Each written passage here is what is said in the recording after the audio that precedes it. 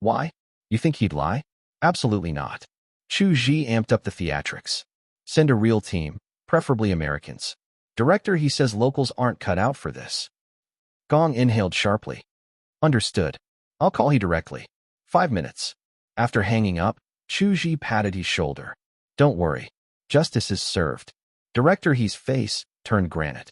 You're very capable. Not sure what you mean. Smarter than I thought. Expected him to stay clueless longer. Before he could retort, his phone rang. Gong's fury blasted through the receiver. She. Either do your job or fuck off back to the US as a PA. No speaker needed. The crew heard every word. Sir, I just... No excuses. Finish today or pay the shoot costs personally. Gong hung up. Fucking Philistines. Sweat dripped down his temples.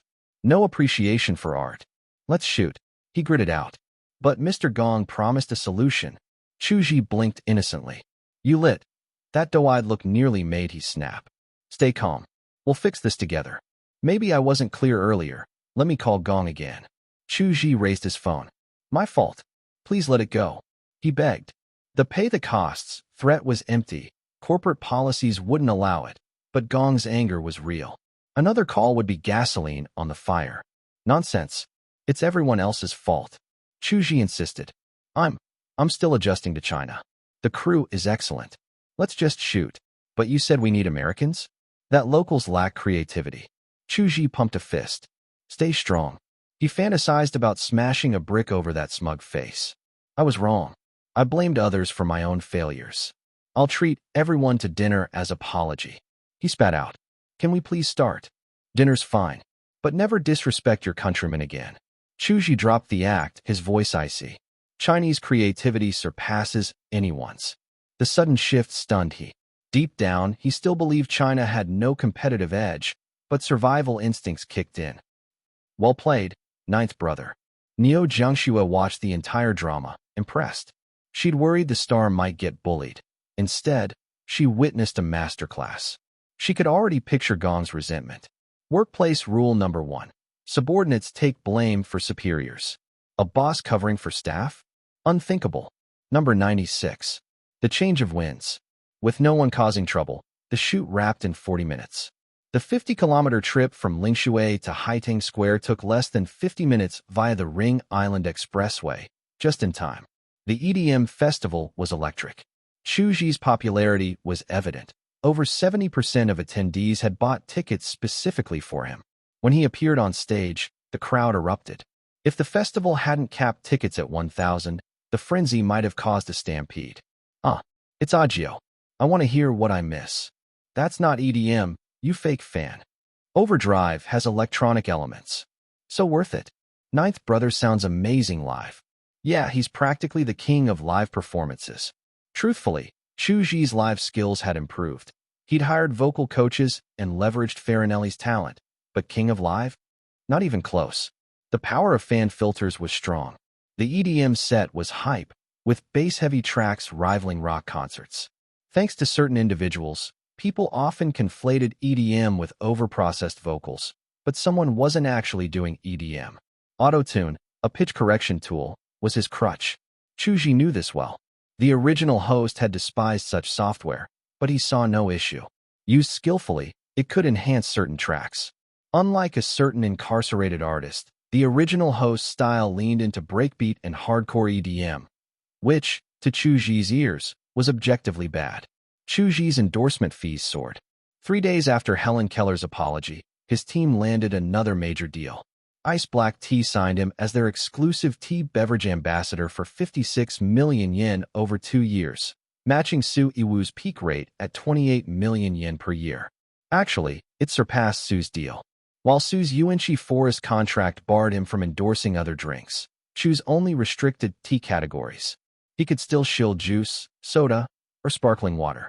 Now I get why celebs flock to livestream sales. After 28 million yen gets taxed 7 million yen plus and split with the agency, I barely pocket 10 million yen. Turns out top-tier idol wealth is slightly less lucrative than I imagined. Might as well become a live streamer. He realized a hard truth. Endorsement ceilings are low, globally. Even icons like Jay Chou capped at 30 million yen per year in China. Meanwhile, athletes?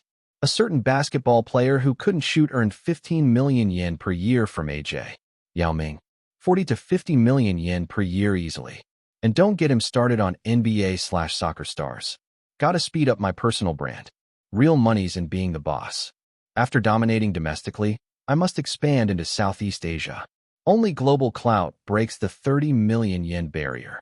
As a former quasi-capitalist, Chu knew no brand would disrupt China's endorsement hierarchy, no matter how famous he got.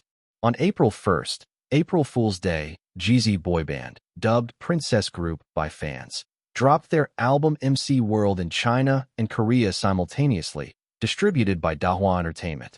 Digital sales hit 47.46 million yen in 24 hours, at 3 yen per album, a monstrous debut. By April 3rd, it dominated 28 Asian markets. Thailand, JOX. Vietnam, Zing MP3. Cambodia, Khmer Music. Singapore, Spotify. Malaysia, KKBox. And more. Their YouTube MVs surpassed 10 M daily views. Trained in Korea's cutthroat idol machine, Jeezy's skills were undeniable. Stable live vocals, sharp choreography. Compared to China's, just stand there and look pretty idols? No contest. Chinese fans spoiled their stars. He's sick. It's emotional singing. Even celebs whined. We work so hard. Give us more tolerant. Meanwhile, Korea's industry was gladiatorial.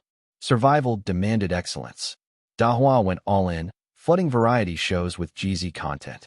For weeks, Korean faces dominated Weibo. Choi Young-sik, lead in Diamond, endorsing BMW X4. Kwanzhou, Jeezy main vocal, hitting perfect high notes. Young Mina, Jeezy main dancer, sharing ideal partner criteria. Top 10 trending celebs. Choi Young-sik, Diamond ML. Kwanzhou, Jeezy main vocal. Lee Jae-won, Diamond SML. Young Mina, Jeezy main dancer. Lee Soo-hyun, Jeezy sub-vocal/lyricist. Lee Suk-jun, Jeezy leader. Chu Zhi, Xian, 7 Dear Girl group leader. Hwang Mi-yeon, 7 Dear visual. Sui Woo. The Pungpai News headline screamed, "The Hallyu Wave returns? Time to teach these Koreans why tigers don't share prey." Number 97. There's no need for this. We all know that nowadays, Xinjiang, the paper, and Caixin are dubbed the big three unreliable sources. The paper, in particular, specializes in spreading rumors and reporting on the world through a pessimistic lens. The article, "Is the Korean Wave Taking Over?" is a prime example. It cited the trending charts, where 8 out of the top 10 spots were occupied by Korean celebrities. According to the paper's prediction, Soo Yeon's popularity was about the same as the main dancer of the 11th-ranked girl group 7 Colored Deer, and it wouldn't be long before he was overtaken. As for Chu Zhi, the reason he temporarily held the 7th spot was due to the lingering hype from his new album 25117, released a month ago. Otherwise, he too would have fallen out of the top 10. Korean culture, just like during the early 2000s, was once again poised to dominate people's daily lives. The article concluded with its signature dramatic flair. We have repeatedly discussed how Chinese culture struggles to spread globally. Now, we are witnessing yet another invasion of the Korean wave, with our domestic entertainment industry powerless to resist. The level of support and investment in our cultural sector is deeply concerning. Marketing accounts jumped on the bandwagon, reposting the article until the situation escalated into full-blown panic. What started as Korean wave invasion morphed into Chinese culture getting crushed. These bastards really know how to stir the pot. South Korea invests heavily in its cultural industry. As early as the 2000s, they established a specialized agency called the Korean Creative Content Agency, KCA, which even has a branch in Beijing. Their cultural powerhouse policy has made K-dramas and idol groups key tools for cultural export.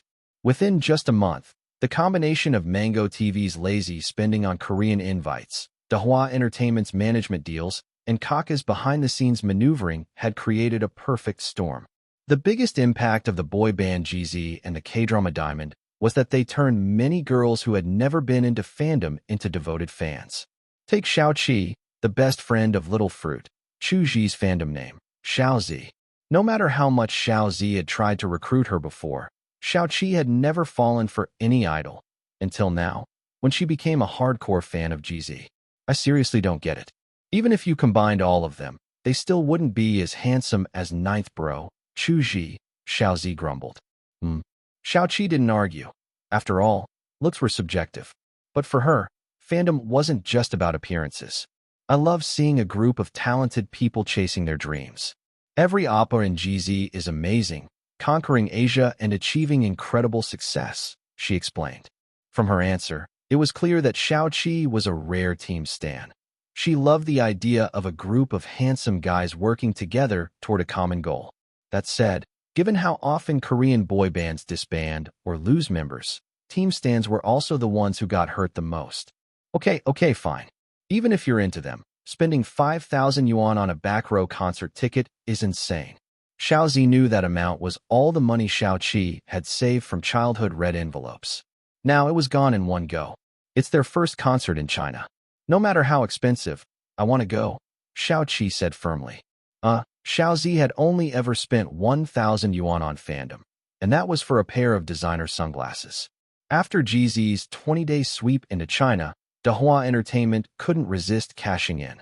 On May 1st, they launched the Love You concert tour across 3 cities: Beijing's Workers' Stadium, Shanghai's Mercedes-Benz Arena, and Hangzhou's Yellow Dragon Stadium, all 50,000-seat venues.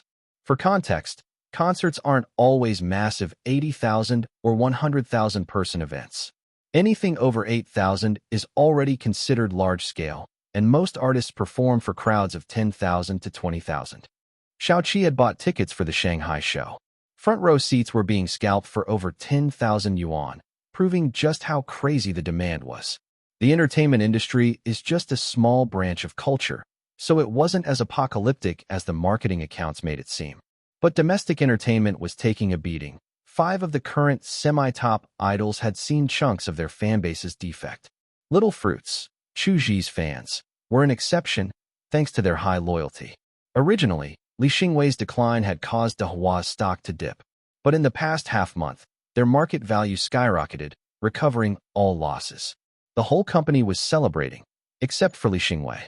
With company resources now funneled to Korean stars, he had become an unwanted stepchild.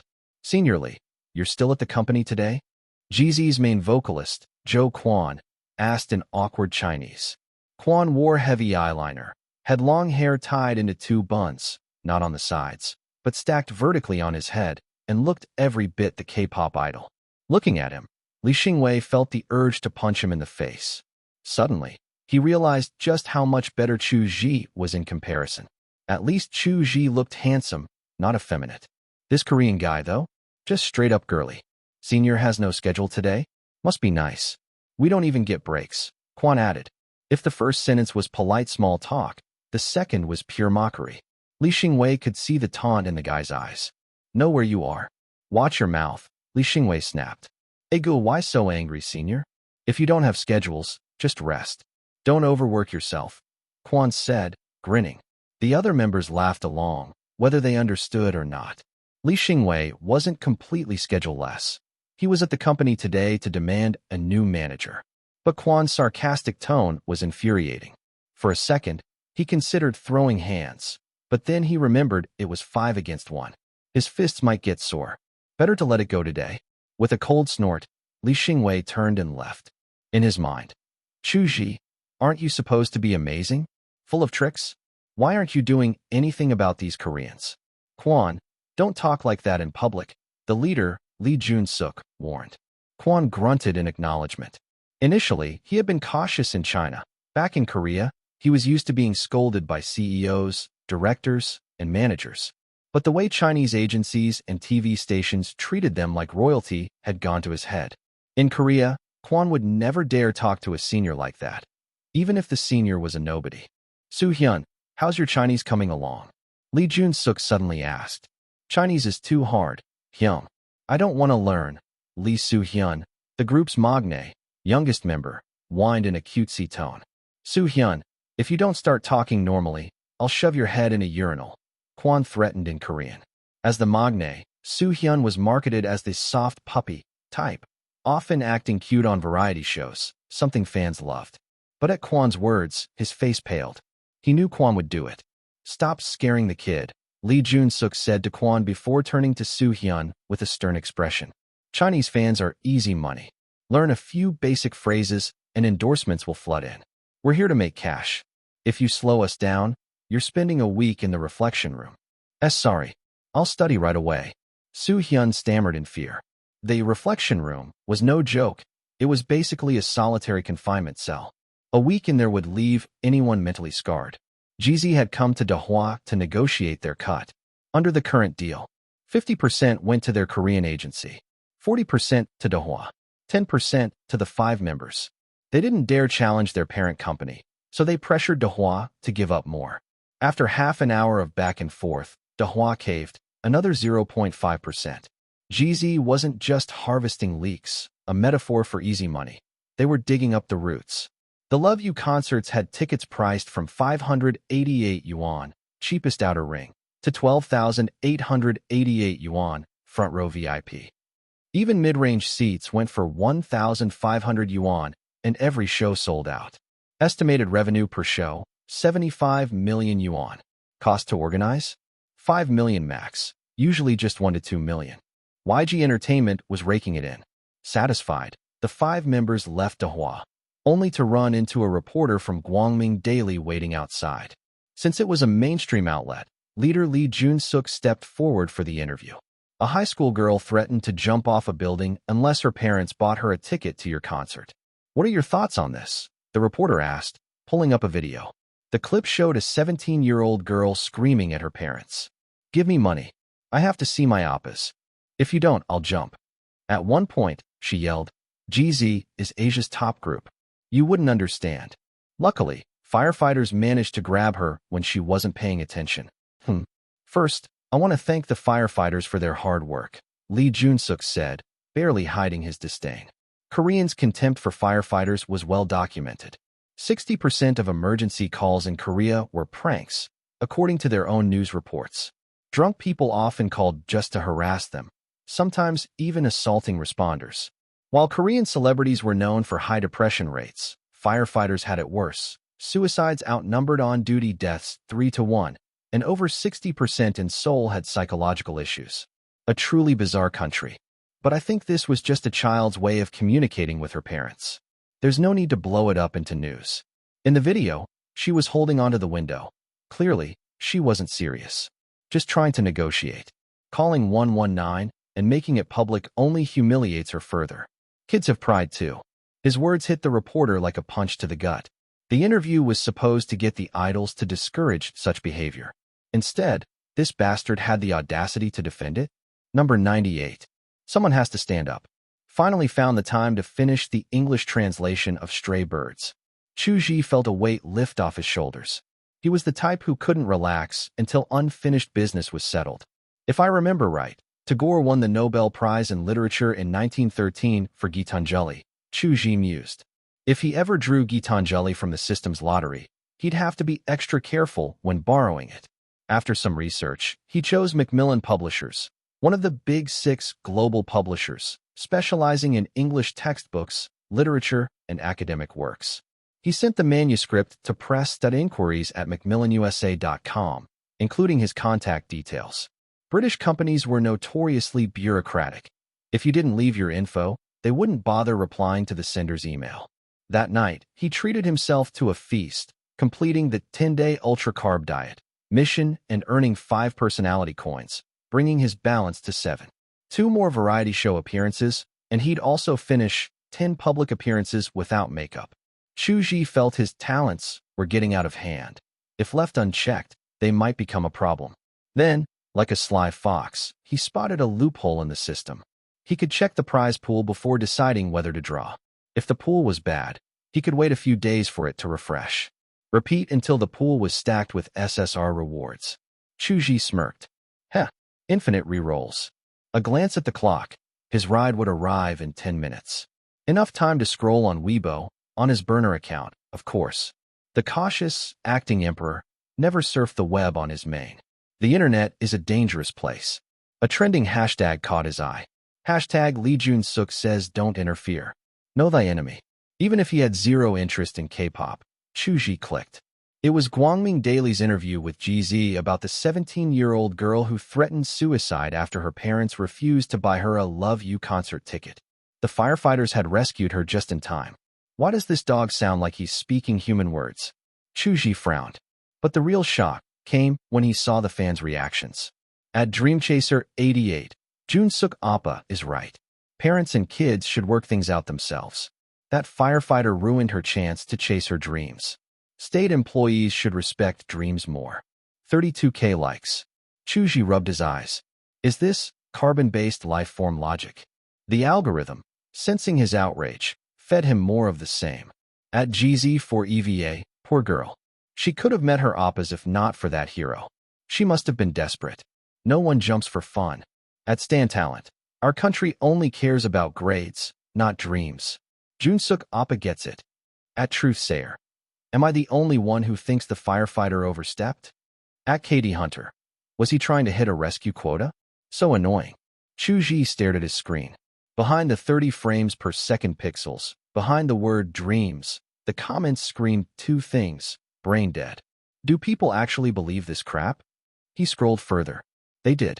Lee Jun-suk's argument was pure gaslighting, twisting a suicide threat into a family discussion. He'd never dare say this in Korea. This wasn't ignorance. It was malice. By downplaying the act, he was encouraging fans to blackmail their parents. Then, a voice of reason. At West Rice Man, WTF?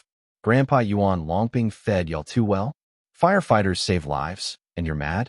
Even a rescued dog wags its tail. You're worse than dogs. Praying the firefighter never sees this trash. A screenshot under the post made Chu Zhi's temples throb. Extremists were organizing. Which fire station was it? Let's report him for overreach. Found it, Lulan Fire Bureau. Couldn't he wait until she negotiated with her parents? Call 12388 to report misconduct. These are our flowers of the nation? More like wilted weeds. His phone rang. Assistant Xiao Zhu. The car had arrived. Chu Zhi took 2 deep breaths, suppressing his rage. Don't take it out on others. Xiao Zhu, tell Qiu Ji I'll be down in a minute. Something came up, he said calmly before hanging up. Back on Weibo, the anti-firefighter campaign was gaining traction. The Lulan Bureau had to issue a statement. Our officer acted fully within protocol. Chu Zhi recalled a bizarre incident from his past life. A rapper's fans reported Zigwang, a state-affiliated media outlet, as a restaurant serving gutter oil, trending hashtag Zigwang gutter oil. At the time, he dismissed it as tabloid nonsense. Now, seeing real fans weaponize complaints against a firefighter, he grasped the toxic power of celebrity influence. For the first time, he felt the weight of being a public figure. As the car rolled on, Chu Zhi remembered a passage from Evil, Inside Human Violence and Cruelty. In 1864 Colorado, U.S. soldiers attacked a Native American village. With the men away, only elders, women, and children remained. The soldiers showed no mercy, even using a fleeing 3-year-old as target practice, taking turns shooting until the child fell. Afterward, none felt remorse. They saw it as patriotic expulsion and proof of masculinity. When evil is rebranded as something noble, especially under authority, monstrosities follow. In this case, the authority was Lee Jun-suk. To his fans, harassing firefighters wasn't wrong. They were defending dreams. The more extreme, the more righteous. System, use a song voucher. Exchange for lone warrior, Chu Zhi ordered. His balance dropped from 7 to 4. Exchange successful. His original self's father had died as a firefighter. His mother, a frontline cop, was killed by gang retaliation. He wouldn't let heroes be slandered. If I'm a singer, I'll fight like one. Sister Nyo, any invites from Korean variety shows? Or can we secure a spot? He asked his manager. Number 99. Taking action. CS Shouting was the firefighter who had rappelled down from the 9th floor on a safety rope to save the 17-year-old student. Shouting, don't overthink it. Those people are just immature. Captain Chi of the fire brigade tried to console him. The higher-ups just notified me. You're getting 2 days off. Captain, I'm really fine. Why the sudden leave? CS Shouting's first reaction was to turn off his phone screen. Shouting was Sia's nickname. A graduate of Southwest Fire Engineering, he had been recruited straight into the fire department. Back then, his fair complexion earned him the affectionate moniker Shouting, a feminine-sounding name. Now, his skin wasn't exactly dark, but a healthy sun-kissed tan. Leave is rare in our line of work. What? You're not happy about it? Captain Chi stood up, wanting to say more, but he was a man of few words, preferring action over speeches. In the end, all he managed was, take it easy for a couple of days. Having served in the brigade for 8 years, Captain Chi was a seasoned veteran who had saved countless families. But even he couldn't wrap his head around it. How did saving lives suddenly become a problem? All right. I'll go enjoy myself then. Xie forced a smile. As he watched the captain leave, Xie's grin slowly stiffened. I'm fine. He had said it to reassure himself, but deep down, he knew he wasn't. He turned his phone back on. The glaring comments assaulted him again. Someone dug up his info. His name Xie something. Ugly as sin. No wonder he can't get a girlfriend. Firefighters wear full protective gear when rescuing people. It's not like other jobs don't have risks. He looks shifty-eyed. Bet he groped that girl while saving her. How could he not care? There were supportive messages too, but anyone familiar with Weibo knew that fangirls made up 70% of its daily traffic. Casual users only showed up for major scandals or trending hashtags. The result? The encouraging comments were mere drops in an ocean of malice. Fans uninvolved in the drama wouldn't stick their necks out to defend him, not when it might backfire on their own idols. Did I really do something wrong? For the first time, Xie Shouting doubted himself. Meanwhile, in Shanghai, Chu Zhi had stopped checking Weibo. He was afraid prolonged exposure might warp his sense of right and wrong. What's the schedule for this afternoon? Chu panted, accepting the lemon water his assistant Xiaozhu handed him and gulping it down. The Healthy 500-meter run, an initiative by Shanghai's Sports Bureau and Propaganda Department, was a public event. His manager, Sister Niu, had arranged his attendance to strengthen ties with official channels, a move Chu supported. After running 3 rounds of 500 meters, his mind weighed down by recent events, he was exhausted. This afternoon, we have the Shanghai Youth Conference, a press event for Watsons, a preview screening for the new drama Cat's Affection, and 9 promotional photos for Weibo and Instagram. Should I go over post-dinner plans too? Sister Niu consulted her iPad. Clear 4 hours for me this afternoon. I need it for something. Sister Niu didn't ask why. After a brief pause, she said, the conference and press event are non-negotiable. But I'll contact Director Guo to reschedule the drama screening for tomorrow. The photo shoot can wait too. We'll share something else instead.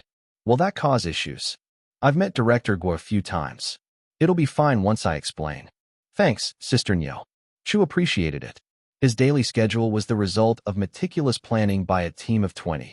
Knowing this, he rarely acted on whims.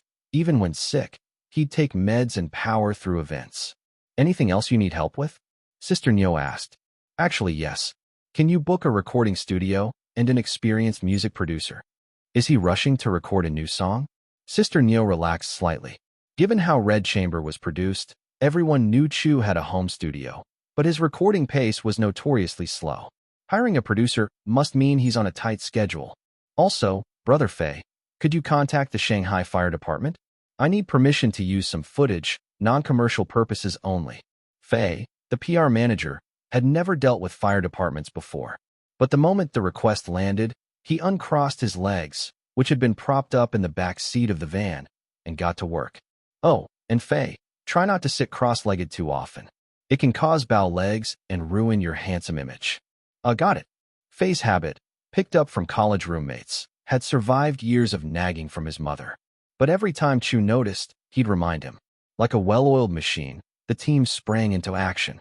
Sister Niu went straight for the top, Li Menglong, an all-rounder producer renowned for rock, pop, folk, and experimental music. Crucially, Li Menglong was signed under Taiyang Chuana Entertainment, Chu's agency. Might as well leverage company resources. Since Li Menglong happened to be in Shanghai and had no conflicting commitments, he agreed. After all, help didn't mean free. The youth conference wrapped up at 2:30 p.m. Unlike its global or UN counterparts, this was a municipal event hosted by Shanghai's government, themed encouraging youth participation in societal and policy development. Most attendees were entrepreneurs. Chu declined all dinner invites and bolted to his van. 20 minutes later, he arrived at the studio. "Hello, Teacher Lee." The studio was prepped, the crew ready. After exchanging greetings, Lee scrutinized Chu from head to toe. Had Chu not been thick-skinned, the unabashed staring would have made him uncomfortable. "Don't mind me, Teacher Chu. My wife and daughter are huge fans. My wife bought over 30 pairs of sunglasses to support you. Please thank her for me, but maybe ease up on the shades." Once small talk ended, Chu got down to business.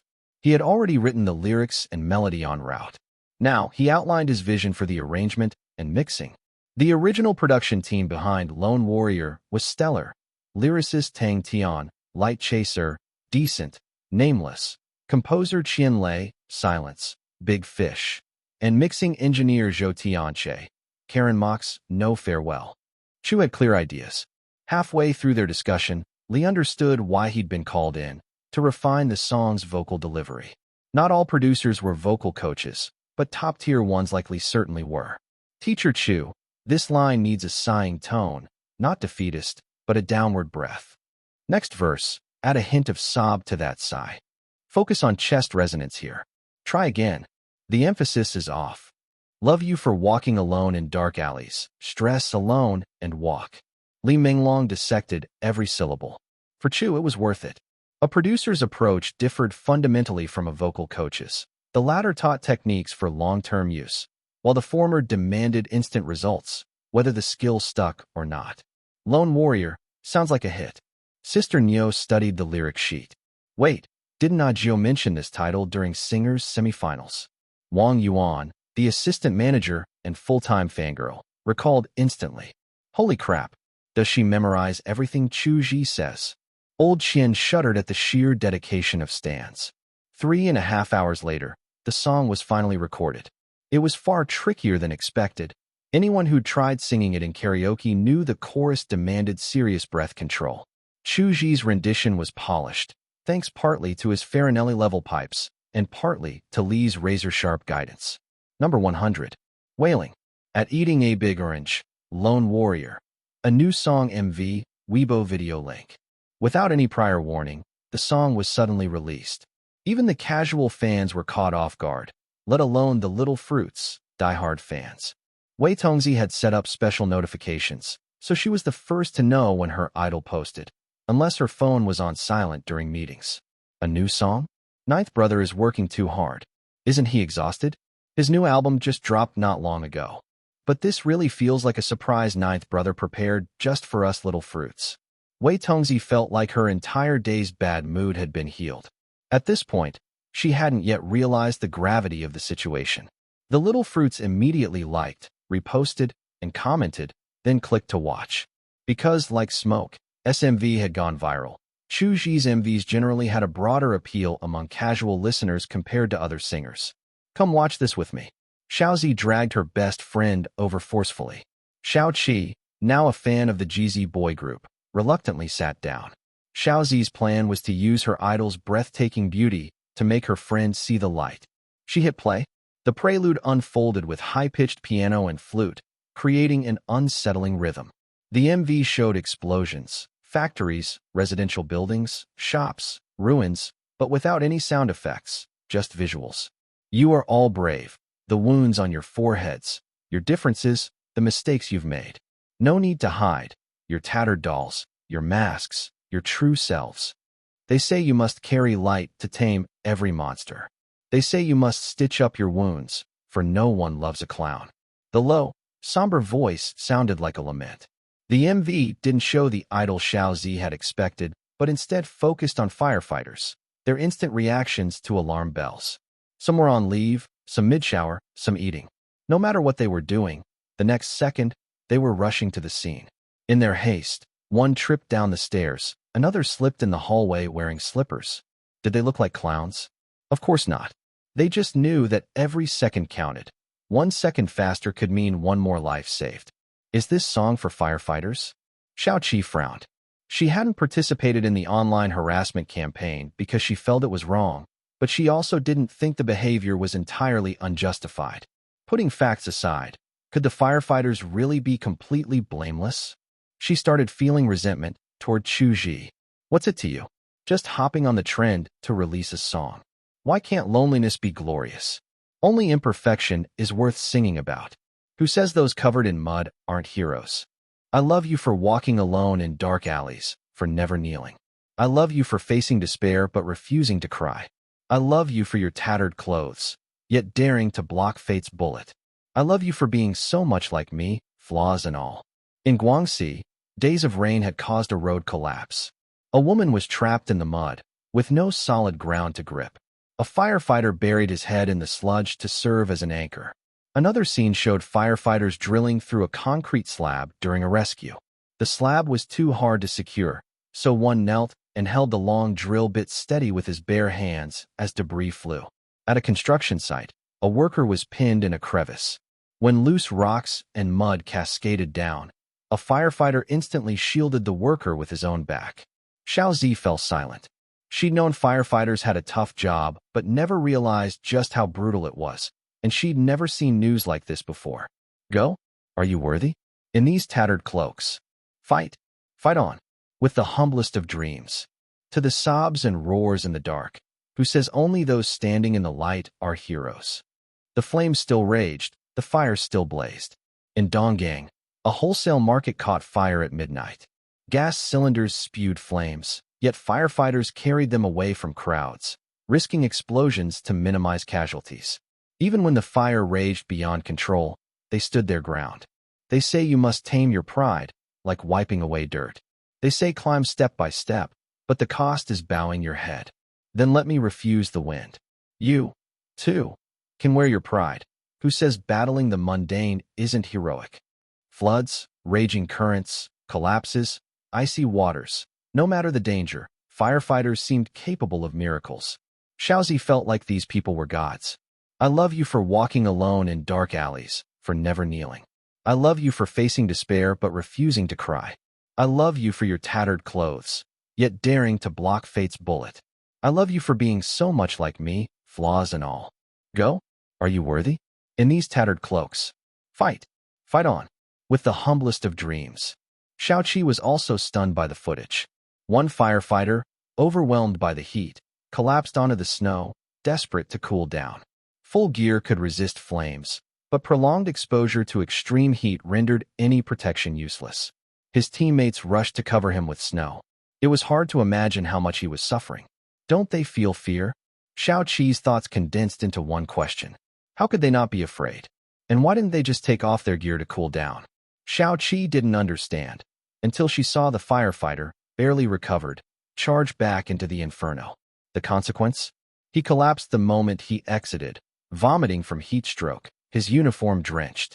There's a kind of pain that hurts just to watch. Chu Zhi's voice softened. They must be in so much pain. In Shaanxi, a breached riverbank forced firefighters to stand in freezing floodwaters to reinforce the dam. After hours, their lips were pale, their bodies trembling. After another rescue, one firefighter's hands shook so badly he couldn't hold his chopsticks. Another emerged with bloody, mangled hands. Yet another, scalded, screamed as disinfectant was poured over his wounds. They were only human. Of course it hurt. You'll borrow no one's light.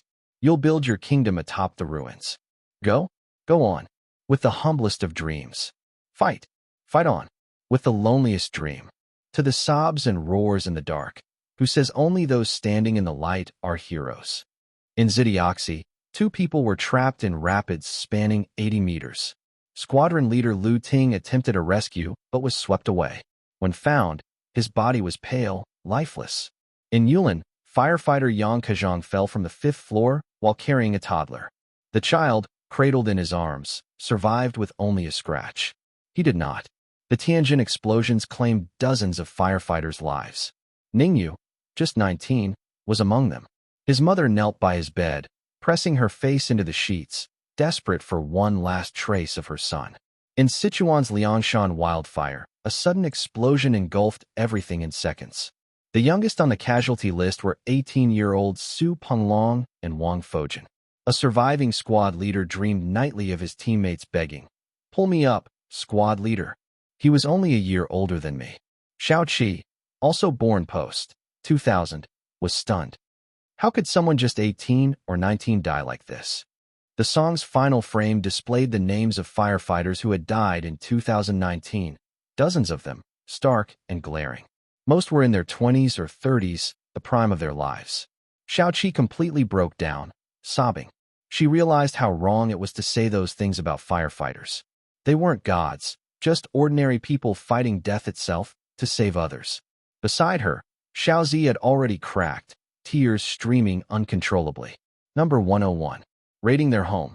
The MV Chu Zhi released became the hottest video on Weibo that night, spreading like a torrential downpour of hidden needles, swift and all-encompassing. Tonight, Weibo was dyed red, firefighter red. Top comments. Conqueror_slaughter the world. He was a son to his parents, a husband to his wife, a father to his child, yet he died saving strangers. Just because they were fellow countrymen. He was a firefighter. 159K likes. Old Wang's older brother. I used to be a firefighter too, retired last year due to injury. This video broke me. I never understood why my mom insisted on calling me no matter how late it was, until one time I forgot my phone while showering. She called all my teammates in a panic, crying when she finally reached me. She was terrified of waking up to bad news. 122K likes. Fleeting water_00.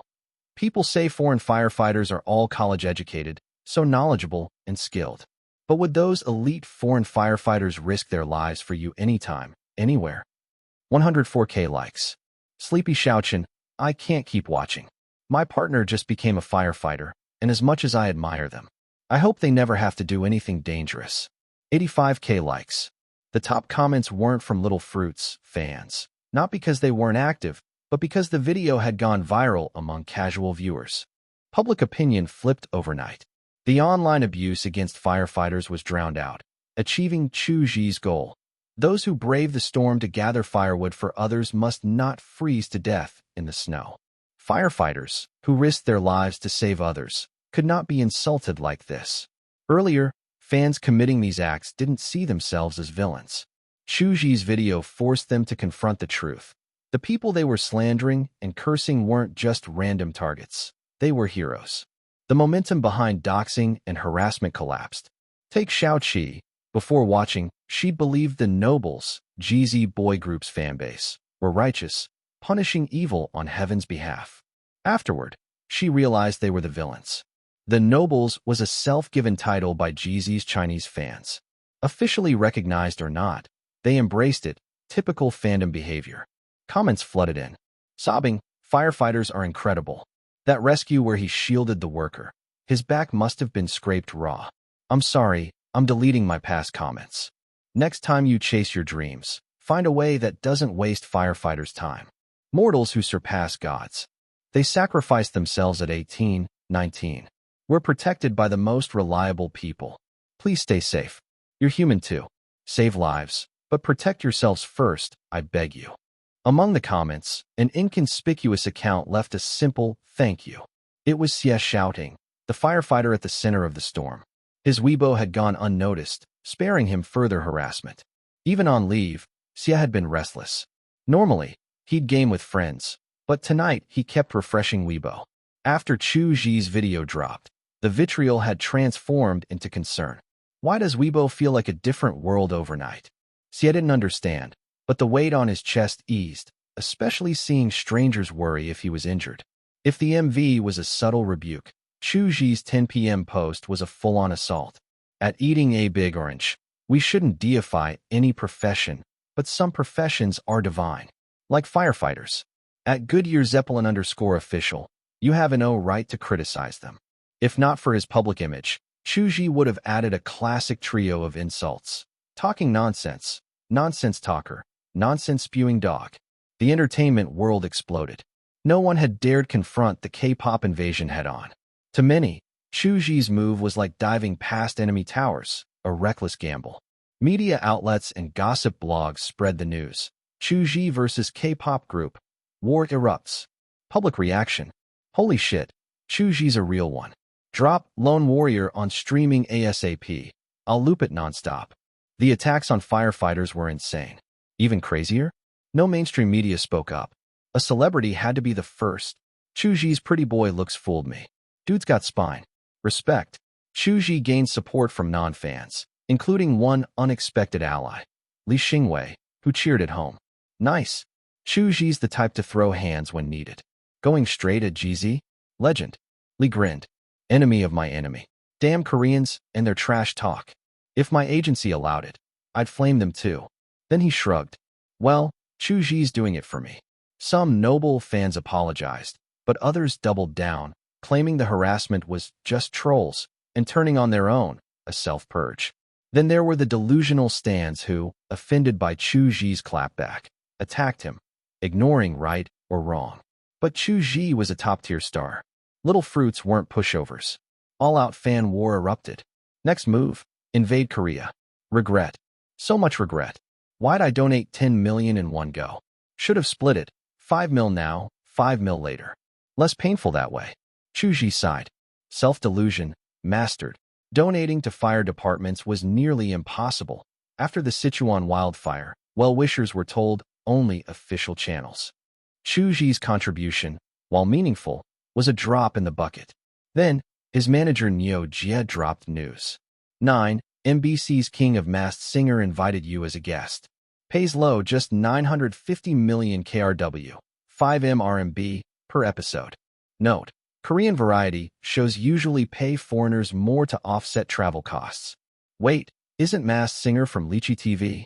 Chu Zhi asked. It's licensed from Korea. Most of our hit shows are.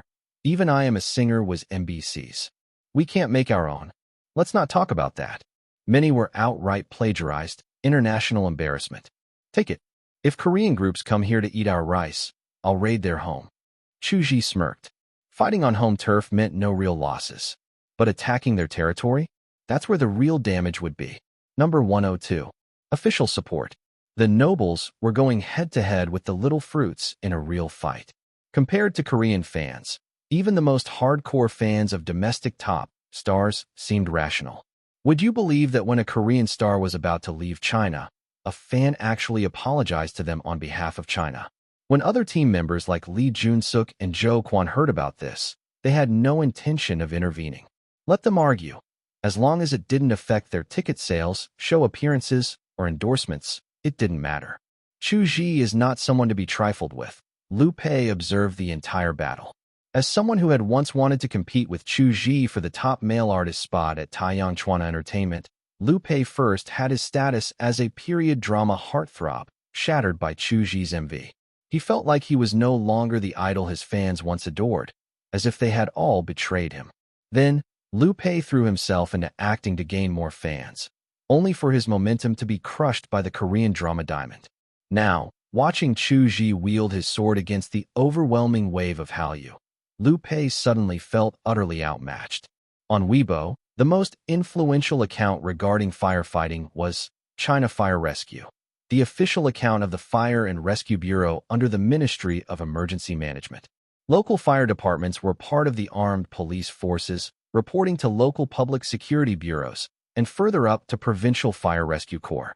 The Ministry of Emergency Management wasn't a direct superior, but a state council department responsible for coordinating major disaster responses, including earthquakes, floods, and large-scale rescue operations. Director, we've compiled the information on Chu Zhi. The secretary handed over a folder. Director Gu nodded and dismissed the secretary to attend to other matters. He began reviewing the documents and immediately noticed that Chu Zhi's father, Chu Ying, had been a member of the Chongqing Fire Rescue Brigade. During a rescue mission for an elderly man trapped in a landslide, Chu Ying was buried in a mudslide. By the time his team found him, only his body remained. He was posthumously honored as a martyr and awarded the Chongqing Youth May 4th Medal. A martyr's family member? Director Gu was surprised that a top celebrity was the child of a martyr. His first thought was to check whether all the commendation and bereavement funds had been properly disbursed to the family. It must have been hard for a woman to raise a child alone. Before he could finish that thought, another revelation struck him. About half a year later, Chu Zhi's mother, Yang Weiyu, a police officer in the JJ District Public Security Bureau, was struck and killed on duty by a hammer thrown from a high-rise. The suspect was later arrested, and it was discovered to be a deliberate act of revenge by a criminal gang she had previously helped apprehend. Yang Weiyu was also posthumously honored as a martyr, losing both parents to duty, his father at age 10 and his mother just before he turned 11. Chu Zhi was raised by his grandfather. As the child of two martyrs, he received preferential treatment in schooling and other areas. But 2 years ago, his grandfather also passed away, and then he endured cyberbullying. What is the propaganda department doing? Director Gu instinctively wanted to ask why the child of two martyrs could still suffer online abuse. Were they trying to defy the heavens? But he quickly understood. For one, the propaganda and public security systems were separate. Moreover, with around 300 posthumous martyr honors awarded every year to those who protected the country in peacetime, there were simply too many cases to track. A pitiful child, Director Gu murmured after a moment of contemplation. He then called the Public Security Department to nominate Chu Zhi as both a fire rescue ambassador and a public security promotion ambassador. As a Director General under Central Management, Deputy Party Secretary of the Ministry of Emergency Management, and head of the Fire Rescue Bureau, Director Gu's nominations were essentially guaranteed approval. Though the China Fire Rescue account couldn't openly repost or like Chu Zhi's direct clapback at ZG Group due to certain restrictions, appointing him as an ambassador was akin to familial support. Instead of commenting on Chu Zhi's direct rebuttal, Director Gu left a remark under Guangming Daily's interview clip with Li Junsuk. Foreign celebrities working in China must abide by the country's rules and regulations, setting a positive example for their fans. His stance was clear. When Dahuang Entertainment informed Li Junsuk about the official media's involvement, the latter panicked. He quickly posted an apology video via the Goodyear Zeppelin official account, claiming he deeply respected firefighters and hadn't meant to discriminate, blah blah blah. Here's the kicker. Normally, once the idol apologizes, shouldn't their stubborn, noble fans also stand down? Nope. They kept arguing, as if their lives would be incomplete without it. But under the overwhelming public backlash, their voices gradually faded. Chu Zhi's initial goal was to speak up for firefighters, but the outcome brought him unexpected benefits. First, his bold stance attracted a wave of male fans. Additionally, even though the final resolution came from official media, Chu Zhi had single-handedly held his ground against 5 opponents, like diving deep into enemy territory, nearly taking out the carry, and escaping unscathed. He was even more elusive than Han Jump Jump, a playful reference to a mobile game character. Businesses, talent agencies, and entertainment media all witnessed that while the Korean wave was dominant, it wasn't unstoppable, at least not for Chu Zhi. Meanwhile, inside the airplane cabin, Chu Zhi was deep in thought. Philanthropy King. I am the man who will become the Philanthropy King. Donate 10 million yen discreetly *1 personality coin. Donate 10 million yen discreetly *3 personality coins. System. Is donating discreetly considered a personality? Does that mean celebrities are normally expected to publicize their donations? Chu Zhi asked. Yes. The system replied bluntly. Discreet donations weren't cost-effective. If he was going to donate, he might as well do it loudly to maximize the benefits. But this time, he didn't want to publicize his donation to the fire department. In the woods of Bear Ridge, who wouldn't offer Brother Chong a smoke? Chu Zhi even felt like offering the system a cigarette. Back when he didn't understand the value of personality coins, he now realized they cost 10 million yen apiece. But honestly, compared to the rewards, like the Farinelli's talent, voice of despair, and perfect voice, non-lyric version, it was a steal. These were things money couldn't buy in real life. As for poetry of late adolescence, Against the Light, and the miscellaneous songs collection, Chu Zhi estimated they'd at least break even. Donations should still be made public. As a public figure, I should set an example. But the Philanthropy King achievement can serve as an emergency option. If I ever desperately need personality coins, I can exchange money for them. Chu Zhi pondered. It was a good safety net. Originally, Director Guo was supposed to bring the cat pet footage to Shanghai yesterday, but the schedule shifted to Beijing today. A single change in plans meant countless phone calls to rearrange other commitments. When Chu Zhi disembarked, he didn't use any special exit or have fans waiting. This wasn't due to a lack of popularity. Unless a celebrities team publicly shared their itinerary, fans couldn't track it. Those grand fan receptions at airports? Either they were prearranged by fan clubs or involved paid extras. At Chu Zhi's current level, he didn't bother with such superficial displays. The screening was held at the China Film Group headquarters in Haidian District. This was Chu Zhi's first visit to the legendary institution, and it shattered his illusions. The place looked shabby, more like some small factory than the powerhouse of Chinese cinema. Cat Pet was a China Film Group production.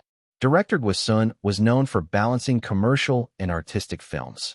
When it came to commercial projects, Director Guo simply tapped into trending themes. This year, pets were hot, so he made a mid-budget comedy about a girl swapping souls with her cat. Given his past box office record, it was unlikely to flop. Number 103. Improvising a creation. Cat Pet was a light-hearted romantic comedy starring fresh-faced young actors who delivered natural, unforced performances. The sweetness felt genuine, not cringeworthy. The plot followed Xiao Ai, who harbored a secret crush on her school's heartthrob but lacked the courage to confess. After swapping souls with a cat, she somehow made the male lead confess to her instead. Truly, no straight man can resist a kitten, Chu Zhi mused after watching. He recalled a popular meme. Cat. Woman, I've beaten you in every way. JPG. So, Teacher Chu, what do you think? Most importantly, is it worth the ticket price? Director Guo asked with a grin. Guo Sun had climbed his way up from a production assistant, so he cared little about appearances. His overgrown hair had recently been sheared into a crew cut, his morning shave was half-hearted at best, and his wardrobe consisted solely of black, white, and gray. He exuded the no-nonsense aura of a pragmatic craftsman. Worth it. Absolutely worth it. I'll definitely buy tickets when it releases, Chu Zhi said, though he kept one thought to himself. It's hard to believe this sugary rom-com was written and directed by this scruffy middle-aged man. The cat CGI looks incredibly realistic. That must have cost a fortune, Chu Zhi remarked. This was a point of pride for Director Guo, who eagerly elaborated. I deliberately cast lesser-known actors to keep costs down, then poured the budget into the CGI cat. We even used 3 golden British short hairs, Duo, Wan, and Mimi, as reference models. We captured at least 70% of a real cat's charm, Guo declared. Only while making this film did I realize, why are cats so damn adorable? I ended up adopting Duo. With absolute conviction, he added. How can such perfect little creatures as cats even exist? Well, there goes another cat slave, Chu Zhi observed, amused by the stark contrast between Guo's rugged exterior and his newfound feline obsession. Ahem. Guo caught himself getting carried away and pulled out a cigarette from his pocket. His cigarette case had a sleeve covered in cartoon cat faces. Smoke, Guo offered. I prefer women's cigarettes. Care to try one? Chu Zhi produced his own pack. Too mild for me. I'll stick to Marlboros, Guo said, lighting up. Chu Zhi was relieved that Niu Wan was outside discussing matters with the producer. He didn't hide his smoking from cameras, but made a point to avoid doing so around non-smokers. Any thoughts, Teacher Chu? Guo asked. I'm well aware of your creative genius. What I miss is already in my playlist. Cat Pet had a shrewd producer. For a mid-budget film, 50 to 80 million yuan range, they'd managed to stay under budget. Director Guo made no apologies for his commercial approach. As he put it, I'm making commercial films to get rich. Why would I still care about pride? With leftover funds and investor approval, they'd allocated 5 million yuan to hire Chu Zhi, the hottest star in China, to compose and perform the theme song. The fee wasn't just for the song itself, it also included promotional commitments. I have an idea, Director Guo, Chu Zhi proposed. What if I create a song on the spot, lyrics and melody, in 10 minutes? I could even arrange it immediately. 10 minutes. Guo felt like he was being hustled. He'd worked with talented musicians before, but this seemed absurd. More importantly, this was a thematic assignment. It wasn't enough to just whip up a song. It had to fit the movie. Are you suggesting we film the improv process as promotional material? Guo summarized. If pulled off, it'd be brilliant marketing, implying the film was inspiring enough to spark instant creativity. Just a suggestion. The final approach is up to you, Chu Zhi said diplomatically. I'll need to discuss this with the producer. One moment, Teacher Chu. Guo made the call. The producer shared Guo's concerns, but agreed it was worth a shot. Movie trailers could take many forms. Clips, cast interviews, even the male lead jokingly threatening to do adult films if it flopped. A theme song release was perfectly conventional, akin to Hollywood's promotional singles. Let's do it, Gua agreed after hanging up.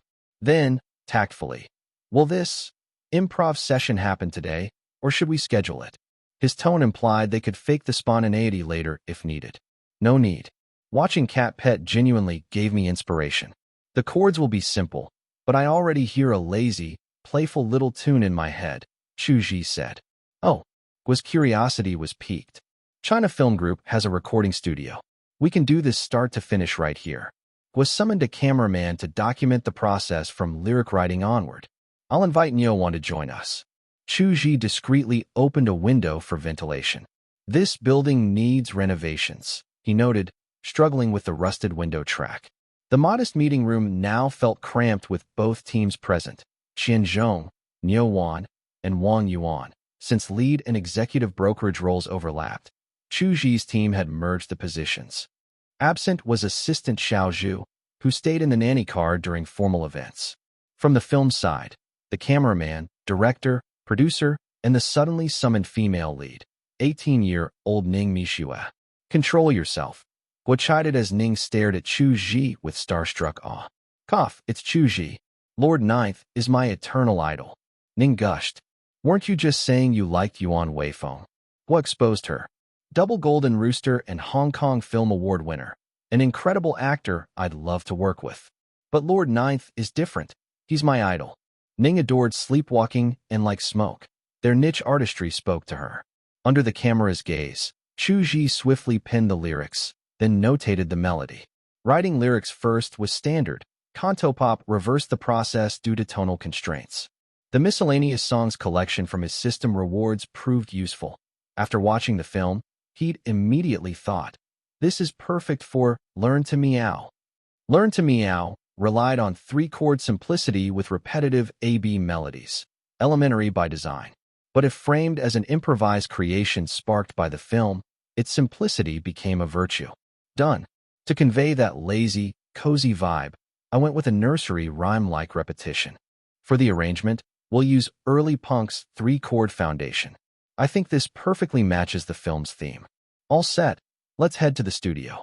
Chu Zhi finished in under 10 minutes, even explaining his creative choices to Gua. Unbelievable speed, Gua thought. He'd never witnessed such rapid-fire songwriting. The group proceeded to China Film's seldom-used recording studio, where the equipment remained functional. The song's arrangement was so straightforward that Chu Zhi, drawing from his album production experience, completed it swiftly. Let's make this a duet. It'd suit the film better, Chu Zhi suddenly suggested. Really? Me? I've never sung before, won't I ruin it? Ning vibrated with barely contained excitement. The song's technically undemanding. Just channel the lazy playfulness, or the mischievousness of being possessed by a cat, Chu Zhi encouraged. Ning looked pleadingly at the director, itching to participate.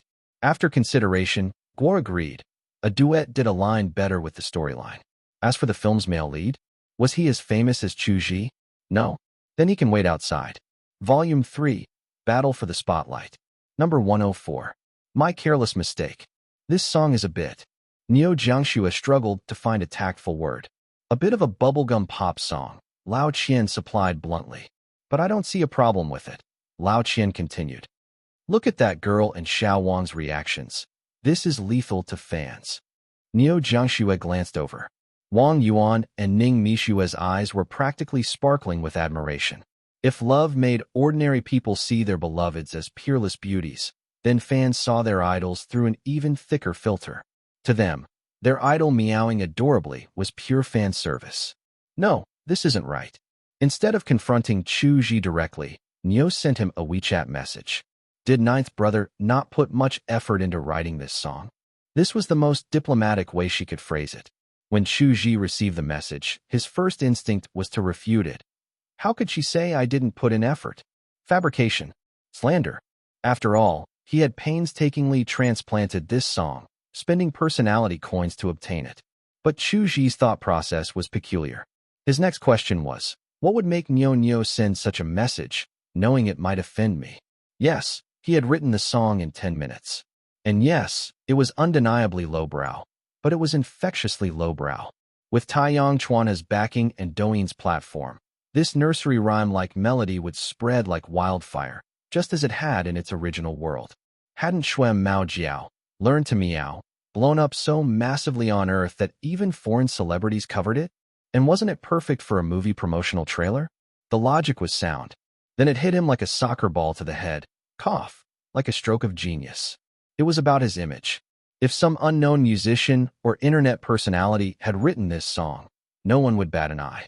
But coming from him, it damaged his brand. 25117 Possibilities had earned critical acclaim as a pop-rock album, even praised for its innovative arrangements. His dream of the Red Chamber livestream had solidified his reputation as a leading creative force of the new generation. And now, Learn to Meow? It wasn't career-ending, but if the wrong people seized on it, it could become ammunition for mockery. Have I grown too complacent? Chu Zhi inwardly scolded himself. In an industry more treacherous than imperial harems and brothels combined, how could I be so careless? Chu Zhi had a mild case of paranoia. Ironically, it was this trait that had helped him navigate the dangers of entrepreneurship and financing in his past life.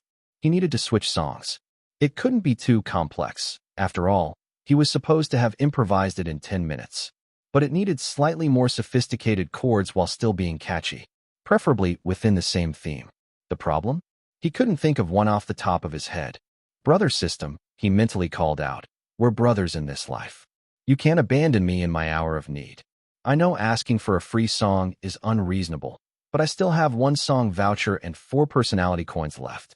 I won't make it hard for you. Just recommend a suitable song, all right? His tone implied that refusal would make the system the villain.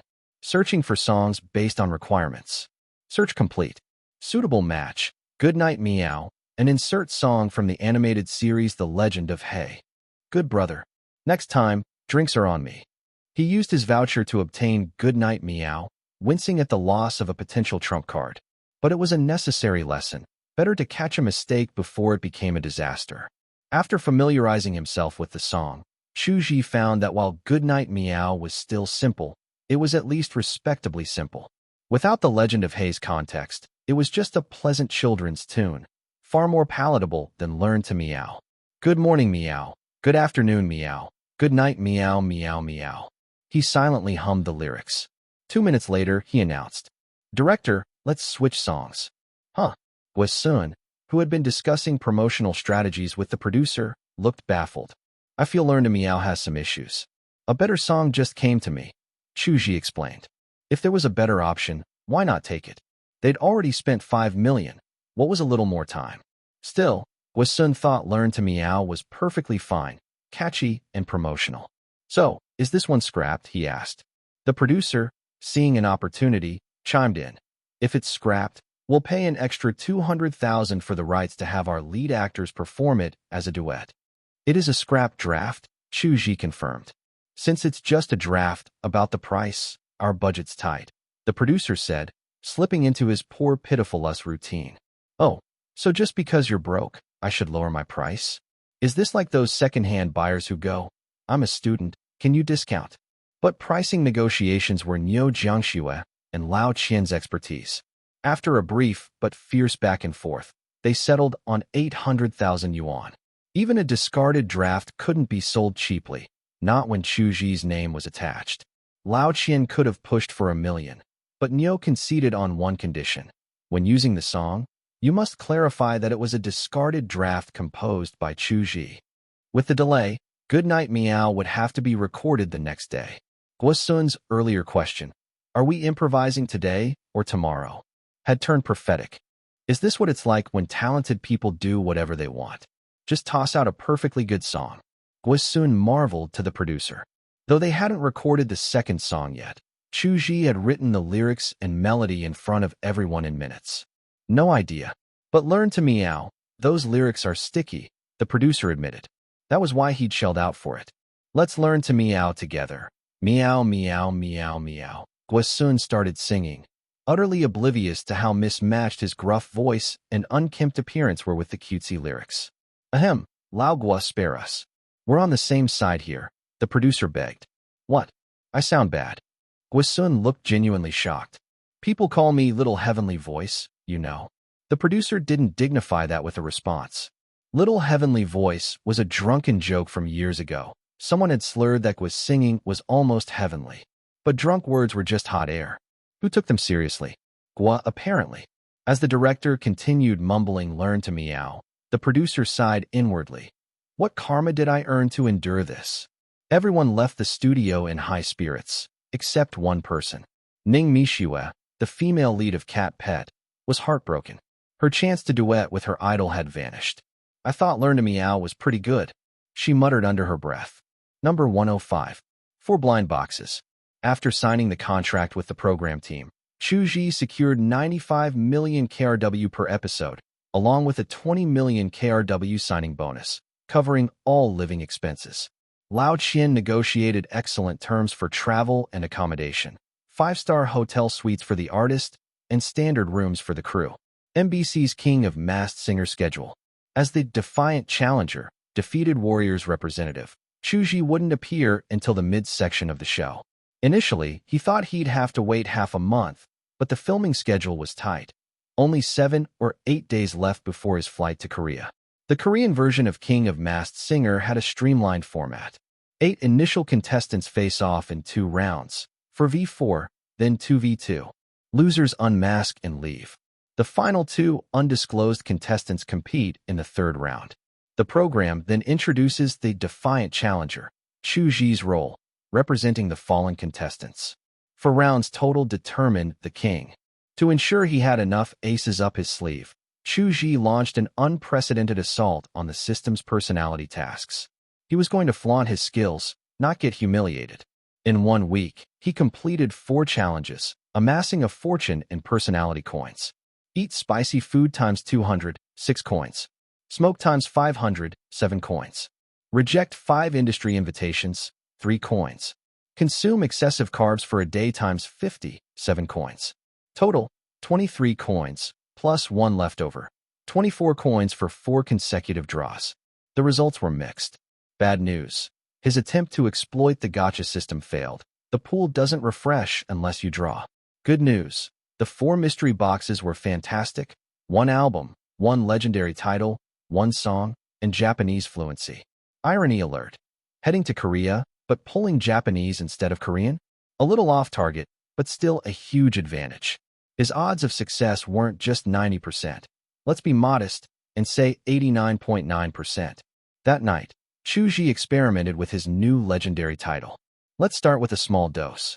He took 2 swigs of baijiu, strong Chinese liquor, feeling the burn. After drinking about 100 milliliters, instead of getting drunk, he felt inspired, almost poetic. Li Bai could write 100 poems after a jug of wine. Watch this. He picked up his violin. Thanks to his previous album arrangements, he was proficient in multiple instruments. He played Saint-Saëns Violin Concerto No. 3 in B minor, a piece that wasn't technically the hardest, but required soul to shine. Normally, his playing was mechanical, but under the influence, his performance transformed. Bow control, balance pressure, avoiding harshness or dragging. Rhythm, passionate, dynamic shifts between half bow and full bow. After finishing the first movement, Chu Zhi realized the true power of the legendary title. I'm not even at a professional level normally, but just now? That was pro tier. If a small dose could elevate him to professional, a larger dose might push him into elite territory. Limitation discovered. The title couldn't create skill from nothing. When he tried playing the zhongruan, a Chinese lute he'd never touched, he failed spectacularly. Gotta save this. He uploaded his violin performance to Bilibili, then, still buzzing, played piano, guitar, and synthesizer, with electric guitar being his strongest. Imagine if I pull a traditional Chinese-style song next. The thought of mastering classical instruments excited him. Bilibili was his secret self-improvement diary. Posting practice videos gave him the illusion of being a content creator, though LOL, no one actually watches. 2 days before flying to Seoul, big news dropped. 9th brother. We just got 2 official appointments. Public Security Image Ambassador and Fire Safety Ambassador. Even the usually calm Niu Jiangxue was losing her cool. Double-check to avoid scams, Lao Qian said, itching for a cigarette, but stopping under Wang Yuan's glare. Fire safety ambassadors are usually high-profile celebs. Wu Tang and Su Yiwu both did it. But public security ambassadors? Those are always veteran artists with both virtue and talent. I verified again. Fei Gu interjected. The email has official stamps. Forging government seals is a felony. This is legit. What kind of connections does Brother Chu have? This is national favorite treatment. Wang Yuan, the least surprised, simply said, a Jew is a model artist. Why wouldn't they pick him? As for Chu Zhi himself, he puffed his cigarette in the company's smoking area, wondering, who leaked that I'm both handsome and a perfect embodiment of socialist core values? Jokes aside, he suspected the dual appointments were tied to his late parents' public service. Even the CEO of Taiyang Chuanhe, Huang Bo, was ecstatic. Many celebrities begged and paid just to appear in patriotic films for official connections. Now, Chu Zhi had direct state endorsement. Maybe we can even get him to sing theme songs for propaganda movies. Huang Bo daydreamed. The next 2 days were spent at the Beijing Fire Rescue Training Base in Daxing District. At the entrance, a slogan loomed. Loyal to the party, disciplined, brave in the face of danger, devoted to the people. The poster and video shoots wrapped up ahead of schedule. Even the public security promo was done on-site for efficiency. The next day, Chu Zhi's dual ambassador titles were officially announced online. Number 106. Chu Zhi, the well-connected star. The image showed Chu Zhi dressed in a firefighter's uniform, standing upright, typical for fire safety awareness posters, as any celebrity would pose for them. Large slogans were prominently displayed. A cigarette but may be small, but its dangers are limitless. Fire safety is everyone's responsibility. Preventing fires depends on us all. The hype was real. No one had expected Chu Zhi to receive official recognition twice in a row. The title of the first post-90s celebrity to become a public security ambassador was particularly noteworthy. Even post-80s stars hadn't achieved that. User, My Little Koi commented, I'm not a fan of Chu Zhi, but I think he's a perfect fit as a fire safety ambassador. Lone Warrior made me cry my eyes out.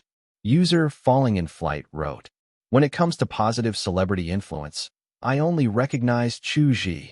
The benefits of good public perception were clear. Almost no netizens found the appointment inappropriate.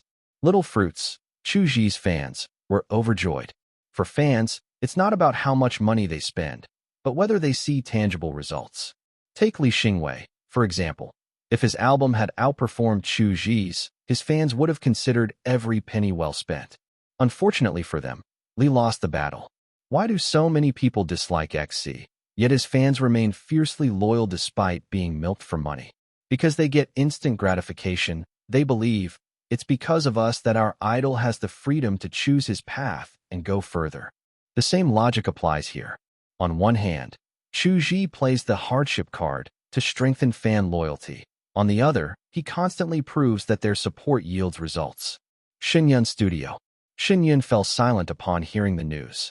Despite starring in 3 CCTV dramas and playing Li Dazhao in a patriotic film, plus 3 Spring Festival gala appearances, he had never landed such an endorsement. Chu Zhi was dragged through the mud before. Logically, he shouldn't have any connections.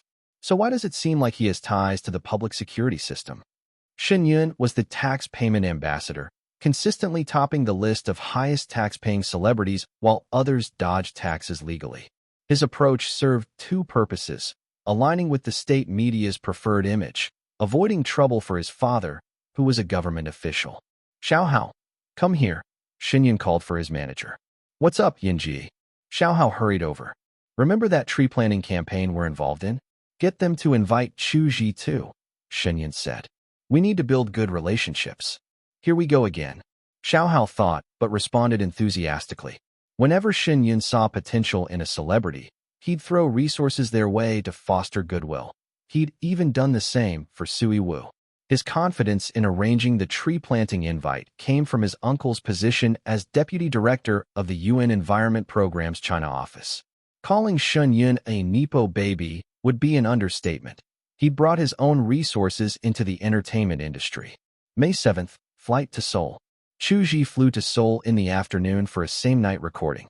After wrapping up, he'd rest briefly at the hotel before catching a 5 a.m. flight back to China. As a top-tier star, His schedule was packed. He had an event in Shanghai at 9 p.m. Beijing time the next day. A staff member from King of Mass Singer picked him up at the airport, a square-faced man with a sideswept fringe, a hip-hop cap, and an overly trendy outfit, the epitome of Korean style. "I'm Kim Jae-hee, the show's receptionist. You can call me Jae-hee. Let me take your luggage, Teacher Chu." "Your Mandarin is excellent," Chu Zhi remarked, barely detecting an accent. "I majored in Chinese language and literature at Kyunghee University. I've been studying Mandarin for 7 or 8 years. Jae-hee took Xiaozhu's suitcase. The rest of the team, Niu Jiangxue, Lao Qian, and others, carried their own bags. Jae-hee was struck by Chu Zhi's looks, even more striking than in photos. If not for professional decorum, he'd have asked which plastic surgery clinic Chu Zhi went to. No way someone is this handsome without work done. "Teacher Chu, have you eaten? Would you like to dine first or rest at the hotel?" Jae-hee's tone bordered on fawning. Initially, he'd been unhappy about hosting a Chinese celebrity. He knew the language but didn't care for China's entertainment scene. But upon learning Chu Zhi was the most famous post-90s star there, his attitude shifted. Tens of millions of fans. That's like 1/5 of South Korea's entire population. The thought terrified him. So even if Chu Zhi was a nobody in Korea, Jae-hee would still treat him like royalty. "What time does recording start?" Chu Zhi asked. "Currently set for 2 a.m., Jae-hee said. "You can rest first." The PD said if you're too tired from travel, rehearsal can be skipped. Korean showbiz was insane. While China also had late-night recordings, starting at 2 a.m. was unheard of. "Rehearsal is necessary. I need to coordinate the arrangement live," Chu Zhi insisted. "Teacher Chu, your dedication is admirable." Jae-hee guided them to a van headed for the hotel, explaining the rules along the way. Most of it was useless. Chu Zhi had zero interest in Korea's history, tech, or architecture. The relevant parts were mask selection and choosing a stage name. Unlike the polished Chinese adaptation, the original Korean version had laughably low-effort masks, wrestler hoods, or literal paper cutouts. With limited options, he should have brought his own. Chu Zhi went for practicality, something that wouldn't obstruct singing. He requested a gold mask and chose the stage name, the Great Demon King. Inspired by Chinese sports legends like Zhang Yining, table tennis, and Wang Ming, speed skating. Jae didn't bat an eye. Compared to other contestants' over-the-top names, Voice of the Heavens, Peerless Under the Sky, or even Singing with My Feet, I'm Still the King, Chow Yun Fat, Great Demon King, was downright tame. The group stayed at the Seoul Ramada Hotel, just 2 to 3 kilometers from MBC's broadcasting center in Sangam-dong, Mapogu. Niu Jiangxue approached Chu Zhi for a discussion. "9 bro, I think the Korean show plans to use you as a stepping stone," she said. "They'll hype up how a Korean singer defeated a famous Chinese star."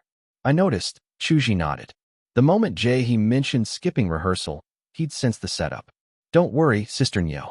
I'm confident," he assured her. "All right." She trusted him. "Get some food and rest for now." Number 107. The show begins. The MBC building was shaped like a, and Chu Zhi's first impression was that it was rather ugly. Visitors could easily enter the MBC headquarters, as the lobby design resembled a cinema back in China. A row of sofas for resting was placed near the entrance, and further to the left was a long corridor, a popular spot for social media check-ins, often seen on Xiaohongshu. The media wall was covered in celebrity posters and LED screens playing previews of MBC's variety shows. Further inside was the TV station store, which usually sold merchandise at relatively cheap prices compared to typical artist merch. A mouse pad, for example, cost just over 20 yuan.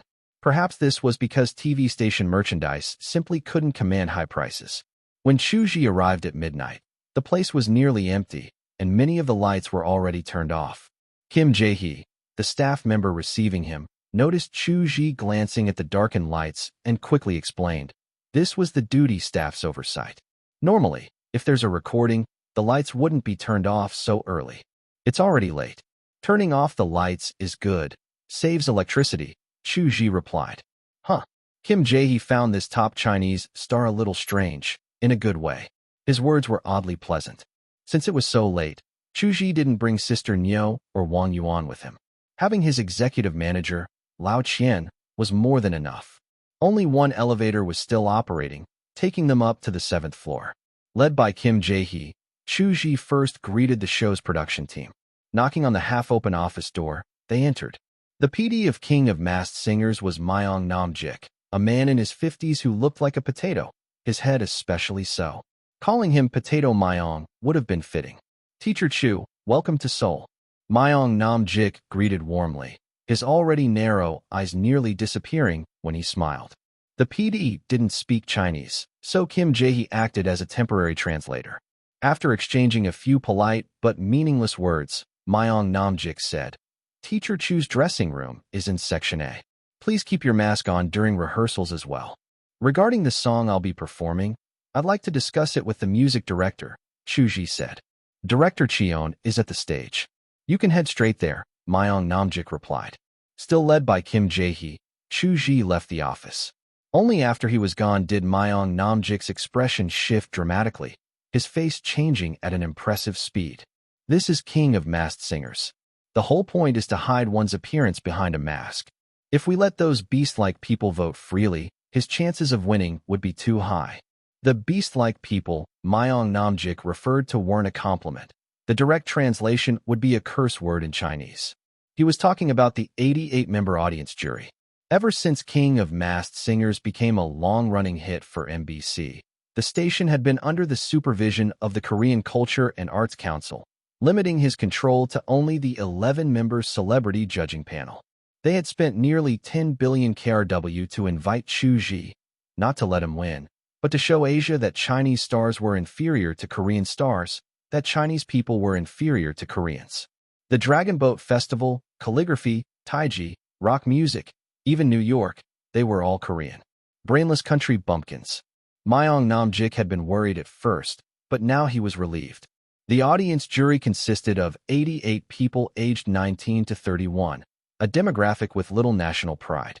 Having climbed his way up in the TV industry, Myung Nam-jik knew the public all too well. If Chu Zhi appeared on stage with that face, he'd win by default. Those bumpkins would give him 70% of the votes just for his looks. That was why Myung Nam-jik was now feeling fortunate. "Are you sure you want to use this song for the first round's Losers Challenge? With my decade of experience, I can say this song is competitive, but its live performance difficulty is extremely high. Great Demon King, please reconsider." The music director of King of Masked Singers was a strong-willed woman in her 30s. She gave this reminder out of courtesy since he was a foreign guest. If it had been a young Korean singer, she would have already cursed them out. This sounded familiar to Chu Zhi. The last person who had said something similar to him was probably music director Leong Pingbo. "Director Cheon, I believe this is my best choice," Chu Zhi said. Kim Jae-hee felt Chu Zhi's response was a bit disrespectful to a senior, so he softened the translation. "Director Cheon, please allow me to try." "If you insist on trying, then be prepared to fail," Director Cheon said. From his voice, she could tell the person behind the mask was under 30. A singer under 30 attempting a song of this difficulty? She thought he was daydreaming. Director Cheon's words were sharp, whereas Leong Pingbo would have just said, "If you insist." The rehearsal took place in Studio 4. MBC had 5 studios in total, and Studio 4 was one of the larger ones. Yet Chu Zhi still found it underwhelming. The circular stage could fit about a dozen people, with 100 audience seats arranged around it. Even when full, it felt like a small fan-meet venue. Hard to believe it was the recording site of a hit variety show. Both the challengers and the contestants rehearsed at their scheduled times, all wearing masks, none knowing who the others were. Chu Zhi's opponent went by the stage name, the Gangnam Prince of Towel Hot Springs. Note, Gangnam here refers to Seoul's Gangnam district, as in PSY's Gangnam Style. In his previous 2 rounds, the Gangnam Prince had defeated his opponents by large margins, 69 to 30 and 62 to 37. He specialized in emotional ballads with a rich, magnetic voice, likely in his 30s. At 2 a.m., the 88 audience members and 11 celebrity judges filed in, turning the quiet Studio 4 into a noisy hub. "I'm so excited for the Gangnam Prince's performance today. Is the Gangnam Prince Taewon Appa? Their voices are both so deep." "I don't think so. Taewon isn't this good at singing." As they quickly took their seats, the stage lights and special effects flickered to life. The LED screen behind the stage added a touch of grandeur to the otherwise plain studio. Backstage, the four contestants exchanged stage names but didn't converse further. First, they had to protect their identities behind the masks. Second, without a host to facilitate interaction, it was hard to break the ice unless someone had extreme social confidence. King of Masked Singers didn't provide assistance, so only Chu Zhi had Kim Ji-hee by his side to translate. The Gangnam Prince of Towel Hot Springs, a Chinese singer? His voice sounds young. If he's a young singer, I'm confident. The Spinning Lady, foreign singers invited by the production team, are usually strong. The other challenger, the Singing Lantern, was well-versed in Chinese entertainment and often traveled to China. He was mentally comparing Chu Zhi's voice to Chinese celebrities, trying to guess his identity. The three had different thoughts. On stage, the recording officially began as the host stepped forward. Host Kim Ju-sung introduced himself as usual, dressed in a suit so flashy it looked like a magician's outfit. Today is May 12, 2020, the day our brave challengers step onto the stage.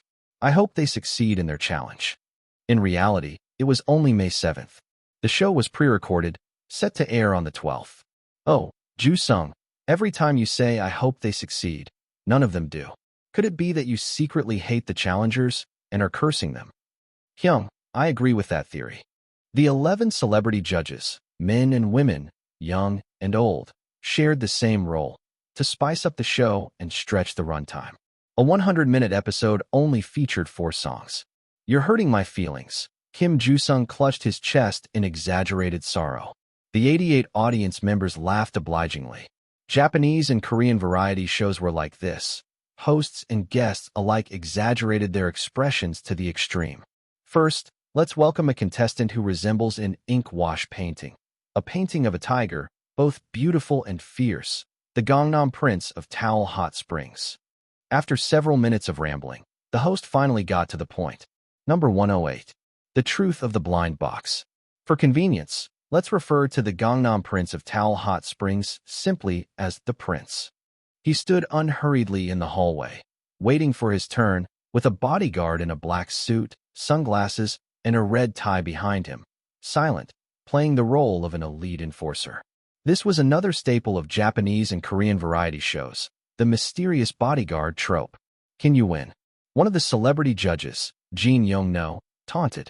Facing such a strong challenger, can love songs really defeat everyone?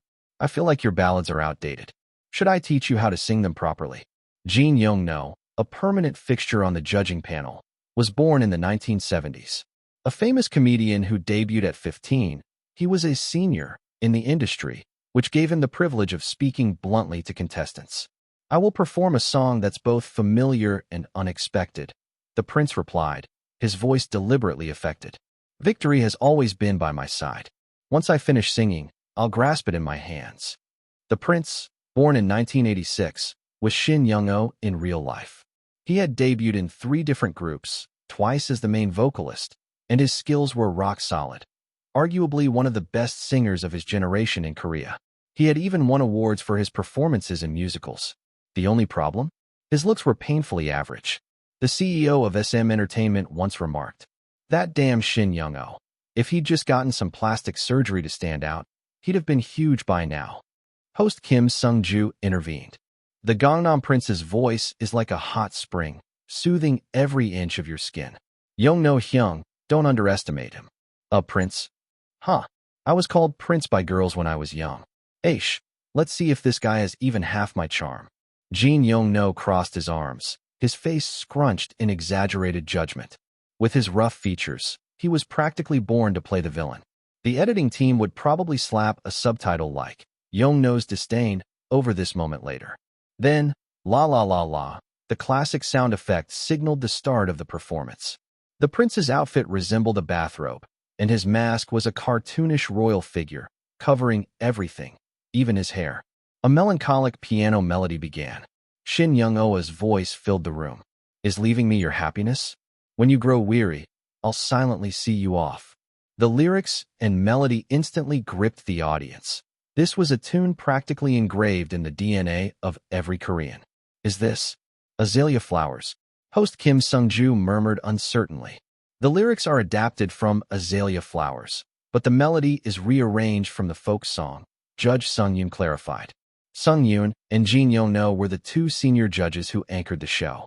While Yong-no stirred controversy with his sharp tongue, Sung Yoon was a national treasure, a singer who had performed at the 2012 Yosu Expo. His role was to provide actual vocal critiques. Wait, Azalea Flowers is a folk song, right? The original lyrics aren't like this, Jin Yong-no frowned. The poem was originally written by Kim Sol, then adapted into a folk song, Sung Yoon said dryly. Didn't you study literature in school? This was mandatory memorization. Aish, this bastard singing is making me emotional. Yong-no grumbled, changing the subject. His education had been in the US, so his Korean cultural knowledge was spotty. The 88 audience members listened intently. The prince's voice deepened with sorrow. Step lightly, pedal by pedal. Walk softly as you leave. As Jin Yong-no had said, Shin Young-oh excelled at love songs. Azalea Flowers originally expressed a woman's longing for her lover, but his modified lyrics, paired with his rich lower register, turned it into a heart-wrenching ballad. By the end, it felt like listening to a man abandoned by a cruel lover, yet still devoted. Backstage, PD Myong Namjik watched the live feed and couldn't help clapping. This was a guaranteed win. Shin Young-oh had delivered his best performance yet. Bravo! The audience erupted in applause, some even visibly moved. Aish, you really are the prince of ballads. You almost made me cry. Jin Yong-no dramatically wiped imaginary tears. So beautiful. This is the voice I've always dreamed of. I loved it. Is it over? Even better than the original folk song. The other judges, mostly idols there for exposure, could only offer generic praise. Sung Yoon gave the final verdict. The prince has definitely been singing for over a decade. Rearranging a folk song this iconic is risky. We've heard it since childhood. But you made it work, playing to your strengths and pouring emotion into every word. In the waiting room, the remaining 3 contestants, including Chu Zhi, reacted differently. The singing lantern, the other challenger, shot Chu Zhi a sympathetic glance, not that anyone could see it through the mask. Facing such a powerhouse right out the gate was brutal. The spinning lady, hidden behind a wooden horse mask, wore a grim expression. If she won her next match, she'd have to face the prince in the finals. The pressure was on. Then, Jae-hee, pass me my bag, Chu Zhi suddenly said.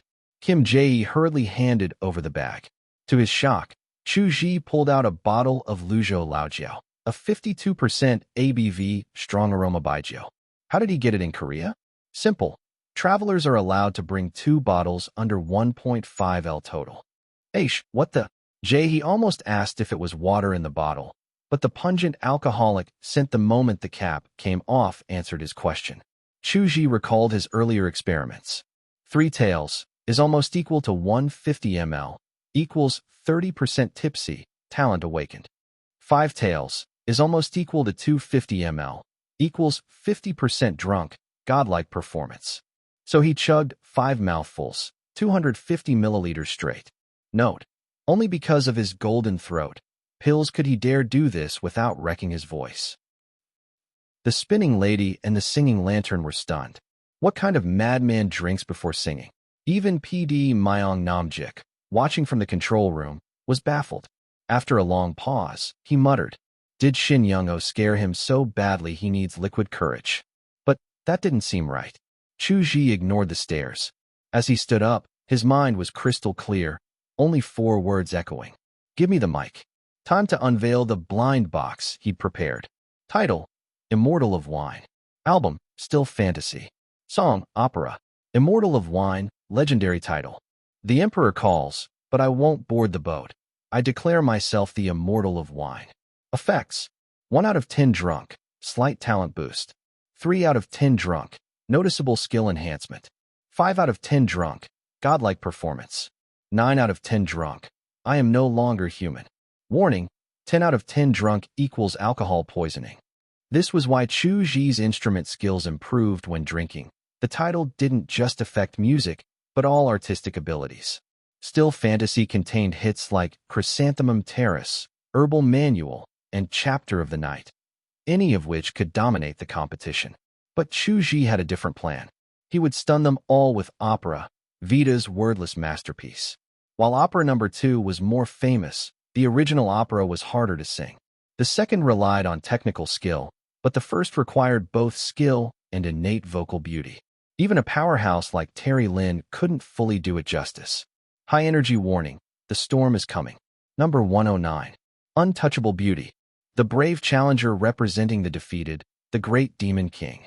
Kim Sung-ju introduced. Like the Gagwi Daemayan, he slays all enemies in his path. Let's welcome the great demon king with applause. Gagwi Daemayan is a malevolent spirit from Korean folklore, known for devouring misbehaving children and those who walk around naked. The audience politely applauded as Chu Zhi, wearing a golden mask, stepped onto the stage. The studio lighting couldn't produce overly elaborate effects, but a spotlight was fixed on the contestant. Dressed in a black tailcoat and golden mask, Chu Zhi exuded an overwhelming aura under the influence of drunken immortal, his drunken state enhancing his presence. Ahem. Kim Sung-ju wanted to say something, but forgot his words mid-sentence. A seasoned host, he smoothly pivoted. Why did you choose the alias Great Demon King? Because I will be the show's Great Demon King, Chu Zhi replied bluntly. His Chinese speech was translated on the large LED screen on stage, while the teleprompter provided Korean subtitles for the judges, ensuring seamless communication. A Chinese singer? There are many talented artists from China. I've met quite a few when I participated in the China-Japan-Korea Tri-Nation charity performance, said Sung-yoon. Oh, that was the 2013 edition, right? If I recall, senior Sung-yoon won the championship. Kim Sung-ju flattered. Sung-yoon's high status in Korea was partly due to that victory. He smiled faintly, observing the challenger on stage. The voice sounded youthful, but voices could be deceiving. Great Demon King. So you're very confident, huh? Victory is within your grasp. Do you really believe you can snatch it away before the Prince of Gangnam? Jin Yong couldn't stand the arrogance of this Chinese contestant. After all, the Chinese music scene just scavenged leftovers from the Korean wave. Chu Zhi didn't respond. Instead, he fixed Jin Yong with a piercing stare. Unaccustomed to being glared at, especially by a junior, Jin Yong momentarily faltered under the gaze behind the golden mask. But he quickly recovered, his embarrassment fueling anger. Where does your confidence come from? I sincerely hope you don't embarrass your country. The judging panel had already been briefed. Suppressed the Chinese contestant. Not a single vote from the 11 celebrity judges would go to Chu Zhi. What can your millennia of history do for you now? Jin Yong steadied himself. Let's enjoy the Great Demon King's performance, opera, announced Kim Sung-ju, yielding the stage. The band began with a dreamy synth intro, layered over a deep piano bass line. The moment Chu Zhi's voice entered, the piano and pipa, Chinese lute, ceased. His vocal cords vibrated at the edges as he opened with a haunting oh-ah. The entire studio fell silent.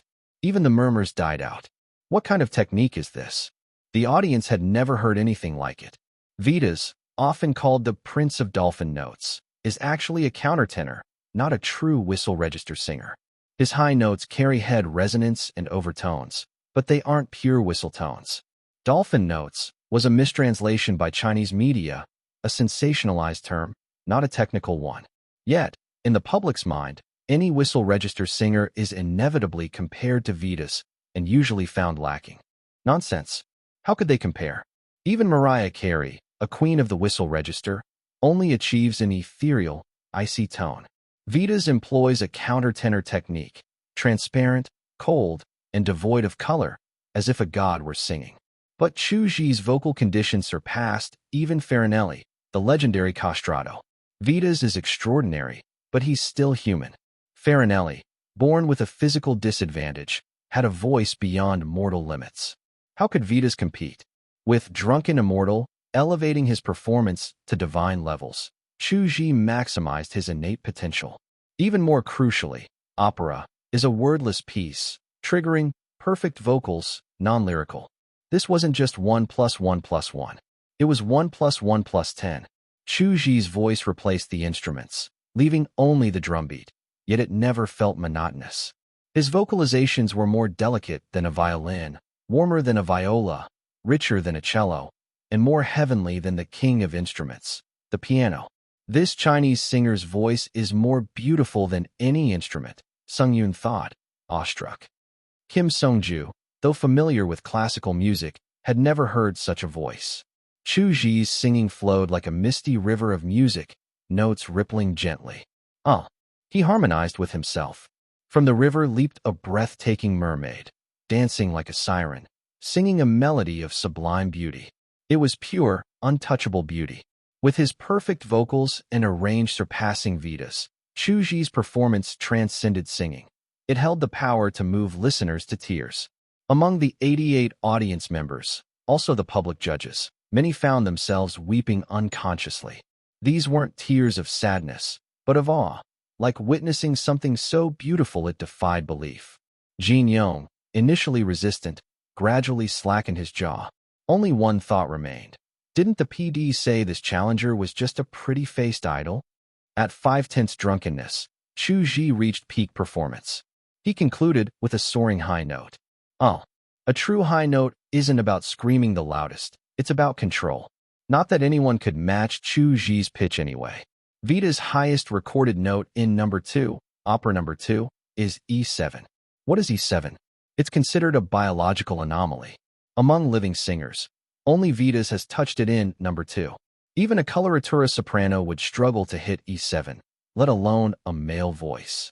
Using Farinelli's innate talent, Chu Zhi pushed the final note to E7 with effort, sensing he still had room to go further. The mermaid from the music river dissolved into foam, vanishing with a poof.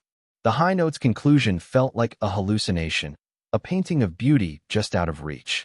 The music ended cleanly, but the 88 public judges and 11 celebrity judges were stunned.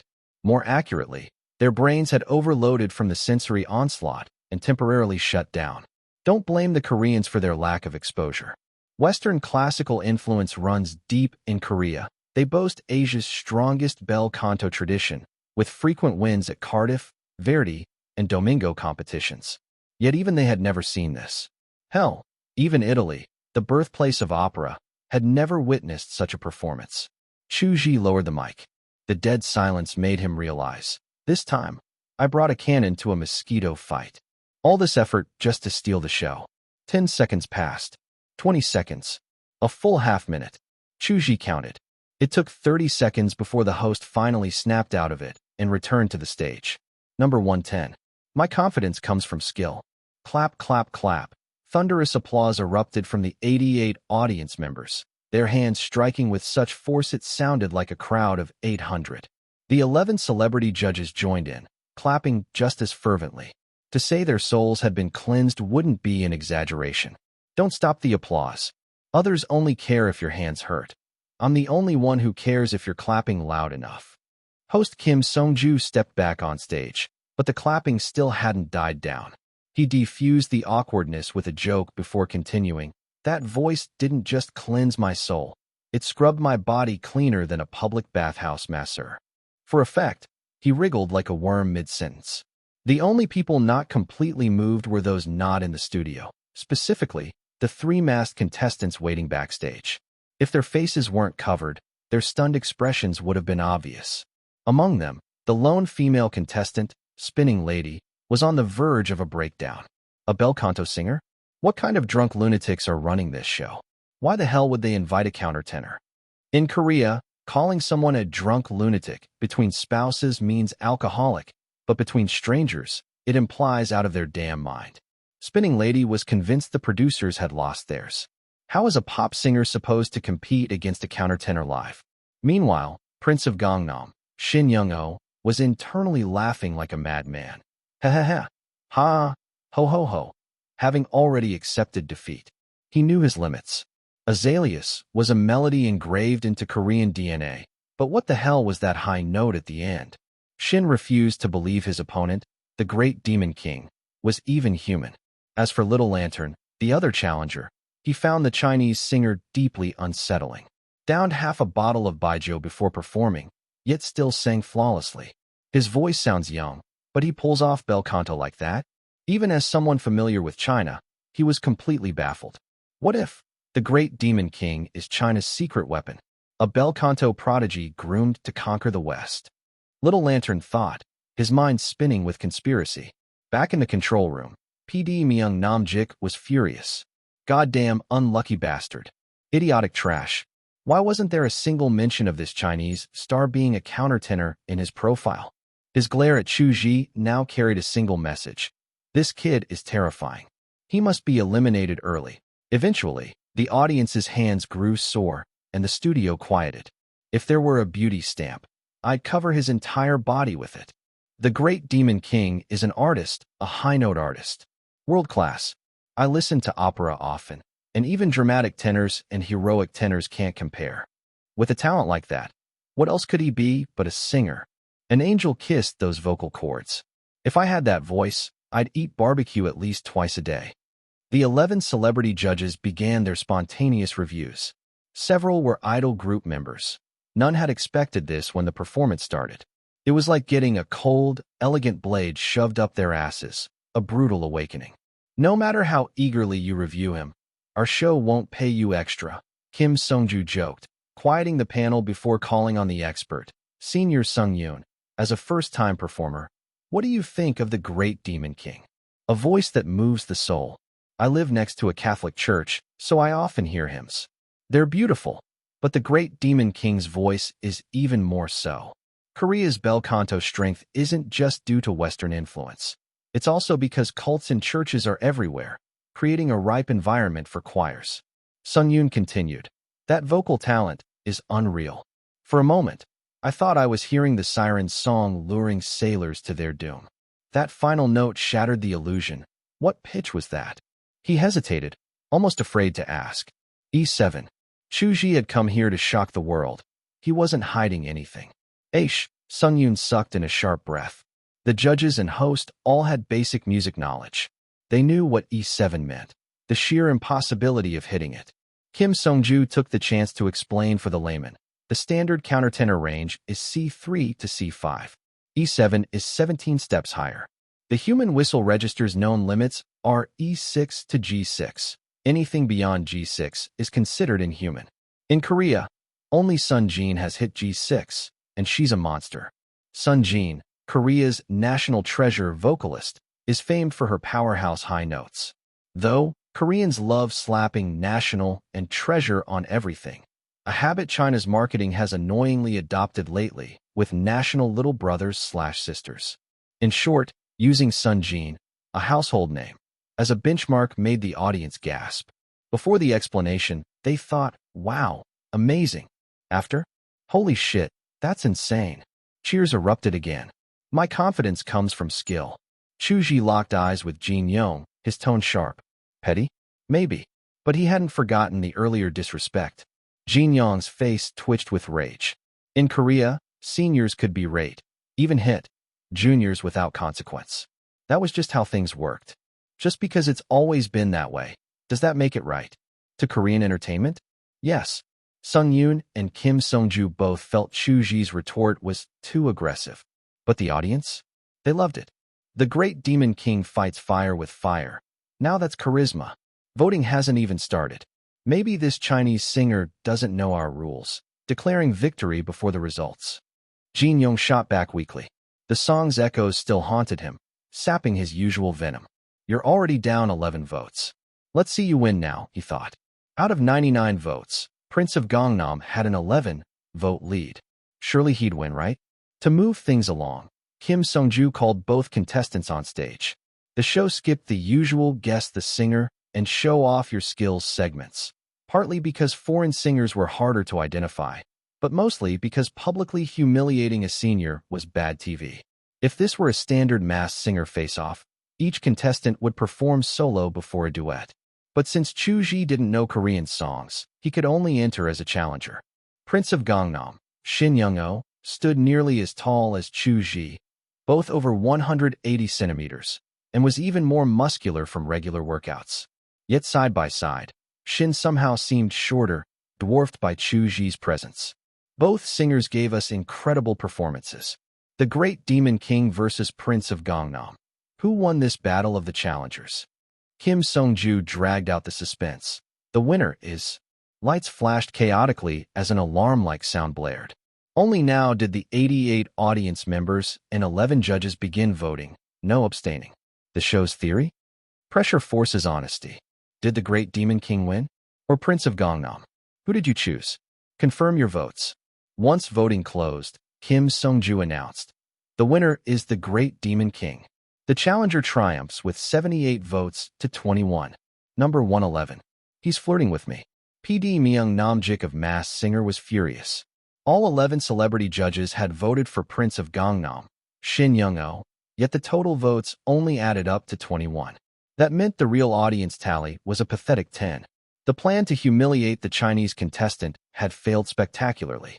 Myung raged at the heavens, the earth, and society at large. First, he blamed Shin for being useless. Then, he cursed the audience for their lack of patriotism. The Cultural Promotion Agency's oversight team? A pack of mutts, in his words. In hindsight, Shin's performance had actually been solid. Snagging 10 votes against the triple threat of perfect vocals, drunken immortal, and Farinelli's innate talent was impressive. After the loss, Prince of Gangnam unmasked to the usual fanfare, formulaic praise, canned applause. Chu Zhi didn't stick around. Post-victory, he filmed 2 alternate entrances for editing inserts, then bolted. A 100-minute broadcast took over 3 hours to tape. By the time they returned to the hotel, it was 5:30 a.m. Sleep? Yeah, right. The only silver lining. The hotel was near Gimpo International Airport, just 10 kilometers away. Shinji, you've had a rough night. Korean variety schedules are inhuman, Chu Zhi said. I napped in the makeup room. You're the one who didn't sleep a wink. Rest on the flight. Old Shin paused.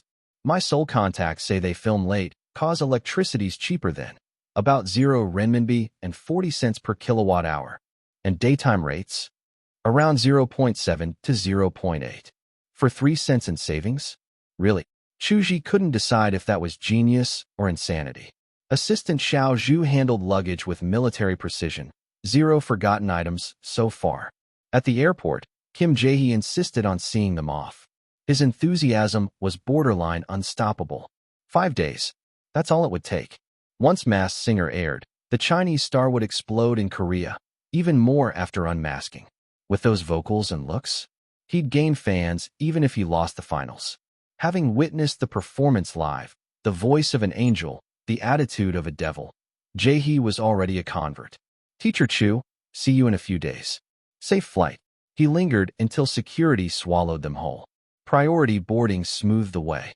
Chu Zhi took first class. The team settled for business. Hierarchy mattered. Neck pillow and lumbar support, Xiao Zhu announced, unpacking them like sacred relics. Perfect. With these, I might actually sleep. Gimpo to Shanghai Pudong, 2 hours. At least it wasn't Kunsan. That airspace was controlled by the U.S. military. Every Korean flight needed American approval to so much as sneeze. At Pudong, stylists waited in the van. Chu Zhi loved going makeup-free, but after an all-nighter, even he needed damage control. Century Square, usually a bustling hub, was now barricaded.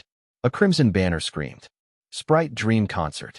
Coca-Cola China's singing competition offered a grand prize, an endorsement contract. It attracted hordes of D-list hopefuls. No TV broadcast. No problem. Coke's bottles were the ad space. We're early. Let him nap. He's running on fumes, Wang Yuan whispered. Old Qian deferred to team leader Niu Jiangxue, who nodded. Niu handled logistics while Chu Zhi dozed. The organizer, upon hearing the guest had arrived, scrambled. 1.3 million renminbi for 1 or 2 songs. Walk away. Stay the whole event. That's a different invoice. Coke wasn't penny pinching.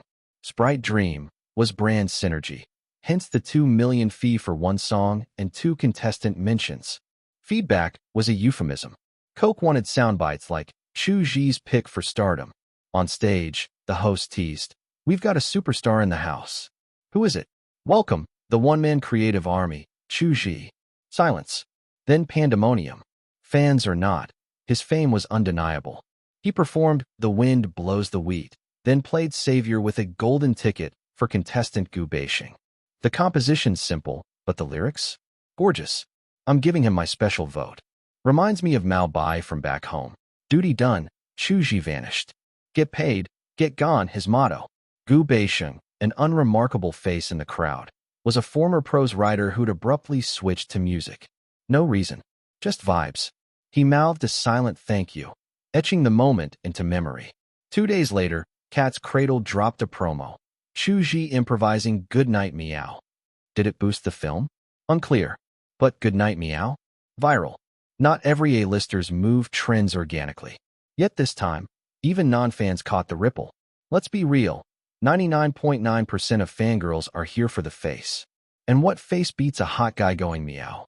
Sir, you can't just meow at me like that. Mom, he said goodnight. To me, Demon Catboy, you've shattered my zen. Now come here. Meme templates exploded. This little kitten needs to be squished. GIF, Chu Zhi meowing. K-pop still ruled China, but meow carved a niche. While top stars fought to keep fans, Chu Zhi kept gaining them. Gwasun's The Cat's Song, a cheesy duet for Cat's Cradle, somehow blew up on TikTok. Why? No one knew. Maybe the brainworm melody. Maybe the meow factor. First to hop on. Curvaceous influencer, One Punch 2 crybabies. Then every TikToker with a pulse. Soon, the song was inescapable. Oral assault. Sheer. Sensory. Torture. Number 112. Wanting to dig through the trash. I have exceptionally high standards. Gwasun praised himself. Anything related to cats is top tier. The producer was speechless. It was clearly Gwasun who had greenlit the purchase. What did it have to do with cats? But he didn't want to argue with the director over such a trivial matter. Chu Zhi is very different from other popular celebrities, Gwasun remarked. He seems to have an innate arrogance. The lyrics are simple, but they're catchy. Why wouldn't he sing them? It's normal for young people. Besides, he has every right to be proud. He has plenty of great songs. At least You're Not Truly Happy is outstanding. My daughter cried her eyes out watching the live stream, the producer said. When she called me, I thought she'd gotten dumped again. Turns out, she was just moved to tears by the song. Fair point, Gwasun nodded. If I were that handsome, I'd be arrogant too. Deal with it. Question mark. The producer felt like they were on completely different wavelengths. Was Chu Zhi actually arrogant? Of course not. What was there to be proud of when it came to blind box draws? He knew full well it was all thanks to the system. The main thing was that he couldn't afford to let his guard down. He couldn't give others an opening. The acting beast would never admit defeat. Gwasun pulled out his phone, his lock screen showing his pet cat. Scrolling through short videos, he saw that the movie's promotional song Learn to Meow was trending like crazy. The Cat Lovers production team's Douyin account had gained 1 million followers from just one video. Normally, such accounts were abandoned after promotions, with no one bothering to maintain them. But now, it felt like a waste to just throw away an account with 1 million followers. Question: do you get copyright fees if your song is used in Douyin or Kuaishou videos? Answer: keep dreaming.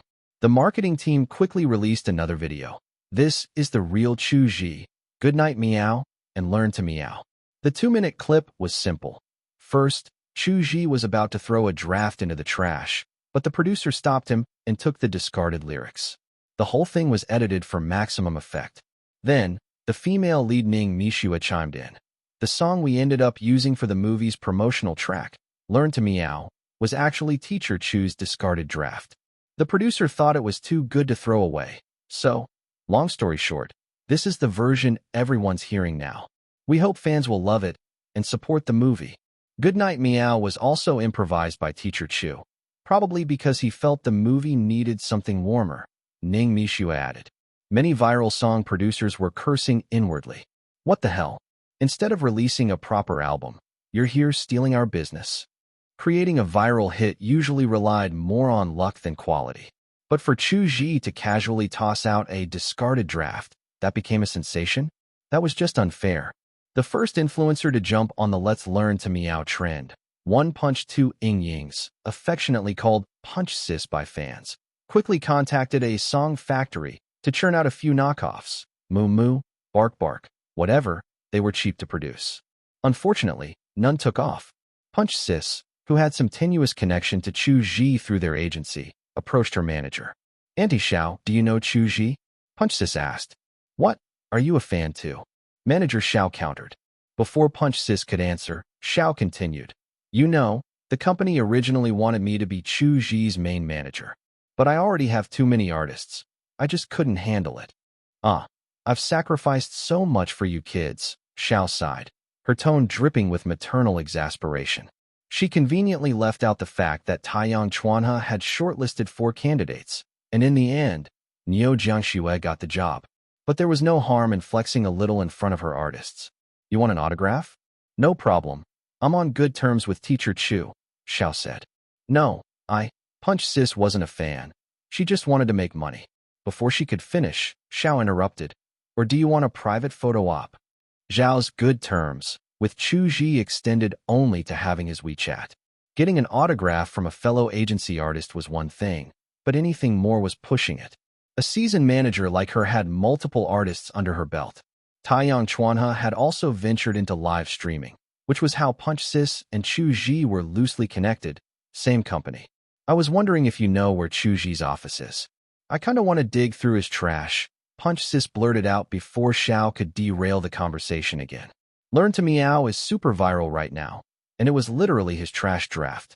If we go through his garbage, we might find more discarded songs with hit potential. Waste not, want not, right? If I had sung Learn to Meow, I'd have over 2 million followers by now, Punch Sis added. Digging through trash was a bit much, but buying discarded drafts wasn't a bad idea. Xiao knew Punch Sis had money. Never underestimate how much influencers could earn. Dropping a couple million on a song was pocket change for her. With that in mind, Xiao called Niu Jiangxue. While Learn to Meow was busy brainwashing the masses, time marched steadily forward to May 11th. Min Namjik wasn't just all bark and no bite. He was a man of action. One of his proudest achievements was in 2011, during the World Championships in Athletics in Daegu, South Korea, where he acted as a middleman for a chaebol to bribe the judging panel, costing the U.S. a silver medal in the 200-meter dash. The Dragon Boat Festival, calligraphy, taiji, rock music, New York, sooner or later, they'd all belong to the Great Republic of Korea. Min Namjik reached out to the Federation of Artistic and Cultural Organizations, magnifying Chu Zhi's disrespect toward his elders. The Federation's old-timers were equally indignant. They had contributed so much to the nation. Young people ought to be groveling at their feet. Young people won't like a rude, disrespectful brat, Min Namjik declared, hammering home his point. Producer, here are the documents you requested, Secretary Choi said deferentially as he handed over the files. Min Namjik's gaze landed on the obvious wrinkles in Choi's shirt, like ink stains on white paper, glaringly out of place. Slap. Min Namjik hurled the files directly into Choi's face. Before the secretary could react, the producer's thunderous rage erupted. You useless bastard, why can't you even keep your shirt neat? You're a disgrace to MBC. Go. Min Namjik roared, following up with another sharp slap. Choi bowed in apology, hastily straightening his shirt with trembling hands. Get out. Call Kim Jae-hee in here. You good-for-nothing mutts. Min Namjik kicked Choi out. Secretary Choi scurried away like a pardoned criminal. Judging by the situation, Kim Jae-hee was about to face the same treatment. Just for having once been Chu Zhi's translator, she was now a target of Min Namjik's wrath, even though her assignment had been arranged by the network. South Korea's seniority-based bullying was a severe societal issue, with schools, the entertainment industry, and the military being the worst offenders. Slapping, stripping, and humiliating juniors were standard practices. Secretary Choi was clearly no stranger to Min Namjik's outbursts. He took it in stride, even feeling relieved as he left the office. At least he wasn't forced to strip naked and walk out. This kind of thing was all too real in the entertainment industry. In some groups, just because one member debuted a year earlier, the juniors weren't allowed in the restroom and had to squat outside, forbidden from disturbing their seniors' rest. During meals, malicious bullying could leave juniors with nothing but scraps. And this treatment had nothing to do with popularity. Even if you were in a top group, you could still face it. With the entire society steeped in this culture, young people had no way to fight back. That was why Chu Zhi's defiance of an elder was seen as so outrageous. May 12th was a Sunday.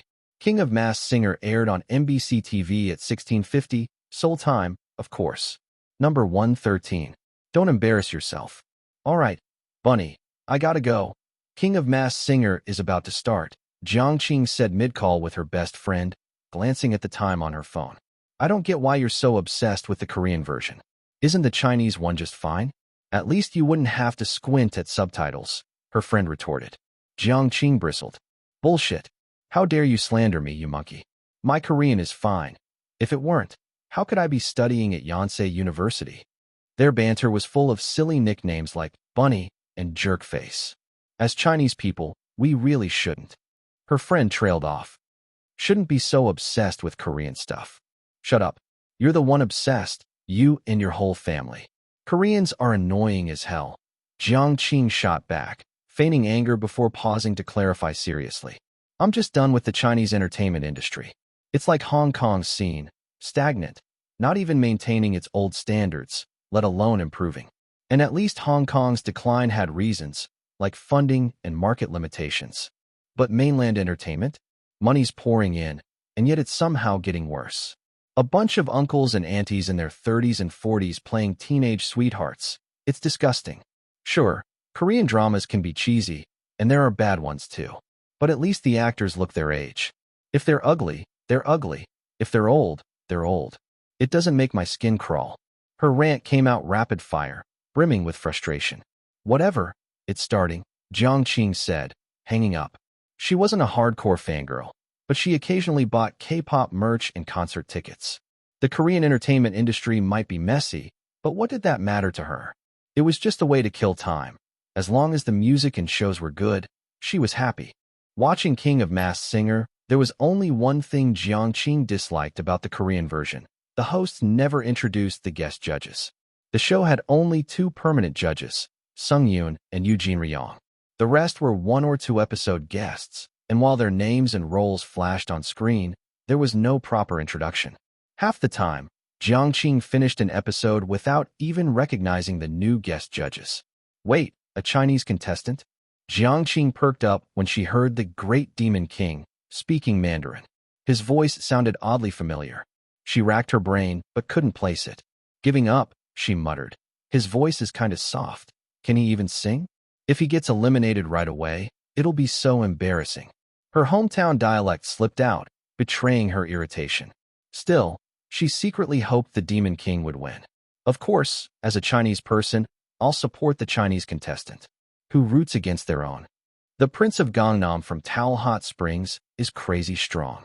That chest resonance is textbook, Jiang Qing remarked, her Korean good enough to follow along as long as they didn't speak too fast. The subtitles and voiceovers were a mixed bag. Some, like sensual emotions, she agreed with. Others, like a plea from an ex-husband, made no sense. Since when does singing with emotion mean you're divorced? Can he even win? Jiang Qing scoured Chinese forums, but found no clues. Then the narrator teased. A shocking, jaw-dropping moment is coming. Jiang Qing's eyes widened as the Great Demon King pulled out a bottle of Luzhou Laojiao and chugged it like water. The editors even added a caption, Chinese baijiu. What the hell is he doing? She watched, stunned, as the masked singer downed half the bottle in 5 gulps. The golden mask's mouth slit was too narrow. Otherwise, he'd have finished it in 1 or 2 swigs. When the Demon King took the stage and clashed with Eugene Ryong, Jiang Qing cheered internally. She'd long disliked that smug, meat-faced judge who mocked everyone. Subtitles flooded the screen. Can he defeat the Prince of Gangnam? How does his voice sound? Prepare for the Demon King's sorcery. Typical of East Asian variety shows, where bold text bombarded viewers. Then came, no matter what came before, the moment the Demon King sang. It was like a deity had descended. His voice swept away all the noise. Even the subtitles seemed to vanish.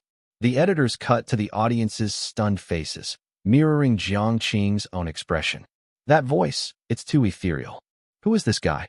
She'd initially thought his speaking voice sounded familiar, but now she wasn't sure. She couldn't recall any young Chinese singer with a voice this transcendent. The performance lasted nearly 4 minutes. By the 2-minute mark, everyone was spellbound. Even the editors, who loved cramming the screen with text, seemed at a loss. They settled for a siren's voice mixed with a sea demon's before giving up. Why did Italian choirs use castrato singers? Because their voices were divine, literally. The best castrati had a celestial quality, and Farinelli was the pinnacle. There was even a Spanish saying, Dios en el cielo, Farinelli in la tierra, God in heaven, Farinelli on earth. The audience was lost in the paradise woven by the demon king's voice. Even Jiang Qing, whom her friends called Motor Mouth, fell silent, utterly entranced. This wasn't just normal, it was expected. King Felipe V of Spain, in the 18th century, had opposed castrati, until he heard Farinelli sing in Madrid. He offered the singer a staggering salary to perform for him nightly. For 25 years, the king couldn't sleep without that voice. Chu Zhi's perfect vocals could trigger the same effect. And then, the final note. An E7, piercing through the studio, spanning 3 octaves like lightning. The paradise shattered. The audience snapped back to reality. That high note.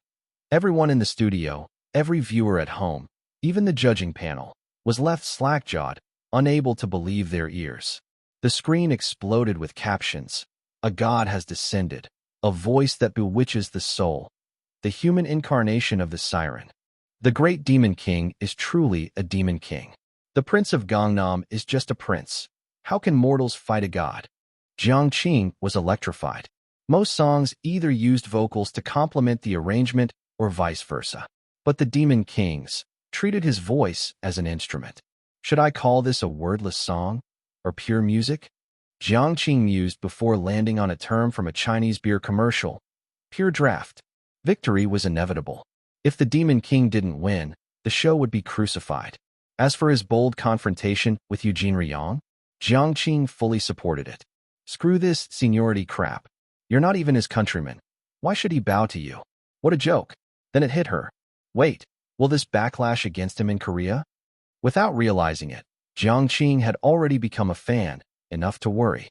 She immediately logged into Band, Korea's largest social platform, think Korean Reddit, and navigated to the king of Masked Singer forum. The entire page was glowing praise. That high note was unreal, smooth, effortless, not showy. The first half painted heaven on earth. The last note shattered the illusion, reminding us heaven doesn't exist here. He's the great demon king. Number 114. Truly badass. The band community was filled with posts in either English or Korean. There were no Chinese threads.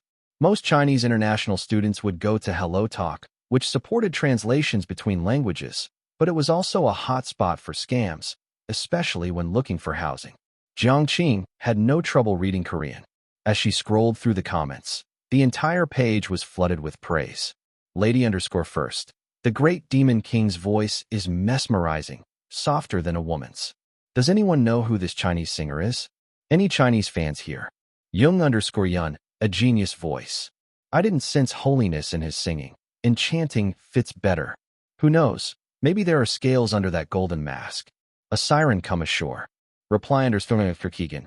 Some singers are just singers, but others are artists. Why can't our great Korea produce an artist when we value vocal training so much? The government should reflect on this. President_Prince. I was so confident hitting that final high note. I tried it myself. But even at 190 centimeters tall, I strained my voice and still couldn't reach it. Jiang Qing squinted at the posts. No way that President_Prince is actually 190 centimeters. In her 2 years studying in Korea, she hadn't met many people that tall.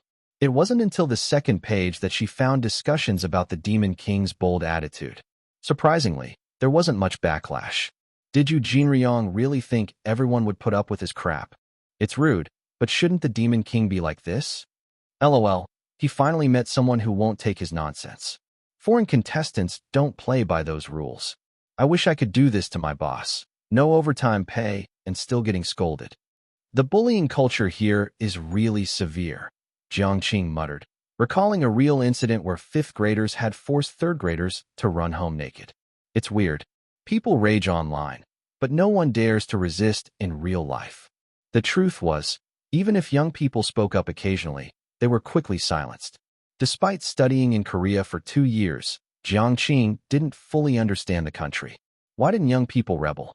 Because unless you graduated from one of the Sky Universities, Seoul National, Korea, Yonsei, good luck finding a decent job. Did they think Parasite was just exaggerated art? Quitting your job on a whim meant genuine struggle. Survival came first. Damn, even Dom Cafe has a great Demon King fan club now. Jiang Qing had expected the stunning performance to go viral, but not this fast. Dom was Korea's largest web portal, and its cafe service allowed fans to create communities for their favorite celebrities, even if the stars themselves weren't officially involved. Great Demon King Club. Description: the mysterious powerhouse who dominated King of Masked Singer. Posts inside included: how is this voice even real? Why isn't he Korean? Tragically beautiful. Appa must be so handsome too. If you didn't tell me, I'd think this was a soprano's flawless humming. A great voice doesn't guarantee a great face, Jiang Qing thought. Still, she had to admit, a singer gaining this many fans without even showing his face? That's like a sparrow pecking a bull's ass. Truly badass. Since no one knew the Demon King's real identity, there was no official membership yet, meaning no way to monetize Korean fans. For comparison, GZ Group's Joe Kwan had 210,000 paying members at 10,000 KRW/month, 50 RMB, netting him millions in passive income. If Jiang Qing remembered correctly, Korea's entertainment industry was notoriously insular. Currently, Dom Cafe only had 2 Chinese celebrities, both actors. It's been half an hour since the episode aired. How has no one figured out the Demon King's identity? Not even a single guess. I'm disappointed in you. #mask revealers. As Korean netizens scrambled for answers, Jiang Qing began her own investigation. She ruled out top idols and pretty boy singers first. Those guys were all hype, no skill. Could he be a young national team vocalist? In China, national team referred to singers with state-level prowess, often graduates of elite institutions like the PLA Art Academy, some even holding the title of national first-class performer. She dug deeper. King of Masked Singer was already a ratings juggernaut in Korea, but the Chinese Great Demon King had now stormed into the country's Twitter equivalent, trending at #WhoIsTheDemonKing. Meanwhile, the man behind the mask, Chu Zhi, was strolling down a red carpet, flashes from cameras erupting around him. At the Chinese Music Media Awards, even a nomination for a top-tier artist was rare. Whispers rippled through the press. Probably just a token nomination. Suddenly Missing You from 25,117 Possibilities is on my playlist. He could take 2 awards, and I wouldn't mind. Winning on his first nomination? Unlikely. The ceremony was packed with veteran singers in their 30s to 50s, plus legends in their 60s. Even the younger performers leaned toward folk or experimental music. But Chu Zhi wasn't out of place. He recognized a few faces, and even if he hadn't, the acting beast never faltered in public. Ho Yubin turned to his old friend. A talent like his, handling everything from lyrics to mixing on his debut album? Rare. Zheng Hua, a rock pioneer, shrugged. The kid's got skill, but calling him a once-in-a-generation genius after 1 album? Let's see the second. Notably, he completely ignored Chu Zhi's first 2 EDM albums from earlier years. Ho chuckled. Didn't expect you to praise him. Thought he was on bad terms with the rock scene. Zheng frowned. Since when? Wu Shi publicly trashed him, called his music garbage, said Burn the Midnight Oil and Survival Over Life were fake rock, claimed the scene wouldn't accept him. Ho had once respected Wu Shi. Both were key figures in Chinese music. But after Wu's petty attacks during last month's album wars, where 25,117 Possibilities overshadowed his release, that goodwill vanished. Young talent should aim outward, not tear each other down. To Ho, Chu Zhi's silent dismissal was the mark of maturity. The truth? Chu Zhi simply didn't care. Let the rotten tomatoes and stinky eggs throw themselves at me. Zheng Hua scoffed. I don't love those 2 songs either. They lack rock's edge. But who gets to define rock? The rock scene won't accept him? Huh.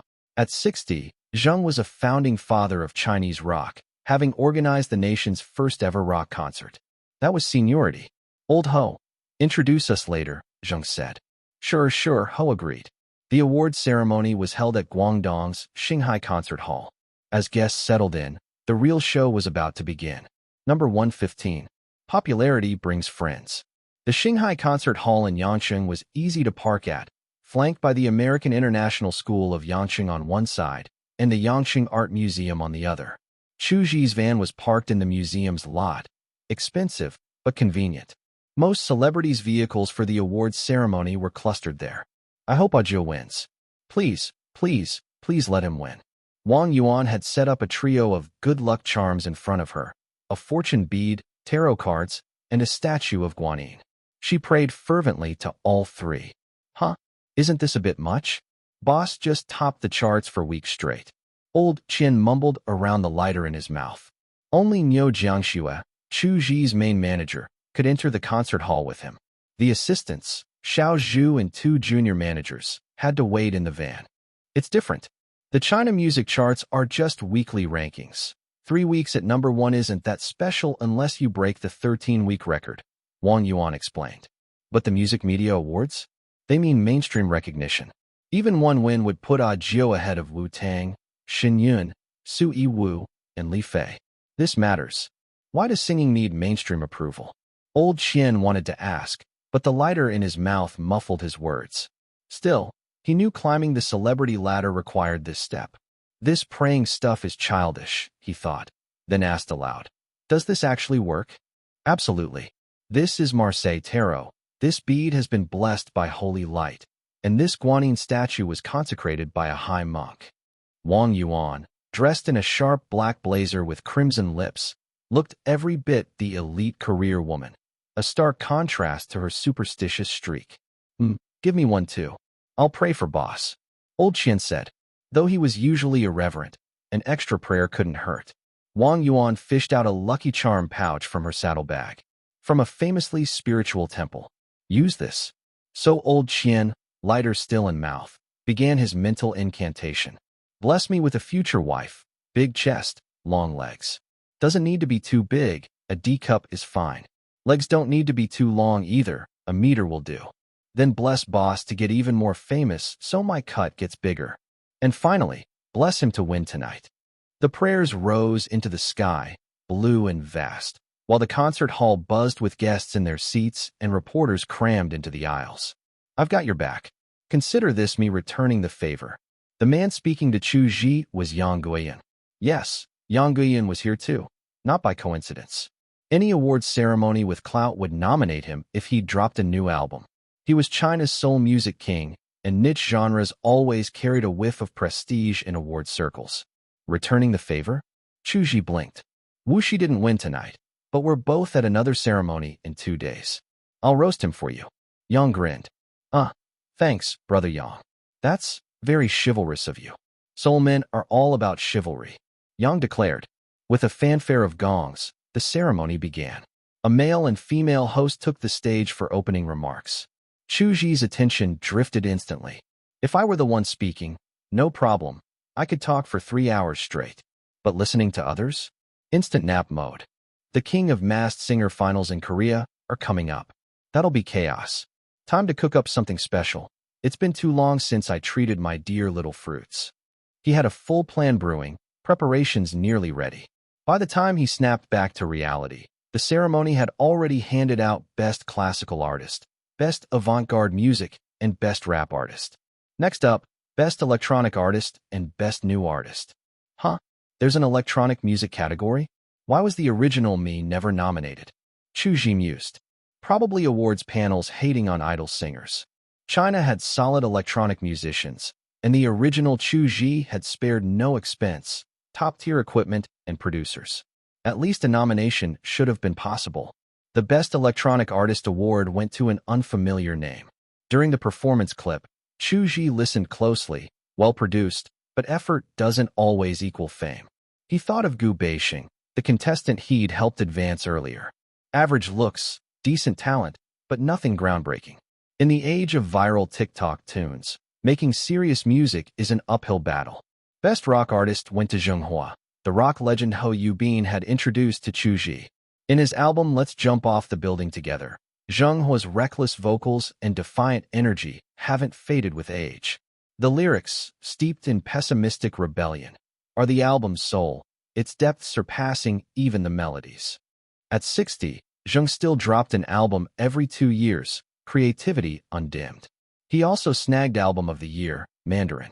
A barrage of awards followed: Best Concert, Best Album Design, Best Creative Concept. No wonder the ceremony ran 3 hours. Chu Zhi felt his brain melting into alphabet soup. His gaze dropped to the floor. The tile grout work is shoddy. What am I even looking at? Back to real problems. That morning, he'd faced a dilemma. Should The Stray Birds be published by Abbott Press? After Macmillan rejected the poetry collection, their editor had forwarded it to Abbott, a vanity press. Self-publishing? Fine.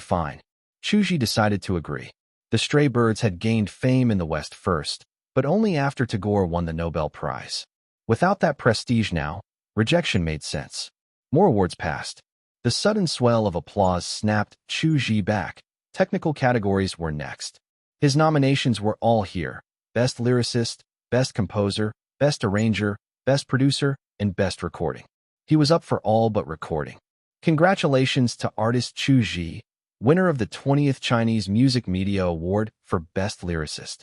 Tracks like Ashes and Survival Over Life blend striking imagery with poetic beauty, rare masterpieces. Congratulations to artist Chu Zhi, winner of the 20th Chinese Music Media Award for Best Producer. 25,117 possibilities, from its title to its themes, radiates hope and tenderness, a cohesive vision. 2 wins out of 4. Not bad. Thus, Chu Zhi delivered 2 acceptance speeches. The first was more memorable.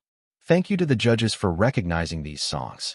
This honor isn't just mine, it belongs to my fans too. You've walked every step with me. This award is half yours. Yang Guiyun clapped wildly in the audience. From whole internet hate to award winner in months. Life's unpredictable. On shows, Chu Zhi had bonded with Yang over soul music. But Yang's sudden, I'll back you up friendship? Simple. Popularity breeds friends. In this industry, it was the oldest story. The ceremony wrapped with Best Male/Female Artist, Cantonese/Mandarin, Best Band/Group, and the Big Three: Song of the Year, Album of the Year, and Artist of the Year. Maybe next album, Chu Zhi thought. 25,117 possibilities had reached its limit. Number 116. Logical Deductions. Niu Jiangxue carried the 2 trophies. She'd insisted on holding them, murmuring, I thought winning one would be amazing, but a double? Unbelievable. Happier than the winner himself, Niu Jiangxue examined the awards. They were gold, uniquely designed. A small golden figure sprinting forward, mounted on a rectangular base roughly the same length. A running golden figure, probably symbolizing Chinese music charging ahead. Nice sentiment. But compared to the industry a decade ago, maybe we should take 2 steps back instead. Chu Zhi mused silently. As they headed toward the art museum, they encountered a group of little fruits lying in wait. About 20 fans who'd come to catch a glimpse of their idol. Spotting Chu Zhi, they reacted like Lanling Wang spotting a low-health squishy marksman, surging forward in excitement. Niu, seasoned in crowd control, maintained order while Chu Zhi signed for each fan. The process took half an hour. Even with a cap, they recognized me? Chu Zhi marveled. Signing wasn't an issue, but the identification was impressive. Boss, you're underestimating your fans. A cap? Try a full mask. They'd still know you from your silhouette, Niu said. That's a stretch. Silhouettes all look similar, Chu Zhi doubted. Niu Jiangxue didn't argue. He doesn't grasp the terrifying acuity of hardcore fans. In her years as a manager, Little Fruits were the most well-behaved fandom she'd ever seen, bar none. The trophies in Niu's hands spoke volumes. Wang Yuan immediately demanded, Let me see. Niu handed one over. Wang scrutinized the engraved inscription on the base. 20th Chinese Music Media Awards, Best Lyricist, Chu Zhi, selected by 100 media outlets. Once everyone was in the van, Niu Jiangxue called Fei Gu to activate the full PR machine. With Taiyang Chuanhe backed by Douyin, now was the time to leverage it. The plan was straightforward. Flood the public consciousness subtly but pervasively. The goal? Make casual listeners aware that Chu Zhi had lyrical talent and was the only top-tier idol whose skill was mainstream certified. For example, in a random short video's comments debating singer talent, a bystander might chime in, Chu Zhi's lyrics are legit. He just won an award. Last winner was insert respected name. Or under a Dubon post bashing idols. Trash. Learn from Chu Zhi. He's got actual recognition while y'all spin in place. Key point. Target casuals, not fans. Fans already believed their idol was not just world-class, but universe tier. Big Sis Wang's prayers really worked. Old Qian remarked. calling Wang Yuan Big Sis, a nod to her domineering aura when Chu Zhi wasn't involved. What prayers? Chu Zhi asked. Nothing. Winning both Best Producer and Best Lyricist just proves your talent, Wang Yuan deflected. Victory? That's the idol's skill. Failure? My prayers weren't strong enough. Someone give Wang Yuan a Best Fan trophy. She changed the subject. Old Qian, that lighter's oddly stylish. Where'd you get it? Asked boss. He brought it back from Seoul, Old Qian said. The bamboo-shaped lighter was a favorite. When he couldn't smoke, chewing on it sufficed. Last time, Brother Qian accompanied me to MBC's Ungodly Hour recording. Felt bad, so I got him a little gift, Chu Zhi explained. Big Sis Wang likes it. Not really, but it's cute. You've got great taste, Wang Yuan said. MBC's next recording slot is another midnight special. Gotta trouble Brother Qian again, Chu Zhi added. Old Qian agreed readily. Normally, he hated overtime, but for a boss like Chu Zhi, occasional late nights were fine. The team's excitement over Chu Zhi's wins wasn't just pride. Mainstream validation was a critical first step, one that most top idols never achieved. Breaking the idol equals untalented stereotype meant higher earnings and longevity. Casual listener poll. Do you consider Lu Han or Kai Shuquan good singers? The awards sent ripples through the industry. Most dramatic reaction. If I weren't shocked by this news, I wouldn't be gaping like a fish, Lin Xia told his manager, Xian Ge. I was the one campaigning for awards first. Did they forget who Ma Ka Ba Ka is? Hearing the dramatics, Xian Ge relaxed. Lin Xia's mood wasn't that bad. On paper, Early Summer and 25,117 are evenly matched. But Chu Zhi winning was inevitable. Rumor is, he's got serious connections, Xian Ge lied smoothly. Lin Xia frowned. After being bullied into a suicide attempt, he still has pull? Are his backers ghosts? Xian Ge choked, then pivoted. Him winning helps us. Now there's precedent. Next year, it's our turn. This logic soothed Lin Xia, who soon moved on. Meanwhile, Little Fruits celebrated their idol's victory across hundreds of group chats, buzzing like a festival, until a group admin suddenly uploaded a file. File? Ideal University Survey. At everyone, many Little Fruits are high schoolers, or even middle schoolers. Please edit your dream schools in the file. This Orange Grove survey is mandatory. Since the groups often hosted activities, most members didn't mute them. The timing, hijacking a celebration for academics, dampened moods, but fans complied. Chu Zhi was now blossoming domestically and abroad, holding his own against the K-wave at home while gaining traction in Korea. Unbeknownst to him, Great Demon King hype hadn't faded days later. The epicenter? Hashtag Mask Revealers, a band subgroup of music teachers, hardcore fans, and minor singers who professionally dissected King of Masked Singer contestants to unmask them early. Over the show's multi-year run, they'd correctly guessed 20-plus singers. A Chinese singer this skilled? Should have been easy prey. Yet, day 1, no leads. Day 2, still nothing. Day 3, crickets. Finally, the group posted their conclusion. Theory. Is the Great Demon King even Chinese? Could he be an Italian who speaks Mandarin? Primary suspect, Carmelo Bruni, heir to Italy's bel canto legacy. His vocal technique is textbook dramatic tenor, astonishing range, flawless tone. This isn't pop singing. Asia has no such divinely kissed voices. Number 117.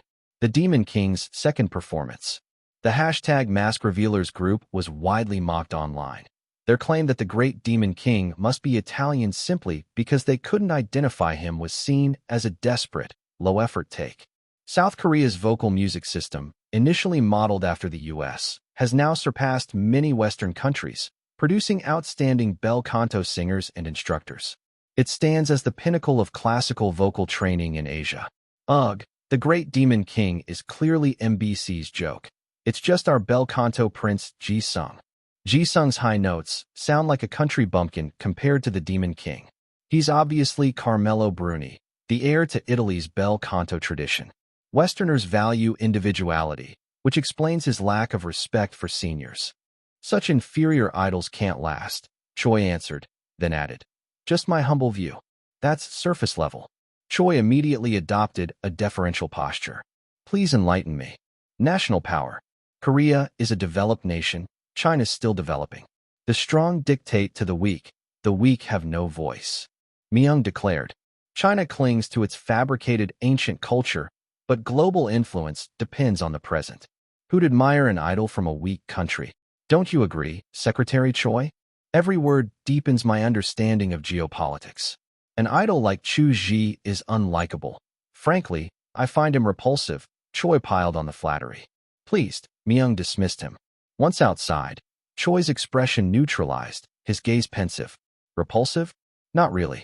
He'd even joined the online pile-on at Oh My News, but privately, he didn't dislike Chu Zhi. In fact, he admired how Chu Zhi stood his ground against industry seniors. Why should juniors obey unconditionally? As for the Donghae Bogum and Korean medicine controversy, Choi couldn't care less. So what if a strong figure has strong opinions? American troops stationed at Yongsan Garrison don't follow Korean laws. Why isn't the media blasting them? Choi represented a silent faction. Korean culture emphasized extreme humility from juniors, so public comments rarely deviated from the media's narrative. But privately, many disagreed. Some even rooted for Chu Zhi. The more Myung ranted, the more Choi wanted to defy him. Secretly, he created a burner account on Instagram to praise Chu Zhi's vocals. Thank God the internet's anonymous. The irony? While mainstream media tore into Chu Zhi, Dom, a major Korean web portal, sent Sunriver Entertainment a business proposal, inviting Chu Zhi to join their celebrity community, Cafe. Because in Dom's Star Club, Chu Zhi's fan community had skyrocketed to #1 in clicks and followers within 24 hours. South Korea and Japan both grapple with severe bullying cultures, but the roots and manifestations differ in ways that reflect their unique social fabrics. While Japan's ijime often leads to silent suffering like the hikikomori phenomenon, Korea's bullying is louder, more confrontational, and deeply tied to an unshakable hierarchy that extends from schoolyards to corporate offices. In Japan, bullying often takes the form of social ostracization. A student might be targeted for being different, too outspoken, too quiet, or simply not blending in. The infamous ijime cases involve groups freezing out one individual, ignoring them, hiding their belongings, or spreading whispers just loud enough to isolate, but quiet enough for teachers to ignore. The victim, unable to fight back without disrupting harmony, may internalize the shame until they vanish, either into hikikomori withdrawal or, tragically, suicide. What makes Japan's bullying distinct is its passive-aggressive subtlety. There's rarely overt violence. Instead, the cruelty lies in what's not said, what's not done. The goal isn't just to hurt, but to enforce conformity. In Korea, bullying is less about exclusion and more about dominance. The rigid hierarchical culture, where seniors, sunbae, demand absolute respect from juniors, hobi, turns minor slights into justifications for torment. A middle schooler might be beaten for failing to bow deeply enough. A rookie employee might be forced to drink until they pass out at a company dinner. Unlike Japan's quiet isolation, Korea's bullying is performative. It happens in front of others to reinforce the social order. This is tied to gwangpong, the idea that seniors have the right to discipline juniors, even abusively. The infamous gapjul, power abuse by those in authority, isn't just schoolyard behavior. It's a societal script. A boss screaming at an intern isn't seen as bullying, but as teaching them their place. Why does this happen? Both countries share Confucian roots that prize respect for elders and social harmony. But while Japan interprets harmony as avoiding conflict at all costs, Korea interprets it as enforcing obedience to hierarchy. In Japan, bullying stems from fear of disrupting the group. The victim is a nail hammered down. In Korea, bullying stems from fear of losing one's rank. The victim is a ladder rung for others to climb. The mannerism trap. Korea's hierarchical politeness is a double-edged sword. On the surface, it's about respect. Juniors must use honorifics, Jondaoetmal, pour drinks for seniors, and never speak out of turn. But in practice, it becomes a system where power justifies cruelty. A sunbae who bullies is rarely punished, because challenging them would be rude. This is why Korea's bullying feels more in your face than Japan's. It's not just peer pressure, it's institutionalized dominance. While Japan's victims disappear into their rooms, Korea's victims often fight back violently, hence the country's high rates of school brawls and public revenge scandals. Both systems are brutal, but one silences while the other erupts. And as long as society values hierarchy over humanity, the cycle won't break. It just takes different shapes. In Japan, a locked door. In Korea, a fist clenched behind a polite bow. Number 124. A nation divided. The Great Demon King community was renamed the Chu Zhi community, and it came with a fitting introduction. Chu Zhi community, bio, Chinese idol superstar, possessor of a soul-stirring voice. If the discussions were all hate, it wouldn't be noteworthy, but the community was flooded with praise. Oppa Chu Zhi is so handsome, a mysterious Chinese flower boy. Oh, Cupid's arrow has struck me. My heart can't resist. The moment Oppa took off his mask, I forgot how to breathe. His voice and looks are both mesmerizing. When will Oppa hold a concert in Seoul? Why hasn't Cafe invited Oppa to join the club yet? Are 3.7 million followers not enough? Most of these comments came from middle and high school students deep in idol culture. Donghae Bagum? They didn't care. The origins of Korean medicine? Irrelevant. If they got sick, they'd go to a Western doctor anyway. As for disrespecting seniors? Damn, that was cool. Compared to local celebrities who bowed and scraped before their elders, Chu Zhi's defiance was way more attractive, especially with that face. After years of standing idols, they'd never seen a local star who could compete. Take Chu Zhi, currently the hottest boy group in Southeast Asia and Korea's domestic chart topper. Their main vocalist, Jo Kwon, had 1.7 million community followers, but a whopping 210,000 paid members. Since Chu Zhi hadn't officially joined, paid memberships weren't available yet. Still, his follower count already placed him third nationwide, trailing only Choi Young-sik, 4.2 M, and Lee Jae-won, 3.94 M, the two leads from the hit drama Diamond. The key? Chu Zhi's numbers were skyrocketing. Overtaking the top two was only a matter of time. Dom's executives saw an opportunity. But his fan base wasn't just starry-eyed teens. It included others, like, I wish I had the Great Demon King's courage. I just got scolded by my manager, team leader, and senior for taking the fall for their mistake. Respect seniors? Bullshit. They're just lazy parasites who exploit us. Korea should vanish from this world. This toxic workplace hierarchy is beyond saving. These were the people drawn by mainstream media's condemnation of Chu Zhi. Office workers crushed under workplace bullying, students suffocating in rigid school hierarchies. Desperation breeds rebellion. Some Koreans did fight back against abuse, but most endured in silence, until they either exploded or withered away. Public figures, no matter how famous, never dared cross the line of deference. Then came Chu Zhi, who fought back on live TV, not just against one senior, but a pack of them. And he didn't just yell. He outdebated them with razor-sharp logic, dropping phrases like fueling extreme nationalism, like verbal grenades. Others came purely out of admiration for strength. Great Demon King is the perfect name. His is the most jaw-dropping performance in King of Masked Singer's 5-year history. Forget his god-tier vocals. Just his stage presence alone is untouchable. He clearly held back in Herbalist's manual, drained the whole Yellow Sea with that sandbagging. Music has no borders. Talent is talent. The Queen of Spin only won because the Demon King let her. Does liking Chu Zhi make me less Korean? Pathetic nationalism. This was the same logic that made Jeezy's new fans stand them after their chart domination. Humans instinctively worship excellence, and proved Chu Zhi had no rivals, not just among his peers, but even among older generations. With such a diverse fanbase, Chu Zhi was destined to become Cafe's top star. In the internet age, traffic meant money. Korea's web portal market was dominated by Naver, Nate, and Yahoo Korea, leaving Dom with a measly 10% share. Without its cafe communities, especially for celebrities, it would have died long ago. But money talks. Dom's CEO offered Taeyang Chwana Entertainment 2 billion KRW, almost equals 10 million RMB, to bring Chu Zhi on board. Taeyang Chwanha was shocked. A Korean company actually paying them? Most huge in Korea, claims from Chinese stars were pure marketing. If they were that popular, they'd have endorsements, like Dom's offer now. Still, Taeyang Chwanha stayed professional, forwarding the contract to Chu Zhi's team without interference. Fei Gu, the ad broker, scoffed at the offer. Cheap bastards. 2 billion KRW?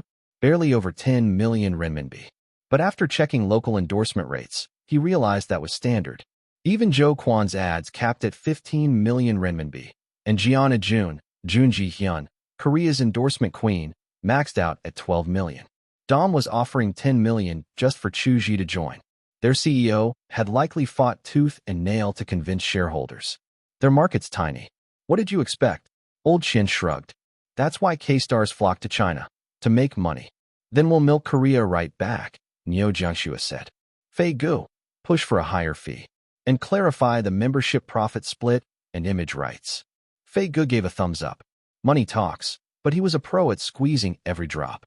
Dom knew this deal would put them in the crosshairs, but profit overrode pride. As the saying went, with 50% profit, capitalists grow bold. With 100%, they'll trample all laws. Dom wasn't breaking any rules, just capitalism at work. Meanwhile, Neo Jiangxua updated Chu Zhi. Southern Weekly * wants an interview about King of Masked Singers. Your Korea explosion is making waves back home. *. Of course it was. Chu Zhi was already China's top idol, the only one who could withstand the K-wave. Every move he made trended. Now he'd sneak attack Korea, not just competing, but dominating. Whether it was national pride or just a flex, China was hyped. Every major outlet wanted a piece of him, but his team had declined, until now. Do it, Chu Zhi said. They gave me 2 awards before. This interview returns the favor. Plus, it had shut down any narrative control from rivals. After all, there's always someone plotting against the king. Number 125. Chu Zhi boosts stock prices. Southern Weekly sent their star reporter, Zhong Yu, dubbed this Southern Goddess, for the interview. A graduate of Communication University of China's prestigious journalism program.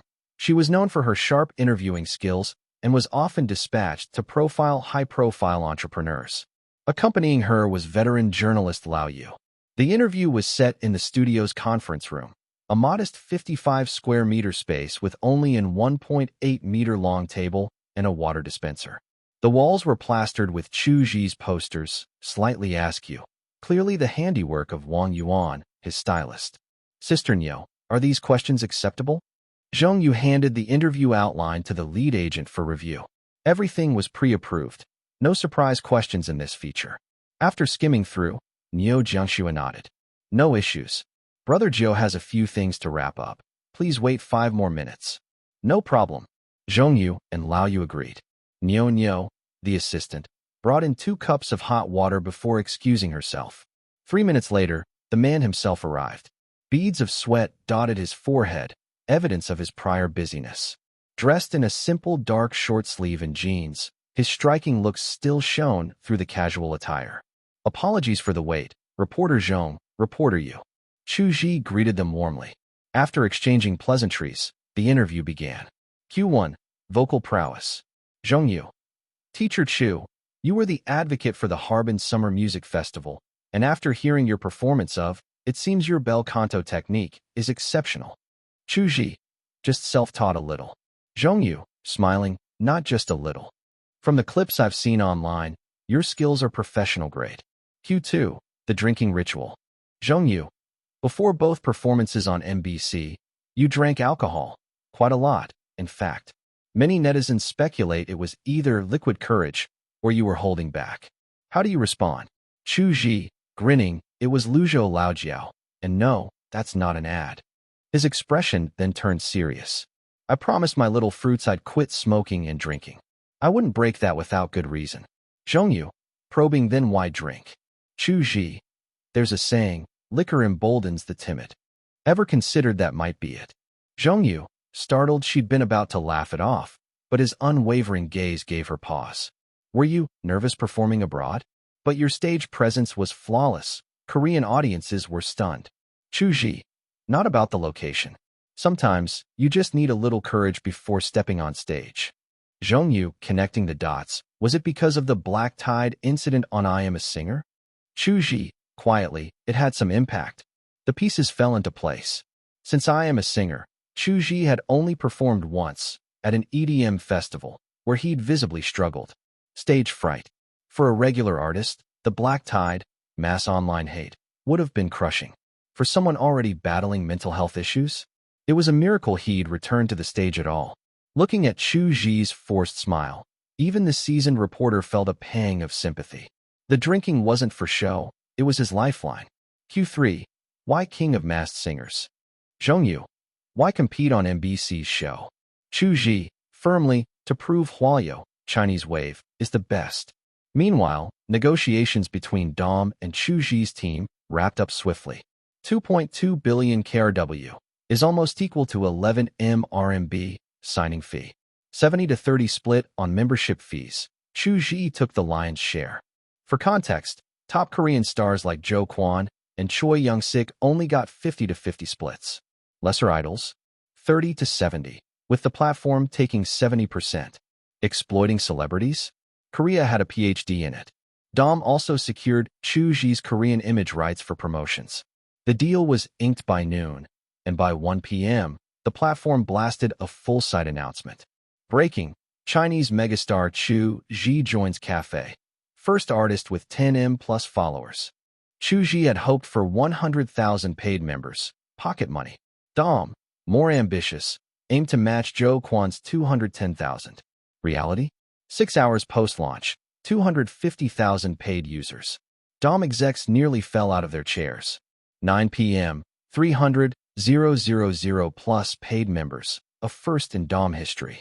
At 10,000 KRW/month per user, Chu Zhi's 70% cut netted him 1 M RMB monthly for doing nothing. Even Neo Jiangshue's team was stunned. Since when was Korean money this easy? Not content with merely printing cash, Dom dropped 2 data bombs. Less than 0.7% of paid accounts were Chinese. Phone numbers equals real name verification.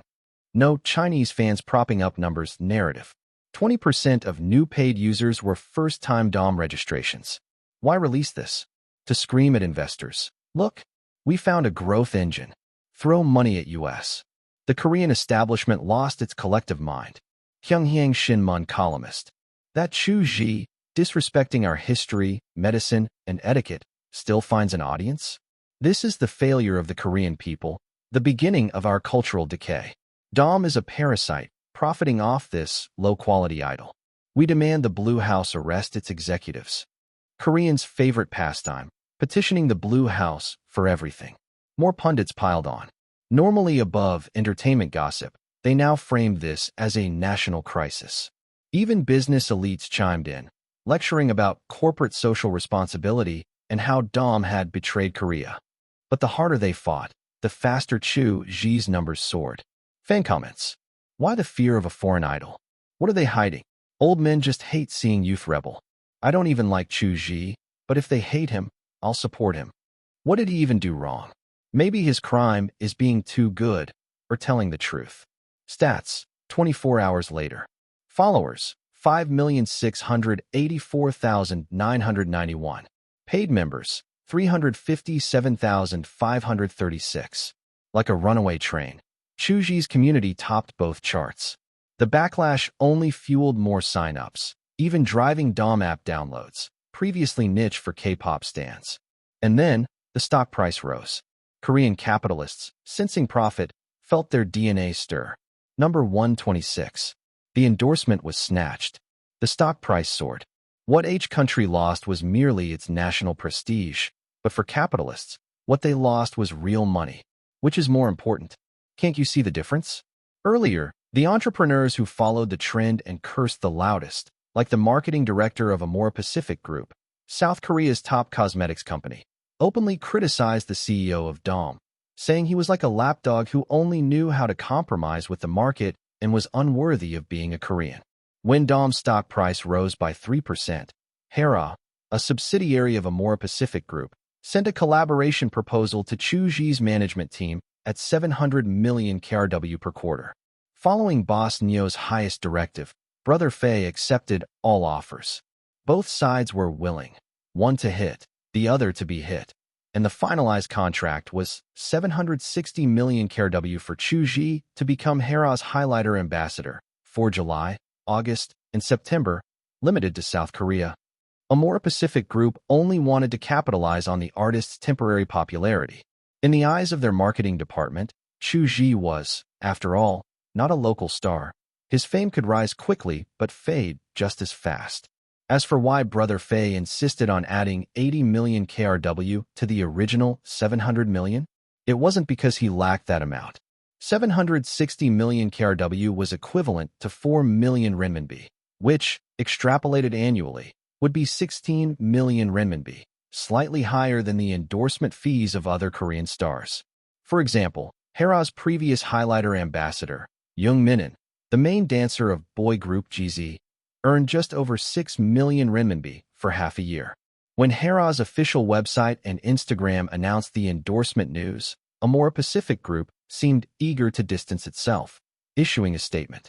Hera is an independently operated brand under Amora Pacific Group, with full decision-making power over its marketing and operations. Despite repeated objections and suggestions from headquarters, no changes were made. Chinese celebrity Chu Zhi has excellent skin. Even during late-night recordings for King of Masked Singer, his complexion remained flawless, aligning with Hera's research into skin revitalizing technology that maximizes the skin's natural vitality. Chu Zhi embodies this ideal. However, we remain firmly opposed. We firmly oppose Chu Zhi becoming Hera's highlighter ambassador. Headquarters further opposes Hera's decision to hire a subpar artist. We hope the public will not associate the brand's individual actions with Amora Pacific Group. What kind of bullshit is this?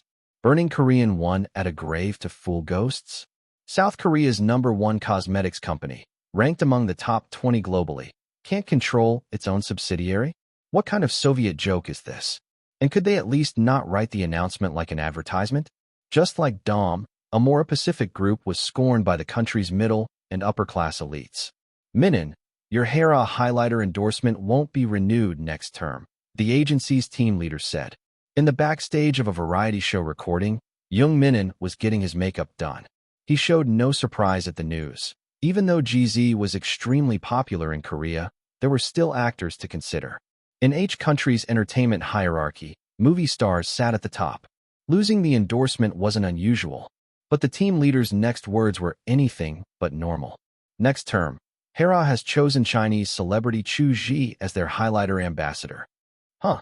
Young Minin turned his head in shock. What the hell? Wasn't Chu Zhi criticized by the Dong-A Ilbo? How does he still get endorsements? Young Minin couldn't understand.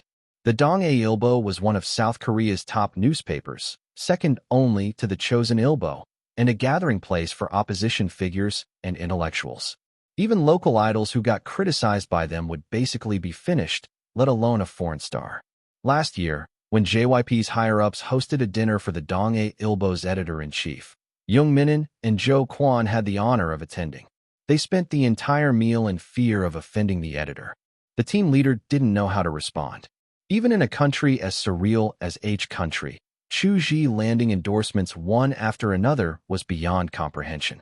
How much is the endorsement fee? Young Minin suddenly asked, signaling the makeup artist to pause. After a moment of hesitation, the team leader answered under Young Minin's intense gaze, 780 million per quarter. How the hell does a Chinese celebrity get 780 million per quarter? Young Minin demanded.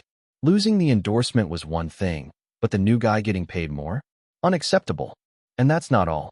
A reliable source told me Hyundai Motor Group's marketing department is also in talks with Chu Zhi, the team leader added. Hearing this, Young Minin's anger cooled slightly. Currently, Hyundai's ambassador in Korea was Jo Kwon, the most popular member of their group. If even Jo Kwon was getting replaced, Young Minin suddenly felt a lot better. Should I? Young Minin considered. Still furious, he thought about how, during activities in China, ZG Group always snatched endorsements and gigs from Chinese celebrities. When had they ever suffered like this? I could post on Cafe and Instagram to boycott Chu Zhi, Young Minin planned to rally fans. As harsh as it was, the team leader had to advise, I wouldn't recommend it. That Chinese celebrity has more followers on Instagram and Cafe than any member of our group. Young Minin. While ZG Boy Group was in Shanghai for schedules, Chu Zhi's team was also there. Southern Weekly had interviewed him the day before, and the cover story was set to run this Saturday. That afternoon, they sent a preview. Headline: Hua Lu is the best. Subhead. His voice was kissed by an angel, but harmed by humans. Reporter Zhong Yu sent the finalized version. When Chu Zhi saw the subheadline, it was exactly as he'd predicted. Perfect. But the acting emperor pretended to reply modestly. The layout is excellent, and reporter Zhong's writing is superb. But it's not that serious. The ellipsis was key, implying unspoken words. Zhong Yu, seeing Chu Zhi's reply, grew anxious. A singer who had held over a dozen fan meetings 2 years ago now needed alcohol to calm his nerves before performing. And he called that not serious? Stage fright was a major issue. She immediately responded. Ninth Master, I know you're strong-willed and don't want others to see your vulnerable side, but the situation really isn't good. Before the interview, she called him Teacher Chu. Now it was Ninth Master. Clearly, Zhong Yu had become a fan. Logically, as a top reporter for Southern Weekly, Zhong Yu had interviewed countless entrepreneurs and celebrities. She'd seen it all and never chased stars, knowing the fakeness and chaos of the entertainment industry. But yesterday's interview had truly won her over.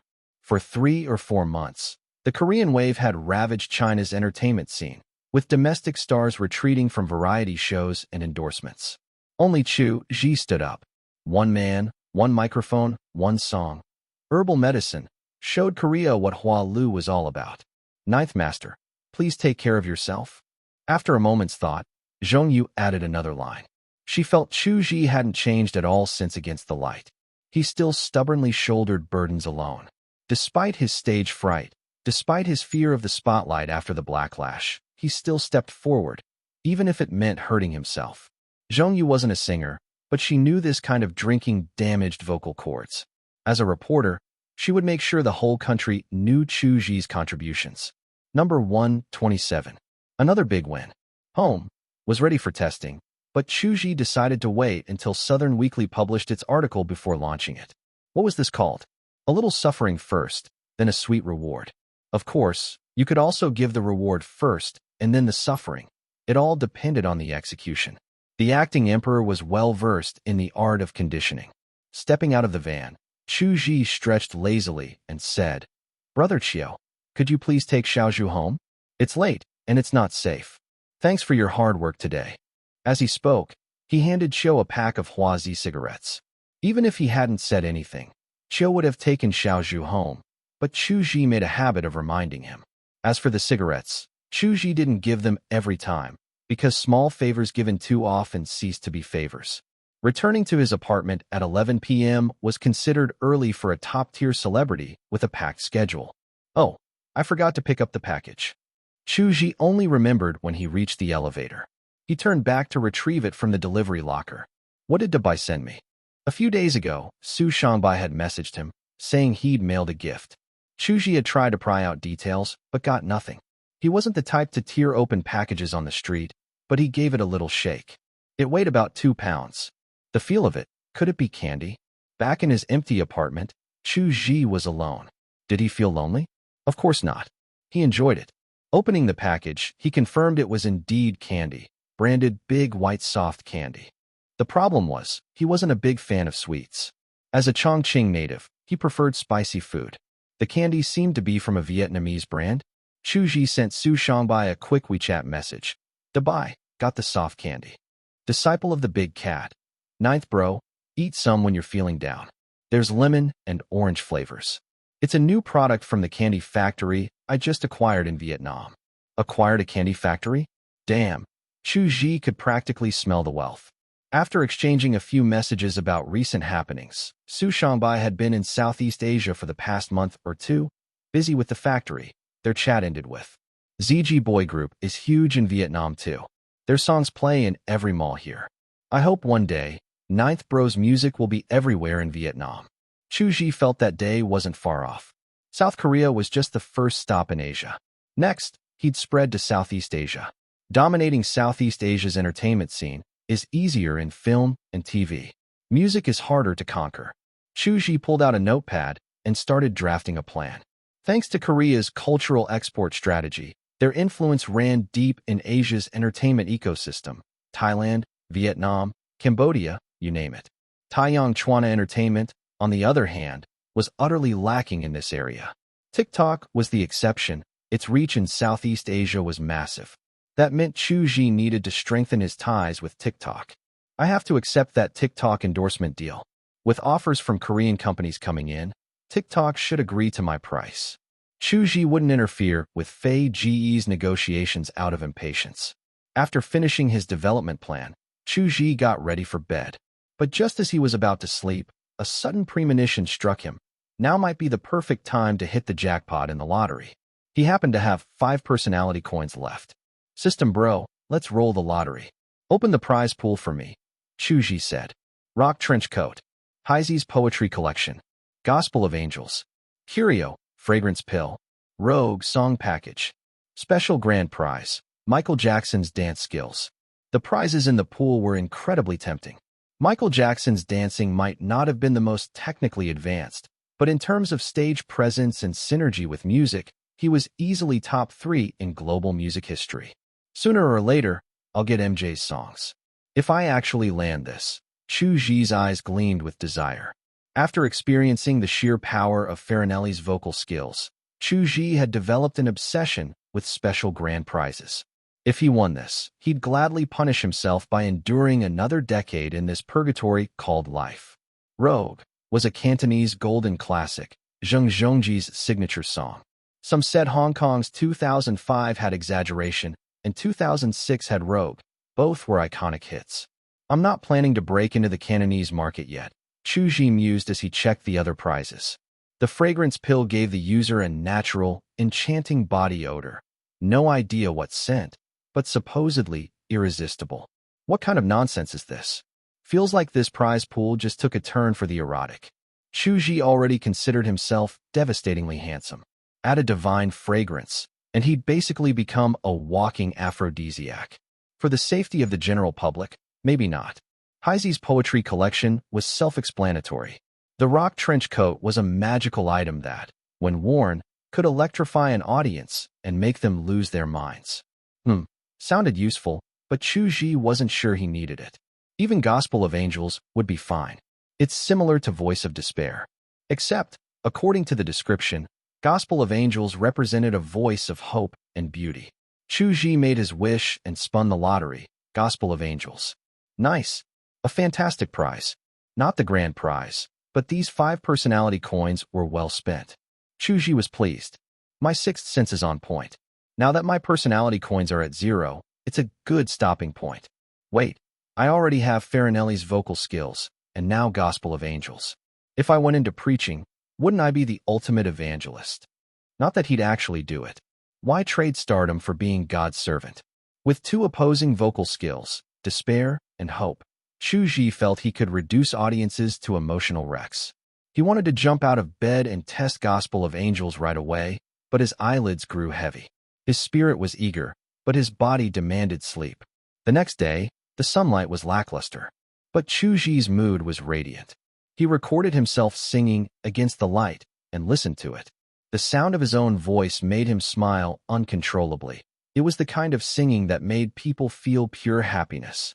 If I sang a beautifully worded folk song now, it'd be an instant kill. Something like The Wind Blows the Wheat. Even without the humming interlude, it'd move people to tears. Chu Zhi assessed, feeling his power level rise dramatically. Good things came in pairs. Whether it was due to his extra popularity in Korea or his strong domestic image, Nyonyo's team received their first big director offer, Fan Dao's new film, One Song. Neo Jiangxue explained Fan Dao's status in the industry, a Berlinale Golden Bear winner. Chu Zhi mentally compared him to a certain famous director, peaked early, then spiraled downward. Director Fan's requirement is to spend 2 or 3 months in the countryside to cultivate a rural vibe. A reasonable request. If Chu Zhi were pursuing acting, he'd have accepted without hesitation. But he wasn't. 2 or 3 months was too long. Chu Zhi had his agent politely decline. 5 days had passed since the MBC King of Masked Singer finale aired. Despite the criticism, Chu Zhi's popularity in Korea hadn't waned at all. Many Korean fans posted online, hoping to hear more of his music. Understandable. Even with paid memberships and followings counted, Chu Zhi's Korean discography only had herbal medicine and opera. His management team wasn't too concerned. After all, they weren't in it for the fans, just the money. Another Saturday arrived, auspicious for travel.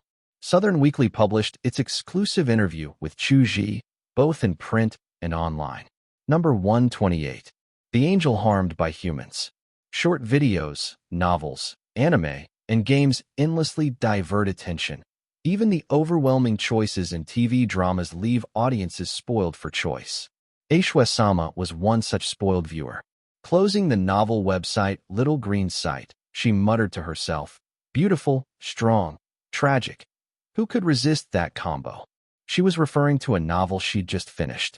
She loved anime, novels, and dramas, but never idolized real-life celebrities. Her ID, Aishwe-sama, had a distinctly Japanese flair, sama, translating to Lord or Your Excellency. While Aishwe referred to the latest anime's male lead, Jilan Shui, one of the 30 progenitors of second-generation vampires, betrayed by his beloved and sealed away by humans. Another beautiful, strong, tragic character. Aishwe-sama had zero resistance to this archetype. The reason she didn't idolize real stars. Could any flesh-and-blood person compare to the beauty of 2D characters? Impossible. Moreover, strong and tragic was easy to achieve, but the core of beautiful, strong, tragic was beauty. Aishwe was a somewhat well-known content creator in her circle, producing fanfiction and posting it to her social space. Currently, she was writing a story about Jilan Shui and the second male lead. Her space's comment section was flooded with, "Madam, hungry, need food. More please. Is there more?" Opening WeChat, she checked her public account subscriptions. When she saw Peeling the Onion Plopple, she paused. The Angel Harmed by Humans. Hadn't she seen a similar title in her space before? Peeling the Onion Plopple was the kind of account you'd reference for essays or school assignments. Aishwe had followed it back in her student days, back when its headlines were things like The Disappearing Mountain City Porters or The Centenarian Poet. Nowadays, it leaned a bit clickbaity. Harmed by humans? Who got hurt this time? Aishwe clicked in, only to find the subject was none other than top star Chu Zhi. What does a top star have to complain about? She scrolled straight to the comments, skipping the article entirely. If the news was unfair, others would do the cursing for her. I just want to be a salted fish forever. I used to think all celebrities nowadays were effeminate. Let me rephrase. All celebrities nowadays are effeminate, except Chu Zhi. Going on MBC and singing herbal medicine is like barging into someone's house and slapping them. I've never bowed to anyone, but today, I bow to him. At Jun Ma Xiao. Hey, salt fish. I think you meant bear big, typo for never bowed. Can you rein in your input method? It's gaining sentience. But seriously, Chu Zhi's the real deal. When there's trouble, he steps up. At old dreams hard to dust off. Hua Lu is the best. Chu Zhi's earned the right to be called Brother Gio. At sugar-flavored dumpling. Listen to. The description of voice kissed by an angel is spot on. At camel or not, Baba? Woo-woo. A singer with stage fright? How absurdly tragic. Huh? Fan-controlled comments. Aishwe grew suspicious. Why was it all praise? But Peeling the Onion Plopple wasn't big enough to warrant astroturfing. What did they even write? She started reading. The article was masterfully crafted, layering in atmospheric and psychological embellishments. It began with a deep dive into Chu Zhi's mindset before stepping onto the MBC stage. Peeling the Onion Plopple was affiliated with the Beijing News in-depth reporting division, and while they hadn't interviewed Chu Zhi directly, they'd expanded on excerpts from Southern Weekly's exclusive. The immersive writing had Aishwe's eyes welling up, especially at this passage.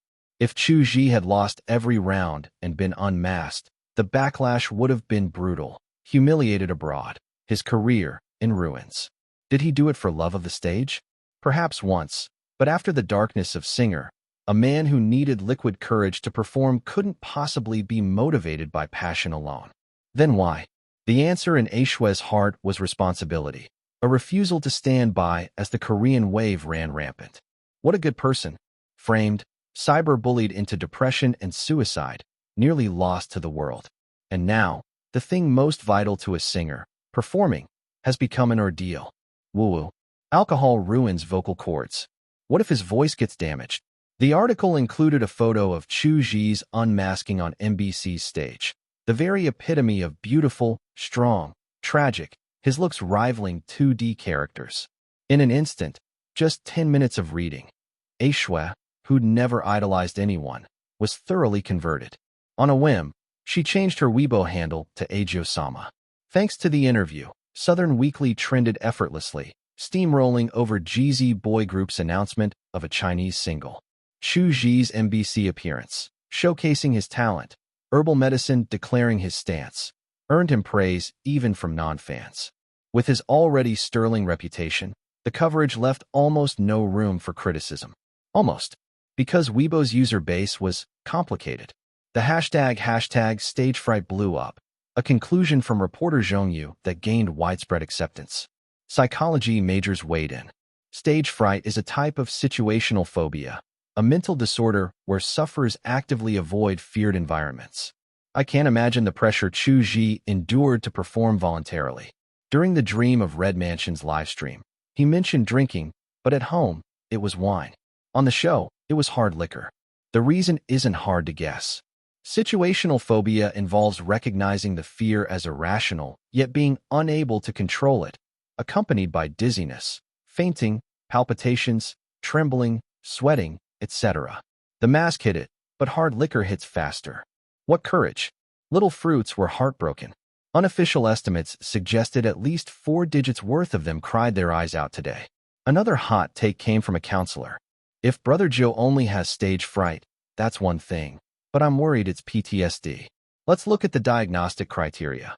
Exposure to actual or threatened death, serious injury, or threats to physical integrity, resulting in delayed, persistent mental distress. On the surface, Brother Joe wasn't under mortal threat? Not necessarily. Rewatching Singer, a severely depressed suicide survivor facing a hostile audience, I'd argue that's no less traumatic. After his performance, Chu Zhi nearly collapsed, drenched in sweat, pale as a ghost. PTSD also involves long-term avoidance of trauma-related stimuli and substance abuse, alcohol. I'm deeply concerned and hope Chu Zhi gets a professional evaluation. Number 129. Death by 1,000 cuts. Whether it was PTSD or situational phobia, one thing was clear, both conditions made sufferers avoid performing. Yet Chu Zhi had done the opposite. Though 10,000 stand against me, I will go. A seasoned alcoholic who saw the video commented, 20 years of drinking experience here. I can identify any liquor at a glance. That's Luzhou Laojiao Teku, a strong aroma 52% ABV, decent stuff. Chu Zhi down half a bottle in 3 or 4 gulps. A standard bottle is 500 milliliters, so that's half a gin, 250 milliliters, in one go. Even in our hardcore drinking circles, that's wild. No snacks, nothing. You don't drink like that. It wrecks your stomach. When Little Fruits saw the PTSD analysis and the warnings about alcohol damaging vocal cords and stomachs, they were devastated. Oh woo, my ninth master suffers too much. My heart hurts. Cried all morning. My eyes are swollen. Ninth master, please take care of yourself. Protect the best Chu Zhi in the world. Hua Lu is the greatest. As a Little Fruit, I refuse to listen to any Korean songs now. Why so much responsibility? The China-Japan-Korea concert is in a few months. Let the national team veterans handle it. You don't need to go, Chu Zhi. I'll pay for Agio's nutritionist and therapist. The mom fans erupted, demanding to fund additions to his team, nutritionists, sleep therapists, masseuses, you name it. Mom fans were the most heartbroken. Their child was impossibly mature yet self-sacrificing, and his talent was so formidable it practically counted as bringing glory to the nation. Unlike student fans, who expressed their love through writing or online posts, mom fans showed love directly. What do you lack? I'll give it to you. At first, Taiyang Chuana Entertainment didn't notice anything unusual. The hot search trend seemed like great PR, until CEO Huang Bo received several private calls. He was the CEO, not a manager. His number wasn't listed for business inquiries. Even industry insiders struggled to get it unless they were high-level. The mom fans calling him? Not ordinary people. Huang Bo had no choice but to oblige, especially when one caller had ties to the general administration. Huang Bo had clawed his way up from nothing in the entertainment industry, founding Taiyang Chuana Entertainment through sheer grit. He'd weathered every storm, but Chu Zhi's influence was unprecedented. They're really going all out. Ma Weihao, world champion in massage, formerly a skills consultant at Changle Foot Therapy. Morton Winston, a Hollywood A-lister's nutritionist. Damn, this'll cost a fortune yearly. Ma Weihao was 31. Morton was a British-Chinese mix. Hiring them would cost hundreds of thousands annually, but the mom fans covered it. Why was this situation almost impossible for other celebrities? Because once you climbed the social ladder, gaining wealth and connections, you saw the industry's underbelly. Forget scandals, just learning how different stars were off-camera could be disillusioning. E.g., aloof persona on-screen, foul-mouthed in private. But the acting emperor, Chu Zhi, was different. He delivered a 360 degrees flawless idol experience. What's that called? Fan service perfected. Chu Zhi had no private life to undermine his persona. He lived it inside and out. Every time fans, strangers, friends, or even his team bought into his image, it was like honey to him. Even his own team, Nyo Nyo, Old Qian, etc., believed he was that rare, genuinely kind and gentle artist. Mom fans couldn't be more satisfied. Huangbo couldn't reveal the mom fans' contributions. They'd requested anonymity. So he spun it as a company reward. For outstanding performance, we're expanding Chu Zhi's team with a masseuse and nutritionist. Before Chu Zhi got wind of his new team members, a meeting was underway. 2 rules govern business. Where there's demand, there's supply, no matter how niche. No permanent enemies, only permanent profits. Everyone knew this. Yet when JYP Entertainment, GZ Boy Group's agency, offered to distribute Chu Zhi's albums in Korea, it was baffling. Weren't they mortal enemies? Had the company surrendered before the battle? JYP's proposal notes 27,115 possibilities is free in China, but could be monetized in Korea, Neo Jiangxua said. Things just got interesting. JYP embodies the mercenary spirit. I follow their girl groups. They're too hardworking. Old Qian, precious metal rhodium cesium beryllium, said, adjusting his glorious hairline. Last year's solo debut album sales record was 410K. Ninth Masters Cafe paid members alone are nearing 400K. If they'll pay 10,000 KRW monthly for Cafe, they'll spend 20,000 KRW on an album. Sales could hit 400K, 500K, smashing solo male records. Money talks. JYP isn't ashamed. 20,000 KRW is almost equal to 100 renminbi. Despite streaming dominance, Korea's physical album market still thrived. GZ's last album sold over 1M. Releasing albums in Korea means more people hear Ajo's music. Good deal, Wang Yuan mused. The team agreed. Why pass up free money? Korean leaks were thick and begging to be harvested. Wang Yuan opened Instagram, showing the team Korean comments, translated via app. Instagram, Facebook's photo-sharing app, was like Weibo plus Xiaohongshu. Accounts with 50M plus followers were usually Hollywood stars or US-based musicians, proving America's cultural hegemony. Oddly, Chinese celebs' Instagrams felt more personal than their corporate-managed Weibos. Even in this parallel world, e.g., Jay Cho skipped Weibo, but posted casual life snippets on IG. Chu Zhi was the exception. Both platforms were team-run for maximum leak harvesting. His last post, 1 day ago, at @eat_orange, King of Masked Singer * performance was subpar. A Korean netizen replied, PTSD? That god-tier stage was done while mentally unwell? Unbelievable. Number 130. Welcome the Great Demon King. Great Demon King Appa, you've already done so well. Don't blame yourself. Please take good care of your health. Don't believe what the news says. We, the apostles, welcome Appa's arrival. I asked my Chinese colleagues at the company and found out some things. Appa was framed and went through a dark period before rising from the ashes, inheriting the power of the phoenix. The new album released this year was entirely written, composed, and arranged by Appa himself. Not only is he a genius singer, but also a genius songwriter. I hope the album can be heard in Korea soon. The apostles will always wait for the Great Demon King's arrival. Reports from the Asahi Shimbun and East Asia Daily are written by people who've lost their minds. Just saw someone online saying Korea doesn't welcome Appa. I couldn't help but laugh. How can anyone speak for me? I welcome Appa. The above comments are all from Korean netizens, fully illustrating how mainstream media narratives and public perception in Korea have completely split on this matter. The two have become entirely unrelated. You oppose yours, I support mine. A similar phenomenon exists in China.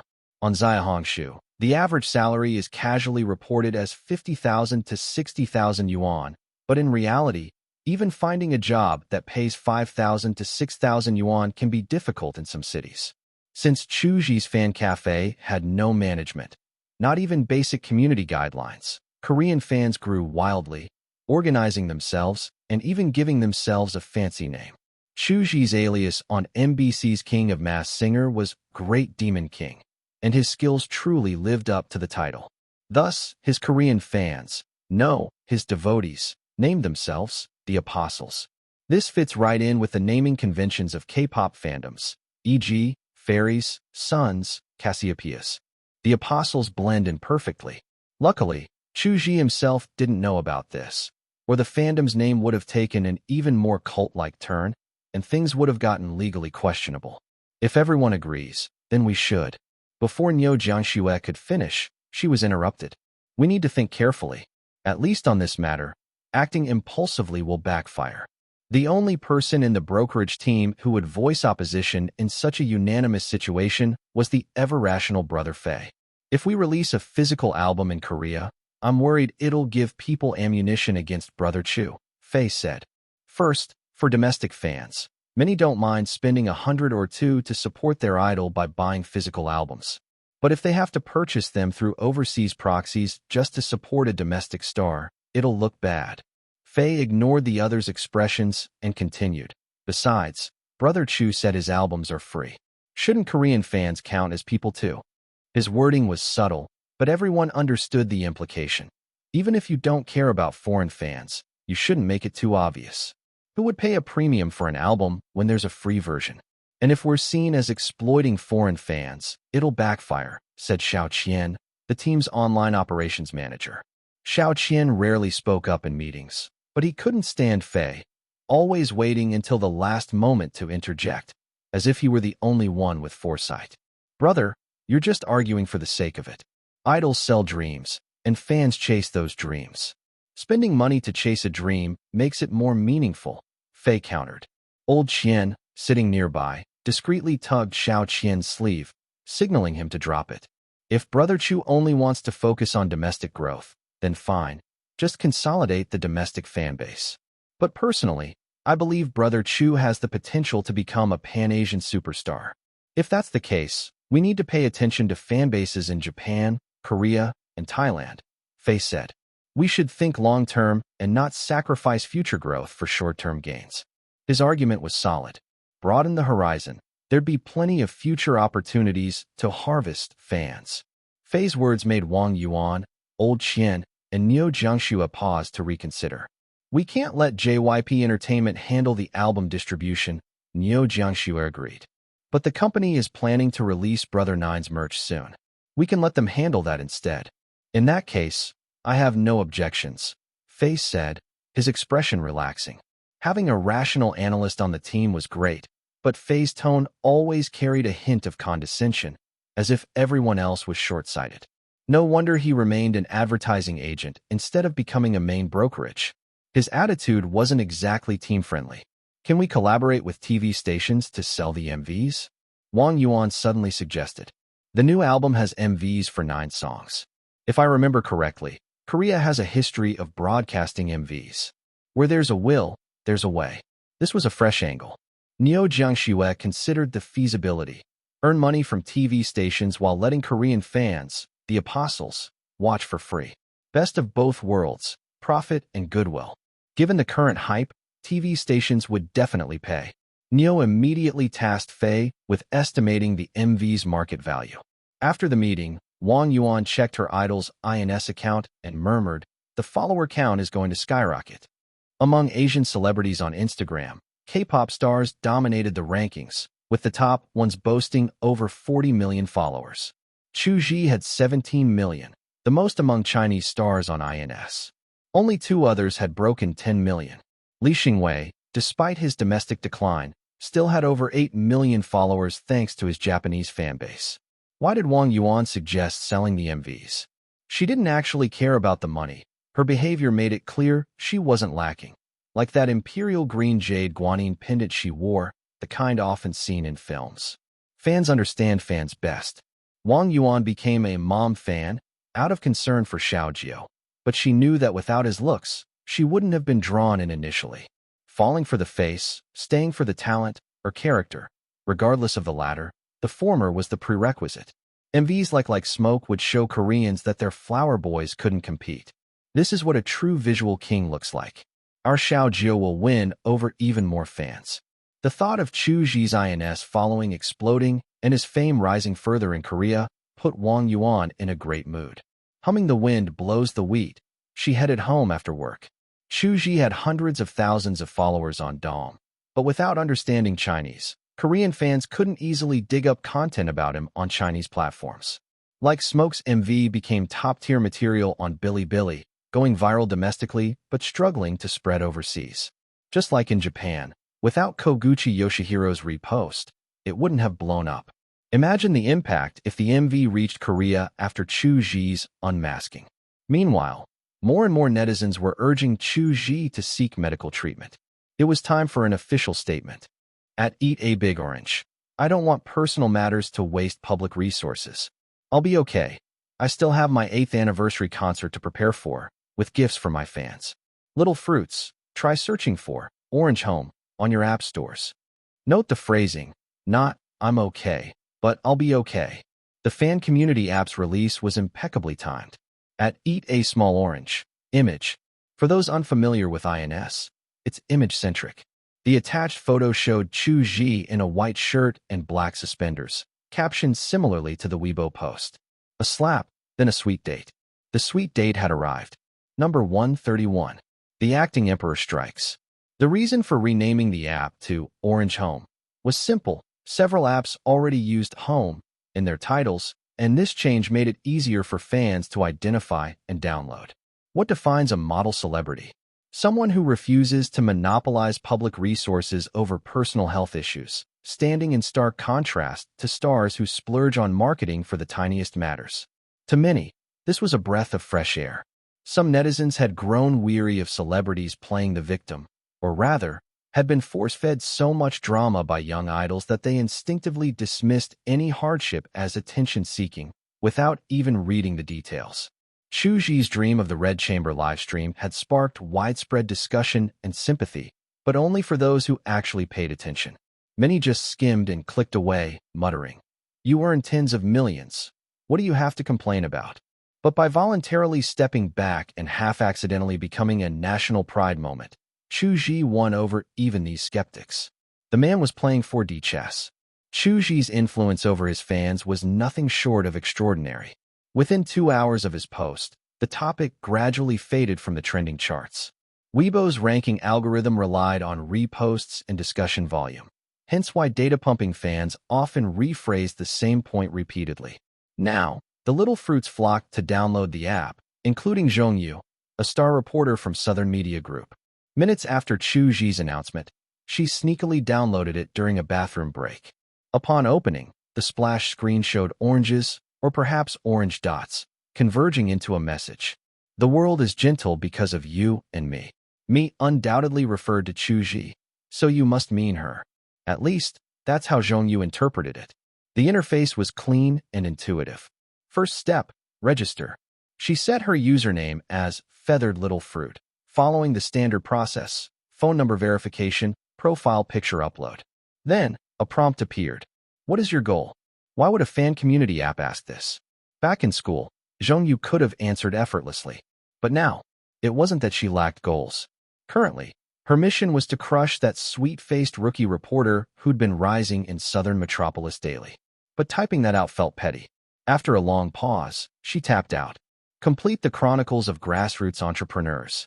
Grassroots entrepreneurs was a euphemism for small business owners. Early in her career, Zhongyu had believed their stories were worth telling, only for her editor to shoot it down. Young people are sick of inspirational fluff. Even billionaire origin stories bore them. let alone mom-and-pop shops. By the time Zhongyu gained enough clout to push the project, she knew it was commercially unviable. Still, typing it now was a silent nod to her younger self. After registering, she clicked into the big orange priority section and found a pre-recorded video from Chu Zhi. Hello, little fruits. Welcome to our home. Here, I'll share fun updates, and you can relax and enjoy yourselves. I'm deeply grateful for your support, but fandom isn't everything. It shouldn't replace life. So let's grow together and achieve our goals. His tone was earnest. At the end, he leaned in conspiratorially. P.S. My personal goals are pasted on the ceiling. Ceiling? Zhongyu glanced up, then scrolled down to find a hidden tab. Master the Orange. Inside was Chu Zhi's roadmap. Personal goals. Release 3 free albums so more people hear my music. 1/3 done. Win recognition from China's Big 4 music awards. 1/4 achieved. Take music beyond borders. Gain Asian recognition. Win a Grammy. Global musical influence. PS steps 3 to 5 are dreams. Hey, aim high. As a journalist, Zhongyu noticed fine print at the bottom. For our middle/high school little fruits, per artist request, daily browsing is capped at 3 hours, excluding background music. Study hard for your future. A central orange model dripped with juice. Each droplet a fan's aspiration. Pass the grad school entrance exam. Get into Fudan University. Stop sucking at math finals. Nail this project for that promotion. Special wish. Grow better together with little fruits. Zhongyu had filled in her goal half-heartedly, but this display struck a chord. Chu Zhi's plan wasn't some vague, inspirational poster. It was tangible, step by step. It felt like her idol was hustling alongside her, surrounded by fans leveling up in real time. New juice droplets, updated constantly, like a live comment barrage of ambitions. Growing with your idol. This is celebrity social responsibility at its peak, Zhongyu mused. As a reporter, she'd covered too many tragedies of fans abandoning studies for stardom. If all stars guided fans like this, then she caught herself. No, Chu Zhi's the only top-tier celeb with this mindset. The rest just want to milk fans dry. Chu Zhi's meticulous planning didn't stop there. Remember the fan leaders who'd surveyed 100-plus group chats, collecting 87,000 responses from student fans about their dream schools? If those students registered with their original phone numbers, they'd unlock a preloaded orange orchard badge, with their submitted school automatically flagged as a goal. These 87,000 students were the backbone of Chu Zhi's online engagement, the data warriors and super commenters. Getting exclusive treatment sent their loyalty into overdrive. Casual fans, diehards, passionate evangelists. As for the 3-hour limit, Orange Home was a forum, not TikTok. Most users wouldn't linger beyond an hour anyway. The restriction cost nothing but aligned perfectly with national youth protection policies. Another PR masterstroke. Especially with Chu Zhi publicly sharing his career blueprint, then urging fans to strive alongside him. Teen fans, rebellious by nature, might resent parents or teachers nagging them to study. But when their idol led by example, that hit different. The result? Xinhua News Agency officially praised Chu Zhi. Number 132. Cultivating fans the right way. Hashtag celebrity responsibility. Channeling influence for good hashtag. The rise of idol fandom culture from Korea has dominated the market, but what we need is positive energy. Celebrities have a responsibility to guide their influence correctly, amplifying mainstream values and spreading positivity. Only then can online culture remain untainted by negativity. Artist Chu Zhi's efforts to guide his underage fans toward balanced lives and studies, keeping pace with the times, exemplify how idols and fans can grow sustainably together. Xinhua News Agency. Xinhua, officially the New China News Agency, is the largest news outlet in China and ranks among the world's top 5 agencies, though Western media often excludes it, just like Russia's TASS. Meanwhile, Reuters, the world's oldest news agency, remains a British mouthpiece notorious for spreading misinformation. The phrase "grow sustainably together" was a thinly veiled warning to other celebrities, a masterclass in diplomatic phrasing. Even non-fans grew curious and downloaded Orange Home. What was once a niche fan community app saw 700,000+ downloads on Android within 24 hours, while the iOS version topped the App Store's daily charts. Downloads were expected.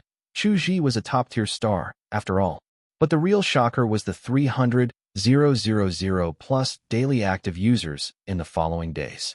To put this in perspective, Qidian Literature, one of China's largest reading apps, averages 3 million DAUs. A fan community app pulling 10% of that traffic was unheard of. Little Fruits became the envy of fandom once more. Does your idol care what school you want to attend? Does your idol strive alongside you? No. Only Ninth Lord treats fans like family. Comments flooded in. From now on, Chu Zhi is my only bias. K-pop idols are just side hobbies. I can't resist improving myself with Xiaojiao. I will get into Central Academy of Drama. Gotta work hard. The frenzy was electric, though realistically, such motivation rarely lasts beyond a month. Let's be honest. Chronic procrastination is human nature. Ambition is just an intermittent fever. But even after the initial hype faded, fans watched as their idol kept climbing, steadily ticking off his goals without pause. Some in the community persisted, proving that the effort wasn't wasted. Chu Zhi's investment in Orange Home was genuine. He wanted fans to improve. Why? Simple. Top schools and better jobs equals more disposable income to spend on him. Previously, Little Fruits and K-pop fandoms coexisted peacefully. Even the most arrogant nobility among K-pop stans knew better than to provoke them. Many fans even overlapped, enjoying both. But Chu Zhi's move drew a clear line. Ninth Lord has done so much for us. Supporting Chinese entertainment is the least I can do. If K-pop hadn't been so arrogant, Ajio wouldn't have needed to go on MBC. No messy fan wars, just quiet attrition. GZ boy groups Chinese fandom quietly weakened. Calling from the center of the world set. At the Hetian Resort Hotel in Zhangjiajie, typically packed with tourists, the entire property had been rented out for filming. With no conference rooms available, the production meeting was held at the hotel's Memoir Bar. Attendees: Director Zhang Yudi, Art Director Liao Dachong, Producer Sun Shi, Male Lead Hu Fengqi, Female Lead Cheng Yun. Zhang Yudi voiced his skepticism. Producer Sun, is spending 10 million on an idol who can't act really worth it? Sun Shi, representing investors, worth it? Without Brother Liao's connections, we couldn't even get him for 10 million. Other productions offered 100 million and were rejected. Liao Dachong hid his pride, but recalled his call with Chu Zhi. Chu Zhi, you know my acting isn't great, Director Liao. I'd feel guilty taking the money, and I don't have time to train now. Liao, just like our MV collab, no acting needed. Just be handsome. Trust me. Chu Zhi. All right, I'll give it a shot. Privately, Liao admired Chu Zhi's integrity. Turning down 100 million to protect his reputation? Rare. Liao, pitching hard. Director Zhang. Have you seen the Like Smoke MV? Zhang. Yes, but Chu Zhi's never acted. He might not fit. Fit. Liao mentally cursed. You're stuck directing trash idol dramas at your age because you've got no vision. Out loud, he declared. Chu Zhi's face suits any role where looks matter. No exceptions. Hu Fengqi, male lead, 25, former idol-turned-actor, felt like he was at a funeral. Despite starring in a hit web drama, his pay was just 500,000 per episode, 1.5 million pre-tax for 30 eps. Meanwhile, Chu Zhi earned 10 million for a cameo. If only I had that fan base, he thought bitterly. Then, a silver lining. At least he can act. I'll outshine him and ride his clout. Cheng Yun, female lead, was thrilled. She wasn't a fan, but collaborating with the industry's top traffic magnet guaranteed attention. Meanwhile, Chu Zhi was en route, not on horseback, but by car, still dozens of kilometers from Zhangjiajie West Station. Why take the role? 2 reasons. Liao Dachong would showcase his visuals impeccably. Even without acting, Chu Zhi wanted his legend to permeate the industry. The cameo role? A superstar band vocalist whom fans called Lord Vocalist. Sound familiar? GZ Group's main vocalist, Zhao Quan, was also called Lord Vocalist by fans. Chu Zhi was casually stealing the title. In entertainment, don't nicknames belong to whoever's hotter and more popular? Number 133. Giving out benefits needs a reason. How much longer until we arrive, Brother Chiao? Chu Zhi asked. The driver, Brother Chiao, replied, about half an hour. Brother Chiu and the personal assistant Xiao Zhu had both accompanied the team on this trip. The SUV was rented temporarily at the airport. Having their own driver made things much more convenient when attending events in different places. Sister Nyo, could you let the film crew's director know that there's no need for a grand welcome dinner tonight? It's unnecessary, Chu Zhi said. All right. Neo Jiangxue hesitated for a moment before agreeing. Top-tier celebrities naturally traveled with an entourage, and in an era where everyone emphasized pomp and circumstance, not doing so would only make the other party look down on you rather than appreciate your humility. A welcome dinner was indeed optional, but the main priority was ensuring that the accommodations were a presidential suite, the most expensive room type. Chu Zhi had originally planned to take a short nap in the car, but then he remembered something.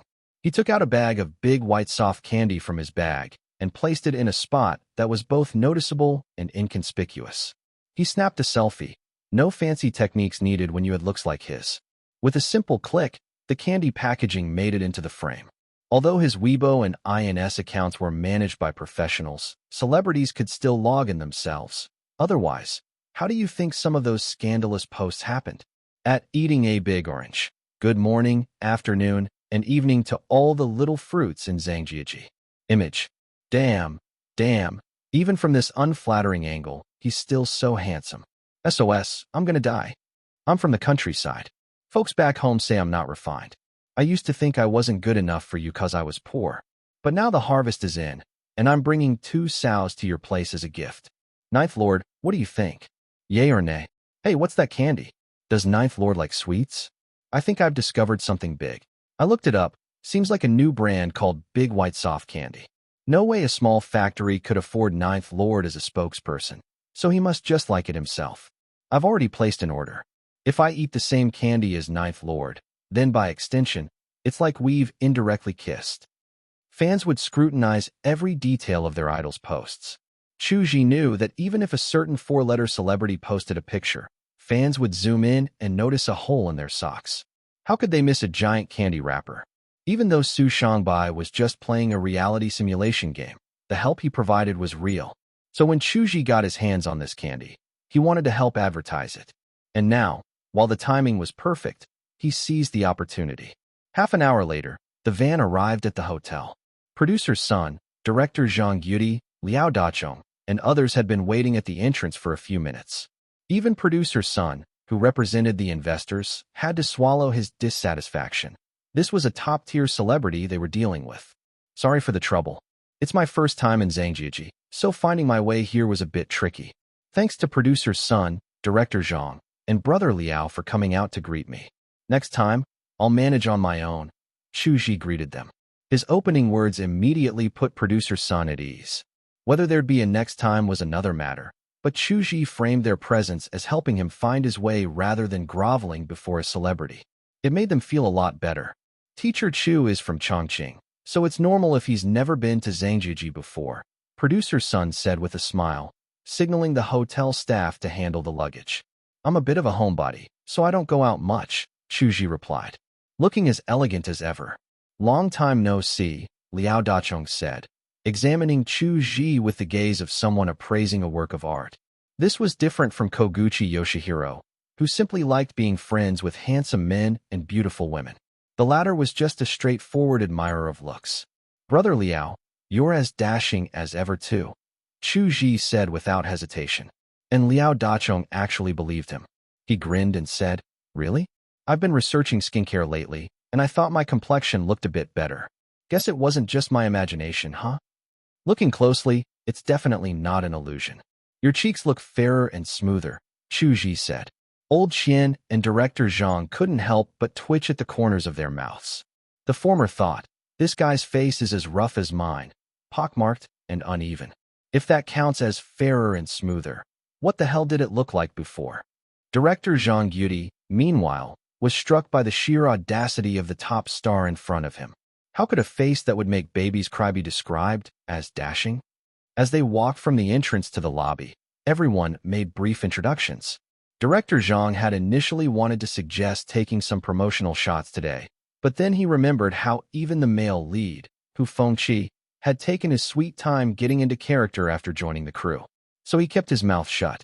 Teacher Chu must be tired from the trip. You should rest early today, producer Sun said, not expecting any work to be done. The Water Village presidential suite you're staying in has a sauna and private pool, and you can have food delivered to your room. The Water Village presidential suite was publicly priced at 28,000 yuan per night, but the crew had booked out the entire hotel at a discounted rate. Besides, the suite had 3 bedrooms, so Chu Zhi's entire team could stay there. The trip wasn't that tiring. If the photographers and directors aren't exhausted, why don't we take the promotional shots today? That way, if there are any issues, we can adjust them tonight, Chu Zhi suggested proactively. His enthusiasm caught producer Sun off guard. After a pause, he asked the director, "Is that doable?" "No problem. We can start any time," Zhang Guti said. They headed to the makeup room, which had originally been the hotel's wellness center. The stylist fitted Chu Zhi with a wig while explaining, the male lead is a glam rock singer, so his look is going to be pretty flashy. Because the male lead is too handsome, he feels like his fans only like him for his looks, so he gets plastic surgery, the stylist said, then quickly moved on, realizing how absurd the plot sounded. Being a rock enthusiast himself, the stylist went into detail about glam rock, how it used visually striking makeup and flamboyant stage presence to perform songs with dark, decadent themes, creating an indescribable contrast.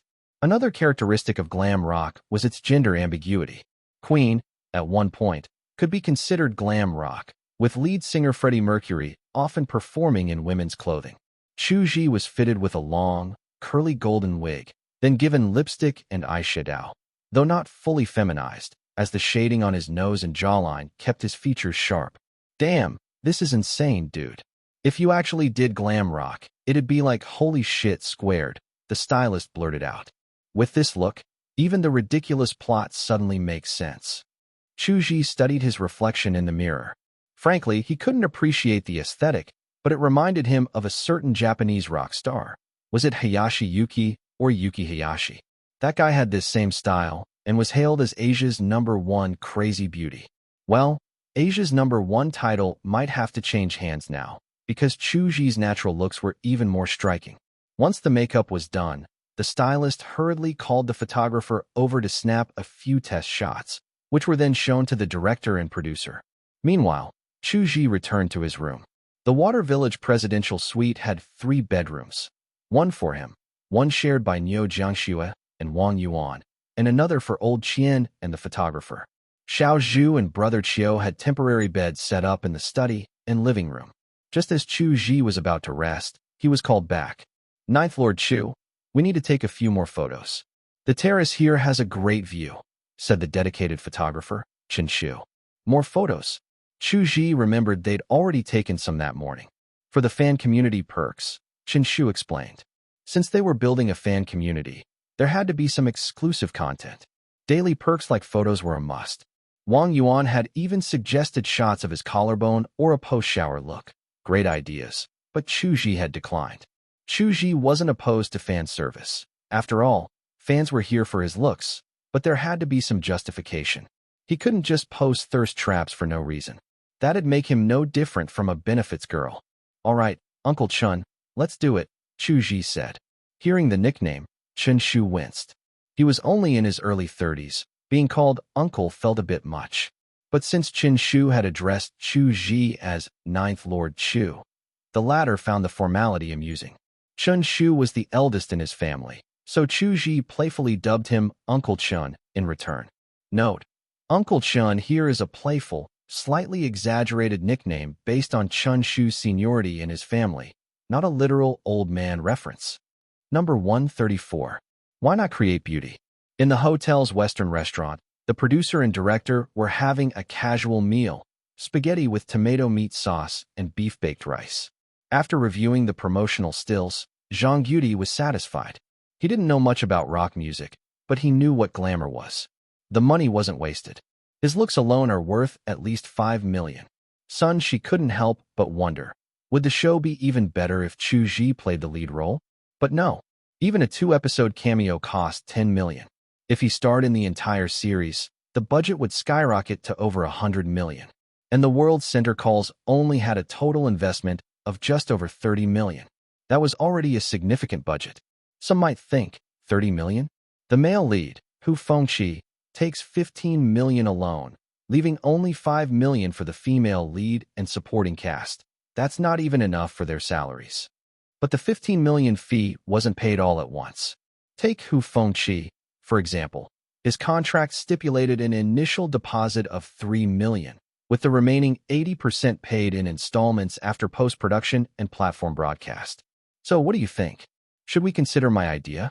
Liao Dachong, the art director, carrying a plate of steak, unceremoniously squeezed into their table.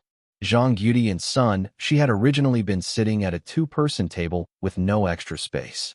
Liao Dachong wedged himself in from the side, making the once spacious table suddenly cramped, elbows bumping. Idea?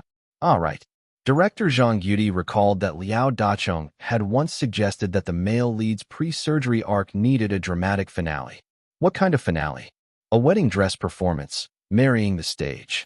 Liao Dachong had passionately explained to the director and producer how brilliant this concept was. A man in a wedding dress? Zhang Yudi and the producer had immediately vetoed it. What kind of nonsense was that? Did they think this was some amateur production where anything goes? It'd look ridiculous.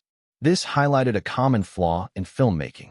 The World Center Calls was marketed as China's first hardcore rock drama, glam rock being a subgenre of hardcore rock.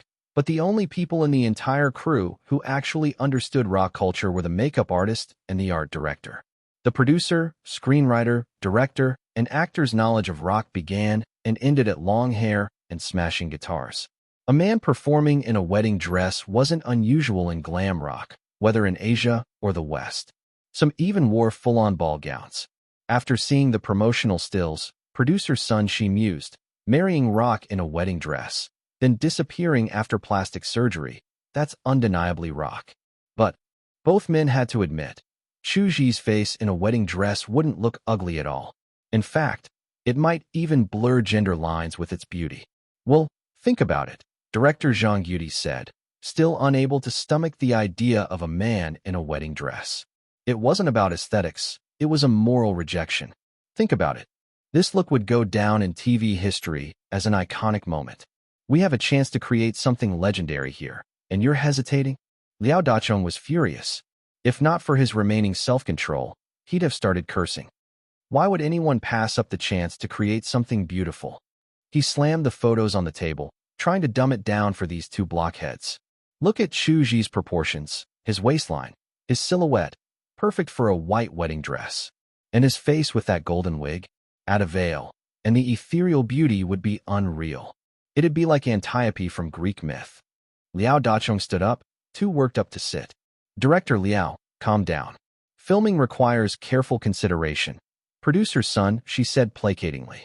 Zhang Yudi nodded, giving a diplomatic non-answer. We'll definitely take your suggestion seriously. Liao Dachong could see right through their empty promises. Fools. No vision. He picked up his now lukewarm steak and moved to another table, muttering, "Too crowded here. I'll eat somewhere else." Sun and Zhang didn't mind his childish exit. Good riddance. His scowling face was ruining their appetites anyway. The Heiyuan Resort Hotel had two restaurants. The Delix Western restaurant where they were dining, and the Wei Weifang Chinese restaurant, where Chu Zhi was currently putting on a performance. "Sorry, this is a bit embarrassing," Chu Zhi said, feigning discomfort. Female lead Cheng Yun and supporting actress Xiao Man had come to the Chinese restaurant for dinner, only to witness a jaw-dropping sight. 2 bowls of beef noodles, a plate of dumplings, a serving of spicy diced chicken, and a bowl of boiled fish, a carb explosion. I get really hungry sometimes too. Teacher Chu has a great appetite, Cheng Yun said after a stunned pause. Teacher Chu, could I take a photo with you? Xiao Man asked timidly. Of course, Chu Zhi agreed. After Xiao Man took her photo, Cheng Yun followed suit. She hadn't actually wanted one, but since the other girl asked, refusing would have seemed like she was snubbing the superstar. Once the photos were taken, modern phone cameras had decent resolution. Chu Zhi hesitated, as if struggling to say something. Could you not tell anyone about how much I ate? He looked genuinely embarrassed. Of course, Teacher Chu. No problem. Cheng Yun and Xiao Man replied in unison, though not quite synchronized. Thank you really. Chu Zhi flashed a relieved, heart-melting smile. After exchanging pleasantries, he left. Both women were momentarily dazed by that smile. Cheng Yun recovered first. She had stronger immunity to male charm, but Chu Zhi's extra request had left a deeper impression. So what if he eats a lot? As the saying goes, if you're handsome, you're a foodie. If you're average, you're just a glutton. Chu Zhi was undeniably the former. Having a foodie persona is really popular with fans. Why is Teacher Chu so afraid of people knowing? Cheng Yun wondered aloud. Maybe Teacher Chu isn't a foodie. Maybe he's just binge eating because of his condition. Xiaoman said quietly. Binge eating. Cheng Yun had seen the news. It clicked. Is his condition that serious? He seemed so normal just now. Warm, gentle, completely fine. Yin Yun, do you think someone who binge eats yet stays that thin is normal? Xiaoman pointed out. He needs to drink a lot of alcohol just to numb himself enough to perform. Right. The evidence was all there. How could he be fine? Online theories say Teacher Chu either has agoraphobia or PTSD. Now it seems PTSD is more likely. Xiaoman, a semi-fan herself, felt a pang of sadness. With all the recent discussions, he probably doesn't want to take up more public attention or let more people know about his illness. He must have been trying to hide the binge eating just now. Cheng Yun didn't know much about PTSD, but plenty of films and shows depicted it. People with post-traumatic stress struggled to control their emotions, let alone be a celebrity. Teacher Chu must be trying his best to treat the world with kindness, Xiaoman said. Then he must be suffering so much. Cheng Yun couldn't help but think. And thus, Cheng Yun took her first step toward becoming a little fruit, overthinking everything. Originally, Chu Zhi hadn't planned his next move, but after seeing the fans' speculations, he thought, damn, that makes so much sense. I'm adopting this narrative. Depression plus PTSD? That's like doubling down on tragedy. Of course, milking sympathy required timing and finesse. Once a year was enough. Any more, and the public would get annoyed. Everything needed balance. And when it came to balance, you could always trust Chu Zhi, the master of emotional manipulation, the emperor of acting, the honest and reliable charmer, to nail it. So, Chu Zhi began laying the groundwork for next year's sympathy campaign, solidifying his PTSD image. Number 135. A star with a plan. There's profit to be made here. I thought this would just be a money pit, but after a week, the daily active users are still holding steady at around 250,000. Registered users have stabilized at 17 million, Fei Gu analyzed from a financial perspective. How much money can this make? Not bad at all. Orange Home itself wasn't a direct revenue stream, but the registered user base and daily activity meant announcements, concerts, and other events could be promoted at minimal cost. The expenses for software operation and server leasing were offset by the savings in marketing convenience. At least, that's how Fei Gu saw it. Brother Chu is different from those other stars who don't plan ahead. Take Liu Pei, for example. He's in his 30s and still has no long-term strategy. Fei Gu scoffed. Fei Gu, let's not talk like that. We're all under the same company. The network operations manager quickly interjected. Right now, Chu Zhi was Taiyang Chuan's top star, but Liu Pei was still the former number one. Even a broken ship has some nails left. At first, I didn't understand why we added a study room feature to the app, but now I get it. It increases the app's value even further. Fei Gu mused, increasingly impressed by Chu Zhi's foresight. The study room was a pre-built feature that had been cut before Orange Home's launch. A smart move, since you shouldn't reveal all your cards at once. That said, Fei Ji's perspective was still a bit narrow. Chu Zhi was building a personal brand, and having his own fan app was a major advantage. Fei Gu, Douyin agreed. The deputy advertising manager suddenly announced. Making money isn't easy. That move to South Korea was brilliant. Otherwise, these capitalists wouldn't have loosened their grip. Fei Gu sighed, exhausted from the negotiations. Douyin, with its massive influence, had already signed a slew of celebrities as Chief Operating Officer, Chief Recommendation Officer, Chief Discovery Officer, and so on, 7 or 8 in total, all A-listers. But Chu Zhi's deal was even bigger.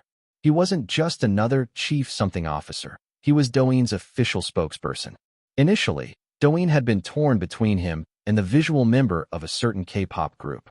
Why did female idols dominate short videos? Because Douyin's user base skewed toward precious metals, code for thirsty viewers, giving girl groups a natural advantage.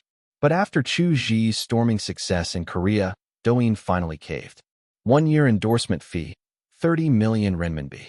Official account operation fund, 18 million renminbi. Signing bonus, 2 million renminbi. $500 million RMB wasn't free money though. Douyin had demands, like the official account operation fund requiring at least 3 short videos per month for a year. The tables have turned. Before, Korean stars came to steal our endorsements. Now, we're stealing theirs. Fei Gu gloated as Douyin sent over the draft contract. Fei Gu, there's something I'm not sure I should say, the deputy advertising manager hesitated. Then don't, Fei Gu shot back bluntly. All right. The deputy manager swallowed his words, feeling as uncomfortable as holding in a fart. Tables have turned. More like Chu Zhi is the exception. Everyone else is struggling. The deputy manager sighed inwardly. Last year, when Chu Zhi was mired in scandals, he didn't even make the top 20 on Forbes' China celebrity list. This year, he'd probably take the top spot. With enough star power, money came fast, especially for a top-tier celeb like Chu Zhi. Before the Douyin contract was even finalized, South Korea was already throwing cash his way. MBC TV, notoriously stingy, offered 1 billion KRW, about 5 million renminbi, for the 3-year Korean broadcasting rights to the 9 MVs from 25,117 possibilities. If Neo Jiangxue hadn't been plotting a counterattack on the Korean peninsula, they'd never have accepted such a lowball offer.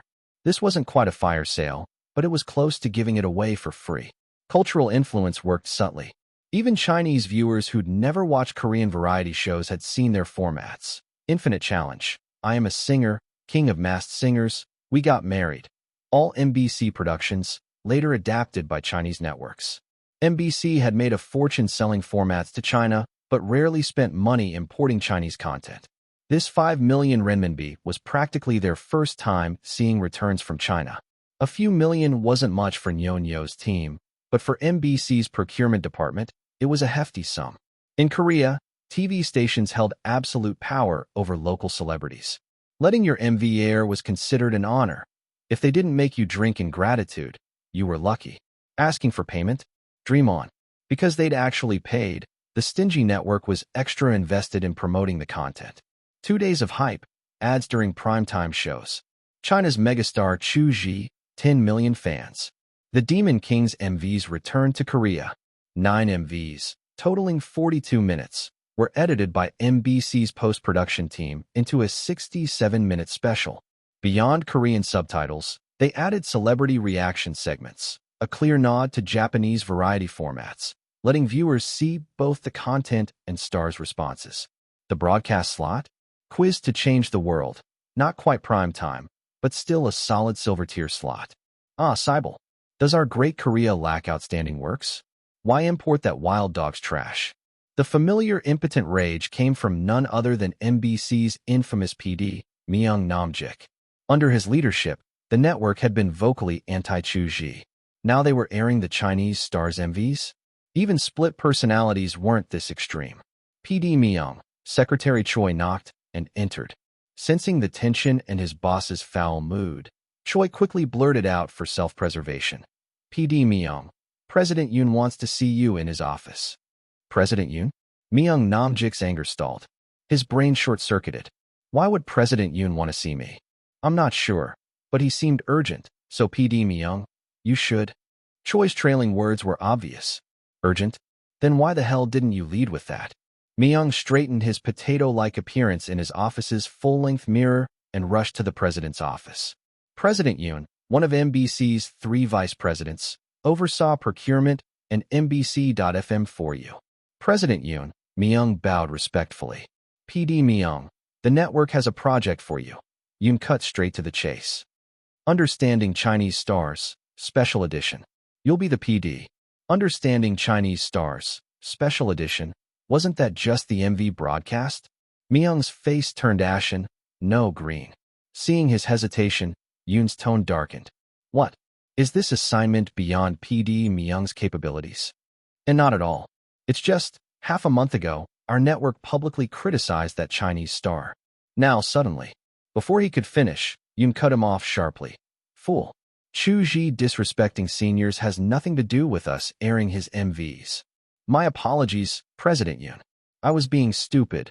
Myung hurriedly backtracked, his mood crashing. Chu Zhi's MVs have 2 billion clicks on Chinese platforms. Do you even comprehend how big that is? Yun's voice rose, spittle flying in his excitement. This is a 1 billion KRW project, PD Myung. Are you saying you can't handle it? Understanding Chinese Stars. Special edition will be a massive success. I guarantee it, President Yun. Myung declared loudly. And so, the situation became, you hate me, but you still have to work with me to build the new China. Number 136. Pay up. The members of Goodyear, Zeppelin were holding a brief but crucial internal meeting. Hyundai's safe driving endorsement, said Zhou Quan, the most popular member. Hera highlighter endorsement, said Young Min-ah, the main dancer. I was supposed to get Tomboy's autumn collection, said the youngest member, Lee Soo-hyun. That Chinese bastard is like a bandit. He went to our country and started robbing us. I might lose a small endorsement too, added the leader, Lee Jun-suk. Taehwan, what about you? Zhou Quan asked the group's invisible man, Jang Taehwan. I don't have any endorsements being taken, Jang Taehwan said awkwardly. Oh right, I almost forgot. You barely have any endorsements to begin with, Zhou Quan sneered. In this 5-member group, Jang Taehwan might as well have been a filler member, the least popular, with the fewest fans. While the others had over a dozen endorsements each, he only had 3 or 4. Hyundai, Hera, and Tomboy had indeed been snatched up by Chu Zhi, but Tomboy's autumn collection hadn't even confirmed Lee Soo-hyun as their ambassador yet. He was just afraid of being left out if his Hyungs all lost deals while he didn't, so he exaggerated and fabricated a claim. As the leader and the oldest, Lee Jun-suk stepped in to stabilize morale. Don't panic. The entertainment industry moves fast. How long can Chu Zhi stay hot just from a variety show? 1 or 2 months. That's the lifespan of these kinds of shooting stars. Zhou Quan nodded. He's already been popular for almost a month. His time is running out. Once his hype dies, these brands will regret their decisions. Lee Soo-hyun huffed. Zhou Quan couldn't stand Lee Soo-hyun's overly dramatic tone. Meanwhile, Young Min-ah was already plotting.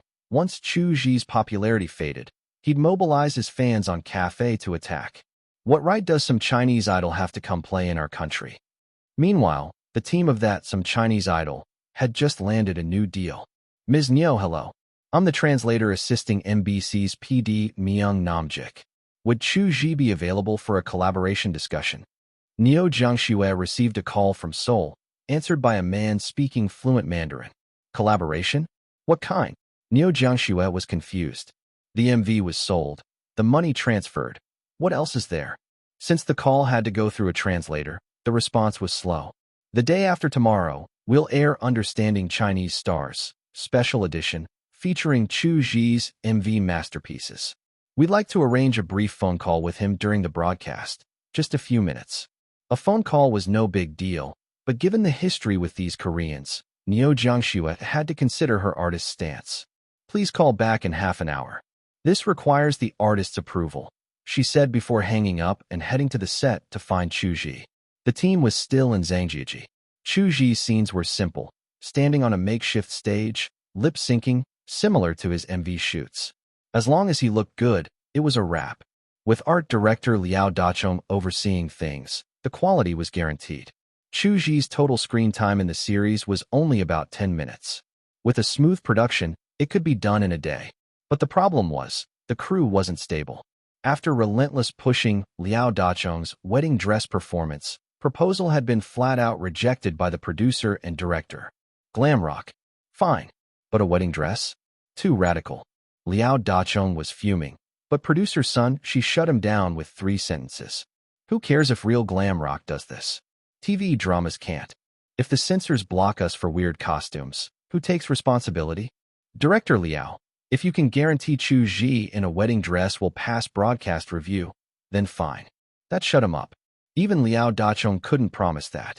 For the next 2 days, he ranted about censorship, though his exact words aren't suitable for print. Once the current scene wrapped, Neo Jiangxue briefed Chu Zhi on the MBC situation. We've had a pleasant collaboration with MBC before. So sure, but they'll have to pay, Chu Zhi said without hesitation. Normally, stars don't charge for quick phone-ins, only for pre-recorded video messages.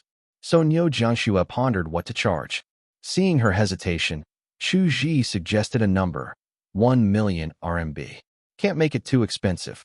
They only paid 5 million for the MVs. This is a steep ask for a stingy network. MBC publicly criticized me. It's not too much to make them pay, right? Chu Zhi said. Got it. Neo Jiangxue couldn't help but smile. She'd almost forgotten. Despite his gentle demeanor, Nine had a petty side too. Kind of cute. A classic case of halo effect. Because Neo Jiangxue already viewed Chu Zhi as extremely kind, even his pettiness seemed endearing. When the soul call came again, Neo Jiangxue played hardball. I'm very sorry, but the schedule is packed these days. The artist may not have time for a call-in. The translator this time wasn't Kim Jae-hee. MBC had plenty of Taiwanese staff, so Mandarin speakers weren't rare. The translator, Xiao Gang, nervously relayed Neo Jiangxue's words, avoiding eye contact with Myung Namjik, afraid he might get slapped. No time. Myung Namjik's temper flared. He already hated working with a Chinese star, and now this? How can a few-minute call be impossible? Even a bathroom break would be enough time. Clearly, they just didn't want to cooperate. If not for his promise to VP Yoon, Myung would have walked out. Gripping a pen like a dagger, he forced himself to stay calm. Just 5 minutes. No, even 3. Please, Chu Zhi must find the time, Myung said through gritted teeth, his tone murderous. I'm truly sorry. If the schedule weren't so tight, we'd love to help. But squeezing this in would disrupt other commitments. We really can't, Neo Jiangxue said, oozing fake regret. Myung Namjik wasn't stupid. He was just rabidly anti-China, and also believed China and America should belong to Korea. So he instantly decoded Neo Jiangxue's subtext. Disrupting work means compensation. Bastards. Not an ounce of international cooperation spirit. Myung was practically gnashing his teeth, his pen creaking under his grip. He forced out. Ask them how much Chu Zhi would lose for the disruption. Xiao Gang translated. Neo Jiangxue replied sweetly. Oh, it's not about the money. It's just that these days, the artist is collaborating with Dior, Armani, top international brands.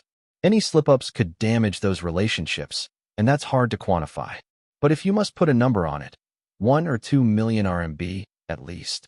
Xiao Gang's scalp went numb. That's 3 billion KRW. Are they insane?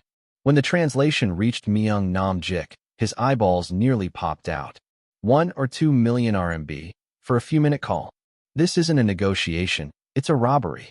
Number 137. A successful spin-off variety show. If he had to ask Vice President Yoon for an extra 1 or 2 million won, the man would probably skin him alive. As for using his own money, stop right there. What kind of hellish joke was that? Spending personal funds for company business? Are you okay? Are you okay? Did you eat too many Lilame plums? Invite teacher Chu Zhi for a video call. You'll stand next to me and translate, Myung Namjik ordered. The translator immediately relayed the request. On the other end, Neo Jiangxue seemed to consult with the artist before responding half a minute later with approval. The video call was set up. Holy shit, this guy is handsome. This mainland celebrity had something special. Was he a visual K-rock singer? The translator's nerves eased as he took in the golden curls and leather jacket look. His thoughts raced, momentarily forgetting his usual anxiety. Teacher Chu Zhi, your appearance truly has a genius's aura, Myung Namjik said, his face instantly morphing into a practiced smile. You have hundreds of thousands of fans in Seoul alone, and our show has high ratings there. We'd be honored if you could spare a few minutes to greet them over the phone. When one path failed, Myung switched to the fan card. Truth be told, even though Chu Zhi performed for both domestic and foreign audiences, his disdain for Japan and Korea ran deep. His efforts there were minimal. Even the Emperor of Acting had personal biases. I'm very grateful for the support of Korean fans, but my schedule is packed. I'm currently filming a drama, Chu Zhi said. It's only because Mr. Myung Namjik reached out that I took time off set to take this call. Only because of me. Why does that sound like I should be flattered? Myung shook off the absurd thought. Did this guy really think he could fool someone who'd been in the industry for over a decade with such empty words? Please, Teacher Chu, we really need your help, Myung pleaded, stepping back and suddenly dropping to his knees in a full bow on camera. Unlike Japan's Dajiza, Korea's kneeling bow wasn't always humiliating. It could also signify determination. Presidents bowed to voters during elections to show dedication. Idols bowed to fans in gratitude. But even so, for a TV PD to kneel before a foreign celebrity? That was lowering his head a lot. Hollywood stars were the exception. Chu Zhi reevaluated this Korean. Kneeling so decisively? Not an ordinary man. No wonder he'd climbed so high. This guy had skills. Well then, forcing a PD to kneel was far more satisfying than squeezing a measly $1 million out of him. Triggering his passive skill, Chu Zhi immediately responded, PD Myung, you're too kind. Given our relationship, I should agree without hesitation. But as a celebrity with some fame in China, my schedule is extremely tight. I truly apologize, PD Myung. His tone perfectly conveyed inner torment. SSI ball. Our relationship. If we're so close, why won't you just say yes and let me get up? Myung hadn't kneeled this much since his early days. His legs were starting to ache. PD Myung, please stand. Chu Zhi trailed off, feigning hesitation. Please. The show airs this Thursday. We need your call, Myung pressed, swallowing his humiliation. He'd kneeled because he knew, without money, Chu Zhi would never agree. And this program? An MV showcase needed the original artist to feel complete. Yet the procurement team hadn't even secured a promotional clause in the contract. Useless idiots. Fine. Send me the timing and script. But I really can't spare more than 3 minutes. Chu Zhi reluctantly conceded. Thank you, Teacher Chu, Myung said through gritted teeth. Then I'll leave it at that. The set's waiting for me, Chu Zhi said before hanging up. The translator itched to ask what drama Chu Zhi was filming. That visual K-rock look alone had him hooked. But with his boss on his knees, now wasn't the time. Kneeling to beg. The translator shuddered. Had he just witnessed something he shouldn't have? Panicking, his survival instincts kicked in. PD Myung, your dedication to the network is truly inspiring. A role model for us all. He even added quietly, dealing with a subpar star like Chu Zhi must be exhausting. Why would President Yoon make such an unwise decision? Enough. President Yoon has his vision. He sees the bigger picture for our network. We mustn't question him, Myung said, standing and dusting off his slacks. The translator's words had soothed his ego. That Chinese star is really something else. Myung adjusted his suit. Elegance never goes out of style. MBC had plenty of experience producing variety shows. They scrambled to book guests, current idol group members, A-list actors. Korean stars charged peanuts for local appearances, with even top celebs earning just a few 100,000 RMB per gig. But in China, even the least visible member of a K-pop group, like Jang Taehoon, could command 5 or 6 million per appearance. China's celebrity pay ceiling. If anyone knew how to inflate prices, it was Chinese variety shows. They'd pushed visiting Korean stars' fees higher than the top 6 Chinese A-listers. Sure, Korean stars had better skills, but 8 million RMB per episode for Jo Kwon? That was 3 million above the domestic cap. Ridiculous. With only a 2-hour time difference, the live broadcast was a tight squeeze. Same-day recordings still counted as live, so Understanding Chinese Stars, Special Edition, filmed at 4 p.m. and aired at 6:20 p.m., could technically claim to be live. No one would argue. Live shows tested a producer's mettle. Korea didn't have variety directors. PDs handled both directing and producing. Myung had been running ragged for 2 days, bitter that his efforts would only make a Chinese star more famous. But he couldn't half-ass it. His next project needed network backing. President Yoon hadn't said it outright, but the message was clear. Do well on this spin-off, and then we'll talk. 1 day passed. Then 2. Recording began. The big screen played the MVs. What I miss. Chu Zhi played an ordinary programmer who falls in love, only to break up bitterly. In the end, he visits their old cafe, touches a faded photo of them, and leaves with a smile. Against the light, a city-weary chef escapes to the desert, running freely across the sands. Suddenly missing you. A delivery rider receives a letter from his ex-girlfriend. None had dialogue or co-stars, just Chu Zhi's face carrying entire narratives. Backstage, Myung micromanaged. Sunmi, your reactions are too exaggerated. Hyben, praise more. Don't just sit there mute. Use different words. Camera team, focus on the guests. His relentless direction only highlighted Chu Zhi's visuals further. When Like Smoke played, the guests' stunned reactions needed no prompting. 2 hours later, the show aired. Number 138. We must unite. There's a saying, a golden-scaled fish is no ordinary pond dweller. It transforms into a dragon when encountering wind and clouds. In this case, the golden scales referred to Chu Zhi's looks, and the wind and clouds were the Korean beauty-obsessed fandom. Thanks to Myung Namjik's impeccable arrangements, the variety show spawned 2 viral memes in Korea's online sphere. The first came from guest Hyben, the visual member of a popular boy group. 1 second, he said, as the visual center of my group, teacher Chu Zhi's looks are about on par with mine. The next, he corrected himself. No, I'm the visual center of my group, but teacher Chu Zhi's looks are on par with mine. The second meme was born from actress Sunmi's exchange with the host.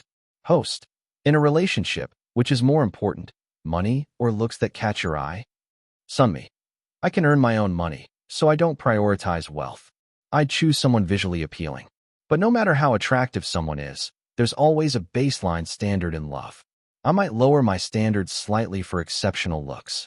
No female celebrity would dare pick money on air. This was a one-answer question in disguise. Host, pointing at Chu Zhi's image, what if the looks are this level? Sunmi, without hesitation, I'd be his mistress without marriage. Host, deadpan, so teacher Chu Zhi's visuals are baseline-breaking visuals. The new term hashtag baseline-breaking visuals blew up. Of course, memes alone couldn't carry the show. MBC's solid ratings did. In today's digital age, few people sat through live broadcasts without heavy pre-hype, so sudden spikes in viewership were rare. True viral hits usually started with online buzz. This episode shattered MBC's website records with 50 million views in under half a day, dethroning We Got Married, which had held the title 6 months prior with its superstar idol couple. Myung Namjik was summoned to the president's office that same day for praise. Vice President Yoon was ecstatic. The site traffic alone justified the 1 billion KRW investment. With the current president nearing retirement, the 3 VPs were jostling for position, and Yoon was stacking achievements. PD Myung, I have full confidence in your abilities. Your new show will have my full support, Yoon declared. Thank you, President Yoon, Myung replied promptly. Yoon then launched into a grand vision of promotions and future roles. When I'm president, you'll head procurement. Obvious carrot dangling, but Myung still left the office buoyed by the promised backing for his new project. Stepping out, Myung scanned the day's trending topics. Hashtag baseline-breaking visuals. Is there anyone in China handsomer than Chu Zhi? Why can't our flower boys compete with China's? His emotions were complicated. If expressed as a pie chart, 30% disdain, 20% resignation, 30% pride, 20% indescribable. Chu Zhi's fame in Korea had leveled up, and numbers never lied. His official cafe paid memberships surged to 570,000, with over 8 million followers, double the second-ranked star. Dom's CEO hadn't dared dream of such a debut. The real kicker? This surge was Myung's own doing. He'd personally propelled his most hated figure to new heights. The frustration was physically painful. Earlier, GZ Group had speculated that brands like Hyundai and Hera would regret signing Chu Zhi. And regret they did, for not locking him into longer contracts. Hera, a mid-tier cosmetics brand under Amora Pacific, had seen mediocre sales until Chu Zhi. Now, the graphs only climbed. Conventional wisdom said Koreans were patriotic buyers, but that came with an asterisk, except when idols are involved. Fans seem to think, Teacher Chu is a Chinese star who worked hard to endorse a Korean brand. We should support him. Coupled with Hera's affordable pricing, Amora Pacific was already preparing to renew at a higher fee. The Korean entertainment industry was paradoxical. The idol oversupply meant trainees had to master singing, dancing, and instruments. Yet looks remained the ultimate currency. Pretty faces with zero talent still thrived.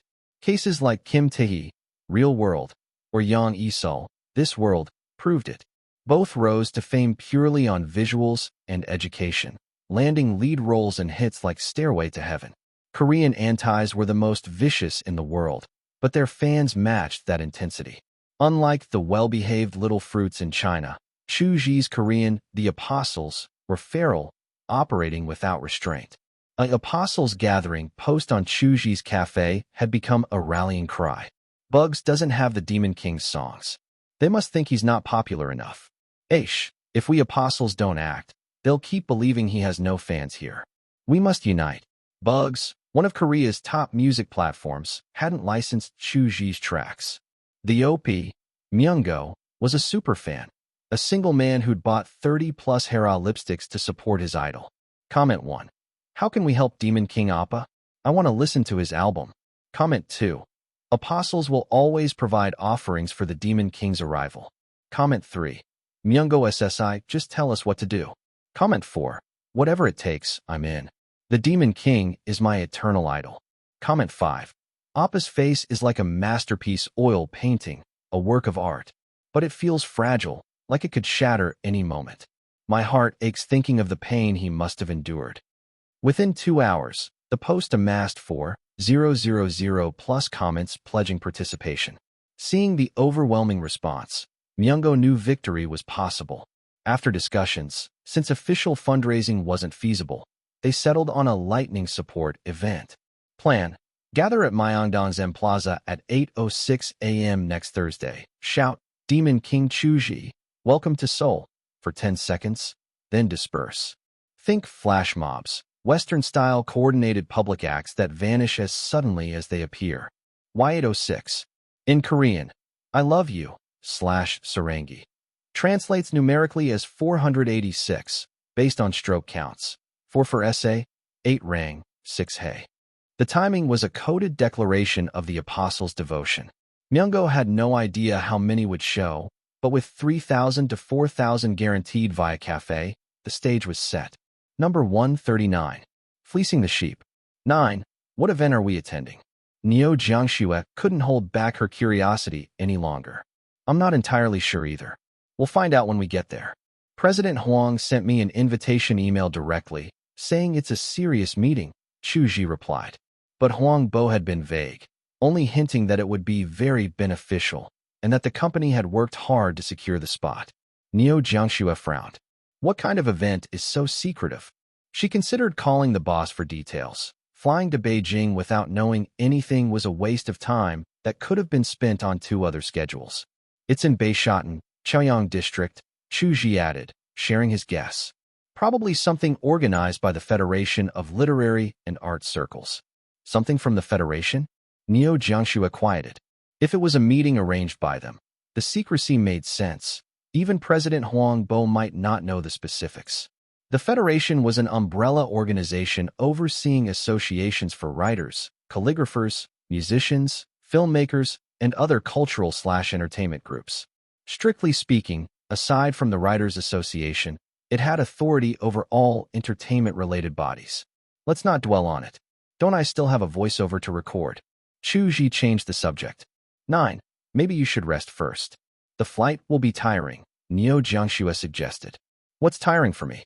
You're the ones working hard. I'll be in first class. I can rest on the plane, Chu Zhi said. Celebrities often handled work in transit anyway. Chu Zhi's Shanghai van was even custom-modified for efficiency. Plus, with photographer Chen Shu, Uncle Chun, around, recording a few lines was easy. The task was for a new character in the game Flower, Mountain, Heart, Sun, a role that barely qualified as voice acting. The game seemed to have blown its entire budget on artwork, leaving no resources for proper voice direction. No lip-syncing, no emotional context, just a few lines treated like narration. Chu Zhi's role? Xian Shi, a newly added UR tier, royal free-spirited prince, a scheming conspirator who played the fool. The allure of conspiracy theories is so intoxicating, one forgets the brilliance of open stratagems. Who says conspirators must lurk in shadows? Time's up. Let's see if my hook has caught a dragon. Halt. Spare their lives, I confess. I surrender. For lines. Frankly, if Chaoshi Games hadn't offered an irresistible fee, Chu Zhi would have refused. The dialogue was peak cringe. His voice acting skills were mediocre, but his vocal tone and singing training carried him through. He delivered the lines with a light head voice, feigning aristocratic languor, somewhat imitating honor of King's Yuan Ge. By the time they reached the airport, the recording was done and sent off. Even on the plane, Chu Zhi, bursting with energy, didn't rest. Instead, he filmed a short video for Orange Home. Ding! Another achievement unlocked. Barefaced in public times 20, rewarding 5 personality coins. But then, ding! System patch applied. Achievement barefaced in public, now limited to once per month per context. Chu Zhi didn't react outwardly, having anticipated this fix. He'd discovered a loophole. Posting makeup-free backstage clips to his fan app counted as public exposure, since over 100,000 users viewed them. Who knew fleecing the system could be so satisfying? Like a devil fruit awakening, he'd exploited it ruthlessly, recording multiple clips in Zhangjiaji to bag 9 coins before the patch. He'd expected the system to act sooner. Waiting until he'd milked 2 achievements? That called for negotiation. System, why? I followed the rules. Earning coins is hard enough. What did I do wrong? Chu Zhi launched his protest. Due to achievement definition errors, the system apologizes for the inconvenience. Compensation, 1 song voucher. We should all have consciences, system. Coins don't grow on trees. And vouchers still cost coins. How is this fair? His complaints continued. 1 voucher? Please. He wanted 3. Critical system error detected. Compensation upgraded to 3 song vouchers. I always thought you were precise and flawless, system. But now sigh. Major malfunction confirmed. Final compensation, 3 song vouchers plus 1 album voucher. Chu Zhi stopped pushing. Squeezing further wouldn't help. The album voucher was new. For 5 coins, it unlocked any full album. This is insane value. Song vouchers cost 3 coins per track. Here, 5 coins get me 10 plus songs. His mind raced through legendary Chinese albums. All God's Children Dance, Common Jasmine Orange, November's Chopin. I went to the year 2000, Black Sesame. He barely kept from drooling. Stay calm. I already have Still Fantasy. It's on par with Common Jasmine Orange. Even just Chrysanthemum Terrace and Far Away could anchor a full Chinese-style album. Planning next year's release, Chu Zhi was spoiled for choice. Too many options. Meanwhile, Niu Jiangxue stewed in unease. Unknown agendas unsettled her. Clueless, the team arrived at One Beishatin Courtyard, the Federation's headquarters, despite its unassuming storefront neighbors, tea shops, liquor stores. Their guide was Secretary Xiao Shi, a brisk 25-year-old woman. I was thrilled to hear I'd host 9 today, Xiao Shi admitted. Never expected you to attend. Are we the last to arrive? Chu Zhi asked casually. No, only Teacher Gu Peng and Teacher Chi Dake are here so far, Xiao Shi said. Gu Peng, folk singer-songwriter, and Chi Dake, underrated vocalist behind many drama OSTs, weren't household names, but their industry clout was real. All singers? Chu Zhi relaxed. Music-related matters were safe ground, even if he wasn't a music association member, let alone Federation tier. Xiao Shi led him to a meeting room, more like a lounge, where Niu Jiangxue's team was diverted elsewhere. 2 3-seat sofas, 2 armchairs, and a coffee table with nuts and melon seeds awaited. What would you like to drink, Teacher Chu? Xiao Shi asked, her tone more formal now. Do you have lemon water? If not, hot water is fine. Hot water it is. With that, Xiao Shi left. Number 140. So that's how it is. Gu Peng and Chi Dake sat far apart, each occupying one of the 2 opposing single-seater sofas. When they noticed someone entering, Chi took the initiative to stand and greet the newcomer. I'm Chi Dake. Just call me Dake, he introduced himself, then added, I think you're a great idol. My younger sister has been hyped up like she's on stimulants for the past 2 weeks, determined to get into a top-tier university. At first, my family was a little worried, thinking she'd made some pact with a boy to attend the same school. Turns out she was just inspired by her idol. Chi Dake said, Huh, the family's imagination was a bit too vivid. Shouldn't they be happy their kid was improving? Of course, Chu Zhi was inwardly pleased. His plan to motivate his little fruits was progressing smoothly. Grow well, little fruits. Then this, big tiger, Chu Zhi will pluck you all when ripe. The Sky Isn't Late Yet is still the most played song in my playlist. Chu Zhi said. He'd looked up the two early arrivals' names after overhearing Xiao Shi and done a quick search. Chi Dake had sung many familiar hits, but everyone had their favorites. In interviews, he'd named The Sky Isn't Late Yet, an early career piece, as his personal best. Usually, artists' preferred works weren't the most mainstream, often reflecting a tension between self-expression and mass appeal. "Oh, that song's ancient," Chi Dake said, surprised. Hearing this from Chu Zhi gave him a favorable impression. This new-gen idol had taste. The distance between them shrank effortlessly. This wasn't deliberate flattery. When Chu Zhi played hardball, he preferred overt tactics. In daily life, he simply molded himself into whatever others found likable. But he was fundamentally different from people-pleasers. His approach served long-term gains, not just making others comfortable at his own expense. Folk singer Gu Peng introduced himself, as if trying to sound enthusiastic, but his words came out lethargic. "Your whine through the weed is great. I like it a lot." And Like Smoke's lyrics could be an outstanding folk song with a tempo change. Folk music prioritized lyrics, so Gu's focus on wordcraft was natural. Third Brother's lyrics read like modern poetry. "You clearly study verse," Chu Zhi responded. Gu Peng's folk songs often centered on ethnic minorities, earning him the teasing nickname Mountain Song King, later softened to the respectful Third Brother as his work gained acclaim. He opened his mouth to continue but blanked. "Where'd my talking points go? I prepared so many." Awkward. "What do I say now?" Gu Peng regretted standing up at all. "Let's exchange lyric writing tips privately sometime," Chu Zhi smoothly suggested. "And we should all sit. Standing around is weird." Right. Gu Peng eagerly reclaimed his seat, his chaotic mind calming once settled. Chi Dake sat too, steering the conversation toward songwriting. Chu Zhi's acquired albums and tracks all came with creation insights, so he could discuss them endlessly. Gu Peng initially tried to participate, forcing himself into the group chat, but soon decided he'd met his weekly social quota and lapsed into comfortable silence. Xiao Shi, who'd gone to fetch hot water, seemed too busy to return. Over 10 minutes later, she escorted two more guests, both around 30. The taller one wore a striking orange-red coat, his cold expression warning against approach.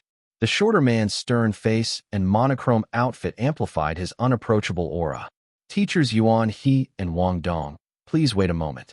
Once all invited guests arrive, Director Jiang from our online cultural dissemination center will join you," Xiao Shi explained. Then, apologetically, "Teacher Chu, I'm so sorry, we're short-staffed today. Your hot water is coming right up." "No problem," Chu Zhi said. Wang Dong and Yuan He were both China Conservatory graduates who'd taken the state troupe/theater route. With few albums, their fame was limited, but their vocal skills were formidable. If not outright surpassing top-tier stars like Lin Xia or Li Xingwei, they could certainly hold their own. "What would you two like to drink?" Xiao Shi asked. "Iced water. With ice cubes if possible." "Thanks," said Yuan He, the taller one. Wang Dong, shorter, "Hot water for me." "Three teachers, please wait a little longer," Xiao Shi said before closing the door behind her. The newcomers exchanged greetings, but their aloofness acted like social coolant. Though the conversation continued, the awkwardness thickened. Gu Peng observed covertly. His verdict: Yuan and Wang have history. Bad blood. One wants cold water, the other hot, polar opposites. Though socially anxious, Gu was excellent at reading into things. But Yuan He and Wang Dong share one trait. They both looked down on Chu Zhi. Gu wondered why. His brief chat with Chu had left a positive impression, no overbearing friendliness to trigger his awkwardness. Amid the stilted talk, Chu Zhi pieced together the meeting's purpose: next year's China-Japan-Korea cultural exchange performance. In his original world, only China-Japan music festivals existed. Korea wasn't invited. But this parallel world's butterfly effect had expanded it to a trio. From the original host's memories, the Tri-Nation event occurred every 4 years, carrying a hint of competition. Audience votes would determine a top 3 for commendation. No wonder Huang Bo said the company fought hard for this. Comparing the other 4 attendees to himself, he did seem slightly out of place. But international performances like this are usually reserved for national team-level artists like Ho Yubin. The others here aren't old enough either. Xiao Shi reappeared with 2 hot waters and 1 cold. apologizing to Yuan He for the lack of ice. Following her was Director Jiang from the Federation, a smiling 50-something clutching a black briefcase. After scanning the 5 celebrities, he dismissed Xiao Shi and closed the door. Thank you all for making time, Director Jiang began. You represent China's finest young singers, our future cultural leaders. Since 1997, the China-Japan-Korea performance has commemorated normalized diplomatic relations and fostered cultural exchange among our nations. Over 20 years, it's been highly successful, he explained. Kyoto hosted in 2017, Seoul in 2013, and next year, Shanghai will hold the next edition.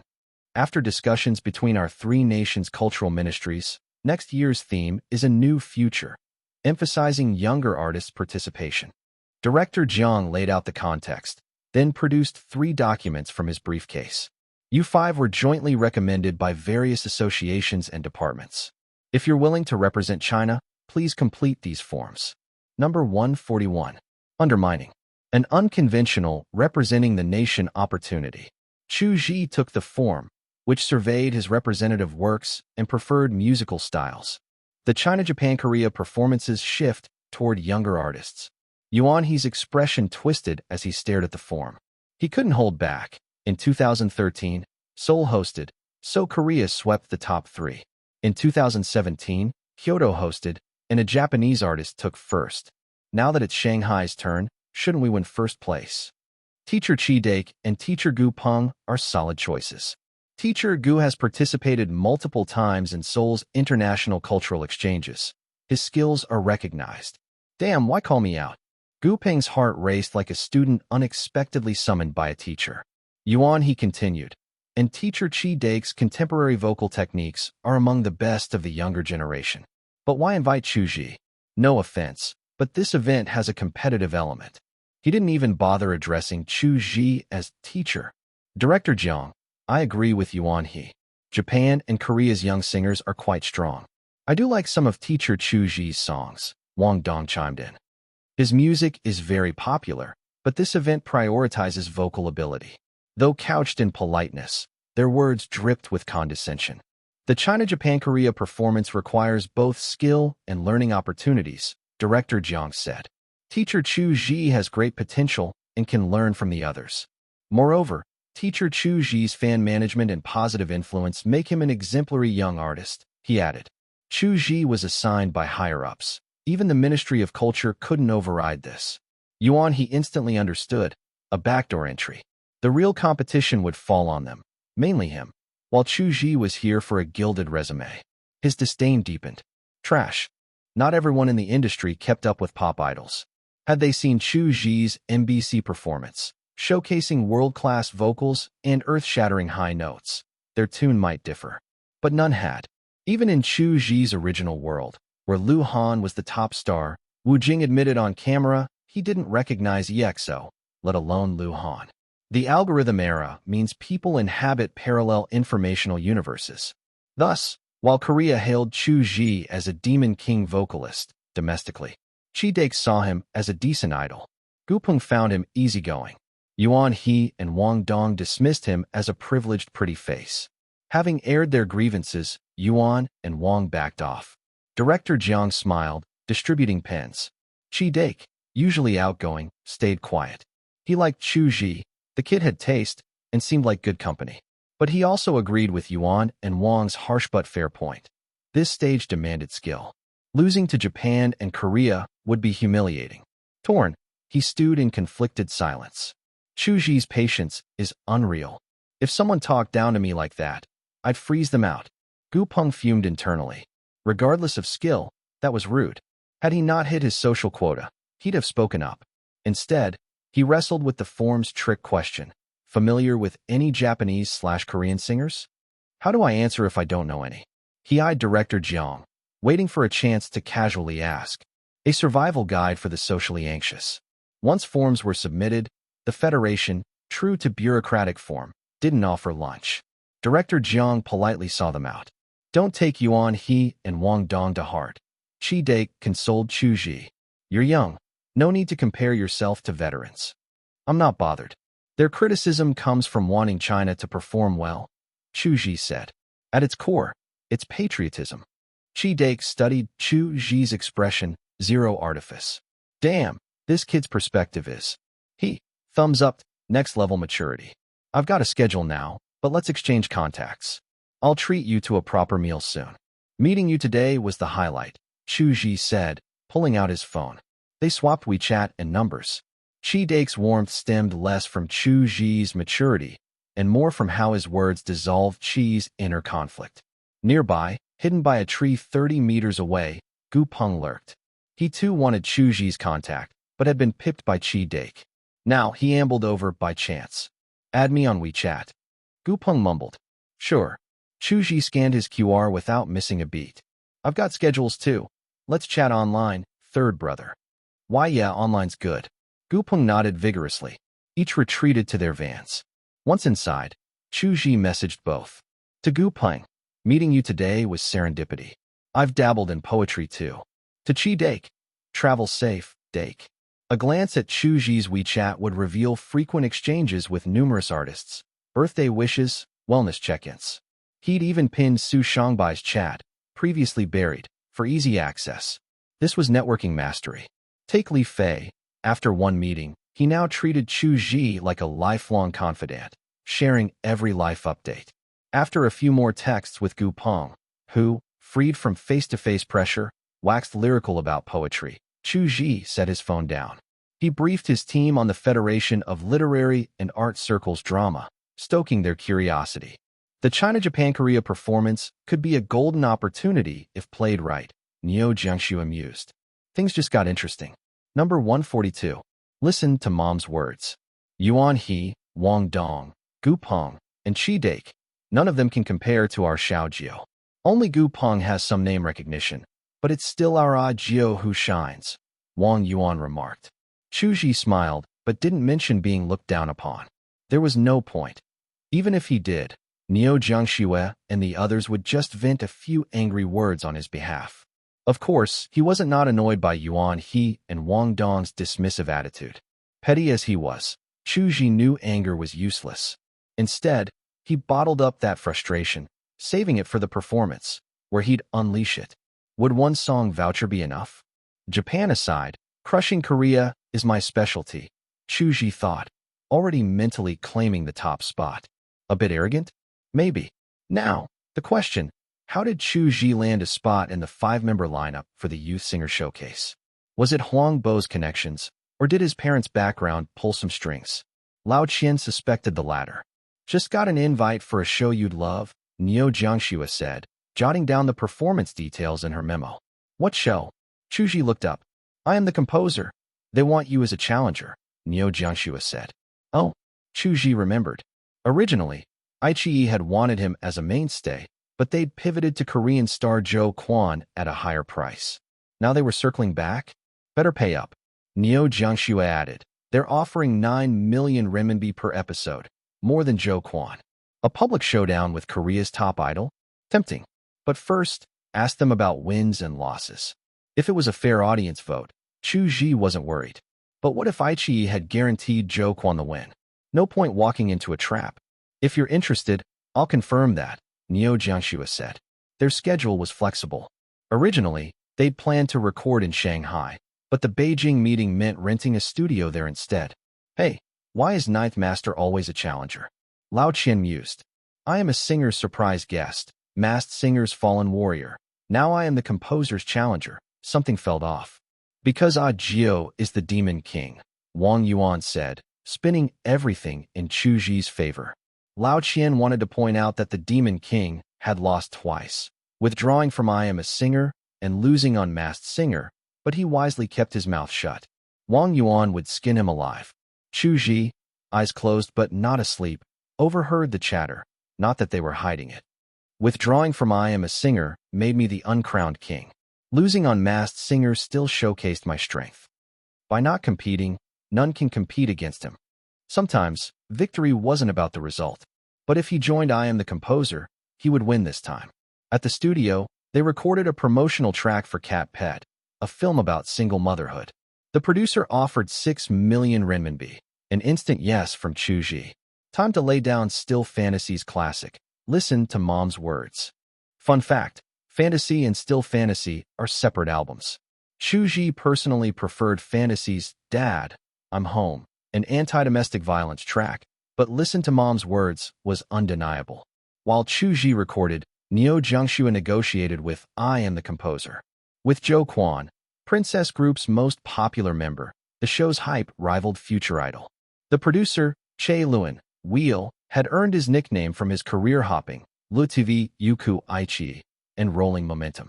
Producer Che, Chu Zhi's team asked, "Is the championship stuffed?" Assistant Xiaotang relayed. Industry slang.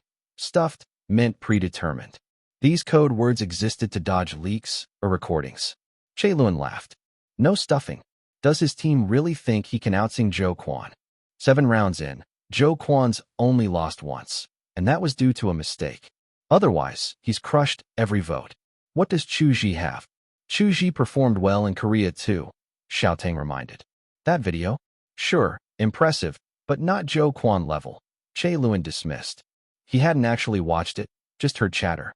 Having witnessed Zhou Quan's dominance firsthand, he believed no Chinese star, let alone 5, could compete. So how do we respond? Xiaotang pressed. Che Luan pondered. Why spend big on Chu Zhi when Zhou Quan already drew crowds? Simple.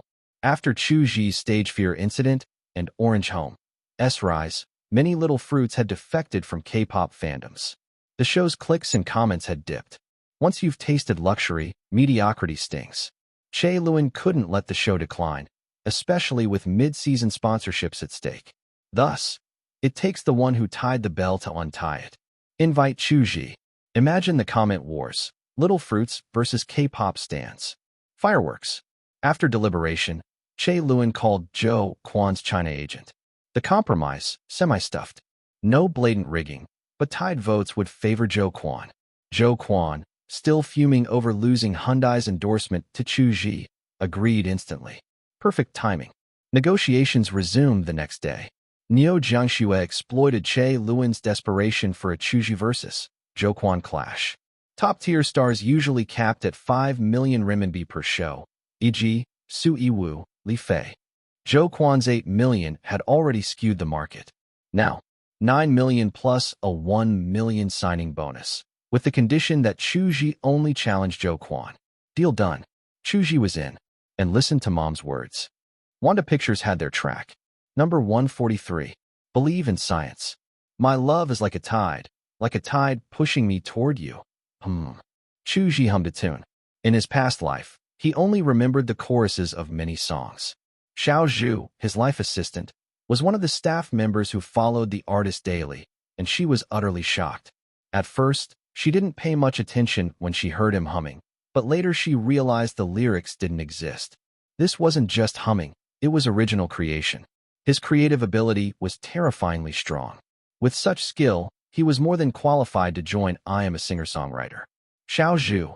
Chu Zhi glanced at the time and asked, "Have Mr. Ma and Mr. Winston arrived yet?" "Brother Chiu just texted that they're downstairs," Xiao Zhu replied. "Then I'll trouble you to greet them," Chu Zhi said. Xiao Zhu hurriedly said it was no trouble at all and left the office floor to take the elevator to the underground parking lot. Humming was a sign of his good mood. As the saying goes, good things come in pairs.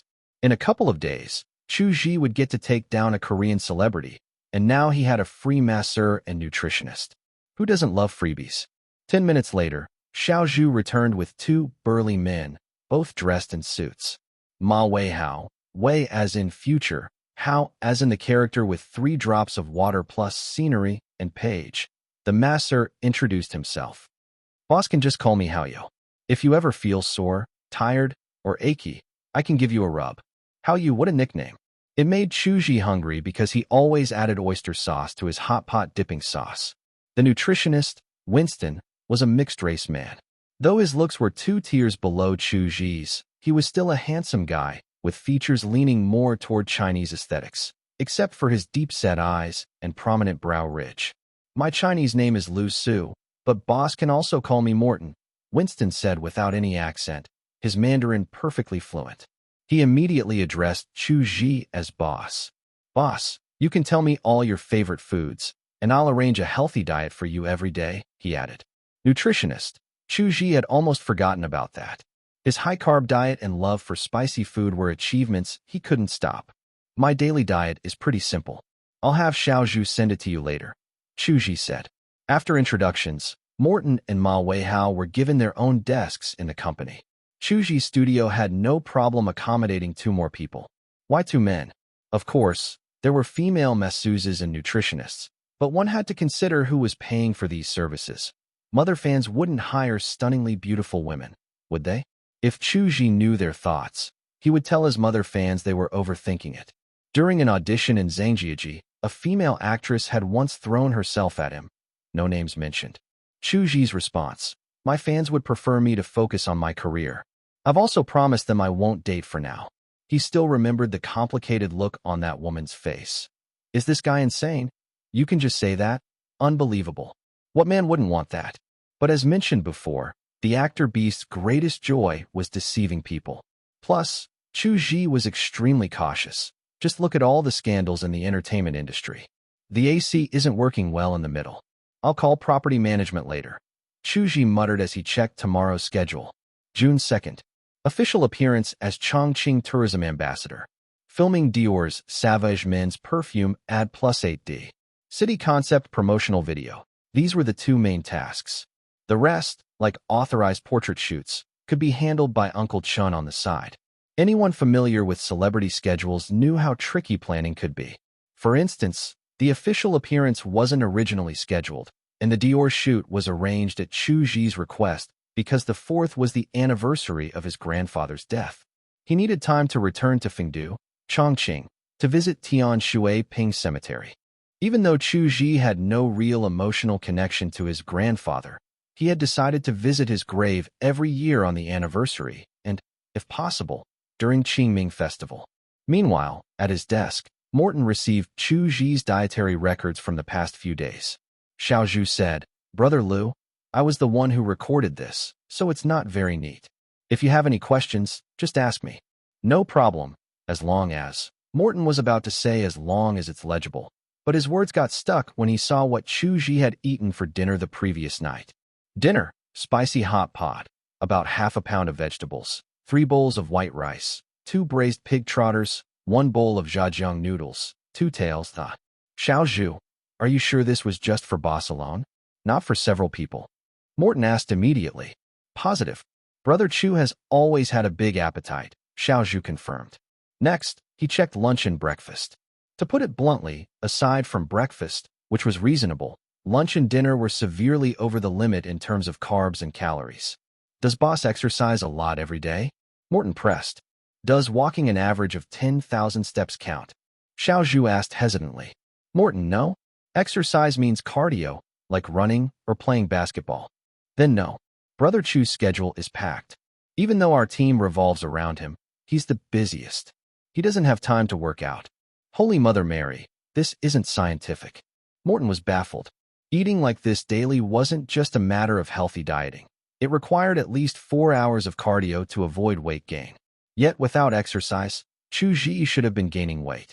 Instead, when Morton saw him, he was practically skinny. Outwardly, Morton said nothing, but inwardly, he refused to believe it. We must believe in science. While Chu Zhi's career progressed smoothly under his team's management, things were chaotic over at Wanda's film department. Producer Wang had scheduled a meeting with Chu Zhi at 3 p.m. to discuss the promotional song, but by 4:30 p.m., the director still hadn't shown up. So where was the director? How much longer will this traffic jam last? Gao Wang urged the driver impatiently. There's a fender bender ahead, Director Gao. Hard to say. Gao Wang, Fan Dazhong, and Lu Guozhu were the 3 towering figures of Chinese cinema in this parallel world, the most internationally recognized Chinese directors. For context, Fan Dazhong, this world's equivalent of a certain famous director, peaked early and then declined, his films growing increasingly obscure. Strictly speaking, only Gao and Lu were still at the top of their game. Why does this happen every time I'm in a hurry? Gao Wang fumed. This was the 3rd time this year he'd been stuck in traffic due to a collision. The driver trembled, not daring to speak. Shouldn't you be reflecting on yourself instead? Gao Wang called producer Wang to apologize for the delay and asked him to send over the promotional song first. A car wasn't the best place to appreciate music. It was noisy and distracting, but for a promotional song, the environment didn't matter too much. It wasn't that Gao Wang looked down on top celebrities. On the contrary, he believed anyone who achieved fame must have their strengths, even if he didn't understand them. At 65, director Gao still made one movie a year, thanks to his relentless drive. He considered promotional songs different from theme songs. The former just needed to be catchy and decent to pass. Producer Wang sent over the track. Listen to Mother's Words. The title was straightforward. Without headphones, Gao played it aloud. The cheerful piano intro began. Kid, do you have a lot of questions? Why do others read comics while I learn to draw? Talking to the piano? Others play games, but I lean against the wall, reciting my ABCs. Gao Wang wasn't a fan of rap, but the chorus caught his attention. Number 144. This young man is talented. Listen to your mother's words. Don't let her get hurt. Grow up quickly so you can protect her. These lyrics, in particular, struck Gao Wang as deeply meaningful. After listening to the song once, he played it again, still feeling the uplifting energy of the composition. Gao Wang praised. The composer is impressive. There's no obscure phrasing, just simple, catchy words that express affection for one's mother with a touch of playfulness. The lyrics are well written, Gao Wang analyzed, not from a personal preference standpoint, but from a professional one. The original lyrics of Listen to Mother's Words included references like, you'll get to meet Chow Yun Fat, so you can brag to your classmates that the god of gamblers will be your future dad, and because Jackie Chung started preparing to sing Kiss Goodbye. Since this parallel world didn't have these superstars, Chu Zhi had adjusted them to local equivalents, movie stars and singers who rose to fame in the 80s and 90s, without affecting the song's essence.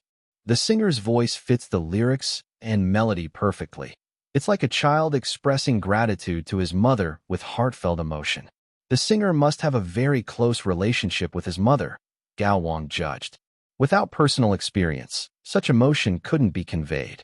Well, in a way, Gao Wang wasn't wrong. Without first-hand experience, it would be hard to sing like that, unless the singer had angel's gospel. Chu Zhi had only used 20% of that skill. After listening to the song 3 more times, Gao Wang called producer Wang. Director Gao, does the song work as a promotional track without clashing with the movie? Producer Wang asked first. Using it as just a promotional song would be a waste, Gao Wang said bluntly. Make it the theme song. Placing it at the end can extend the emotional impact of the film. Make it the theme song. Director Gao, you like this song? Producer Wang hesitated. Market-wise, theme songs were priced lower than promotional songs. Don't ask why. It's not that I like it. I'm an old-fashioned guy. This kind of music, rap, isn't really my thing. But the lyrics fit my movie's content well, Gao Wang explained. Huh. Producer Wang was puzzled. He hadn't even told Chu Zhi the movie's plot details. Gao Wang quoted the lyrics. Why do others read comics while I learn to draw? Talking to the piano? Others play games, but I lean against the wall, reciting my ABCs. My movie doesn't involve piano or drawing, but the single mother in the story also pushes her daughter to learn dance, Gao Wang said. Parents everywhere share the same sentiment. They'd rather tighten their own belts to give their kids more opportunities, even if it's not what the children want. Gao Wang had directed the opening ceremony of the 2008 Olympics and was set to helm the 2022 Winter Olympics as well. In the Chinese film industry, his status was undisputedly top tier. Though his own children hadn't followed him into showbiz, his teenage granddaughter was more into K-pop idols. No problem, I'll talk to Chu Zhi's team. It should be fine, producer Wang agreed, sensing that the director wasn't really asking for his opinion. By the way, who wrote the lyrics and composed the music? Gao Wang asked. Both were done by Chu Zhi. He's one of the rare singers in this generation who writes his own lyrics and music, producer Wang replied. Then he really is one of the better singers of this era, Gao Wang praised. With his point made, Gao Wang hung up. The next day, Thursday, for Chinese Little Fruits fans, it was just an ordinary day. But for Seoul's apostles, it was crucial. Today was the day to show those foolish Koreans that Demon King Chu Zhi's popularity was no joke. Of course, the entire Lightning Flash support event was organized by Seoul locals. Myeongdong, Seoul's shopping district. M Plaza, the heart of the area, was known for its massive glass facade. But passers-by barely noticed. It was rush hour, and office workers were exhausted. At 8:06 a.m., over 1,000 people suddenly flooded the plaza, startling pedestrians like a zombie apocalypse. Then, a cacophony of voices erupted. Demon King Chu Zhi, welcome to Seoul. It sounded like 10,000 ducks quacking, utterly incoherent. The plaza, though large, could only hold a few hundred people. Many apostles couldn't squeeze in. Some gathered near Hohyeon Station Exit 4, others at Yeoljiro entrance, and simply started chanting on the spot. Demon King Chu Zhi, welcome to Seoul. X4. By the second chant, the voices synchronized. Though only 3,000 plus had signed up on the fan cafe, unofficial estimates put the actual participants at 6,000. 6,000. Even if it couldn't rival Pinduoduo's user base, with that many people, Lee Yunlong could have taken Ping'an County twice over. For 10 seconds, the entire Myeongdong echoed with Chu Zhi's name. Holy Mother of Han River. Passers-by initially thought it was some cult gathering. In their limited experience, only religious groups had such organizational power. Then, just as suddenly, the crowd dispersed. Office workers rushed to the subway. Students blended back into the streets, as if it had all been a dream. What just happened? No journalists captured the moment, but surveillance cameras did. Footage from multiple angles spread like wildfire online. Meanwhile, the man himself, Chu Zhi, was busy with schedules in Chongqing. Official press conferences are exhausting. Chu Zhi sighed after attending the Chongqing Healthy Tourism City launch event. He finally relaxed in the car, reclining his seat. Ma Weihao, aka Haoyo, wordlessly began massaging his shoulders. The car's limited space wasn't ideal, but basic fatigue relief was doable. June 4th, Chu Zhi visited Tianshui Ping Cemetery alone. Following the original host's memories, he found the grave. He kept it low-key, no manager, no assistant. The original host's grandfather had disliked disturbances. He burned joss paper and incense. Old man, burning these for you yearly is the least I can do now, Chu Zhi murmured. If the original host's emotions still lingered, there'd be overwhelming grief. But there was nothing. As mentioned before, the original host's residual feelings had completely faded. Chu Zhi stood there like an outsider, silently watching the paper burn. The grandfather had raised the original host single-handedly. Before his death, the grandson had kowtowed multiple times at the funeral. Their bond had been deep. Let me kowtow 3 times too. Chu Zhi knelt and bowed 3 times. After all, the grandson the old man had worried about till his last breath was truly gone. May you be reborn into a good family. May you find peace in your next life. May you meet again as grandfather and grandson. After paying respects, Chu Zhi left. The incense and paper had burned out. He put on a mask and approached the cemetery caretaker. Handing over 1,000 yuan, he asked them to keep the grave tidy, sweeping more often, clearing trash like plastic bottles left by other visitors. Then he left quietly. Number 145. If I have to go first, then I'll go first. At 10:30 a.m. on June 5th, Chu Zhi's team was driving to Jiangbei Airport, heading to Beijing's Haidian district for the recording of I Am the Composer. Suddenly, the sharp, piercing sound of an air raid alarm blared across the entire city. Old Qian instinctively rolled up the car window, but even inside the vehicle, the deafening noise was overwhelming. Pull over, please, Chu Zhi suddenly spoke up. What's Ninth Brother doing? Niu Jiangxue was puzzled. Something important, Chu Zhi said. Qiu Ji quickly found a spot to park on the side of the road. After getting out of the car, Chu Zhi didn't do anything else. He just stood there, eyes closed, like a wooden stake planted in the ground. What's Ninth Master doing? Old Qian was momentarily confused. This air raid alarm is to commemorate the victims of the Chongqing bombings. Jiao is from Chongqing, so it's normal for him to observe a moment of silence when he hears it.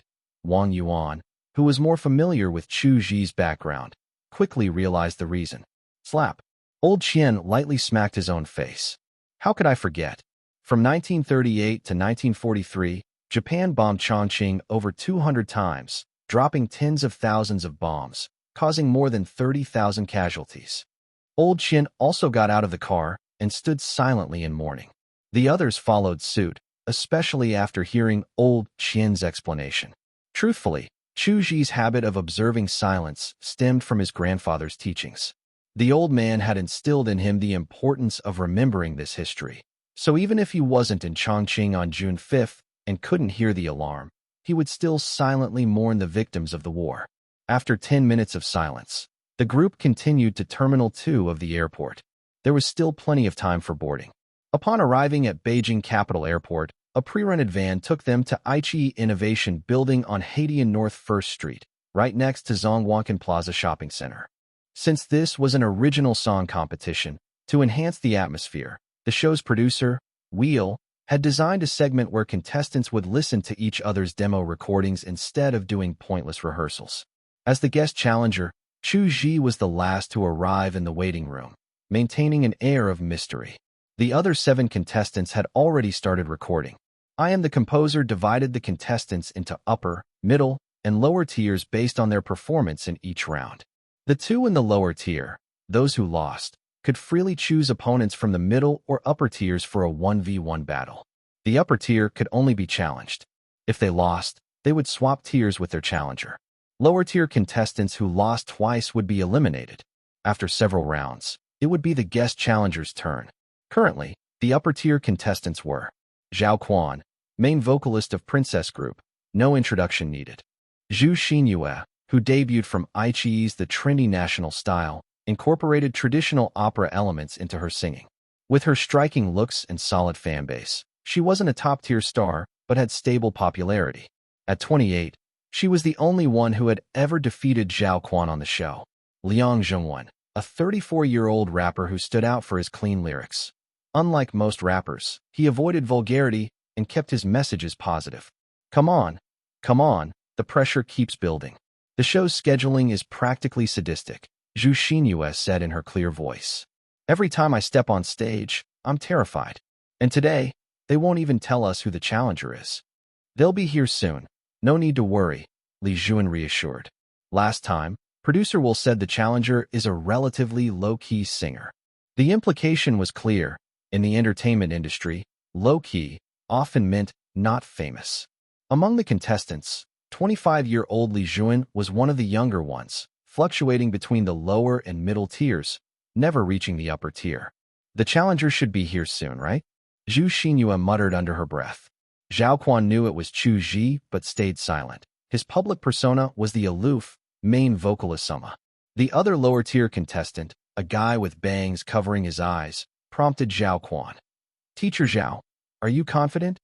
I've prepared a pretty good song for today, Zhao Quan replied when called upon. 2 minutes later, the door opened, and Chu Zhi peeked in. His face alone was arresting, but his expression, like the meme, your cutie suddenly appears.jpg, instantly captivated Zhu Xinyue, the only female contestant in the room. Then he stepped inside and greeted everyone. Hello, teachers. It's Chu Zhi, the top of the Big Six. Li Juan was speechless. He wanted to scream at producer Will. Since when was Chu Zhi considered low-key? Ninth brother, I love your new album. You have to give me an autograph. I've been wanting to meet Teacher Chu for so long. I grew up listening to Ninth Brother's songs, a 10-year fan, uninvited, but here. I didn't expect the challenger to be Teacher Chu. Now I'm nervous. This was what fame looked like. Even though Chu Zhi was younger, every contestant, whether they knew him or not, greeted him enthusiastically. Chu Zhi responded with smiles. Since the contestants' profiles were easily searchable online, he had prepared beforehand, making the introduction smooth. Lao Jiao, it's been way too long. Yulan from the middle tier warmly hugged him. Third brother, long time no see. Chu Zhi's face lit up with the joy of reuniting with an old friend. Mentally, he noted, seems like I've called someone else third brother before. Lan, you and Teacher Chu are close? Liang Zhongwen asked curiously. Oh, of course. We both debuted on Future Idol. Lao Jiao won the championship, and I got third place, Yulan explained cheerfully. Chu Zhi's strongest memory of Yulan was from Baiji's gossip. After the show aired, Su Shangbai had secretly contacted a top producer for him, but his debut album flopped. Oh, I didn't even remember Teacher Chu was from Future Idol, Liang Zhongwen said. Future Idol is my alma mater, Chu Zhi joked. We should get all 10 of us brothers together sometime, Yulan suggested. Before the show, The staff had given Chu Zhi a real-time Korean translator. Compared to MBC, Ichi had much deeper pockets. I look forward to competing with teacher Chu, Zhao Quan said, much more restrained. On camera, he couldn't afford to be too hostile. Mostly, Zhao Quan was nervous. What if Chu Zhi's Korean fans turned into his anti-fans because of his attitude on the show? This was the advantage of having fans in Korea. Even if Zhao Quan wanted to shove Chu Zhi's head into a urinal like he'd done to his bandmates, he had to restrain himself. He didn't care about his reputation in China. It wasn't his country anyway. Fan wars, online bashing, even real-life fights didn't matter. But a massive Korean fanbase? That was something he couldn't ignore. Likewise, Chu Zhi responded. Since Zhao Quan had thrown the first punch, he saw no need to hold back. After the greetings, the show's mascot, Xiao Qi, a plush toy, announced the contestants' order for the demo listening session, a cappella previews before the actual performance. Guests first. Lao Jiao, do you want to go ahead? Yulan offered. Interesting move. Chu Zhi smiled. Sure, I'll start, and cast a brick to attract Jade. He entered the soundproof booth next to the waiting room, visible through the glass wall. Chrysanthemums withered, scars on the ground. Your smile has faded like yellowed paper. Flowers fall, hearts break. My thoughts lie silent. The challenger's strategy. North wind rising, the night is long. All right, that's enough. Chu Zhi stopped abruptly. He knew the rules of battle. Know your enemy and know yourself, and you'll never lose. Before coming, Chu Zhi had watched several episodes of the show. He understood exactly how I Am a Singer-Songwriter worked. During the demo track preview segment, contestants usually held back, either singing only a short excerpt or changing the key on the spot, so no one could get a real grasp of the song. Chu Zhi chose the former approach. After singing a short piece, he got up and left the recording booth. That's it. Come on, old nine, sing a bit more. Just like always, you're hiding too much, Yulan commented. Just like always. If the original Chu Zhi had known how to keep a few cards up his sleeve, things might not have ended so badly for him. I studied a few episodes beforehand, picked up a few tricks, Chu Zhi replied with a smile, already confirming in his heart that this bluebird man was someone who wore silk over steel. They're all skilled singers, so I have to be cautious too. Chu Zhi lifted up all the contestants with that line, then pivoted smoothly. What kind of song did third brother prepare? I'm looking forward to it. Then I'll go second. Yulan paused, then stood up and volunteered to go next. He was usually among the last to perform. Looks like he's gotten wiser, harder to fool than before, Chu Zhi thought. Back when they both competed on Future's Child, Yulan had taken third place, but their careers had diverged drastically. When Chu Zhi had been framed and hated by the entire internet, Yulan had messaged him with a few words of sympathy. But less than half a year later, Chu Zhi made a comeback, even more popular than before. That sympathy turned into jealousy. If you get wildly popular, then what does that make me? It's just a pretty face from the heavens. What's the big deal? Yulan thought bitterly. He truly believed that with the right opportunity, he could become just as popular.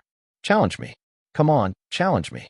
Yulan brought out the title track from his upcoming album, originally planning to challenge Zhu Xinyue and move up to the top tier. Now that this old acquaintance had arrived, going head-to-head could help him climb the ranks on the back of fame. Yulan had the script all written out in his head. Compared to other music variety shows, I Am a Singer-Songwriter offered one big advantage: new songs. Contestants could promote their new albums on stage. Singing just a snippet in a different key made it impossible to guess the real song. After stepping out of the glass booth, Yulan even joked, feeling the pressure. Got crushed twice by brother Zhongwan, and now I can't even sing properly. This demo preview segment was basically a time filler. Everyone saved the real emotion and surprises for the actual performance. When Zhao Quan sang, the AI mascot, Xiao Qi, displayed translated lyrics on its face screen. The lyrics were heavily flirtatious. Most Korean artists leaned on popular styles like pop dance, hip-hop, and K-pop. Judging by the lyrics, Zhao Quan's song seemed to be rap. Next, contestants headed to their respective rooms based on their tier. As the challenger, Chu Zhi was sent to the lower tier room. If he won, he'd swap places with the defeated contestant. The top, middle, and lower tier rooms were styled differently to reflect their status. The top tier room was over 50 square meters, with a keyboard, violin, and even a toy pushcart. Seating included a single armchair and a 3-seater sofa. The lower-tier room, where Chu Zhi arrived, was barely 20 square meters. No sofa, just 2 red metal stools and a small swing. The only instrument was a xiao, flute, hanging on the wall. By show rules, a challenger should get a separate room. But given Aichi's talent for cutting corners in unexpected places, it wasn't surprising. "Brother 9, I'll give you the golden seat," said Li Jun, referring to the swing. "I saw it the moment I walked in." Chu Zhi sat down and gently rocked. The other contestant, whose face was half covered by his bangs, went by the nickname Xiao Su. He chimed in. "The middle-tier room has a seesaw. The top-tier one has a pushcart. I guess I wasn't born for pushcarts." "Pushcarts aren't necessarily more fun than swings," Chu Zhi said. "The top celebrities in Chinese entertainment could keep entire apps running by themselves. Everyone wanted to ride their coattails."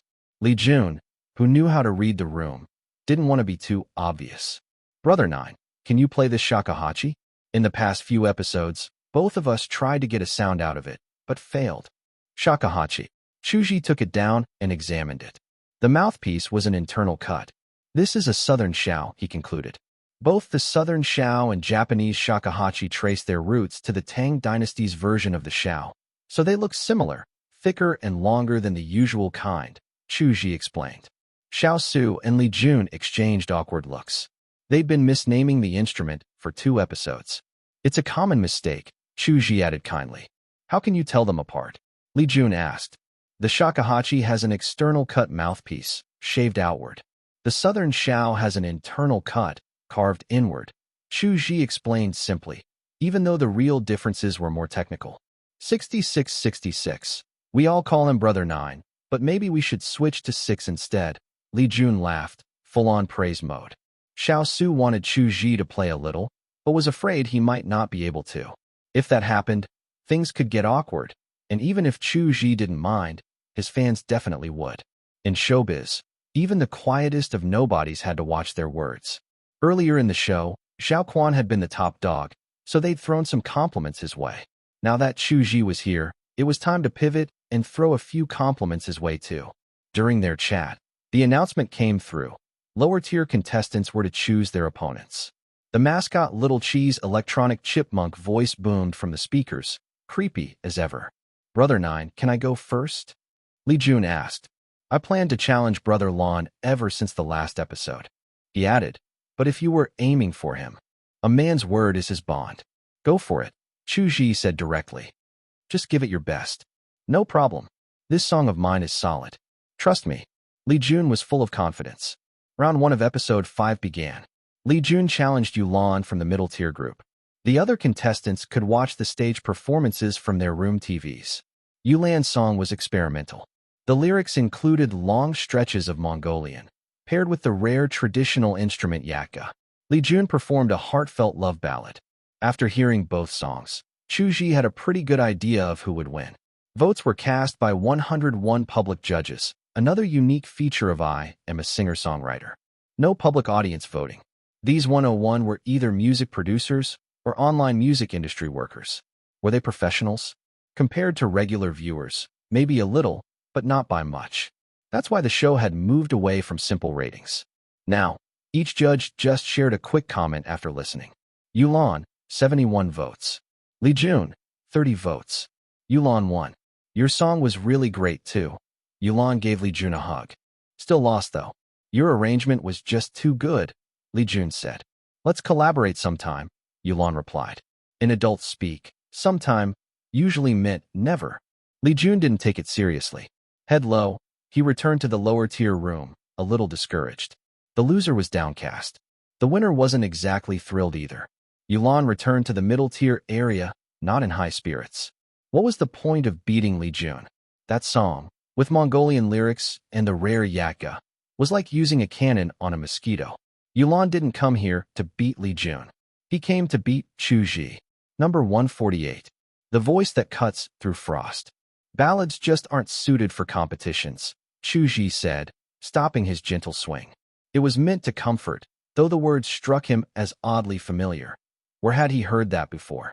Ah, that was it. Music director Liang Pingbai had once told him the same.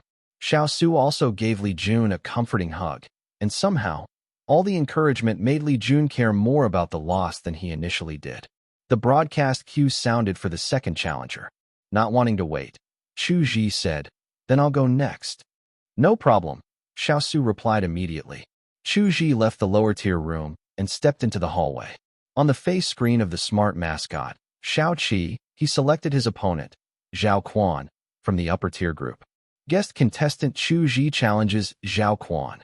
The announcement echoed across the venue. So direct. Li Jun had expected Chu Zhi to challenge one of the Korean stars, but not this early, not this boldly. Couldn't he win a safer round first, build some momentum? At the moment, two people remained in the top-tier room, Liang Zhengwen and Zhu Xinyue. Zhao Quan had already gone to the hallway to prepare. "If you're going to fight, fight the best." "I like that attitude," Liang Zhengwen remarked. "I knew it," Zhu Xinyue muttered to herself. She had been watching all this unfold with amusement, knowing full well that Chu Zhi had gone on The Masked Singer Korea. He had performed Compendium of Materia Medica on their turf, like slapping someone across the face in their own home. It was bloody. Now, showing up here as a guest challenger? It was obvious who he came for. At the end of the hallway was a small bench, but neither of them sat. They both stood tall and straight, like two upright spears. Tense. Electric. Sharp as flint. Mr. Chu's performance on Masked Singer Korea was excellent. "It's a shame you didn't win," Zhao Quan said. "I hope today we'll see something just as exciting." After seeing his sole performance, he still had the nerve to say that? Chu Zhi couldn't understand where Zhao Quan's confidence came from. "Oh, it'll be memorable, Mr. Zhao," Chu Zhi replied coolly. He never bothered with politeness when it came to Korean performers. Who wasn't scared of the high notes at the end of opera? The way they shattered the whole stage. Zhao Quan certainly was. The only reason he dared to act smug now was that Chu Zhi had lost the Masked Singer finale by performing Compendium of Materia Medica, a song with no high notes. If he could do it again and win, why wouldn't he? The truth was simple. He couldn't. Zhao Quan's logic was flawed. Deep down, he simply refused to believe a young singer from Huaxia could be that skilled. Even young stars from Korea couldn't reach that level. Since he had been challenged, Zhao Quan took the stage first. Chu Zhi gestured politely for him to go ahead. His calm and confident expression made Zhao Quan's skin crawl. Cocky little. Where was that confidence coming from? Every time Zhao Quan saw that expression, he felt a violent urge. His old teammate, Zhang Taihuan, used to have that same face. Zhao Quan had broken his front teeth once, and never saw that look again. Bastard. Zhao Quan cursed inwardly as he walked on stage. Over 300 audience members cheered. His expression stayed composed, even smiling, but inside he sneered at what he saw as a dull and ignorant crowd. "This song is called 9 Times. It's for all my fans. I hope you like it." He introduced it in Chinese, something he'd practiced just for the stage. His clumsy Mandarin earned him a round of applause and cheers, like always. Just as Chu Zhi predicted, 9 Times had a K-pop and hip-hop fusion. Girl groups dominated Asia for a reason. Their stage presence was excellent. As a former lead singer of one such group, Zhao Quan's vocal foundation was solid.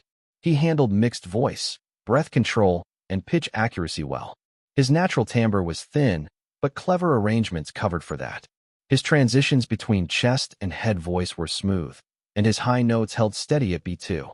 He rapped live and interacted with the audience, so the atmosphere stayed upbeat. When the performance ended, the crowd erupted in applause. "Thank you." Zhao Quan stepped off stage, quite satisfied. He'd made no mistakes. Then his gaze fell on his opponent. Chu Zhi, the guest challenger, was turned around and seemed to be fumbling with something behind his back. The cameraman, a seasoned professional with a shining bald head, wasn't about to miss this. Zooming in, the cameraman caught Chu Zhi pulling out a bottle of baijiu, looked like Matai, and taking a few hearty gulps.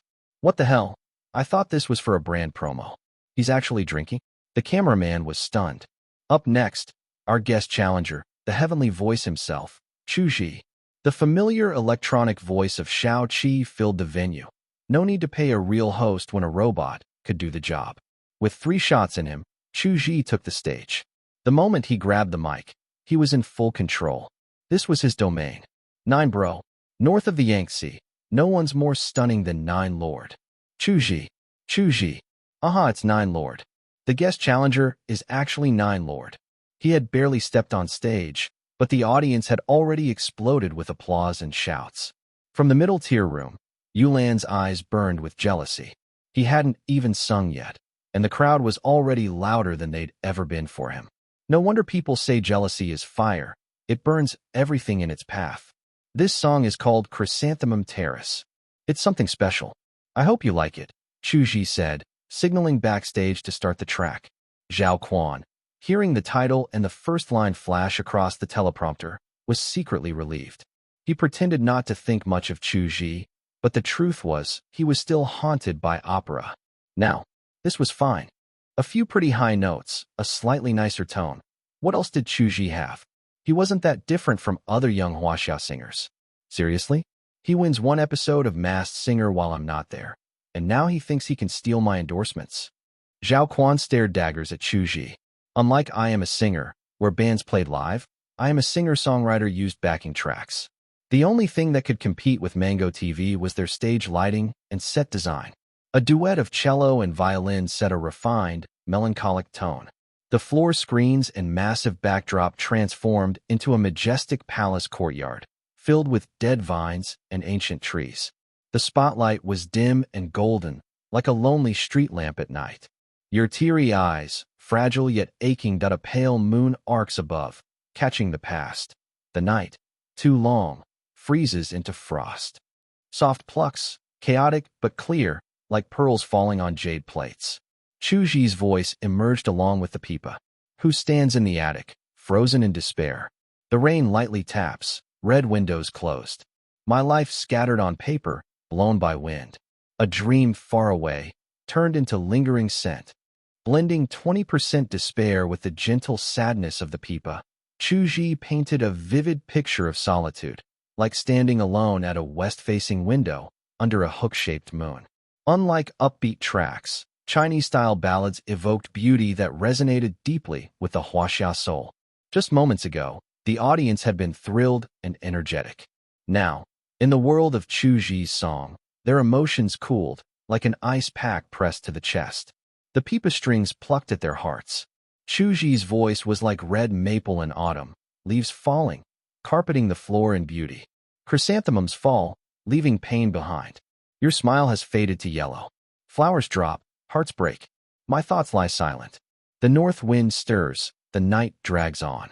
Your shadow lingers, inseparable, leaving me alone, reflected in the lake, side by side. The spotlight dimmed even further, casting light on only half his shoulder. The final word, side by side, struck deep in every listener's heart. The phrase meant companionship, but sung like this, it felt utterly alone. Number 149. These lyrics go too hard. These lyrics, every single line. The 101 public judges could view the full lyrics on their small screens. That was exactly why Chu Zhi had dared to perform a traditional Chinese-style song on this show. Every single line rhymes. It took a moment for people to catch on, but once they did, they were stunned. One of the first to notice was someone with the username Vegas, a founding editor of Lyrics Monthly, a top 10 literary journal recognized by the Writers Association. Maybe he wasn't great at writing lyrics himself, but he knew them inside out. Lyrics Monthly was exactly what the name suggested, a journal dedicated to the study of classical Chinese verse and modern lyrics. Its editor-in-chief held a civilian rank equivalent to a general and received a special stipend from the State Council. This was a serious publication. If Vegas was one of its founders, that meant he had real credentials. Shang, Wang, Shuang, Chang, Chuang, Fong, Xiang, Huang, Chang, Tang. They all rhyme with Ong, Vegas exclaimed with delight. Chu Zhi's lyric writing is no joke. He read hundreds of lyrics every month, and it had been a long time since anything had excited him like this. Rhyming itself wasn't hard. You could throw any matching syllables into a dictionary and brute force it. What was difficult was making it sound good. Take the line. Your shadow lingers, inseparable, leaving me alone in the lake's reflection. It conveyed such a deep sense of loneliness. It had the same flavor as that famous Li Bai line. I raise my cup to the moon, and with my shadow, we make three. Chu Zhi had written good lyrics before, like in waves over wheat fields or smoke. And Vegas had studied those too. He was even part of the judging panel for the Huaxia Media Music Awards. But there was good, and then there was exceptional. To Vegas, Chrysanthemum Terrace wasn't just good. It was a masterpiece, steeped in classical elegance. He came prepared. Zhao Quan might be in trouble. These lyrics and melody are a perfect match. Other judges started to notice too. They shifted their attention from just the performance to the lyrics scrolling on their screens. Ordinary audience members didn't analyze music the same way. Their standard was simple. Does it sound good? And this sounded good. The flowers have faded, brilliance scattered. In a decaying world, fate crumbles. Sorrow cannot cross the river. Autumn hearts split in two. Afraid you won't reach the shore, drifting forever. On the big screen behind him, sweeping rivers and winding waterways appeared. Chu Zhi stood alone on stage. He didn't just sing. He embodied the song's emotions. That was thanks to the vocal training he'd been doing for the past month. He didn't have time for acting lessons, didn't pay the bills right now, but voice training? He always made time for that. For sessions a week. With his Farinelli-level gift, his progress had been astonishing. So why did so many top stars stagnate or even regress? Because a 2-hour class could be used for a commercial gig that brought in over $1 million. Who would waste that on training? Flowers don't stay in bloom, and no one stays at the top forever. If it weren't for his system, even Chu Zhi wouldn't be so at ease. After all, making money came first. In this industry, no one could guarantee that skill would actually lead to more income. Whose kingdom is this? Horses stampeding in chaos. I, armored head to toe, roar through the years. Dawn breaks gently, and you sigh softly. A whole night of sorrow, hidden so tenderly. If Vegas was the first judge to notice, then the first contestant to pick up on it was Liang Zhengwan in the top-tier room. Rappers valued rhyme too. As the saying went, wait, are you telling me even basic rhymes count? Double rhymes, triple rhymes, jump rhymes. Liang played with them all. Chu Zhi's songwriting is something I really need to study. Liang said with sincerity, not just empty praise. Oh, Zhu Xinyue chimed in. Normally she didn't talk during performances. She couldn't multitask. But with only the two of them in the room, social grace demanded she follow up. What makes you say that, Zhengwan? Chu's lyrics use ong and in rhymes throughout, switching between chorus and verse with smooth transitions and jump rhymes. He's a master. Zhu Xinyue thought it over. He was right. Every single line ended that way. Chrysanthemums fall, the ground is scarred. North wind stirs, the night stretches on. Every line kept the same rhyme scheme. The level of consistency was honestly over the top. Now that you mention it, it's not just the line endings. Every half-line rhymes too. Zhu Xinyue was stunned. The more she listened, the more she realized how excessive Chu Zhi's lyric writing talent was. She had thought it sounded nice before. Now it sounded incredible. Chrysanthemums fall, the ground is scarred. Your smile has faded to yellow. Petals drop, hearts break. My thoughts lie quietly. Chu Zhi's breathy mix technique was steady, especially in how he softened the words quietly and lie. The chorus made many of the judges want to applaud on the spot. One of them, Smokestyle, was a famous online music producer who had created many viral songs. This is the difference between a polished composition and something slapped together. It's like comparing Learn to Meow with this. It's night and day, Smokestyle said. The arrangement is brilliant. Most people would use piano to push a chorus to its climax. Chrysanthemum Terrace used a guitar. Because guitar sounds clean? But if handled poorly, it gets messy. I didn't expect the pairing with Guzhing to work this well. It's seamless, like hesitation made tangible. The pipa, Guzhing, guitar, and cello blend so well. North wind stirs, the night stretches on. Your shadow lingers. Chu Zhi suddenly thought of his past life, drinking at KTV, then stumbling out onto the street at night. He saw a couple arguing and paused to watch, half for fun. But when they made up and held each other close, he suddenly felt very alone. Leaving me alone in the lake's reflection. He sang the final line. The stage floor transformed into a shimmering lake.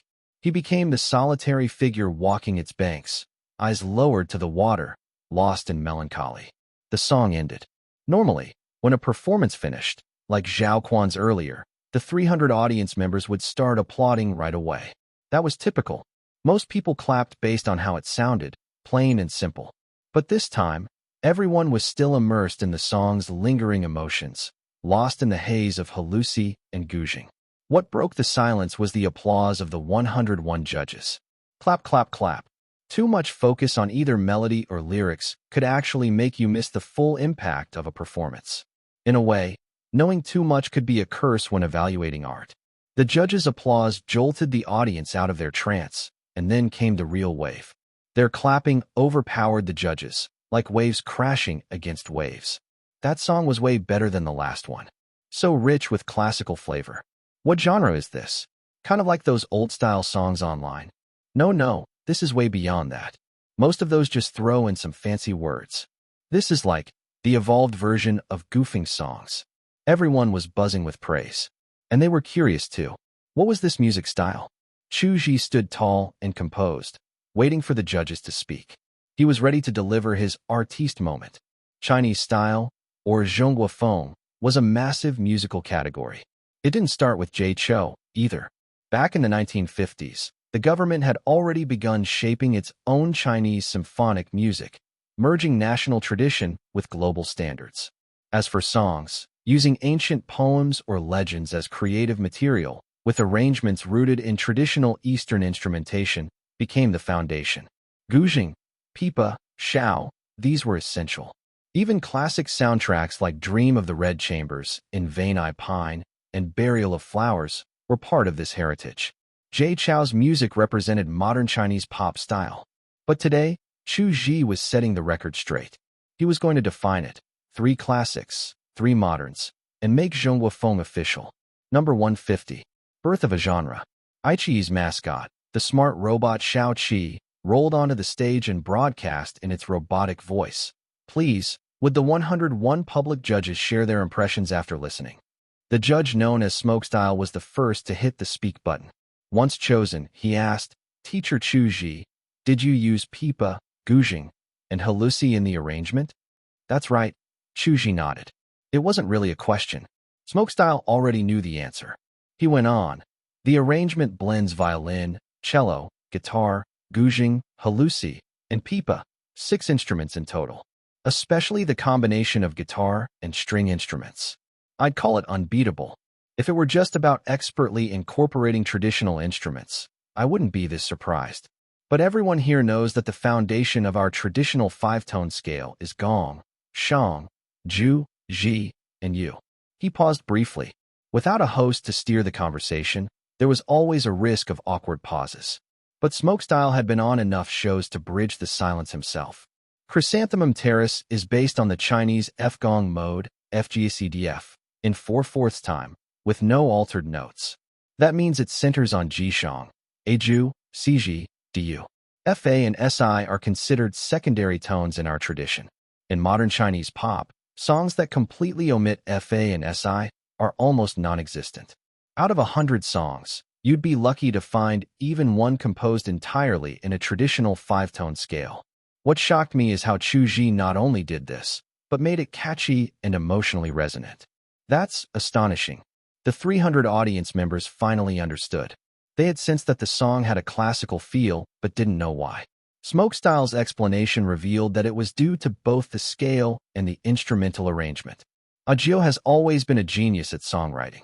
I don't really get what the judge is saying, but it sounds awesome. Now this is what a real song sounds like. Before he finished speaking, another 2 judges couldn't wait any longer. They pressed the button at the same time. Vegas and another judge named Wizard First. Without a host to mediate, they stumbled into each other on the mic. Sensing the awkwardness, Wizard First spoke first. Teacher Vegas, would you mind if I went ahead and shared first? Please, go ahead, Vegas said with grace. Gentle scholars rarely beat thick-skinned speakers in a rush. Wizard First was an indie artist who released his albums online. He had written several widely circulated goofing, ancient-style songs, but ironically, it was the singers covering his work who became famous, not him. The prelude was a variation of the chorus melody. I absolutely love that structure. It reminded me of walking through a museum, gazing at a scroll painting, with the intro acting as a guide and the chorus marked by traditional clapper beats. The percussion wasn't jazz drums or standard kits, but bangzi, an instrument rarely used in pop music. Yet here, it fit perfectly. That's all I can say. As someone who grew up in Jiangsu Zhejiang, I learned halusi in elementary school. I always thought of it as a folk instrument, nothing more. But the way it was used in the outro totally changed my perception. I never knew halusi could fit so well in pop. I looked into it. Lyrics, melody, and arrangement were all by teacher Chu himself. Out of all the episodes of this show, Chrysanthemum Terrace is the arrangement that shocked me the most. I learned so much from it. Normally, judges shared general impressions, not critiques, and kept their tone modest. But Wizard's first barrage of praise clearly showed how much he loved the piece. Halusi was one of the most commonly taught ethnic instruments in schools, especially in elementary or middle grades. It was easy to learn and low cost. But it wasn't until Wizard first mentioned it that the audience realized the outro really was a halusi solo. Wait a second. Halusi, pipa, bangzi, guzheng? That's 4 traditional instruments, and it didn't sound tacky at all. Whoever said traditional instruments are outdated just doesn't know how to use them. This song is proof they still hold charm. I'm definitely listening to Chrysanthemum Terrace on loop after this. And it's not like he used only traditional instruments. The opening was strings, cello, and violin. Now that I think about it, Chu Zhi is insane. The audience murmured in agreement. The commentary section was dragging on, but that was only because so many judges were desperate to speak. Finally, the third judge had to be Vegas. He cleared his throat. The 2 judges before me already covered the melody and arrangement. I'd like to focus on the lyrics. I won't rehash the rhyming, which everyone's noticed. Let's talk about the wordplay instead. For example, sorrow cannot cross the river, autumn hearts split in 2. The word for sorrow is made up of autumn and heart, or how the long night freezes into frost echoes with left alone in the lake's reflection. These are internal callbacks between verses. What does that show us? That for Chu Zhi, rhyming is just the baseline. He does it effortlessly. And why did he write this song with both traditional lyrics and composition? At last, the judges were asking the real question. Chu Zhi let out a quiet breath of relief. He had been ready to awkwardly steer the conversation there himself if no one asked. I once said, the Huaxiao wave is the most powerful and the most brilliant. I've always believed that what is national is also international. That's why I wrote this song. It's an experiment. Our country has a rich musical tradition. Chinese-style symphonic works were once celebrated across Asia. So rather than saying I specifically wrote Chrysanthemum Terrace, I'd say I hope to create a more popular kind of Chinese-style music that would speak to our people. Ancient poems, classical literature, traditional melodies. We have so much material to draw from. Chu Zhi continued. New vocal styles, new arrangements, new concepts. I admit my ambitions are big. I hope I can help Chinese-style music flourish globally. He wrapped up. My concept of 3 classics and 3 moderns is still a personal vision for now, but I will give everything I have to bring it to life. He said it calmly, with no dramatics. But the ambition was enormous. In the hall, not a sound was heard. The 101 public judges and 300 audience members were all gripped by the same wild thought. He's founding a new school of music. In every field of art, it takes countless contributors to build a genre. But the one who founds a movement, the one who introduces it to the world, is remembered as the pioneer. The web novel The Great Literary Master Reborn wasn't the first to write about plagiarizing famous works, but it made the plagiarist genre a thing. Legend of the Cultivation Journey may not have been the first Xinxia novel, but its system of core formation, nascent soul, spirit division, and tribulation became the standard for the entire genre. Buddha is the Way? That was the first true prehistoric mythology novel, and it both created and popularized the flood myth genre. No one can argue that. What Chu Zhi was doing now was exactly what Dream into God Machine had done for the flood myth genre. By directly proposing the concept of new genre foam and backing it up with works like East Wind Breaks, Blue and White Porcelain, Cold Fireworks, and more to come, Chu Zhi was carving his name into music history. Father of New Chinese Style, this title was his now. Not even Jesus or Guanyin could take it from him. Clap, clap, clap.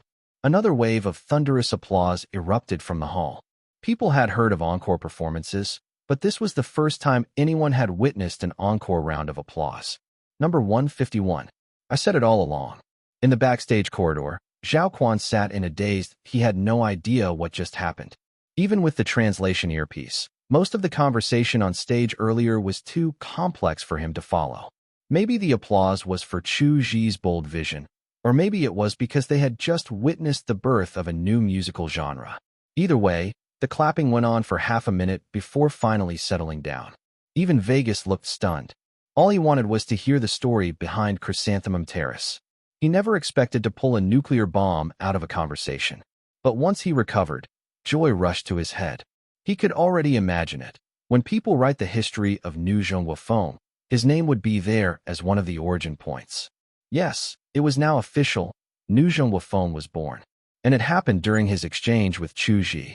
Even as one of the founding editors of Lyrics Journal, Vegas couldn't hold back his excitement. This is definitely something new. Vegas followed up, still riding the high. It's distinct from traditional pop music. Zhongguofeng can incorporate pop, rock, soul, rap, and more.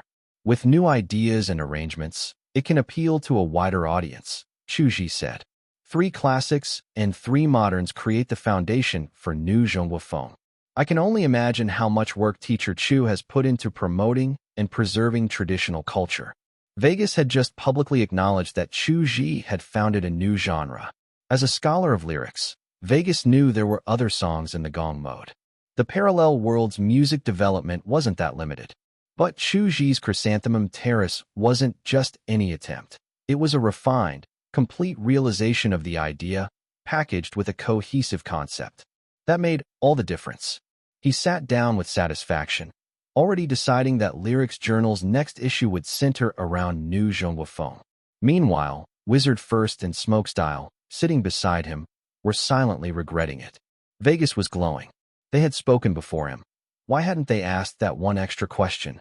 They had originally thought Chrysanthemum Terrace was just an upgraded goofing song. But now they knew the truth. One song wasn't enough to earn Chu Zhi the title of Father of New Zhongguofeng. He would need more excellent works to support it. But was that even a problem for Chu Zhi? With legends like Li Yugong, Su Song, J.J. Lin, Hu Yanbin, Jay Cho, and countless outstanding Zhongguofeng works already in existence, there was nothing to be afraid of.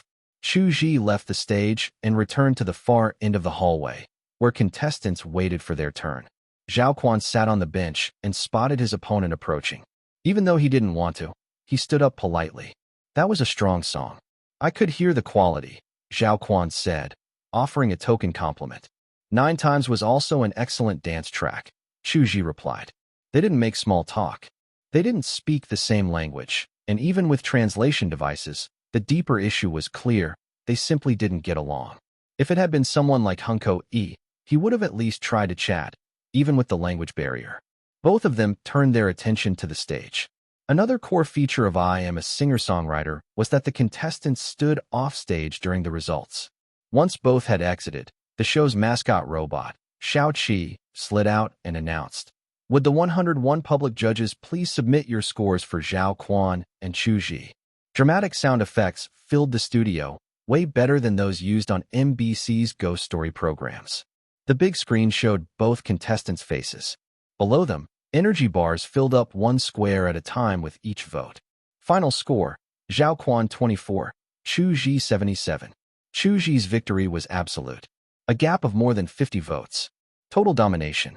In terms of popularity, Zhao Quan was the top idol in K-pop, and Chu Zhi was the top star in China. They were about even there. While public judges could be biased, the results weren't exaggerated. This is the score it should be. Chu Zhi thought to himself that as stirring as rap can be, it was no match for Zhongguofeng. Appreciation for one's own culture runs deep in the DNA. More importantly, Chu Zhi had just founded a musical school with Chrysanthemum Terrace. Just like Tong Tian used the 4 immortal execution swords to establish his teachings, or Laozi used the Taiji diagram, or Yuanshi Tianzuan used the Panga banner. The golden dragon shears were impressive, sure, but how do you compare them? 9 Times was a solid piece. I look forward to your next challenge, Mr. Zhao. Chu Zhi offered graciously. But Zhao Quan was furious inside. He couldn't understand how that song, had beaten him. The score gap was even bigger than when he had crushed Li Jun. Zhao Quan had never suffered such humiliation in his career. China is still this backward? In the 21st century, someone can still create a new genre, he muttered to himself with scorn. He wasn't stupid. He realized that what he lost to was not the song itself, but the hype around the concept. It irritated him. Under his breath, he added, "Our country's K-pop system is highly developed. I didn't expect yours to still be inventing genres out of thin air." This was emotional backlash. Clearly, he wasn't thinking straight. Maybe it was because Korean pop's dominance in China had been smooth sailing for so long that losing even once now felt unacceptable. Chu Zhi caught the tone. "I haven't studied K-pop in depth," he said calmly, "but from what I know, it combines Western electronic music, dance pop, and hip-hop, with themes of passion and romance. Most pop genres today come from the West. K-pop is a localized expression of Western music. Very few Eastern cultures can stand on equal footing with Western music traditions.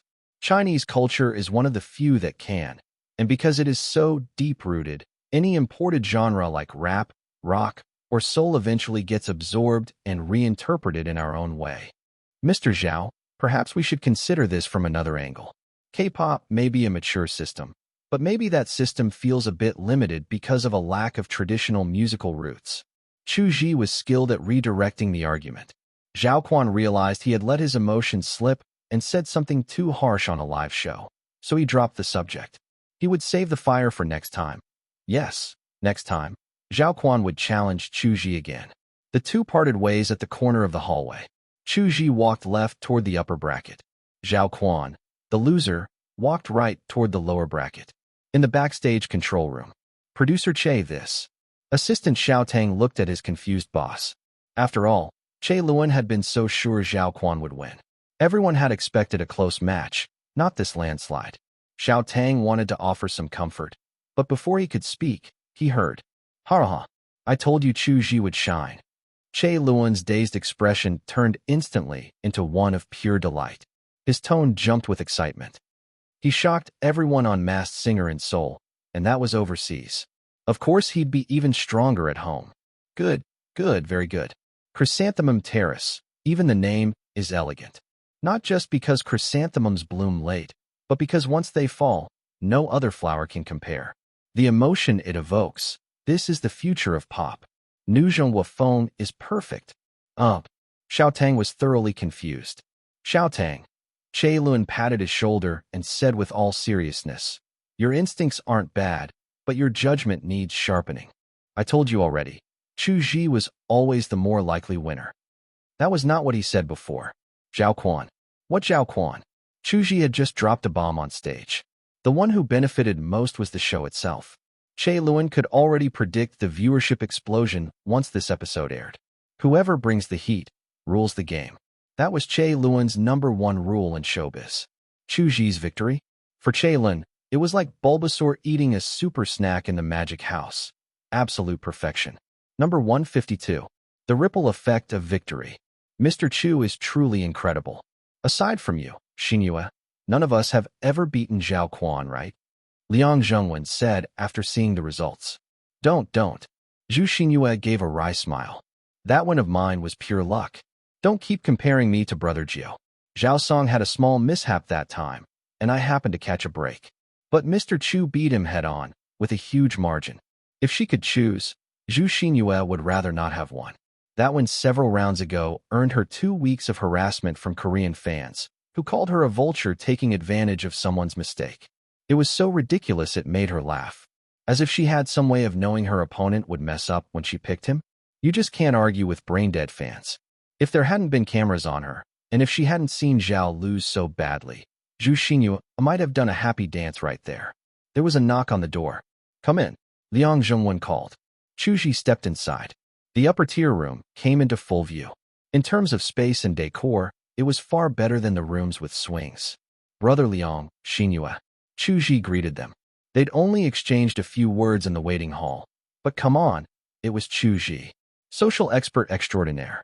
Anytime, any place, he could quickly get along with people. Super detective on the scene? Wait, wrong show. If Chu Zhi wanted to get familiar, he'd find a way. Zhu Xinyue was several years older than him, but she didn't like it when handsome men called her older sister anyway.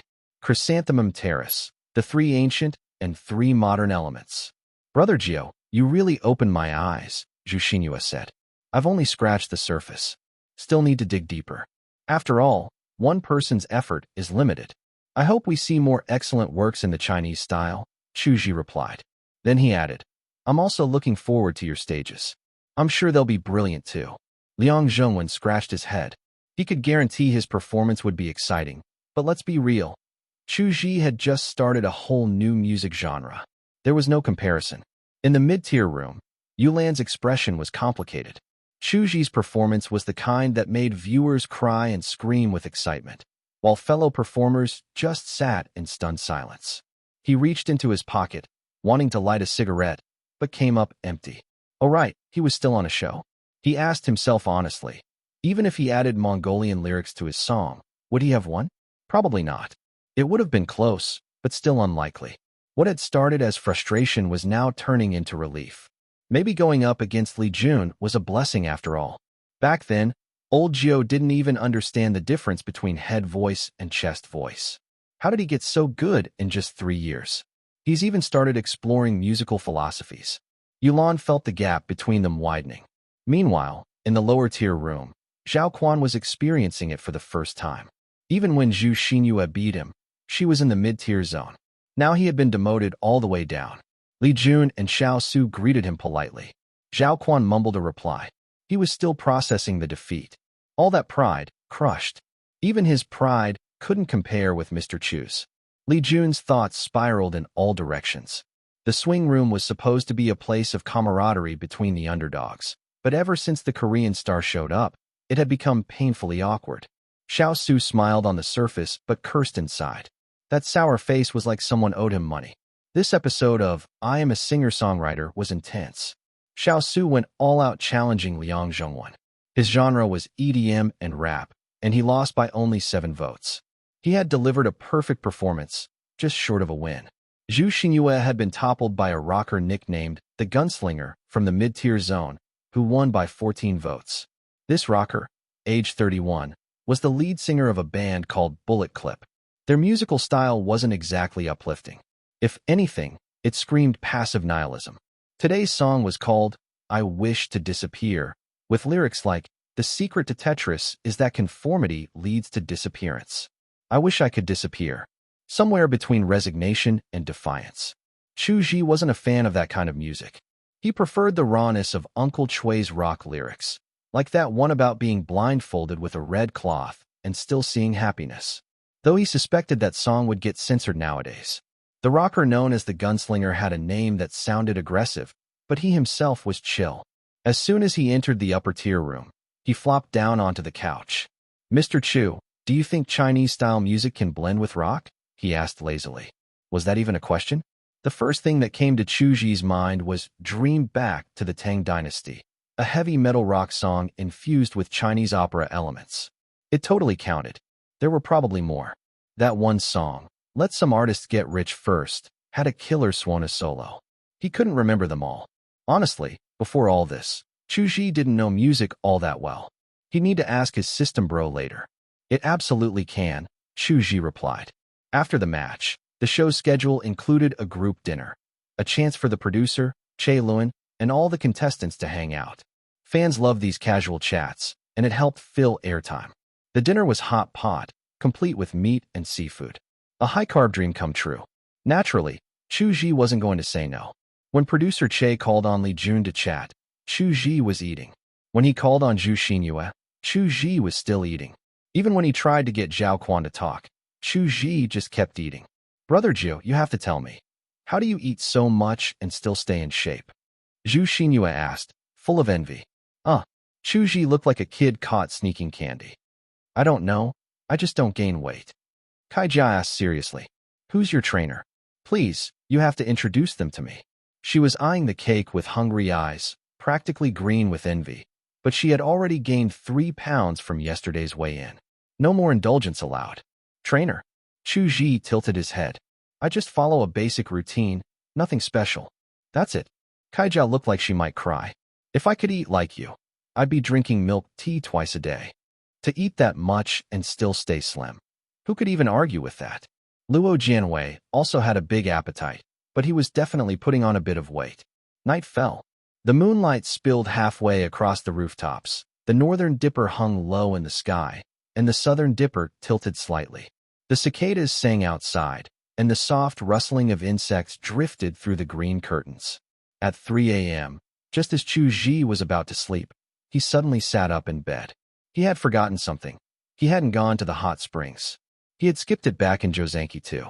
Since the show was footing the bill, soaking again meant he was getting his money's worth. That was Min Zhongbi's logic from dinner. If the wool's there, shear it. Director Lin, you should go soak too. You guys carrying the cameras work hard. Chu Zhi tossed the suggestion casually. As long as Chu Zhi didn't start climbing mountains, cameraman Kobayashi figured this was already merciful. There was no filming during hot springtime. For one, the show didn't film nudity. And for another, Chu Zhi's body was worth far more than what they were paying. This is actually kind of nice, Chu Zhi murmured, relaxing into the steam. Just then, he heard some commotion outside. He was nearly done anyway, so he quickly got out and stepped into the hallway. Staff members in wooden clogs were scrambling back and forth in a panic. What happened? Chu Zhi asked. Mr. Min passed out in the hot spring. He soaked too long, one crew member said, panting. Huh, that's a lot, but maybe not necessary, Chu Zhi thought. He quickly added, is he okay? He's all right. Just stayed in the water too long and got lightheaded. We've got a medical team on standby 24/7, so no need to worry, Mr. Chu. Good to hear. Chu Zhi nodded. Soaking for too long to save money, that's commitment. It could be dangerous, though, especially for people with low blood sugar or high blood pressure. Most hot springs have emergency buttons for a reason. Chu Zhi returned to his room. Next door, Min Zhongbei was sprawled out like a rag doll, clearly drained. His expression was that of someone whose soul had just left his body. That should be funny enough for the edit, he thought. No one knew, not even Chu Zhi, that Min Zhongbei had deliberately pushed himself for the sake of the show. When he was 13, Zhongbei's mother was diagnosed with breast cancer. The pain was constant. Once, he saw her cry from it. He responded by pulling faces and cracking jokes just to make her laugh. The way little Zhong told jokes and made those silly faces, it really cheered me up. That's what she told him. Anyone with basic medical knowledge knows that breast cancer doesn't hurt in the early or middle stages. Once it becomes painful, it's advanced. That experience left a deep mark on Zhongbei. He believed his greatest value in life was making others smile. Everyone carries some kind of burden. The most composed people often have the deepest waves hidden beneath the surface. The missions in Ataru were tougher than in Sapporo. Perhaps the production team had figured out how to better manipulate the guests after 2 weeks of data gathering. Over the next 2 or 3 days, each of them walked at least 20,000 steps daily. Zhang Ning was so done, she didn't even bother hiding her frustration anymore. They're brutal, Chu Zhi muttered, glancing at his flip phone. I've walked over 4 kilometers today. True to their usual strategy, the production team made full use of Chu Zhi's Japanese skills by assigning him extra tasks. That included welcoming the show's guest star. Journey Among the Stars had only aired 2 episodes, but it was already a national sensation. Naturally, the popularity of its guest stars was soaring. This time, the special guest was Zhou Guowu, a new face among the top-tier celebrities. A week earlier, Penguin News had released a detailed chart of the most searched celebrity keywords on public platforms. Sitting comfortably at number 1 was none other than Chu Zhi, with a landslide lead. The new top 5 were Lin Xiao, Wu Tang, Su Yiwu, Li Fei, and Zhou Guowu. The old era slogan, Wu at the head, Chu at the tail, Yi soaring like the clouds, was now a thing of the past. Wu Tang, Su Yiwu, and Li Fei were still in the running, seasoned veterans aging like fine wine. 2 glaring gaps appeared in the data.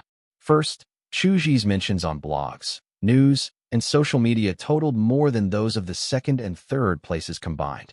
Second, the drop from 5th to 6th place was so steep that no one beyond the top 5 could be considered comparable. Hence the new top 5, not 6. Li Xingwei had fallen out of the top 10. Shen Yun barely made 9th, but he was a state-backed actor known for patriotic films, a completely different category.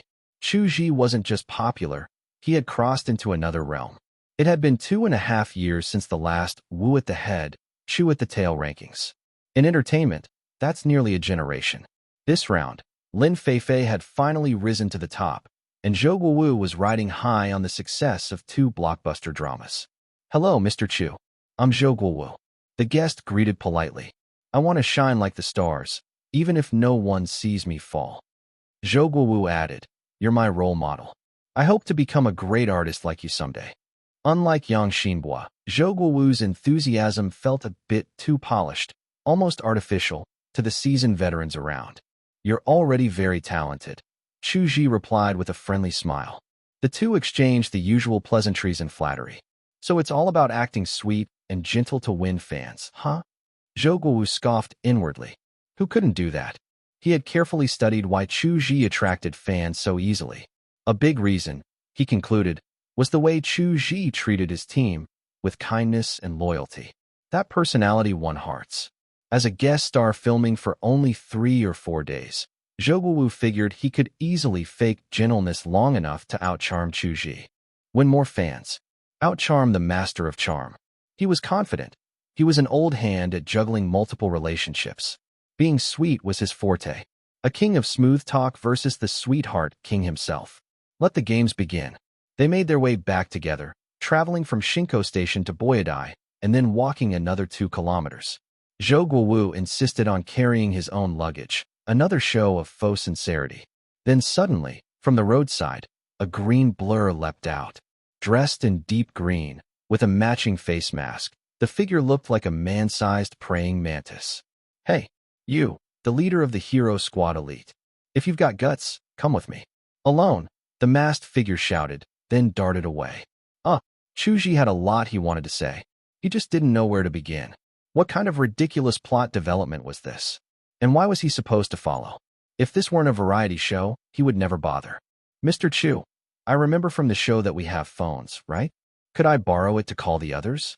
"I'll find the hotel myself," Zhou Guowu said considerately. "Don't let me hold you up." "Sure." Chu Zhi didn't argue. He quickly explained how to use the show's special phone, then turned and chased after the mysterious figure. As Chu Zhi disappeared into the distance, Zhou Guowu turned his attention to his real goal, charming Zhang Ning. He dialed her number. Zhang Ning, a national first-class actress, twice nominated for the Cannes Best Actress Award, head juror at Tokyo, Shanghai, and Warsaw film festivals. Respected at home, internationally recognized, absolute power player. The facts rolled through Zhou Guowu's mind. Once the call connected, he spoke cheerfully. "Hello, Ms. Zhang. I'm the guest star, Zhou Guowu. Our team leader had to take care of something. I'm about 1 kilometer or 2 away, so if you could just tell me the way, I'll walk over." About half an hour later, Zhou Guowu arrived at the Ryodai Kurumura Inn. Like the others, he had a character sheet. Zhou Guowu. Affiliation, Star Tower's most promising outer disciple, naturally gifted. Mastered the ultimate. Technique, game of infinite variance. Skill, strategist's insight, can predict behind-the-scenes details of one mission. Seems useful, Kai Jiao muttered, considering. "I don't really know how these variety shows work," Zhou Guowu said. "Just tell me when to use it, and I'll follow your lead." Compared to last week's guest Liu Pei, who had zero sense of entertainment and left everyone confused about his skill even after the recording ended, Zhou Guowu was clearly more prepared. He stayed humble, joked around, and quickly bonded with everyone except Luo Jianwei, who tended to be reserved. Luo Jianwei preferred people like Chu Zhi, quiet and respectful, but always reliable when it counted. It was already mid-October in Otaru, the air crisp and chilly. Running around worked up a sweat, but the breeze made it biting cold. Chu Zhi finally reached the green-masked figure and received a side quest. He felt both hot and cold, tired and wired, and headed back toward the inn. He was only about 500 meters away when... Alert! Alert! Danger detected. Move to the open area 50 meters to your front left immediately. Execute evacuation now. Huh. Chu Zhi froze. He had never heard the system's warning tone sound so urgent. Dangerous source? Open area? His mind raced. A phrase flashed through his mind. Landslide? No time to think. He bolted toward the open field. As soon as he got there, the system marked it as safe. What now? Why the sudden sprint? Could someone spare a thought for the poor cameraman? That was all Kobayashi could think as he struggled to keep up. Then, the world shook. The ground roared like a dragon waking beneath the earth. Chu Zhi nearly lost his footing. Kobayashi, focused on filming, did fall, but instinctively raised the camera as he hit the ground. Bang! A dull crash echoed. Stunned, Kobayashi staggered up. Chu Zhi grabbed him and hauled them both behind a solid concrete barrier. What the hell? It's not a landslide, it's an earthquake. Chu Zhi instantly understood what the system had been warning him about. The buildings were the real danger. City centers had better seismic standards. Out here in the countryside, not so much. He could already see some of the smaller structures swaying like teetering stacks of mahjong tiles. Then, crack, crash, collapse. The county road split open. The left side sank, the right buckled upward. Houses crumbled like sandcastles. Kobayashi was frozen in place. He knew earthquakes were common in Japan, but never thought he'd be filming during one. Was that really an earthquake? He asked, shaken. If I hadn't followed you. I just felt uneasy and decided to take a break in the open. Chu Zhi offered vaguely. Too close. Too dangerous. Kobayashi was trembling. We need to call emergency services. What about the crew? We'll call them, but we're not at the epicenter. Let's check the news, Chu Zhi said, scanning the devastation. Kobayashi took out his phone. Thankfully, there was still signal. October 18th, 2020, 2:13 p.m. A magnitude 5.9 reverse fault earthquake struck Hokkaido's Ishikari district at a depth of 28 kilometers, reported by the Hokkaido Meteorological Agency 2 minutes ago. Ishikari, where's that? Chu Zhi asked. Just 20 to 30 kilometers from Otaru, Kobayashi said, showing the map. A 6.0 is considered a major quake. A 5.9 at such close range, still very serious. System, is the earthquake over? How long until the aftershocks? Chu Zhi asked mentally. Tongshin had lasted 25 seconds, 1 chuan over 100. Ishikari wasn't as strong, maybe under 10 seconds. But aftershocks could come within an hour, a day, or a month. Next aftershock expected in 28 hours, the system replied. Safe for now. Anonymous donations counted as achievements. Saving lives surely did too.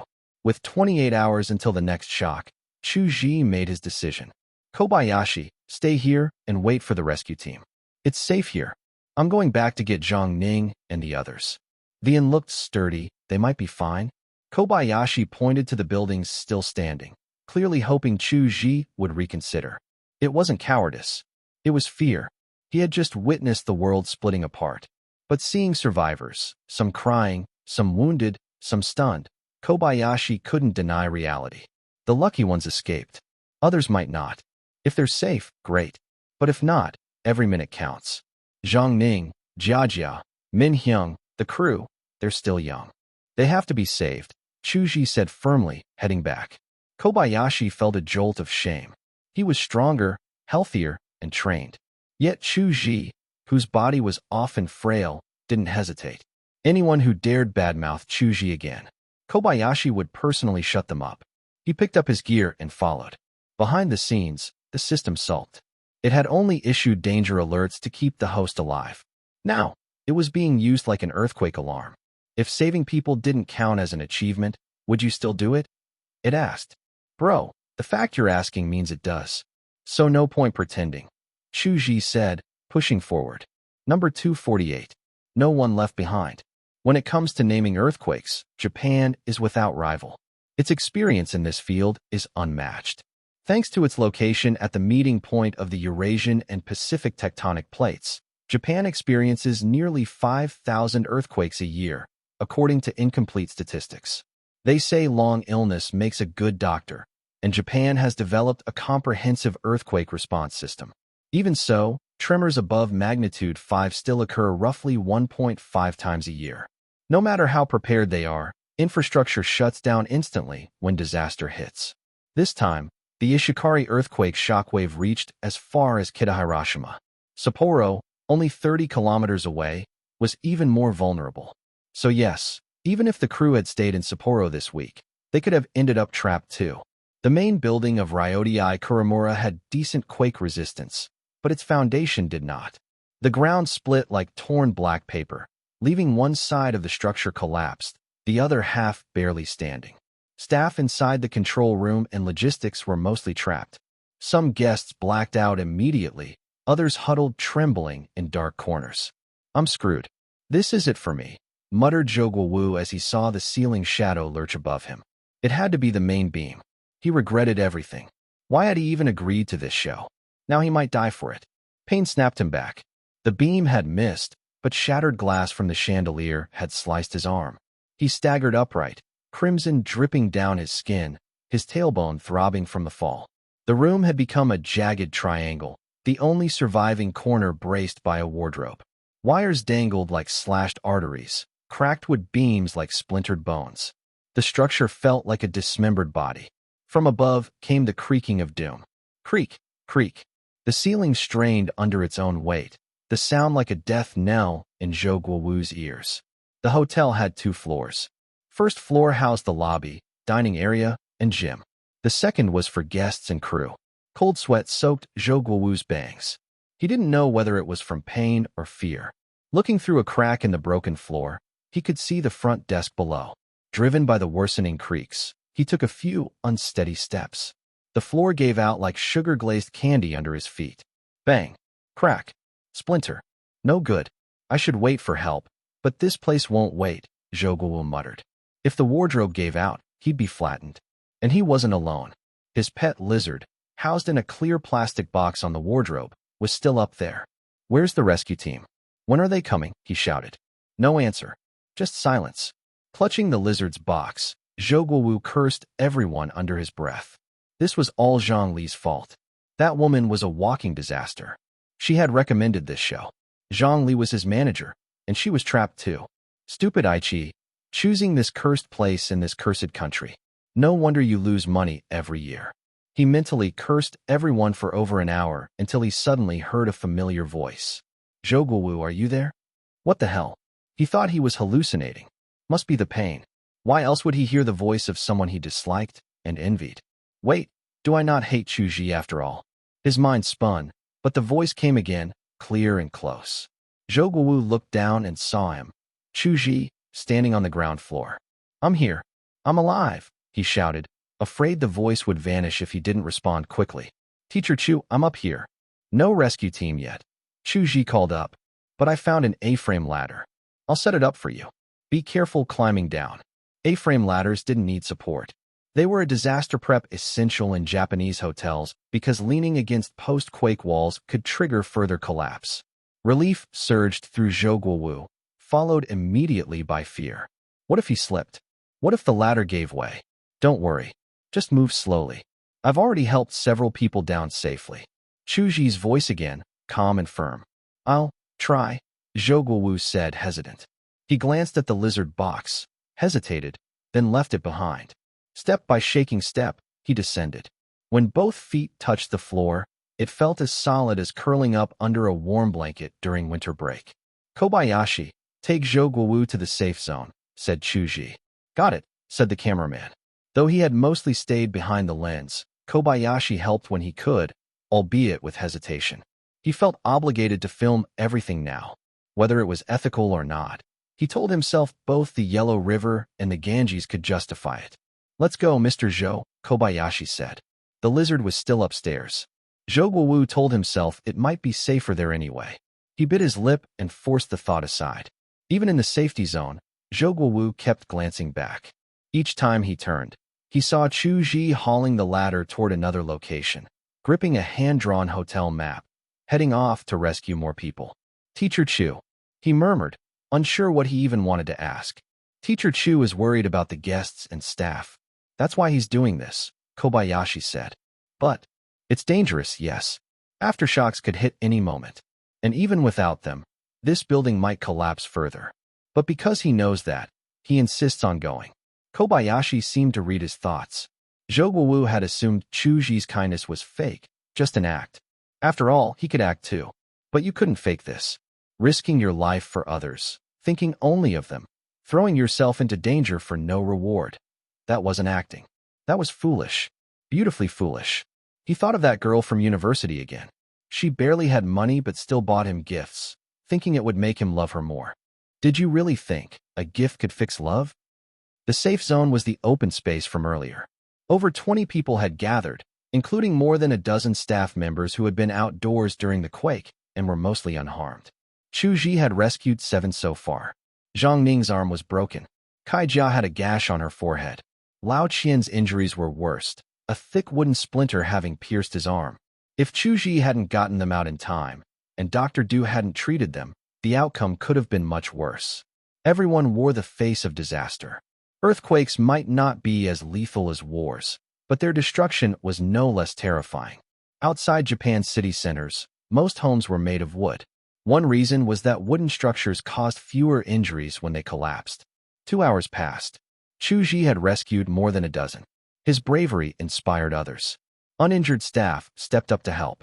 No one had the right to demand others risk their lives, which was why Chu Zhi's initiative was so extraordinary. Acts like his were why people respected soldiers so deeply. Kobayashi, his camera rolling, caught every frame. To the crew, Chu Zhi looked like a selfless hero, risking everything. Inside, he was grinning. His system pinged with rewards. King of the world, saving a life equals saving the world. You are more real than a truck driver protagonist. Saved 1 life. 1 personality coin. Saved 3 lives. 2 personality coins. Saved 20 lives. 5 personality coins. Saved 50 lives. 6 personality coins. With the new batch of coins added to his existing total, Chu Zhi had 18 coins, more than his previous high of 16. Each was worth 10 million. He had just made 150 million. The money numbed his pain. He didn't rest. Ladder on his back, arms scraped, breath ragged. He kept going, more energized than ever. Wouldn't you do the same for 10 million a person, guaranteed safety, and good karma? Night fell. Teacher Chu, would you like to take a break? Most have been rescued. Let us handle the rest of the final check, said a staffer in a cat ear hoodie. Chu Zhi shook his head. Too tired to speak, but not too tired to keep going. He had rescued 26 people. Maybe he could push for 50. Including agents and crew, the team had over 70 people. It was a bold dream. Reality had other plans. Sirens wailed. Official Japanese rescue teams had arrived. One group had collapsible cranes and search dogs. Another brought large cases filled with cameras and rock-cutting gear. All wore matching red-orange uniforms. A loudspeaker blared instructions in Japanese, Chinese, and English. We have set up temporary tents. Please follow the rescue staff holding blue flags in an orderly fashion. 4 hours had passed since the quake. Ishikari's tremor had affected 11 cities. Even the team dispatched from Hokkaido was stretched thin. Chu Zhi's early efforts had made all the difference. Thanks to his initiative, many trapped people had been pulled out, injuries treated, and lives saved. The Ryotei Kuramura group was assigned to Tent 17 in the open lot. Because the hotel had been rented out by the production team, most evacuees were Chinese. Only 1 staff supervisor remained from the hotel itself. The area was spacious, but still over capacity with so many people. It was cramped, loud, but safe. Number 249. A spotlight in the dark. Mr. Chu, let me help with your wounds. Dr. Du, one of the support team doctors, pushed through the crowd toward Chu Zhi. I'm not hurt. Others need treatment more than I do. Chu Zhi replied instinctively. He genuinely didn't think of himself as injured. They've sent in the official medics already. I've got time. Let me check, Dr. Du insisted. A band-aid will do, Chu Zhi said casually. At the same time, the crew's cameraman, Kobayashi, squeezed his way over too. He had just finished filming the injured, several with broken limbs, countless others with cuts and scrapes. If it weren't for Mr. Chu, things could have been much worse. The assistant director had been buried under the wreckage, unconscious. Normally, he worked night shifts and had gone to soak in the hot springs in the afternoon. He never made it there. Instead, he got buried under a hallway on the lower level. Chu Zhi had dug him out by hand, like harvesting sweet potatoes. Mr. Chu's pretty banged up too, Kobayashi said just as Chu Zhi rolled up his sleeves and pant legs. There were several cuts from broken beams, with wood splinters still embedded. His fingernails were cracked. Sure, it was minor compared to others, but every one of those wounds came from saving someone. Dr. Du took out hydrogen peroxide. The iodine solution had been crushed in the quake. Chu Zhi briefly considered using his sick leave persona to claim temporary paralysis and dodge the pain. Then he caught a glimpse of Kobayashi's camera out of the corner of his eye. Wait, are you filming this? The moment he asked, it was too late. The disinfectant touched a wound. Ah, The pain was sharp enough to make him howl. Not the kind of pain you hiss through your teeth, but the kind that wrings a scream from your throat. His hands and arms were littered with tiny injuries. The price of playing the self-sacrificing hero was steep. Inwardly, he winced and activated his sick leave perk anyway. Immediate effect, the pain dulled instantly. Chu Zhi checked his points. 18 personality coins. I could redeem 6 rare items or pull 3 blind boxes. Nothing urgent for now. I'll hold off until I get a feeling for it. Sixth sense kind of thing. He scrolled through the ever-expanding catalog of rare items in the system shop. Last he checked, there were around 10,000 options. Now it was over 11,000. Was the system evolving in real time? One of the new listings caught his eye. A strange blue pill that could protect your eyes from blue light, UV rays, and radiation. Pretty niche, but useful. Still, Chu Zhi didn't spend much time on his phone. He mostly read books. By the time his mind wandered back, Dr. Du had finished disinfecting and bandaging all his wounds. Thanks, Dr. Du, Chu Zhi said. No trouble at all. To Dr. Du, Chu Zhi was nothing short of a hero. The kind of idol the entertainment industry should actually be celebrating. He was in his 30s, with a 3-year-old daughter. If his daughter ever became a Chu Zhi fan, he wouldn't object. Around 8 p.m., full darkness had settled in. Flashlights were necessary to move around. The official rescue team had distributed emergency supplies: water, rice balls, bread. It wasn't enough to fill your stomach, but it could keep you going. Good news, Mr. Chu, said the staffer in the cat hoodie. All 78 members of our production team made it through. No fatalities. 3 people are seriously injured, the rest are minor cases, and it's all thanks to you. No one critical? Chu Zhi asked, concerned. All safe. They've been moved to the temporary field clinic. Chu Zhi nodded. That's good. He was especially concerned about Lao Qian, one of the 3 seriously injured. Mr. Chu, I really thought I was going to die. You saved my life. I'm not good with words, but I'll remember this forever. From now on, I'm your ride or die fan. Anyone dares talk bad about you, I'll unleash 1,000 curses. Thank you for risking your life to save us, Mr. Chu. More and more people came to thank him, including Zhou Guowu, who had clearly shifted his focus. Why chase Zhang Ning when Chu Zhi was right there? Sure, Zhang had seniority and prestige, but Chu Zhi was genuinely kind. Sleep wasn't going to happen that night. They only had one tent, and it was cold in October. There were no sleeping bags, no heaters. And even without the physical discomfort, who could rest easy after an earthquake? Of everyone, producer Che Lun probably had the most reason to lie awake. He and his assistant, Xiao Tang, sat in silence. Che Lun's silence came from surveying the damage, equipment destroyed, guests injured, the future of their show in doubt. Even though natural disasters didn't count as a breach of contract, the production would still lose money. Was I just too good at my job? Che Lun muttered bitterly. Is this what it means to be cursed by heaven? Xiao Tang stayed quiet out of sympathy. Can't laugh when the boss is suffering. This damn country, Che Lun grumbled. If the quake hit after we left, I'd be fine with it. But no, it had to be now. I have a not fully formed idea, Xiao Tang said cautiously. Che Lun perked up. Let's hear it. Kobayashi filmed everything. Mr. Chu rescuing people. We could do a special episode. And didn't you prep a camera when you got stuck earlier? Che Lun remembered. Chu Zhi had saved him too, and they had the footage. The more he thought about it, the more viable it seemed. Official response had been slow.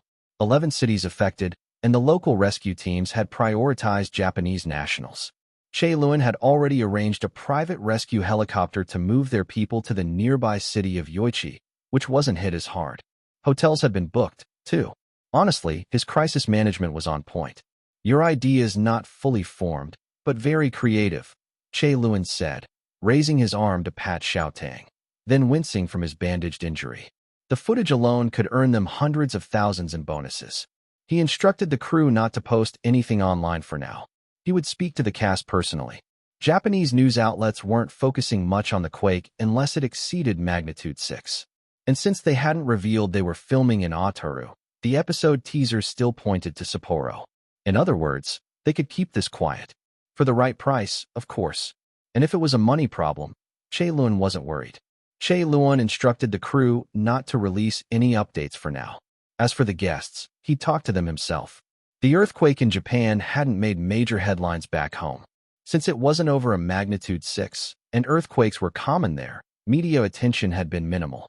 Besides, the filming location in Otaru hadn't been made public.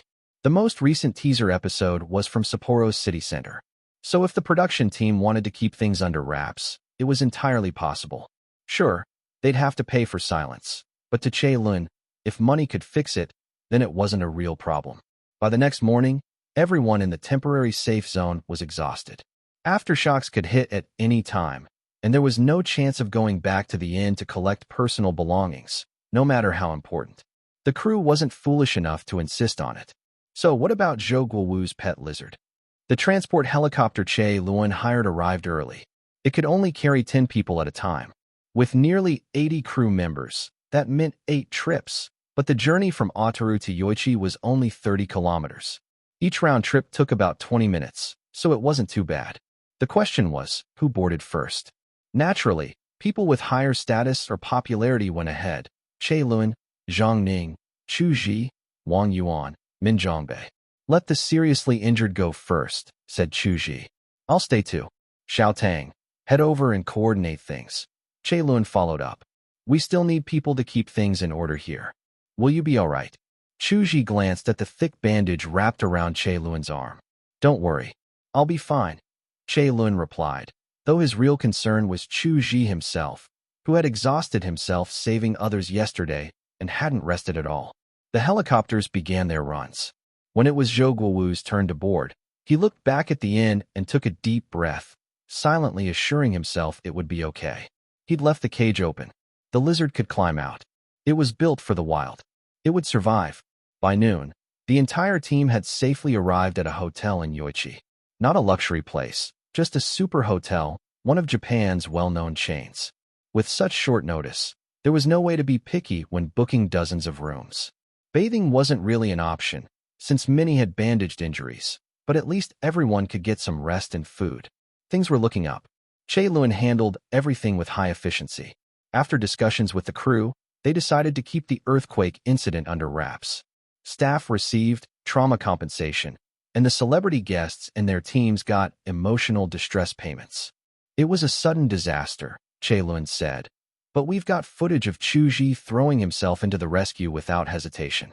If we edit this right in post-production, the show might not even lose money. Chu Zhi's rescue effort wasn't just something Chae-lun appreciated. The platform backing the show, Aichi, owed him big too. If there had been serious injuries, or even deaths.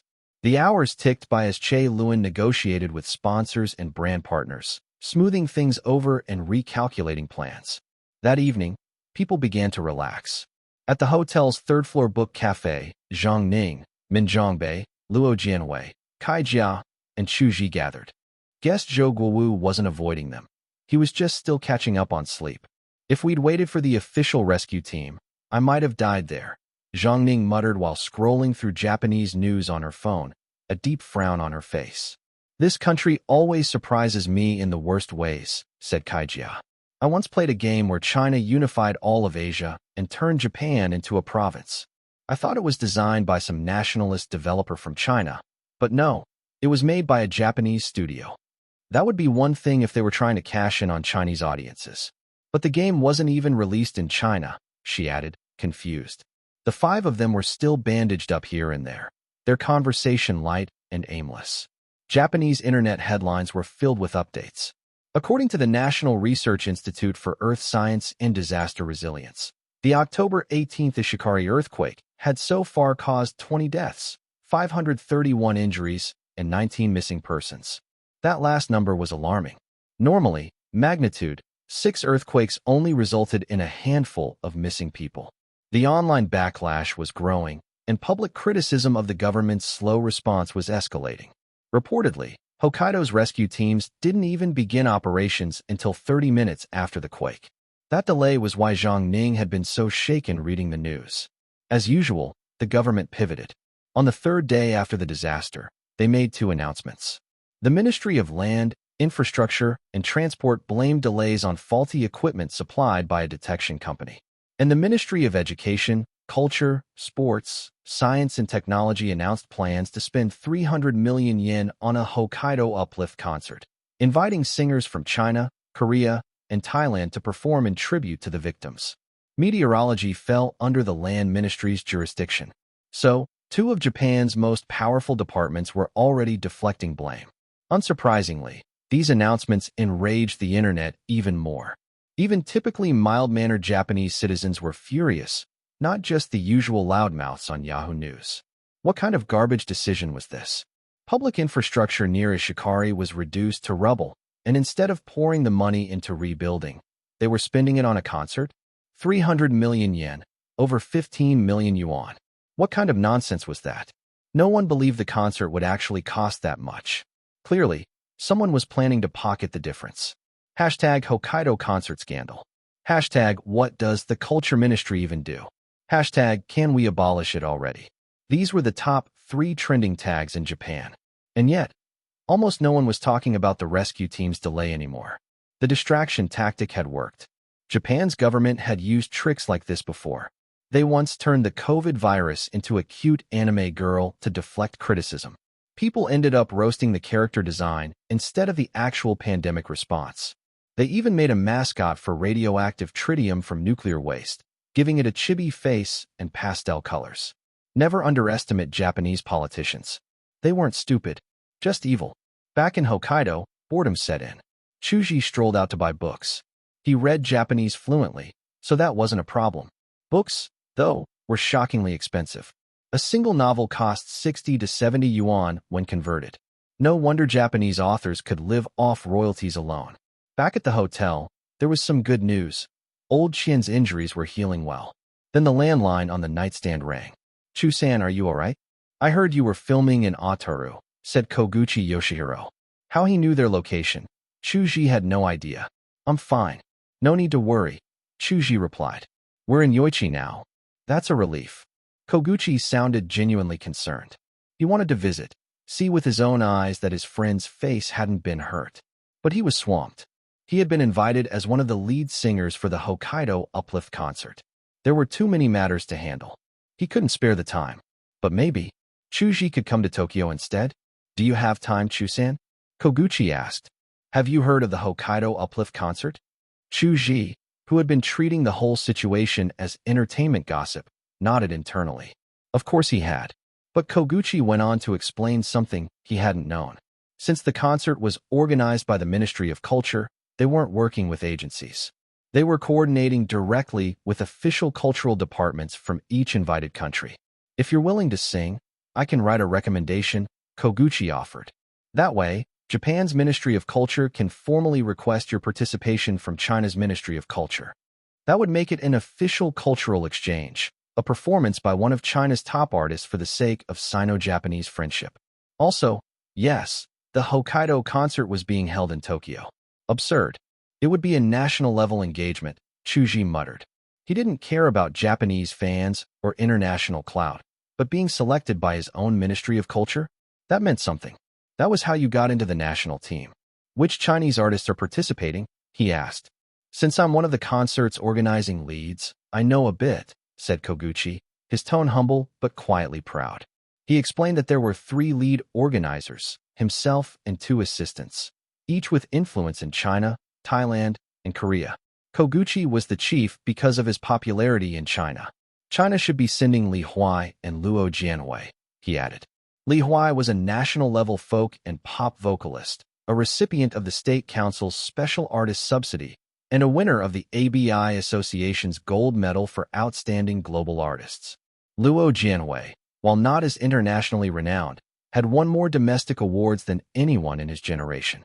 "Then I'll trouble you with this, Koguchi-san," said Chu Zhi, accepting the invitation. "Not a problem at all. It will be an honor to share the stage with you," said Koguchi, clearly pleased.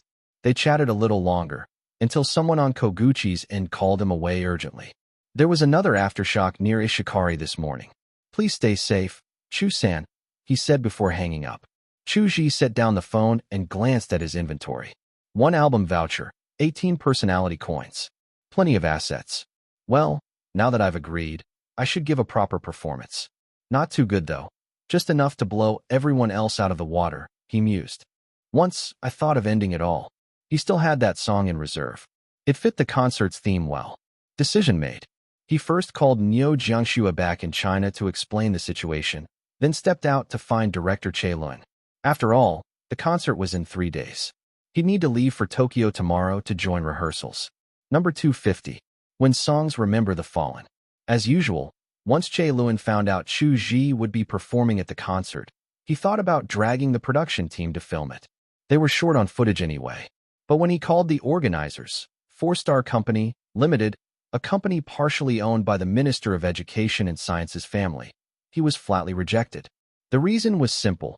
The broadcast rights had already been acquired by CCTV Music Channel, CCTV 15. Any further questions would have to go through them. Go through CCTV? Che Lun gritted his teeth and gave up. To put it plainly, Ichi didn't have the standing to challenge the national broadcaster. When they landed in Tokyo, Chu Zhi had expected to be greeted by a staff liaison. To his surprise, it was Koguchi Yoshihiro who came in person. Wasn't he supposed to be overwhelmed with responsibilities as the event's lead artist organizer? Why did he have time to pick someone up at the airport? You must be tired, Chu-san. Koguchi gave him a long, thoughtful look before flashing a polite smile. Have you had breakfast? Would you like something to eat first? Narita Airport wasn't large, but it had Yoshinoya and Tsukiya. Chu Zhi politely declined and opted to head straight to the hotel. True to 4-Star's reputation for spending taxpayer money with no restraint, Chu Zhi was checked into Amon Tokyo, one of the most luxurious hotels in the city. Koguchi saw him to the hotel and left in a hurry, clearly squeezing this visit into a packed schedule. Chu Zhi's assigned liaison was Reina Mia, a 25-year-old staffer at 4-Star. She had joined the company right after university. With her parents gone for 3 years now, she was the sole provider for her 12-year-old brother and had little time for herself. After being assigned this high-level task, she immediately researched everything she could about her VIP guest. She had to be meticulous. 4-Star paid well, and she didn't want to make the slightest mistake. In Japanese drama and anime, one often sees jurigaisha, which basically means a stock company. In Japan, shares are called juri, so a jurigaisha is simply a joint stock corporation. What are your thoughts on the recent Hokkaido earthquake? Chu Zhi asked suddenly. Reina hesitated for a while, then carefully replied, It's very unfortunate. I heard a number of people died. My deepest condolences. It was a textbook answer. Maybe she'd grown numb to disasters. Chu Zhi didn't sense any real emotion in her words. I see, he nodded. His rehearsal was scheduled for tomorrow morning, so he used the rest of the day to get familiar with Tokyo's new national stadium. That afternoon, Luo Jianwei arrived in Tokyo. He hadn't flown in with Chu Zhi because he hadn't been informed as early. Chu Zhi knew yesterday. Luo had only found out this afternoon. I didn't expect the team captain to be here too, Luo said with a rare smile. Producer Che only told us you had urgent business. With you here, Luo Ji, I feel much more confident, Chu Zhi replied. Even outside the show, he still addressed Luo as captain, a sign of genuine respect, just like how Zhang Ning always treated Chu Zhi like a younger brother. Luo didn't say it out loud, but having the captain around did put him at ease. The two of them strolled around the stadium. It was more sightseeing than anything else, since no real preparations were underway. The whole concert had been hastily thrown together by the Ministry of Education, Culture, Sports, Science, and Technology in less than 5 days. Besides the tight timeline, they'd also invited artists from China, South Korea, and Thailand. For Japan's notoriously bureaucratic system, chaos was inevitable. Take Luo Jianwei, for instance. He wasn't even assigned a local guide. The stage manager's still working on the lighting. They say it'll take another 30 minutes, Reina reported after asking around. The stadium was in disarray. Lighting crews were working on lights, sound crews on speakers. No one was in charge overall. Without Reina there, they'd be completely lost. Reina-san, please let the organizer know the scene is too chaotic. We'll return tomorrow for the formal rehearsal, Chu Zhi said. He didn't believe for a second that 30 minutes would be enough to make the place usable. Better to sneak off for some dessert. In Japanese, san is a gender-neutral honorific for Mr. or Ms., used in formal contexts. Reina nodded and relayed the message. Chu Zhi and Luo Jianwei left the stadium. unaware they had just been spotted by an old acquaintance. Sitting less than 50 meters away were 4 South Korean artists. Seeing Yun's Sunbi, what are you looking at? The younger idol Kim Yoo-hak asked curiously. It's Chu Zhi, Seeing Yun replied, eyes narrowing into slits. He remembered Chu Zhi clearly from his time as a judge on Masked Singer. Following his gaze, Kim Ryo-hak, Lee Yongjun, and Kang Bin spotted a strikingly handsome Chinese man. That's the Demon King Chu Zhi? Kim Ryo-hak had heard of the nickname. The others recalled, too, those days in the cafe when their territory had been dominated by a foreign artist. Though Chu Zhi's fan presence had declined recently in Korea, he was still ranked in the top 10 of their artist cafes. A cancer in the history of Masked Singer, Seeing Yun commented coldly. The memory of Chu Zhi's performance, and that smug face, instantly triggered resentment in all three. When someone you dislike is that flawless, it just makes you hate them more. Later, the Korean group began their first stage warm-up. Japan's concerts typically had 2 rounds of rehearsal, initial stage familiarity, followed by full dress. 3 hours later, as the Koreans wrapped up their warm-up, Seeing Yun prepared to leave. But the others suddenly claimed they had stomachaches. That's very rude, he scolded, though he added, I'll wait in the car for 10 minutes. Thank you, Sunbae, the trio said in unison. They didn't actually have stomach issues. They went behind Seeing Yun's back to bribe the organizers and reshuffle the performance order. Originally, the Chinese group was supposed to be followed by the Thai performers. Now it was changed to Luo Jianwei, Li Huai, Mo Qingqing, Chu Zhi, Seeing Yun, Lee Yongjun, Kang Bin, Kim Ryo-hak. Simple but effective. They wanted to close the concert with a bang and make the audience feel the contrast. All 70,000 people would know the difference. Seeing Yun was a decorated artist who had won gold at a tri-national music competition involving China, Korea, and Japan. How could some young Chinese singer measure up?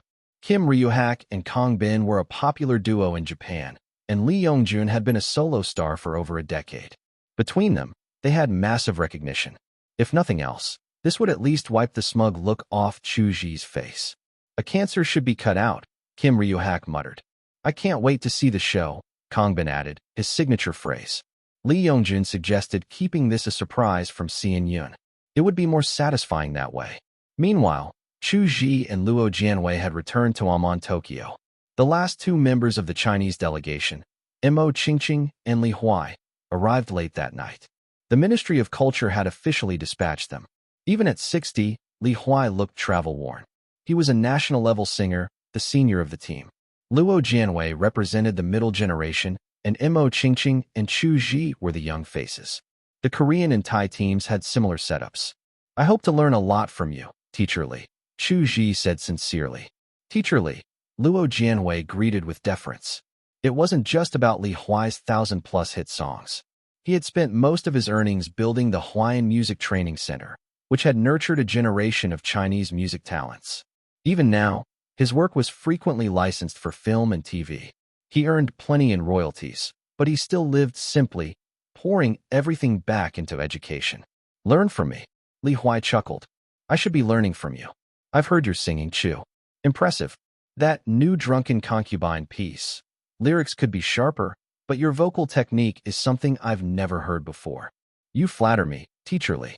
Chu Zhi had genuine respect for someone who had given so much to Chinese music. The older man's suit was worn and dated. It's no flattery. Old Ho said you were self-taught. If that's true, your skills are near flawless. He must mean Ho Yu Bing. Judging by this, Ho had probably recommended Chu Zhi to everyone he knew. Can we still rehearse tonight? Li Huai asked after a bit of small talk. I'll check. It's late, so the stadium might be empty, Chu Zhi replied, dialing Reina. She picked up within 3 rings. He got straight to the point, and her answer was firm. I'm sorry, Chu-san. All stadium staff left by 7 p.m. It's now 8:30. We would need to file extensive paperwork, and even then, there's no guarantee it will be approved. If you insist, I will do my utmost to make it happen, she added quickly.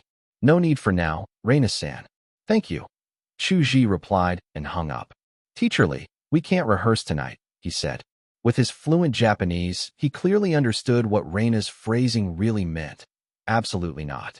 Even though the conversation was in Japanese, the tone made Li Huai understand the gist. He frowned slightly and thought. It's already late, teacher Li. Rest for tonight. We can rehearse first thing tomorrow, Luo Jianwei said. Guess we'll have to, Li Huai nodded. Chu Zhi was a little curious. Li Huai took rehearsals seriously, but wasn't this a bit much? Then again, it wasn't his place to pry. Brother Jiu, I'm Little Fruits. I preset a goal in my dreamscape. Mo Qingqing finally spoke up. She was so excited to meet her idol that she almost called him Nine Yi. But with a respected elder present, she changed it. What goal? Chu Zhi asked. That my songs will be played on loop in salons, KTVs, and boutiques everywhere, she said earnestly. A surprisingly down-to-earth dream. After seeing the official list, Chu Zhi had looked into Mo Qingqing. She had won the Golden Disc Award 3 times and held the Pop Female Artist title. Her music sparked extreme reactions. Some hailed her as the future queen of pop. Others thought she was unbearable to listen to. A bold goal. Chu Zhi nodded. It's really hard to achieve. I don't know if I'll earn a star in Orange Orchard, Mo Qingqing admitted. One time, I want to get my hair done without makeup, just wearing a mask. I finally heard one of my songs playing at the salon. Then the owner cut it off immediately. I asked, this song sounds pretty good. Why'd you change it? Mo Qingqing paused dramatically, the kind of person who liked leaving cliffhangers mid-sentence. Luo Jianwei couldn't help asking. And then? The owner said the singer sounded like a mother baboon. Really awful. Mo Qingqing burst out laughing at her own story. Luo Jianwei stared at her, puzzled. What's so funny about that? If it had been him, he would have taken it hard. Just hearing the word baboon made him cringe. Maybe they meant your voice has powerful, primal resonance, Chu Zhi offered dryly. Exactly. I thought so too. Mo Qingqing grinned. Chu Zhi admired her attitude. Criticism is inevitable. If you can't change people's opinions, might as well laugh with them. You two keep chatting. I'll leave you be. Li Huai, ever the thoughtful elder, stood up. He knew his presence might make younger folks more reserved, so he excused himself and returned to his room. The remaining 3 chatted for a while longer, eventually heading out for a late-night snack around 10 p.m. Mo Qingqing wasn't just excited about meeting her idol Chu Zhi. She made sure her fellow Little Fruits, her fandom, knew about it. That night, after adding Chu Zhi as a friend on WeChat, she immediately bragged to her friends. I actually met Jui. Quick, bestie, send me all your contact lists. I'll love you forever. True influence works in layers. Like Teresa Tong, even many famous stars were once just fans. A new day dawned under overcast skies. The noisy traffic and chaotic streets matched the gloomy atmosphere. The Chinese team was the first to arrive at the new national stadium. The stage and sound equipment were installed the previous day, but lighting, audience seating, and the media section were still incomplete. True to form, Star 4-Star Corporation was dragging its feet. During rehearsals, Chu Zhi finally understood why Li Huai had seemed so anxious the day before. There was simply too much to do. Li Huai was working on blending a traditional Okinawan folk tune, Island Song, with his own piece, Heaven and Earth Clash. On top of that, he planned to rewrite the lyrics to better fit the spirit of the memorial concert. Chu Zhi had never taken this concert very seriously. Even the Japanese locals, like Rina Mia, seemed indifferent. But watching the furrows deepen on Li Huai's forehead as he worked, Chu Zhi was taken aback by the man's sincerity. This kind of musical fusion wasn't easy. Li Huai and the concert's music director, Watanabe, had discussed multiple arrangements but couldn't find one that satisfied both sides. Meanwhile, Mo Qingqing and Luo Jianwei had finished their stage practice. Chu Zhi didn't rush to rehearse. Instead, he stuck around to help with the arrangement. Island Song is a traditional folk melody from Okinawa, Chu Zhi explained. Its original scale comes from the Ryukyu region and uses instruments like the sanshin and taiko drums. It's tough to mesh with your piece's composition. I rushed it, Li Huai admitted. I wanted to include a Japanese folk song to give the victims something familiar, something comforting. Chu Zhi didn't say it out loud, but his thoughts were blunt. It wasn't their country that got hit. Why should we care how they feel? What he said instead was, you're someone who feels the weight of others' pain. I'm really not, Li Huai said, shaking his head. When I first heard about the disaster in Ishikari, I actually felt a little glad. I thought, serves them right. Let those warmongering bastards sink into the ocean. And then, Chu Zhi waited for the follow-up. A coincidence changed my view, Li Huai said. One of my students at the music center has a girlfriend from Hokkaido. She's a sweet girl, normal, nothing like the stereotypes. Her uncle went missing during the quake. She cried her heart out. Li Huai continued, I don't think one good person can redeem a country's past. I still boycott their products. Just recently, I scolded my grandson for asking to buy a Japanese game console. But for this Hokkaido concert tour, I want to contribute something real to the victims. He sighed. I'm old and long-winded now. It probably sounded contradictory. It's fine if you don't follow my meaning. I think I get it, Chu Zhi replied. You don't forgive what their country did. But as a fellow human, you're moved by how fragile life is. Haha. Yes, that's exactly it. Li Huai nodded. Let's give it one more shot, he said, getting to his feet. If we still can't get the songs to blend, we'll just open with Island Song as a prelude. Watching the older man walk away, Chu Zhi rubbed his temples. Maybe it was the effect of transmigration. Maybe that was why he never felt connected to this world. Why he could look at its ordinary lives and feel so indifferent. I've only been in this world for a year. It makes sense I don't feel at home here. But that's no excuse to be numb to human lives. Thinking it through, Chu Zhi found the root cause. He lacked the usual transmigration talents that other protagonists had in books and dramas. They adapted instantly. He hadn't. Looking back, his interests in the real world were badminton and Go, one physical, one mental. But here, he hadn't touched either. Despite being a busy idol, Chu Zhi's strict time management left him with plenty of free time. But he'd never thought to pick those hobbies back up. Why? Because this world still felt foreign. Because it wasn't Earth. Because he was the only Earthling here. Because he hadn't grown up on this soil. Phew. Thank you, Li Huai-sensei. Without you, I wouldn't have realized this. System bro, Chu Zhi asked silently. Can you search for songs best suited for post-earthquake memorials? Hitatsu. Even if our hands are empty. Blossom. Gas howl. Headlight. The wind is blowing. Abyss of night. Don't give up. Okay, slow down. Way too many. Chu Zhi said internally. Of course. The culture of mono no aware thrives in Japan. A land constantly at the mercy of nature is bound to produce this kind of music. With so many earthquakes, it was only natural for this world, or any parallel one, to have countless songs inspired by disaster. Can I listen to them first? Chu Zhi asked, then added, and bro, don't you dare bring up personality coins. It ruins the mood. 1 coin per preview. Even though he had 18 personality coins, spending even one still hurt. I treat you like a brother, and you're charging me. Chu Zhi sighed and handed one over. Chu Zhi was quietly grateful to the system. Without its free search function, he'd be completely lost in the music scene. In his past life, he barely paid attention to the industry. Truthfully, he owed the system a thank you. But that didn't mean he wasn't going to grumble about it anyway. Captain, are you all right? Feeling unwell. Luo Jianwei came over, concerned after seeing Chu Zhi zoning out. Wouldn't block, seriously. Who didn't know that Brother Jiu had depression? Obviously, he was spacing out from that. Standing nearby, Mo Qingqing mentally stamped Luo with the nickname, Woodhead. I'm fine, just lost in thought, Chu Zhi replied. Luo Jianwei wasn't good with words, so he only managed another line of concern. Just make sure to rest up. Chu Zhi let Rina Mia know he'd be pushing his rehearsal slot later, citing unresolved issues with his set list. If it had been anyone else, that wouldn't fly, but for Chu Zhi, Koguchi Yoshihiro had left specific instructions to treat him with extra care. After all, Koguchi was the artistic director of the agency, and that meant serious clout. Brother Gio, want to grab something to eat? Ginza's got some amazing food, Mo Qingqing asked eagerly. Next time. I've got something to take care of, Chu Zhi said. Hearing that, Mo Qingqing quickly responded, business first, business first. Important things are worth repeating. The business was listening to over 30 earthquake-themed songs listed by the system, one by one. After an entire afternoon, he narrowed his favorites down to 2. Don't Give Up, and Even If Our Hands Hold Nothing. The former was even dubbed Japan's second national anthem. Only 3 songs had ever earned that title. All were deeply familiar to the public. But something about singing Don't Give Up as a Chinese artist to a Japanese audience rubbed him the wrong way.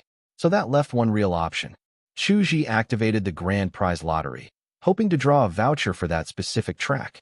The album it belonged to only had 2 songs. Spending a full album coupon would be a total waste. System, initiate a draw. Chu Zhi whispered inwardly, praying for a miracle. Tap dance mastery. Title, King of Overachievers. Special item, Meow Meow Woof Woof capsule. Bonus pack, Katyusha. Bonus pack, Bohemian Rhapsody. Album, JJ Land 6. This prize pool felt a bit underwhelming. Sure, the foreign tracks were classics, one a Russian folk song, the other a Queen masterpiece, but they weren't what he needed. Still, the King of Overachievers title was right on brand.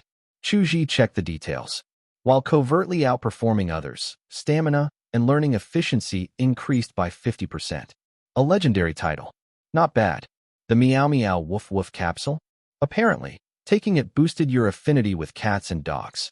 I'll take this one. Chu Zhi chose a box on instinct. Result. Album, JJ Land 6. Oh, one of JJ Lin's most divine albums. Songs like Little Dimples, Not Trendy Unless You Spend, Drunken Concubine, all absolute classics. A great reward, really. Just not the one I was hoping for. Chu Zhi was about to draw again when his phone rang. Koguchi Yoshihiro was calling. He paused his lottery, took the call. There was some polite back and forth before Koguchi got to the point. Chu-san, it would be best if your song for the performance isn't too energetic or rock-based, he said, clearly referencing Chu Zhi's previous guest performance of Butterfly. Understood, Chu Zhi nodded. Huh, no questions? Koguchi was briefly thrown off. Even though Chu Zhi didn't ask, he explained anyway. Because we've invited survivors and bereaved families of the Ishikari earthquake to attend the concert. Playing something too cheerful wouldn't be appropriate. Of course it wouldn't. But inviting people who've lost loved ones to an arena concert? That fell off too. Chu Zhi had long given up trying to make sense of how some Japanese decisions were made. Wouldn't inviting them possibly cause secondary trauma? He asked, after a moment's thought. Rebuilding after an earthquake can restore infrastructure, Koguchi replied slowly. But emotional wounds, they don't heal so easily. He continued, during the Honshu earthquake a few years ago, over 500 lives were lost. Even though the government gave condolence money and the reconstruction agency did their part, out of the 500 families, more than 100 developed severe depression. Of those visited later by the agency, 24 people committed suicide in the following 5 years. Dozens more attempted it, but were stopped by friends or family. When I first saw the numbers, I was angry.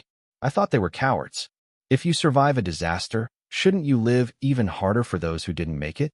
But then I read deeper. How does a wife live after losing the husband she shared 40 years with? How do parents move on after burying their 24-year-old child? He paused, then said with quiet conviction, that's why I'm so passionate about this Hokkaido concert. I don't know what the higher-ups are thinking, but within my ability, I want to give those families a reason to keep going. Not just for this earthquake, but for all the ones before. Chu Zhi had always seen Koguchi as a convenient fixer, but this conversation shifted his view. So the pretty face agency man had a backbone too. Looking deeper, Chu Zhi thought, earthquakes with a magnitude over 5 happen 3 times every 2 years in Japan. Deaths and disappearances are common. Once every decade, a level 7 quake shakes everything apart. The pressure on survivors must be enormous. He took a breath. This concert needed to be taken seriously. I'll hang up here. Please take care of yourself, Chu-san, Koguchi said before ending the call. Chu Zhi searched terms like earthquake survivor families online, but found few real discussions. It wasn't that these stories didn't exist. They were buried, locked in the heart, unspeakable. After all, if someone could even say they were sad out loud, it meant they had a place to let it out. Once, I too wanted to give up on everything. That might actually be the right song, Chu Zhi muttered. Li Huai's character is based on the real-life composer Gu Jianfen, who founded China's first music training center. She mentored legends like Lu Huan and Sun Nan. Number 251. When the Light Returned. At the Thai Ministry of Culture's Office for Contemporary Arts, a delegation had been selected for cultural exchange. Among them, 2 young performers stood out, clearly styled in the trendy K-wave aesthetic. If they didn't speak, you'd easily mistake them for Koreans. This was thanks to the Hallyu wave that had swept through Southeast Asia. Even Chu Zhi himself wasn't aware that many entertainment companies in South Korea had begun to mimic his approach. Okay, band. That's okay. Their new single is really catchy, gasped Jim, a Thai delegate, as he spotted Kim Riahak, Oliver, and Kong Bin Caden. He looked like he'd never seen a celebrity in real life. Blanco eagerly nodded. I have their signed album. Aside from GZ Group, OK Band might be the most popular boy group right now. You didn't even mention Seven Color Deer, Jim retorted. A few days ago, you said you liked Mayan. And don't forget Lee Youngjun. That deep, mellow voice. South Korea sent quite the lineup this time.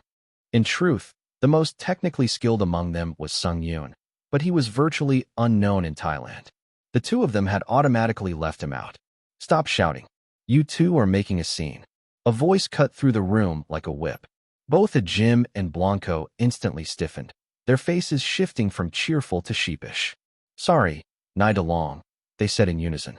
In Thai, the name DeLong conveys refinement. Whether DeLong, age 67, actually had such refinement was unclear, but his seniority was unquestioned. He was the head of the Thai delegation. Nai meant Mr. for men. Married women were referred to as Nong, and unmarried women as Nong Sa. For convenience, many used kun instead, much like the Japanese honorific, san. Figures like Sung Yoon, Tyrone, and Li Huai all held similar status and age within their respective countries.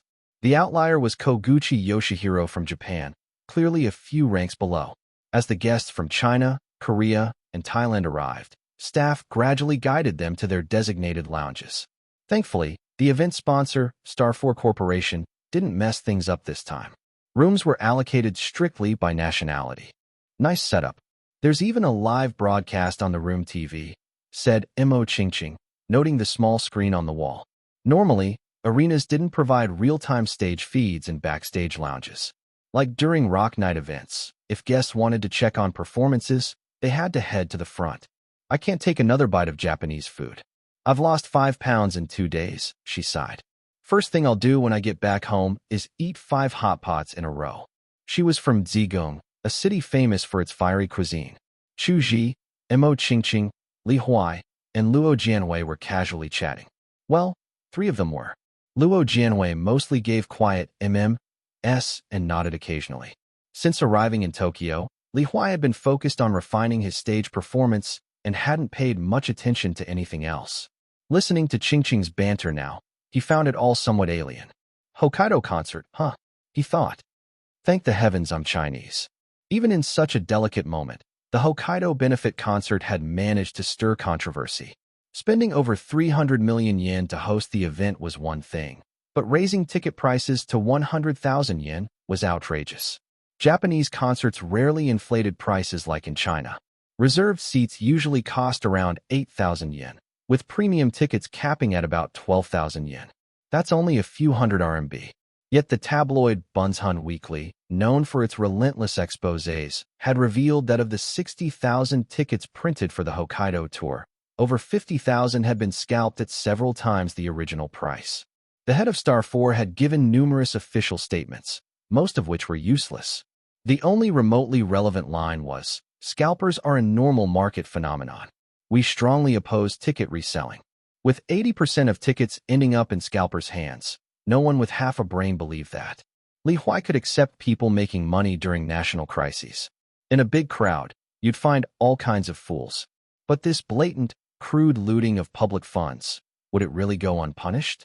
As they chatted, audiences who had spent thousands of RMB to buy tickets began filing in. It made sense why they'd picked Tokyo as the venue.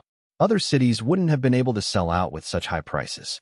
The only thing that seemed reasonable was the presence of dozens of disaster victims' families seated in the front row.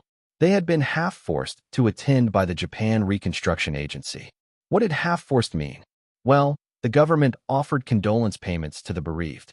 But if you didn't show up to the concert, getting that money wasn't going to be easy. At exactly 6 p.m., the stadium filled to the brim. In the media zone at the center, for major outlets had assembled. CCTV from China, KBS from South Korea, NBT from Thailand, and Japan's own TBS were all present. The broadcast lineup was nothing short of grand. Not even pretending anymore, muttered Yu Qian, a CCTV reporter. What? Asked Gong Shuin, a younger reporter on her team. I said this whole concert is a blatant PR stunt. Just look at how they suddenly decided to support Hokkaido. Even worse disasters in the past never got this kind of show. Then he changed the subject. Make sure to capture more footage of our Chinese performers. Of course, Gong Shuang nodded. Journalists from every country had similar ideas. Highlighting their own stars was better cultural diplomacy than material aid. Since 1972, when diplomatic ties between China and Japan resumed, every time Japan suffered an earthquake, China sent supplies. And when China had its own disasters, Japan would reciprocate, grudgingly or not. That was diplomacy, or, to put it bluntly, seizing the moral high ground. Sending a cultural delegation was a way of saying, you won't be getting any material donations this time. These little tug-of-wars between nations were subtle, and Yu Qian's focus tonight was on Li Huai. Let's hope Mr. Li delivers a strong performance. We'd like China to take the lead in this cultural aid initiative. By 7 p.m., night had fallen. Boom, boom. The Hokkaido Hope and Recovery concert opened with fireworks. Due to the concert's somber and uplifting tone, the fireworks weren't too flashy. Most of the patterns were cherry blossoms. The event's opener was Tokyo Governor Nagano Shintaro. In Japan's system, the governor of Tokyo held a rank higher than the mayor, since Tokyo Prefecture included not just the city but the surrounding Tama region and island districts. To those who lost loved ones in the Ishikari earthquake, we offer our deepest condolences. We share your sorrow and carry your pain with us, Nagano said. These tragedies must never be forgotten. He raised his voice, as though willing strength into his words. We will spare no effort to rebuild. Applause erupted, led by Star Force staff. Nagano bowed deeply to the families of the victims. Clad in a dark suit, he radiated a sense of duty. The governor himself showed up. That's serious weight, Yu Qian whispered. He kept an eye on Nagano's movements. Of course, the governor wouldn't stay for the entire concert. As soon as his speech ended, he exited through the south gate. Every second he stayed had been the result of political negotiation. The first performers were, naturally, Japanese singers. After all, this was their country's tragedy. The two songs they sang had been specially written in this parallel world as tributes to the earthquake victims. The first row of the audience sat mostly in silence. Fujinuma Yuriko, for instance, had just married her husband before the disaster. If he hadn't rushed back to save her and their daughter, he might have survived. She still couldn't accept it. Guilt gnawed at her every day. She had thought about dying too, but her daughter was only 4. She had come today for the 500,000 yen condolence payment. She'd been a full-time housewife for 3 years. Her daughter still needed to attend school. What else could she do? Can this end already? Yuriko murmured, her head bowed. You need the right mindset to appreciate music. In the depths of grief, songs cannot reach the soul. To Yuriko, the performance just sounded like noise. Many other families felt the same. Sitting beside her was Inos Hisashi, in his 20s. His brother had gone missing during the quake and was still unaccounted for. Inos had no appetite, no peace of mind, no interest in music. He only came because the rescue team promised that, after returning to Hokkaido, they would give him answers. The Japanese performers had set the tone, somber and hopeful. Next up were singers from Thailand. Music director Watanabe believed that featuring 4 foreign artists back-to-back would be overwhelming for local audiences, so he staggered the performances. After the Thai performers came the Korean acts, Lee Yongjun and Sung Yoon. One was in his prime, the other, half a step from the grave. There's a saying, wild punches can knock out a master. Meaning, no amount of technique can overcome the decline of the body. Singing was the same. As you age, even if your skills improve, your physical condition inevitably declines. Back in 2004, Jay Cho sported white hair. By 2007, it was purple. Fans always debated which era marked his peak. In 2004, at 25, his body was at its prime. By 2007, though slightly past his physical peak at 28, his vocal technique had fully matured. But in both cases, it all started with his physical condition. Sung Yoon, however, was an exception. His vocal prowess seemed blessed by nature, and he had taken excellent care of his body. He could still perform songs like I Heard You're Far Away without dropping a single note. This song was deeply revered in South Korea. It was the kind performed during national memorials. Sung Yoon's rendition was tender and hauntingly beautiful. The moment he finished, The crowd erupted in applause. A resounding success. He let out a breath of relief. Perfect delivery. Sung Yoon Sunbi's voice was incredible, said Lee Youngjun. It reminded me of a viola. So rich and delicate. Performing after you, I felt completely outclassed. You're still young, Youngjun. You have room to grow. The future of Korean pop lies with your generation, Sung Yoon replied with a smile. Smart kid. Knew how to flatter. The future lies with us? Then why won't you retire already?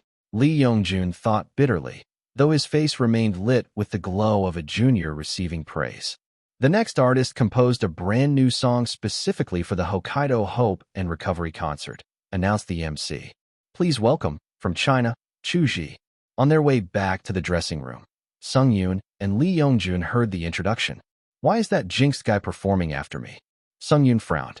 He remembered Chu Zhi well from Masked Singer and his uncanny ability to twist narratives and hit impossibly high notes. Good. Lee Youngjun grinned to himself. Money well spent. Although the running order had shifted due to the staggered international lineup, the bribe staff at Star Force still remembered to place Sung Yoon and Chu Zhi back-to-back. They returned to the lounge with mixed thoughts. Kim Ryohak and Kong Bin rose to congratulate them. Sung Yoon Sunbi is still the crown prince of pop, said Kong Bin. Your soft mixed voice felt like a boat gently rocking across the waves. Beautiful, absolutely beautiful. I've heard many renditions of I Heard You're Far Away, but yours truly moved me, added Kim Ryohak. I simply tried my best. The future of the music industry rests with you, Sung Yoon replied, basking in the compliments. For a moment, he forgot the unease Chu Zhi's name brought. In the Thai lounge, Blanco and a Jim exchanged looks. They hadn't expected the old Korean guy they'd overlooked to be that good. Anyone singing after him is out of luck. The emotional impact will be blunted, said a Jim. That would be the Chinese artist, Chu Zhi. Like smashing an egg against a rock, Blanco muttered. All eyes shifted to the stage. In the press zone, even CCTV's reporter Yu Qian focused in. By right, it should be Li Huai performing next, not Chu Zhi. What's going on with the running order? He whispered, sensing something shady. On stage, Chu Zhi exchanged a few words with host Hyura. Since his song was the only original piece of the night, the host had more questions. The title's a bit unsettling, Hyura said. Why did you write this song, Chu-san? Because I've been through things. I wanted to create something for those tormented by suffering, the families devastated by this disaster. I hope the audience can feel its strength. The title is I Once Thought About Ending It All. Chu Zhi knew how the press worked. If you tried to dodge questions, they would dig deeper. Better to say just enough and stop. Let's give the stage to Chu-san, Hyura stepped away. Nobody really believed the line about helping survivors through music. Every performer had said something similar. Yuriko Fujinuma even scoffed. Foreigners? What do they know? Click, click. Unlike the previous performances, brightly lit with stage effects, Chu Zhi's began with a series of crisp switch-offs. One by one, the lights dimmed. Eventually, all ambient lighting vanished. Only a single spotlight remained, not on the singer, but a few paces in front of him. It was past 8 p.m. in October. The sky was already pitch black. To the audience, Chu Zhi was completely obscured. A soft prelude played. The mood seemed calm. No one suspected what was about to happen. Musical note, I once thought about ending it all, because a black-tailed gull cried at the docks, rising and falling with the waves, pecking at memories as it flew into the distance. Musical note. Despair poured from both voice and lyric. It instantly seized the crowd's attention. 70,000 spectators. Families in the front row. Artists from Thailand, Korea, and Japan. No one could look away. His voice was quiet, but every syllable ached. Musical note, I once thought about ending it all, because on my birthday, the apricot blossoms bloomed, and if I napped under that sunlight, could I become a carcass for worms, buried in the earth? Mint candy. The lighthouse at the port. A rusted arch bridge. An abandoned bicycle. Standing before the heater in a wooden train station, yet having nowhere I wanted to go. Musical note. Each line pulsed with death. Even the image of blooming apricots, normally beautiful, was steeped in sorrow. Yuriko Fujinuma, who hadn't paid attention before, now felt her heart caught in the grip of his voice. Every line clenched like a fist. It hurt. So much it made her want to cry. She couldn't stop thinking of her husband and how he always forgot to water their flowers. Most of the bereaved families in the front row were already crying, not because of the song itself, but because it brought to life the loved ones they had lost or never found. Musical note: today feels like yesterday. If I want tomorrow to change, then something must change today. I know that. I really do. But still, I once thought about ending it all because there was nothing left in my heart. The reason I cried from emptiness must be that I longed to feel whole again. Musical note: Chu Zhi remained cloaked in darkness, unreachable by the light. His voice wasn't loud or theatrical, yet it radiated crushing despair, and everyone felt it. Japan had one of the highest suicide rates in the world. It also ranked among the lowest in happiness. Ask 10 people, and 9 would admit to having suicidal thoughts at some point. Just like in the lyrics, they tried every day to change, but they couldn't. Musical note: I once thought about ending it all because my shoelaces came undone, and I was never good at tying things together, not even bonds with others. I once thought about ending it all because the younger me kept staring back. Now I kneel beside the bed, apologizing to the me from that day. Musical note: Chu Zhi pushed his despair to 90%. It felt like the final words of someone terminally ill. Calm, soft, yet brimming with emotion.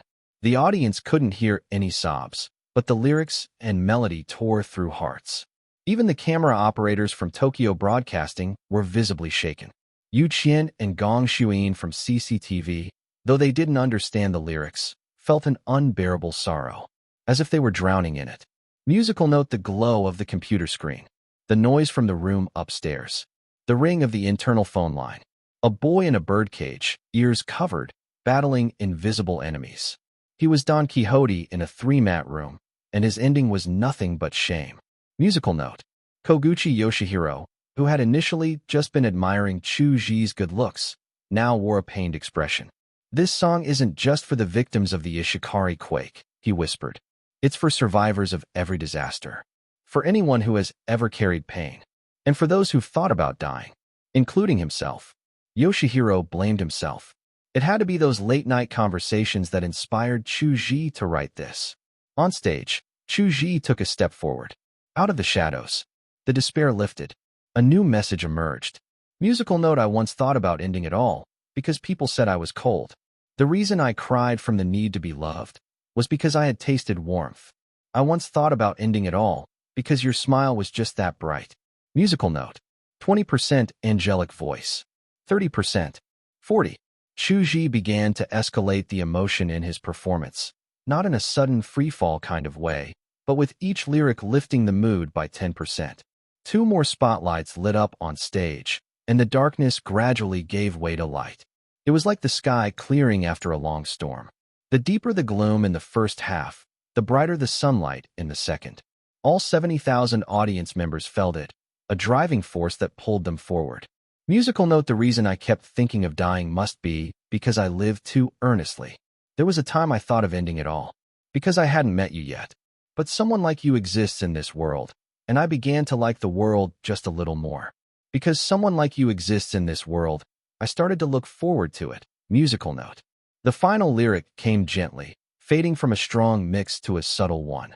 The shift so seamless it went unnoticed. The words "like this world" and "look forward to this world" warmed the heart. At the end, Chu Zhi pulled the angelic resonance to 80%. From lifeless despair to the stirrings of hope, it felt like a full lifetime had passed within one song. Though the performance ended, the melody lingered, echoing across the stadium like a haunting refrain. In today's world, who doesn't have their moments of silent sorrow? Especially in Japan, where many in the crowd were shut-ins or isolated youth. When the lyrics sang, musical note: the boy in the birdcage plugs his ears, battling unseen enemies. He's a Don Quixote in a 3-mat room, and his end is utterly tragic. Musical note: it felt like the song was singing their lives. The sense of identification was overwhelming. As the last note faded and the accompaniment cut out, the sound of sniffles and sobs became unmistakably clear. Only then did the audience begin to stir from their trance. I only came to a concert. Why did it pierce me to the core? I never thought the best performance tonight would come from a Chinese artist. The song "There Was a Time I Thought of Ending It All." He must have endured deep pain himself. It reminded me of when I lost my job and thought about dying. If this song had existed then, this might not be the most fitting song for a memorial concert about the Hokkaido earthquake, but maybe it's helping even more people. Whispers and murmurs filled the seats. Keep living, Chu Zhi said softly into the mic after a pause. As he stepped off the stage, the crowd erupted into thunderous applause, louder than for any performer before him. This was the peak of the night. Every camera from all 4 countries focused on him. Even the media teams, who had planned to highlight their own stars, couldn't ignore what had just unfolded. The Tokyo TV crew had started filming seriously halfway through his performance, switching to dual-camera coverage. No wonder Koguchi-san insisted on inviting Chu-san, one of them muttered. This will cause a stir back home. No song has ever given me such power before, the reporter thought, knowing well that the current stadium atmosphere mirrored what the broadcast would convey. Tokyo TV might not have the resources of Fuji, NHK, or Asahi, but with Nikkei backing them, their reach was nothing to scoff at. And this Hokkaido concert, originally set up to showcase post-disaster resilience, would air at 8 p.m. sharp the following evening, once subtitles were added. What kind of singer can move an entire stadium to tears? The CCTV reporter Yu Qian kept filming Chu Zhi, even as the host introduced the next act. This cultural exchange has been a resounding success, Yu Qian said. Gong Shuang nodded in agreement. China, South Korea, and Thailand had all sent artists on humanitarian grounds. Moral presence mattered on the world stage, and an original song that moved a whole nation was a solid victory. It would air prominently on CCTV Channel 15. Backstage, Chu Zhi massaged his brow, the fatigue finally setting in. Using 2 skills in one song? Yeah, that takes a toll. He considered having some sake. If he triggered his drunken immortal state, maybe it wouldn't be this exhausting. Too bad sake tasted awful. Kitty with a frog on its head, top tier. Mo Ching Ching cheered, cheeks still streaked with tears. Chu Zhi, your vocals were incredible. Full of emotion and technique. You didn't just sing the lyrics, you expressed everything between them. As one of his closest fans, she knew the real story behind the song. Her praise came out like rapid fire, trying to cheer him up. Powerful. Luo Jianwei had thought Koguchi Yoshihiro's earlier performance was the highlight. But this was next level. He knew he couldn't compare. Not just because of technique, but because of the sheer emotional force Chu Zhi injected into every word. Unbeknownst to him, that wasn't even Chu Zhi's peak. He hadn't activated his drunken immortal form, still saving a third of his energy. If you have time, come teach a few lessons at our training center, Li Huai suggested. I'm mostly self-taught. It'd be a bit unorthodox, Chu Zhi replied. The mood in the Chinese team's green room was relaxed, but the others weren't doing so well. How can a Chinese singer be this good? Muttered Blanco, stunned. He was still figuring out how to breathe silently and bridge his head voice. His peer had just moved a stadium to tears. Blanco wiped away one himself. Jim was speechless. He had thought Song Yoon's performance was impressive. Now, he wasn't so sure who was unlucky anymore. What do you think, Nataron? Jim asked, trying to bridge the gap by fishing for criticism. Best performance so far, Nataron said after a pause. No technical flaws? Nataron's mouth twitched. It wasn't about flaws. The techniques Chu Zhi used, backhead resonance, harmonics, breath control, were textbook perfection. In the Korean green room, the mood was even worse. They watched the replay in silence. Kim Ryu-hak, Lee Yongjun, and Kang Bin had nothing to say. After Chu Zhi's performance, who even remembered Song Yoon's? Just like Lee Yongjun's had been overshadowed by Song Yoon earlier, now it was Song Yoon's turn to be forgotten. Damn it! Song Yoon cursed under his breath. Chu Zhi's skill had grown even stronger, impossibly so. There was no public vote at the concert, so technically, it didn't matter. But Song Yoon's pride couldn't handle being outshone by someone younger.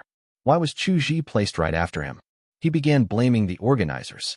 Meanwhile, Kim, Lee, and Kang had already agreed silently to never mention the bribes they paid to rearrange the schedule. In the Japanese green room, Koguchi Yoshihiro led the discussion, praising the song with sincere admiration. It was a case of after the sea, no other water compares. When Thai singer Jim went on next, the audience was still caught in Chu Zhi's world. It was rough. His voice drifted through a crowd that wasn't listening. Song Yoon, Watching a gym flop felt oddly comforted. The concert featured 20 singers in total, 8 Japanese, for each from China, South Korea, and Thailand. It ran for a full 2 hours, tightly scheduled. Around 9 p.m., over 70,000 people exited the new international arena in orderly fashion, straining local traffic. But the guests had already left, so the chaos didn't affect Chu Zhi or the others. I feel more drained than after my own fan meeting, Mo Chingching said, catching her breath in the van. The whole concert had a heavy atmosphere, she added, especially after Chu Zhi sang. I could barely breathe. There was a memorial aspect throughout, Li Huai replied. And emotions like grief are contagious. Feeling overwhelmed is normal. Well, I really didn't like it, Mo Chingching muttered. I saw the CCTV crew. Do you think this will make the news? That's CCTV Channel 15, not the news division, Li Huai said. Maybe he was just getting old, but he enjoyed explaining things. Mo Chingching brightened. Still exciting. If tonight's performances were ranked, Chu Zhi's was clearly number 1. The second spot was a toss-up between Koguchi Yoshihiro and Li Huai. Both had incorporated elements of folk music and showed real sincerity. As a senior artist and organizer, Koguchi had booked a high-end restaurant to host all the performers. The gesture came at the suggestion of the Ministry of Education and Culture. If it were just up to him, he'd have only invited Chu Zhi, maybe the rest of the Chinese delegation. Because it was an official event, the dinner had to feel prestigious.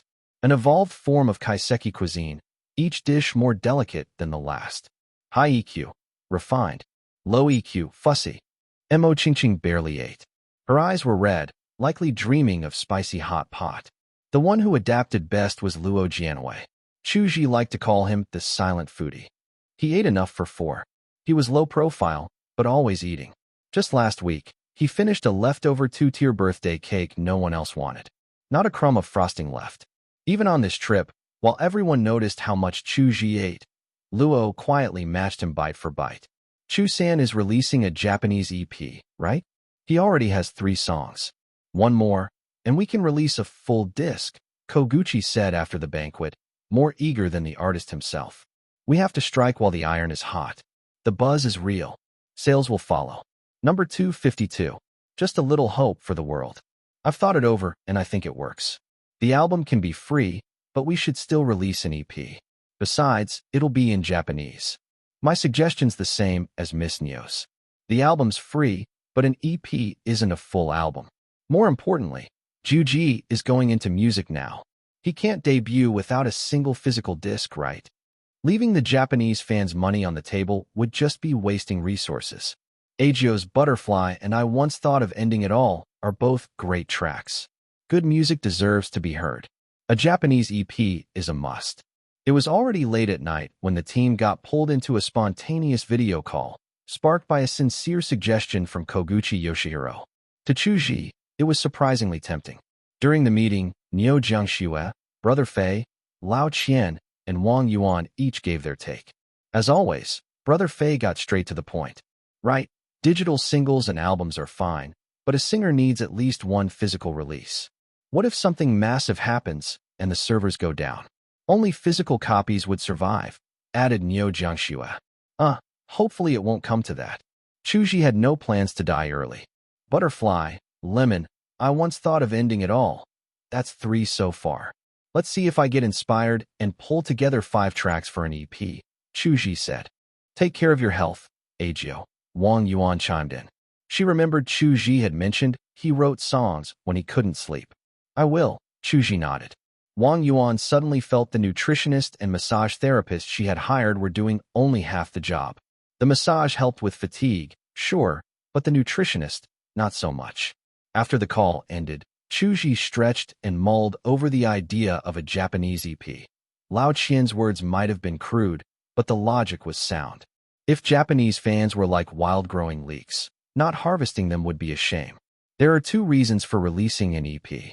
1, to share a breakthrough in your music, even if it's not enough to make a full album. 2, to make a quick buck. From a capitalist standpoint, Chu Zhi figured the first reason was a bit of a lie. You don't need a fully fleshed-out concept for an EP, he thought. Just a general direction is enough.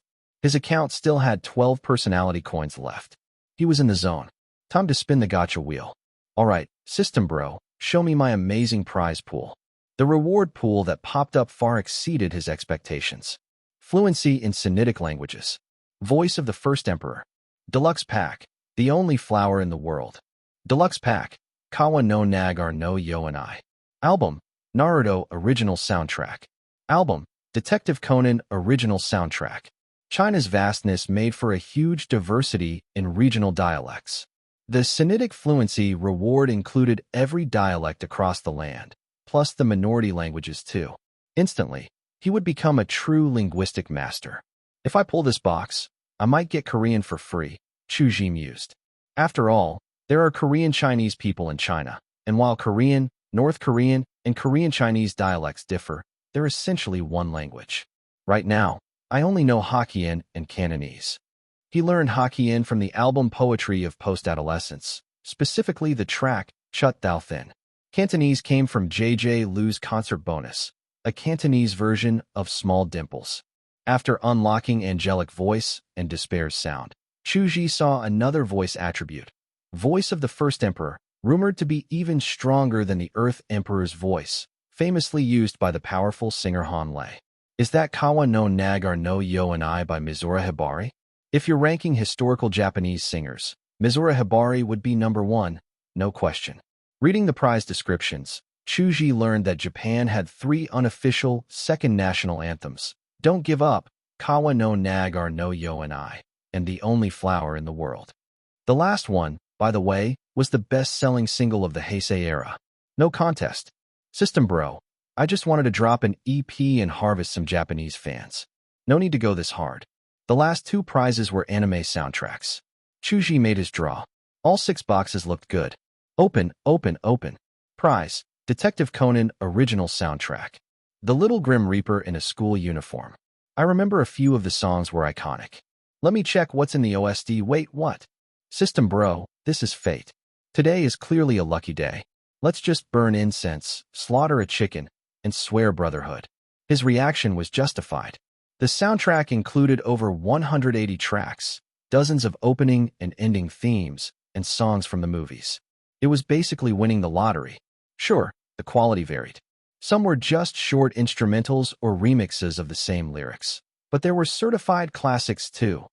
Turning the Wheel of Fate by Izumi Sakai, Secret of My Heart by Mai Karaki, Mystery by Miho Komatsu, Sign of Love by BZ, Thrill, Shock, Suspense by Rina Ayuchi, and Unsteady Heart by the Hylos.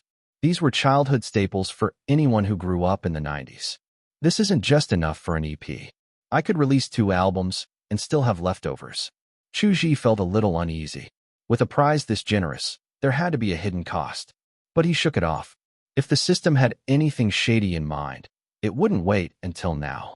His EP lineup would be: I Once Thought of Ending It All, Butterfly, Lemon, Mystery, Unsteady Heart, Turning the Wheel of Fate. Theme, Because I Haven't Met You Yet. Title, Just a Little Hope for the World. Lemon and Ending It All are about moving on from pain. Mystery and Turning the Wheel are about self-reflection. The last 2 tracks remind us that we still have courage. This is a solid EP. 3 all-time hits and 3 chart-topping singles. In this parallel world, who holds the Japanese EP sales record? Oh, it's an old friend. Jeezy Group's Gorgeous Dance, which sold 167,000 copies on release day. Well, I know them well. Breaking their record should be no big deal. Chu Zhi wrote everything down, his concepts, the track list, the sheet music. He laid it all out in a clean chart, matching each song to the EP's theme. Emperor Beast was great at making tables. He had his notebook with him, so sending the email was easy. He scheduled it to hit Neo Jiangshua's inbox around 2 a.m. He titled it, Japanese EP Planning Overview. It wasn't even 1 a.m. yet. Still early. Before bed, he flipped through the tale of Genji, a cornerstone of Japanese literature. Some call it the origin of Mono no Aware, but Chu Zhi still thought it didn't hold a candle to Dream of the Red Chamber. Once my poetry gains more popularity in Japan, I'll release my Japanese translation of selected plays of Baipu. Time to boost cultural exports. There were just too many Chinese classics. Even with skilled translators, not everything could be shared. Chu Zhi figured he could lend a hand. He'd already finished the Japanese and English versions of selected plays of Baipu. He was two-thirds done translating Flowers in the Mirror. That one would definitely hit in Japan. Wild imagination, sharp satire. Especially the scene where the main cast visits a nation with no intestines. The upper class eats food, the next tier eats waste, and so on until dogs eat the rest. If only my career as a celebrity weren't getting in the way. Otherwise, I'd be a great poet. A world-renowned translator, he said, then went to sleep. Number 253. The Voice That Brought Dawn. Why was TOTV, a private station, able to secure the concert broadcast rights? Even with the meme, as long as the world isn't ending, anime won't stop airing. TOTV didn't have the same clout or funding as NHK, Asahi, or Fuji TV. It wasn't that Japan had changed or that money and influence no longer mattered. The key lay in the TOTV Broadcast Alliance, a network made up of TOTV, Hokkaido Broadcasting, Aichi TV, Satuchi TV, Osaka TV, and TVQ Kyushu. Together, they covered over 70% of the nation, a reach far more valuable to those in power. With only a day's notice, the team had to settle for a quick daytime promo blitz. Luckily, the scope was broad enough that it worked. TOTV even canceled their scheduled variety show Go Home With You. Go. At least tonight, there were more people than usual glued to their TVs, waiting for the broadcast.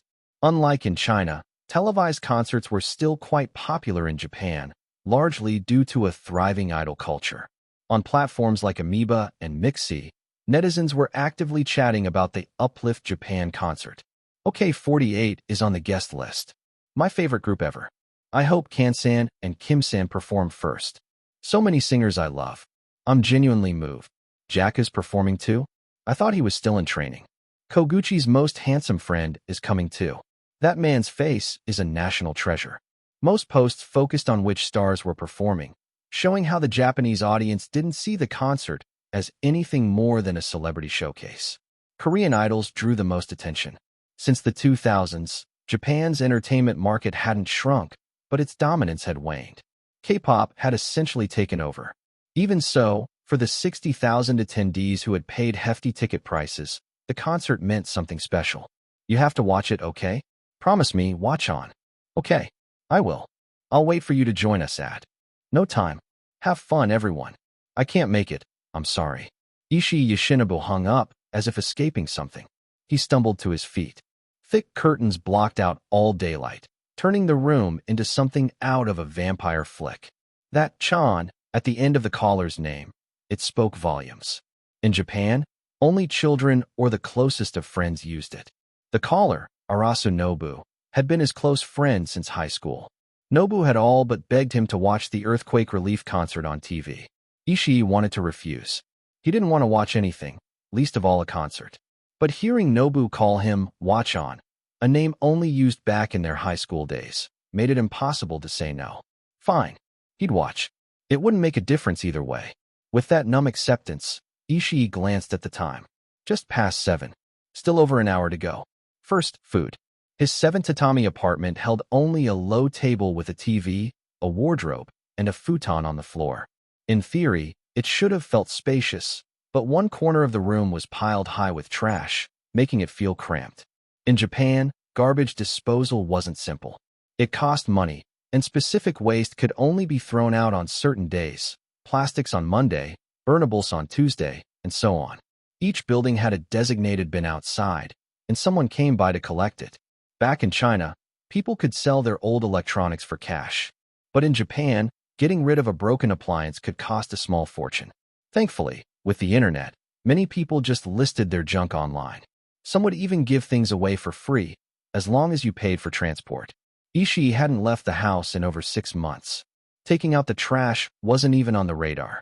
He dug through the mess on the floor and finally unearthed a cup of instant noodles. Every time he ordered takeout, he just tossed the plastic bag onto the pile. He was almost out of food. Checking his call history, he found it filled with only one number, the local 7-Eleven. Japan still lacked a solid food delivery app. Most people just called in directly. He didn't want to make the call yet. Even speaking on the phone exhausted him. Instead, he used his battered electric kettle to heat some water. As steam rose, Ishii's thoughts drifted into smoke and ash. Suddenly, he was back home again. His family had been ordinary. So had he. He grew up in North Dado, Okinawa, went to high school there, later moved to Naha for college, and eventually found a decent job in Tokyo. He had plans, bring his parents and grandmother to live with him. Everything had changed at last year's Ryukyu Kingdom Carnival, Okinawa's biggest festival. The streets were filled with music and dancing, from Naha to his quiet hometown. He had taken time off work to go back, half to visit family, half to join the festivities. Two birds with one stone. On October 7th, after a high school reunion, Ishii was too drunk to ride home. He stayed at a friend's place. The next morning, he was jolted awake by a call from a local officer. By the time he made it home, their two-story house was gone, reduced to ash. Even the palm tree by the front door had burned to blackened wood. Firefighters later told him the cause was a faulty water heater. His family lived near the foot of the mountains, far from any neighbors. No one was close enough to help in time. Ishii hadn't seen the fire, hadn't seen his family's final moments. But in his mind, he replayed it over and over. Keiki's back? Why didn't you wake Grandma that night? I'm sorry. I wasn't there. That voice, full of reproach, haunted his dreams. He shook the thought away, trying to focus. He poured the boiling water into his noodles. With no daylight and no lights on, the room was pitch black. He used his phone flashlight to see. Like a puppet on strings, Ishii finished the noodles quickly, barely noticing the heat. Then he lay down and aimlessly scrolled through YouTube videos, not absorbing a single one. Just waiting. At 8 p.m., he finally switched on the TV and tuned into TOTV. He stared at the screen, blank-eyed.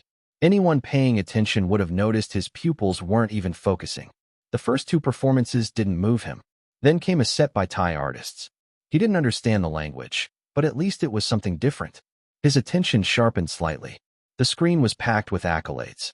Nishan, two-time winner of JOX Best Song, named Best Male Artist at the 2018 Hand in Hand Member Awards. Two upbeat songs followed. The subtitles explained the lyrics. The message was clear. The world is still beautiful, so let's keep living. Forget the sorrow. Move forward. Forget it? His inner palm tree had already been reduced to ashes. What was there to move toward? Ishii understood Nobu meant well. But this was an earthquake relief concert. It had nothing to do with his family. Nothing to do with him. No. Ishii no longer had a family. Next up were Korean artists. Ishii disliked them. He kept his head down and went back to YouTube. Bias changes everything. Song Yun's performance could have been called majestic. Ishii thought it was the worst act of the night. Then the screen shifted. Chu Zhi, 2019 Best Male Artist at the Shinwoo 13th Music Awards, 2019 Weibo Night Best Singer, 2019 Cool Asia Best Mainland Album. He'd won a ton of awards last year, most of which had been accepted on his behalf by Nyo Jiangxue. Not out of pride or aloofness. He was simply always traveling. The most prestigious award, from the Southern Media Music Awards, hadn't even made the broadcast list. Maybe the Japanese staff didn't think it sounded grand enough. Oh, a young Chinese singer, Ishii muttered, glancing up from his phone. Then, he heard something in Japanese. A voice drenched in sorrow, yet somehow clear and warm, rooted him to the spot. Musical note: I once thought of ending it all, because apricot blossoms bloomed on my birthday. If I were to doze in that slanting sunlight, would I become a bug's husk, sinking into the soil? Peppermint candy, lighthouse at the port, rusted bridge, abandoned bike station, the stove in the wooden train stop. Musical note: it was heartbreak made sound. Ishii, already drowning in grief, felt himself being pulled under even deeper. If only he'd gone home earlier. If only he hadn't stayed over that night. If only he'd been there when the fire started. Would he have noticed the danger in time? He had lived with that guilt ever since. After handling the funeral and receiving the insurance payout and settlement from the heater company, he returned to Tokyo and crumbled. The garbage monster in the corner had grown from 2 small bags into a mountain. It was like some living creature feeding on the dark, swelling until it threatened to consume what was left of the room and of him. If I want things to change tomorrow, I have to act now. I know that. I do. But, musical note: I once thought of ending it all, because my heart was already empty. Maybe the reason I cry for things I lack is that deep down, I crave a life that feels full. Musical note: that line cut straight into him. He didn't want to be like this forever. He wanted to work again. He really did. But even if he got his life together, his parents and grandmother would never move to Tokyo. Never again. Tears streamed down. Beneath the guilt, he realized what he had really been hiding was fear. Fear of living alone in this world. Maybe dying when the money ran out wasn't such a bad plan. At least, that was the thought that lingered. But then, like water to a dying tree, the song poured into him. His eyes blurred with tears. He rubbed them away and looked hard at the singer on screen. This Chinese artist, he had known despair. Ishii could see it in his eyes. Musical note, I once thought of ending it all, because I hadn't met you yet. Because someone like you exists in this world, I've started to like it just a little. Because someone like you is here, I've started to hope just a little. Musical note. Someone like you. Ishii didn't know who Chu Zhi was referring to. But right now, it felt like he meant him. When the song ended, Ishii stared at the screen, waiting, hoping for a final message. Stay alive. Just 2 words. But stronger than any hollow motivational quote.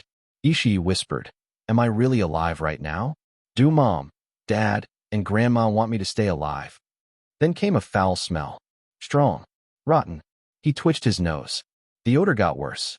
He yanked the curtains open. Sunlight burst into the room like a blooming flower. The smell was coming from the trash pile. He hadn't noticed it until now. Half a year's worth of garbage. It had finally crossed the line. When I grow up and start earning money, Grandma, do you have any dreams? You wouldn't want me to live without any, right? I just want you to do what you love, Keiki. Make friends, too. Friends like your mother had. Those are the good ones. Ishii Yoshinobu recalled his grandmother's gentle voice. He also thought of his parents. A typical Japanese family. His father worked hard to provide, while his mother kept the home running smoothly. His father had once hoped he'd grow into someone who could give back to Okinawa. His mother had simply wished he'd find a good girl to marry. Now, both hopes felt impossibly distant. Childhood memories, moments from his youth, both joyful and painful, unfurled in his mind like a flipbook. Stay alive, he murmured to himself. Half an hour had passed while he was lost in thought. To anyone else, zoning out that long might seem strange. But for someone who felt like a puppet drifting through the world, it wasn't even surprising. He pulled out his phone. It had been so long since he'd paid attention to the outside world, he didn't even know where to begin. After hesitating, he opened Facebook. He didn't need to search. Right at the top of the Japanese trending page were 2 hashtags. Hashtag, I once thought of ending it all. Hashtag, Chinese singer Chu Zhi. Over 50,000 comments from Japanese users already, even though the concert had aired less than an hour ago. Sometimes I wonder what the point is, living in this country, going through the motions, marrying, having kids just to boost the birth rate. Was I born just to be a link in the chain? Thank you for reminding me. I'm here to find the people who make life feel worthwhile. I'm bad at tying shoelaces, worse at holding on to people. But I'm still trying to live. Dropped out, on meds, watched my parents worry. I can't change society, can't even control my emotions. When will I get better? So many people care about me. Thinking about death all the time probably means I care too much about life. Thank you, thank you, thank you. I used to think about ending it all, but then remembered, I haven't played my new game yet. I wanted to finish that first. Then another game came out. For me, games are what keep me here. Some posts hit even closer to home. I'm not from a disaster-struck area, but my father racked up 8 million yen in gambling debt at pachinko parlors. My mother worked 3 jobs to pay it off and send me to school. Her health collapsed.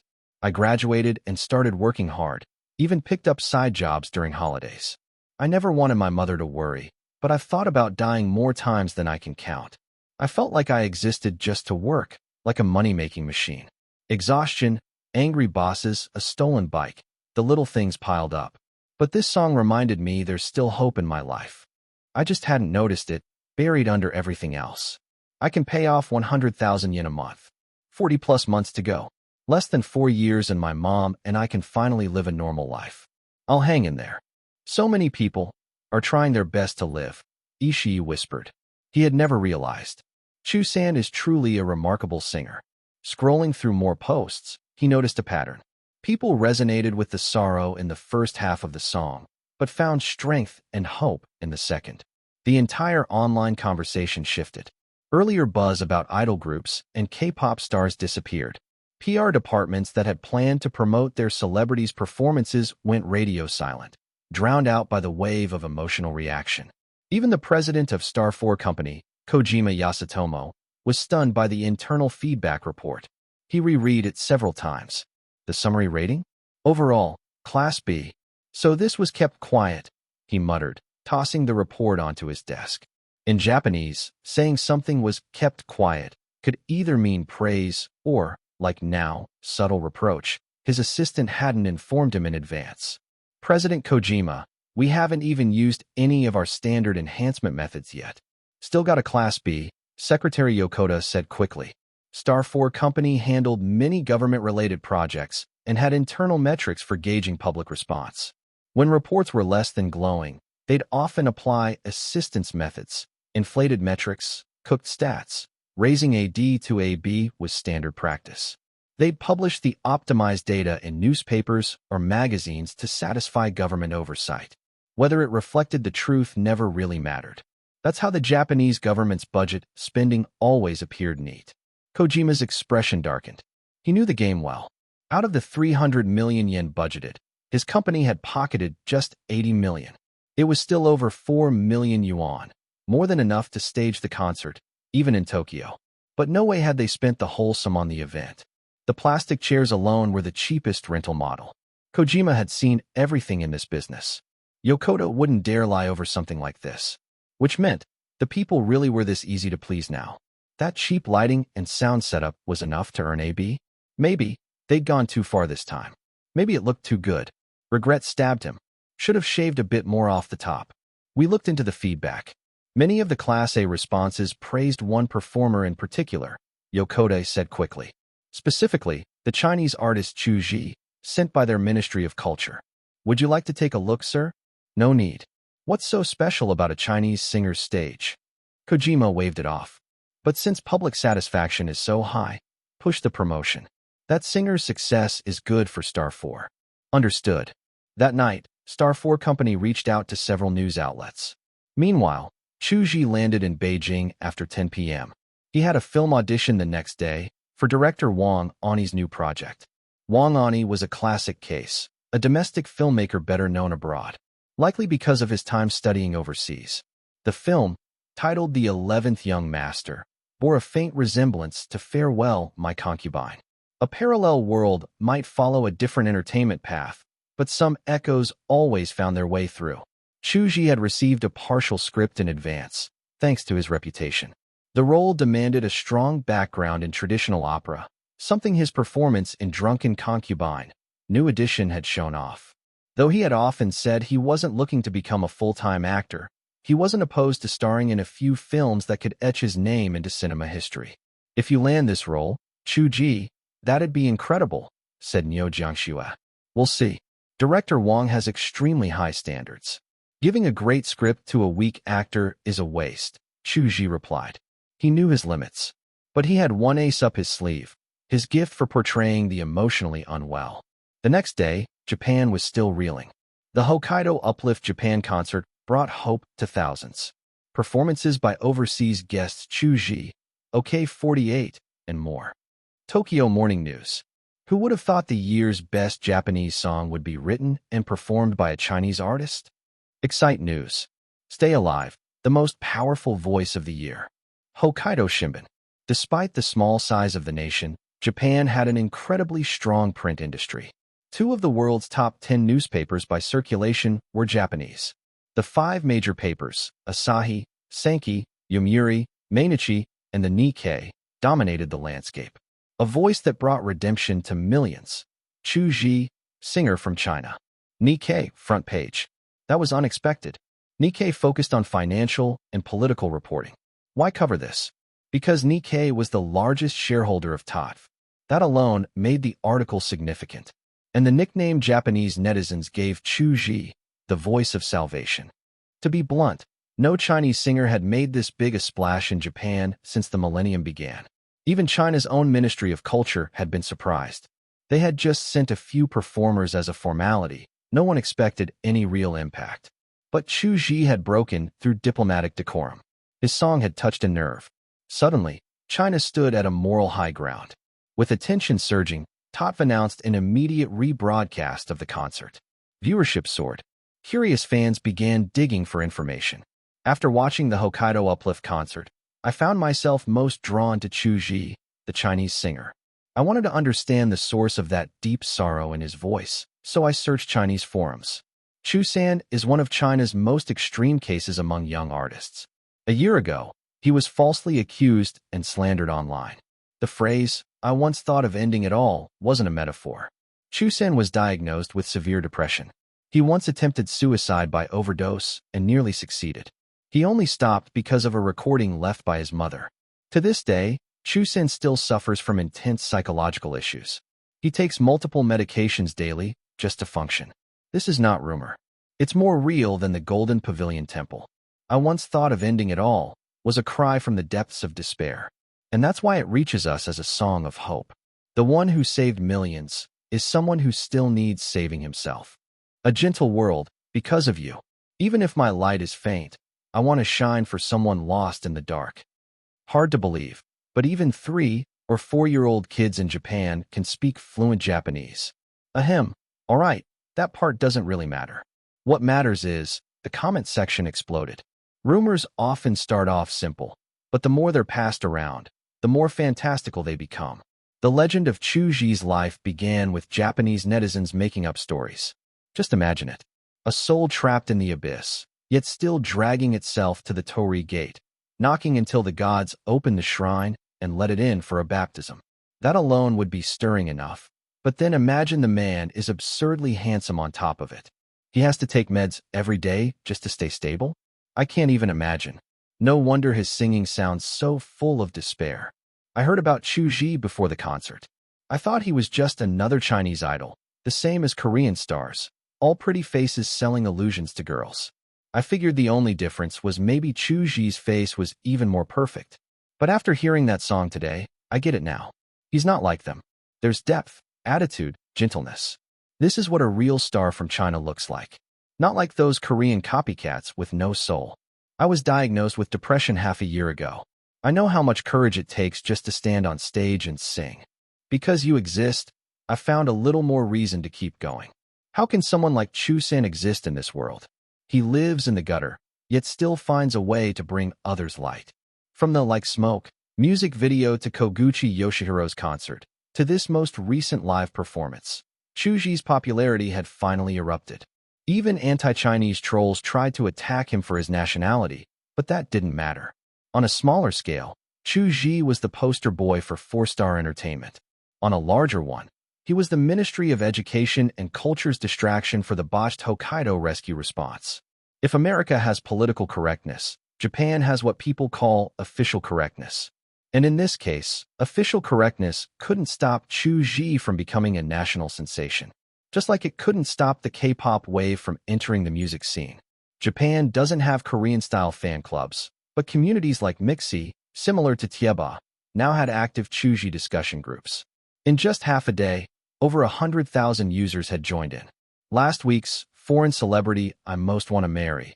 I can't believe I didn't vote for Melty-san.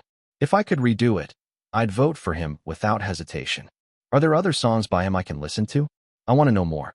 That sculpted face, why hasn't any director cast him in a film yet? He's exactly my type.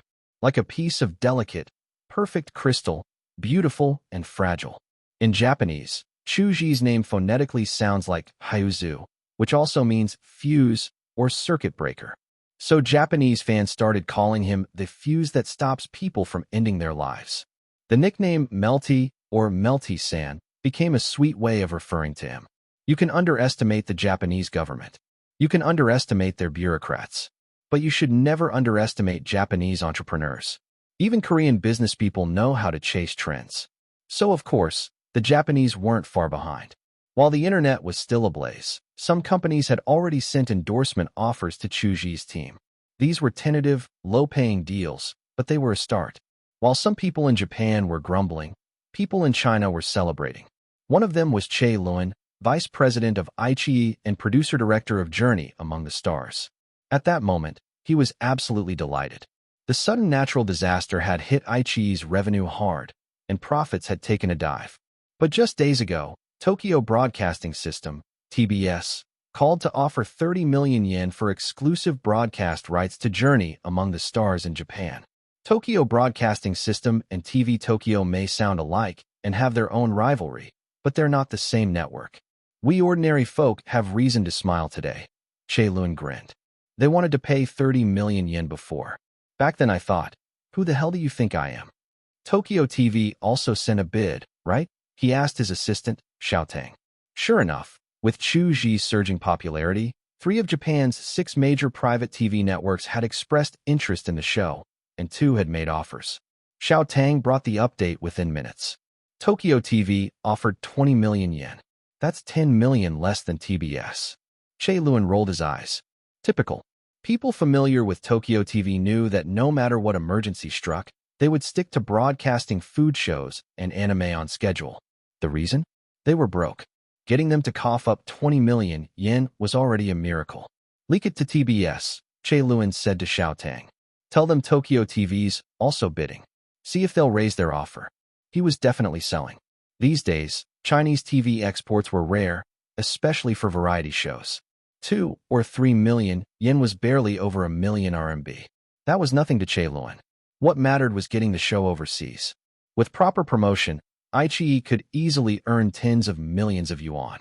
From now on, Brother Chu is like my long-lost twin. Anyone dares to slander him on Ichi's turf, they're slandering me too. Che-Lun vowed silently. After all, Journey Among the Stars owed at least 80% of its success to Chu Zhi. The man behind the chaos, Chu Zhi, was already on the move, riding in a van. The injuries from the earthquake had been minor. Wang Yuan, Xiao Zhu, and the others were recovering well and wouldn't miss work. The only one still needing rest was Lao Qian, but even he had declared he wouldn't leave the front lines. It was a packed day. After a morning audition, Chu Zhi would fly back to Shanghai. His team was expanding, and another manager needed training. Chu Zhi's jet-set routine was starting again. The audition was on the 21st floor of the Ihi building, at the studio of director Wang Ani. They had scheduled in advance, so Chu Zhi, Niu Jiangxue, and Xiao Zhu passed through without trouble. Chu Zhi's here. Is director Wang really casting Chu Zhi in her new movie? His performance in that drama wasn't bad. Not bad. That's just your fan filter talking. He didn't even need to act. Even staff at a renowned director's studio couldn't help but gossip when Chu Zhi showed up. Hello, Director Wang. I'm Chu Zhi, he said politely. Not because the director was a big name. Chu Zhi spoke this way to everyone on set. Wang Ani, a 2-time Oscar-winning director, did not look serene at all. Her sharp, slanted eyes gave off an always-on-edge vibe, like she was ready to throw a punch. Thanks for making the trip. Here's the script, she said, mid-conversation with her crew. Her voice had been loud, like she was arguing, but she immediately paused to hand over a copy. Scene, dressing room. Tone, heavy. Characters, Su Shi and Ma Dalong. Su Shi, I heard you made quite a name for yourself in the 8 alleys. Ma Dalong. Hell, what else could I do? Wu Erlang met Shimin Qing. I had to fight. Su Shi. So, there was a Pan-Jinlian involved? Ma Dalong. What kind of lousy line is that? Su Shi. Then what do you want to hear? Ma Dalong. Say she was Du Shenyang or Su San. At least that'd be romantic. It was a short 2 or 3-minute scene. Chu Zhi asked, Director Wang, how much time do I have to memorize the lines? No rush. Take your time. I have something to take care of anyway, she replied. Just let me know when you're ready. Chu Zhi nodded and began reading the script. He didn't have a great memory, but he was good at memorization techniques. If this project was anything like Farewell, My Concubine, then he had to make the most of it. That film had made both Leslie Cheung and Zhang Fengyi into legends. Leslie Cheung, especially. Many of his fans couldn't separate him from his role as Cheung Die. And Zhang Fengyi basically lived off that role for decades. Coincidentally, Chu Zhi had recently drawn a card related to Dan, female opera roles, acting techniques in a gacha. Maybe this was fate. He held on to that thought to boost his confidence. The scene wasn't long. He memorized the lines quickly. What mattered now was how to bring it to life. He had only ever watched a 5-minute summary of Farewell, My Concubine, so he had no deep reference. If only he had watched the full film twice. At least then he'd have something to draw from. Regret, as always, came too late. Chu Zhi's feelings toward his senior are complicated. On one hand, he's trapped in the story of Ba Wang and Yu Ji. On the other, he has a gender identity conflict. So his tone shouldn't be petulant or jealous, but more like frustrated disappointment. Like, how could a king be obsessed with a courtesan's world? The analysis was sound, but theory alone couldn't carry a performance. Some so-called young talents acted by bulging their eyes or stiffening their necks. They weren't totally incapable of expressing emotion, but it was aimless. It was like saying, "I'm angry," so they grit their teeth and shout. But why are they angry? They didn't know. Half an hour passed while Chu Zhi turned those emotions over in his mind. If he had a mirror, he would have rehearsed every expression down to the last detail. Finally, he told the director he was ready. Wang Ani had said there was no time limit, but of course, they couldn't really spend 1 or 2 hours on it. This way, Wang Ani gestured. She led the group to a conference room. The room, which could hold over 20 people, had been rearranged. The long rectangular table had been reshaped into a U formation. We'll be recording the audition. There'll be comparisons later. I hope you don't mind, Mr. Chu, Wang Ani said in a businesslike tone. No scene partner. A solo performance. That made it even tougher. I heard you made quite the name for yourself in the 8 alleys. Good thing Chu Zhi had memorized his imaginary partner's lines too. He silently timed his delivery to match the rhythm. So, there was a pan-Jinlian involved? He added a teasing edge to his tone. Chu Zhi had performed on large stages and succeeded as a singer. So even in front of a top director, his nerves held steady. He delivered his lines with consistent control. Thank you for your time, Mr. Chu, said Wang Ani. She didn't offer any commentary, just nodded. I think there's still a lot of room for improvement, Chu Zhi admitted. For someone without formal training, that was already impressive, Wang Ani said. Then she suddenly asked, You taught yourself Peking opera, right? I heard Master Chung Mao praised your skills as quite professional. I wouldn't say professional. I've just learned a little, Chu Zhi replied modestly. Do you know Si Fan? Wang Ani asked. Chu Zhi nodded, then began to sing. Si Fan was a famous excerpt from Kunku opera, and most performers who trained in Qingyi roles would know a few lines. As he sang, even Wang Ani, who only dabbled in opera as a hobby, could tell how exceptional it was. Musical note, the lamp before the Buddha cannot light the bridal chamber. I was born a delicate girl, not a man. Then why must I wear this yellow sash and priest's robe? Musical note. Only then did Wang Ani's expression shift. She listened more intently. When the performance ended, she applauded. Professional. Truly professional. You say you only know a little, but that was better than what I heard at the National Peking Opera Theater a few days ago. Thank you, Mr. Chu, for auditioning. We'll need to hold internal discussions. Once we've made a decision, we'll call you, she said. Chu Zhi had half expected that performing Si Fan would seal the deal, that he'd be chosen on the spot to play Chu Zhi. But a top-tier director like Wang Ani had too many choices to make hasty decisions. Her assistant walked him out. She sat back down and began scoring his audition. Acting, 3/16, too performative, as if announcing, I'm acting to the audience. Line delivery, April 16th, clear enunciation. At least no muffled words. Appearance fit, 12/16, soft features with sharp contours, easily styled to suggest obsession. Bonus, 3, original opera performance. Total, 22/64. The last actor to audition had scored 34. Wang Ani's standards were brutal. She frowned. Poor acting could be trained, but if it started too low, it could waste everyone's time. She was still thinking when her phone rang. Old Tan's doing the score this time. You've got to help me. With our friendship, you know I'd make time, she replied. Tan Ling Guang, a legendary composer, had agreed to join the project. He and Wang Ani were old collaborators. After the audition, Chu Zhi returned to the van. Chu Zhi drove straight for the airport. They were cutting it close, and rescheduling to the next flight would be a hassle. Who else auditioned for Chu Zhi? Chu Zhi asked suddenly, eyes closed as he rested. Can we find out who Director Wang invited? Niu Jiangxue replied, I'll try. His assistant Xiao Zhu handed him lemon water and a few snacks. Chu Zhi didn't like junk food, but he needed something to keep him going with such a tight schedule. Within moments, Niu Jiangxue dug up a list through her contacts. She handed Chu Zhi the names of 3 other actors auditioning for Chu Zhi. One of them was someone he knew, Yun Rong. Yun Rong? He's landing roles in big productions now? Chu Zhi still remembered when Yun Rong had flopped in several films in a row and later got cornered by reporters during the shoot for Red Action. Chu Zhi himself had stepped in to handle the press. Apparently, Red Action had turned out to be a major hit, even hailed as a model of patriotic filmmaking. Yun Rong went on to win multiple awards. Top 10 favorite actors at the 28th Huading Awards. Best actor in modern drama at the same event.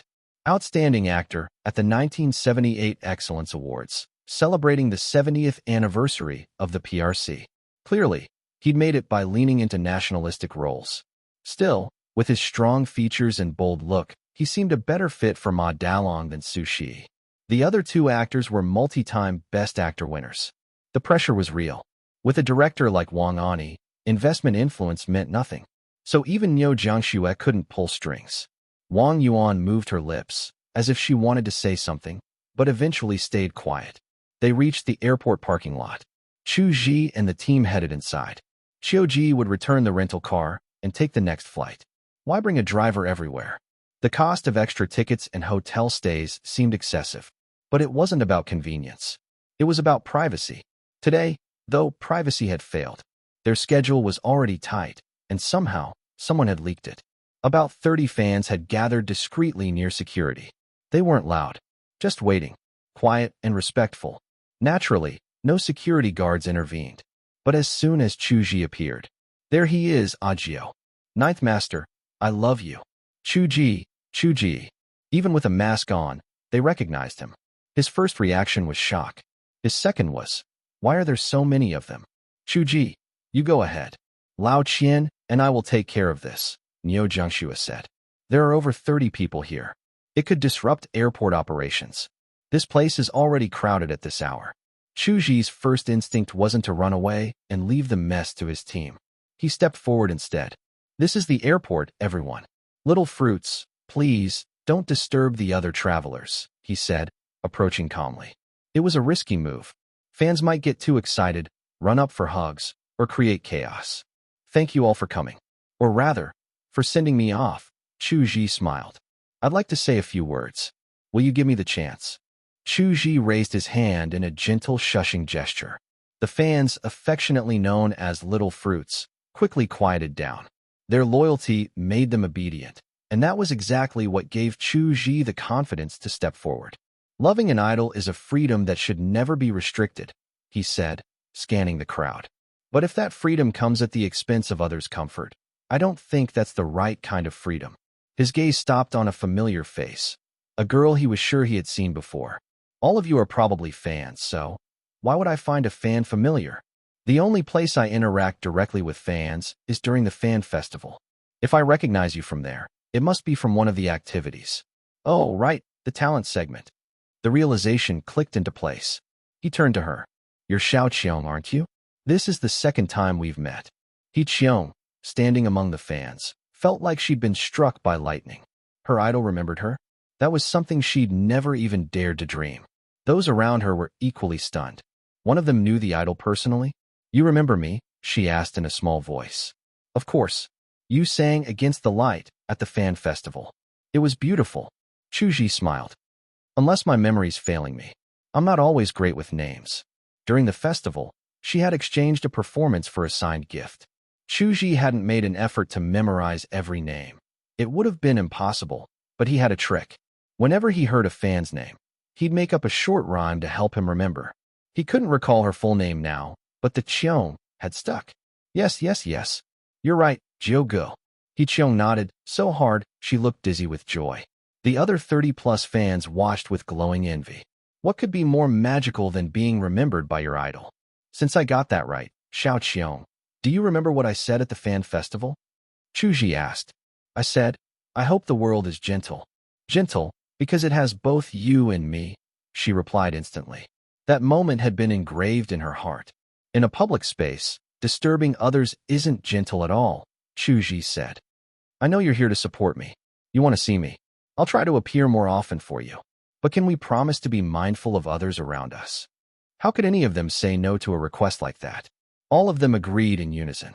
Though many still looked back reluctantly, their idol had spoken, and that meant something. Many glanced at He Qiong with renewed admiration. Being remembered was a badge of honor. The whole scene played out fast. Security hadn't stepped in, but several bystanders had already started filming on their phones. People were surprised by how gracefully the situation was handled. Soon, the group passed through security and headed toward their gate. Inside the terminal, Niu Jiangxue shook her head with a smile. Chu Zhi really is one of a kind. Most would have left their manager to deal with that kind of scene, maybe handed out a few signed photos. Ajio doesn't want this kind of fan behavior to spread, Wang Yuan added. He hopes his little fruits will grow stronger and kinder. That's definitely his style. Niu Jiangxue nodded. But I'm still surprised they all just left, even without getting autographs. If they're showing up at airports, they must be hardcore fans. That's exactly why, Wang Yuan said, clearly speaking from experience as a mama fan.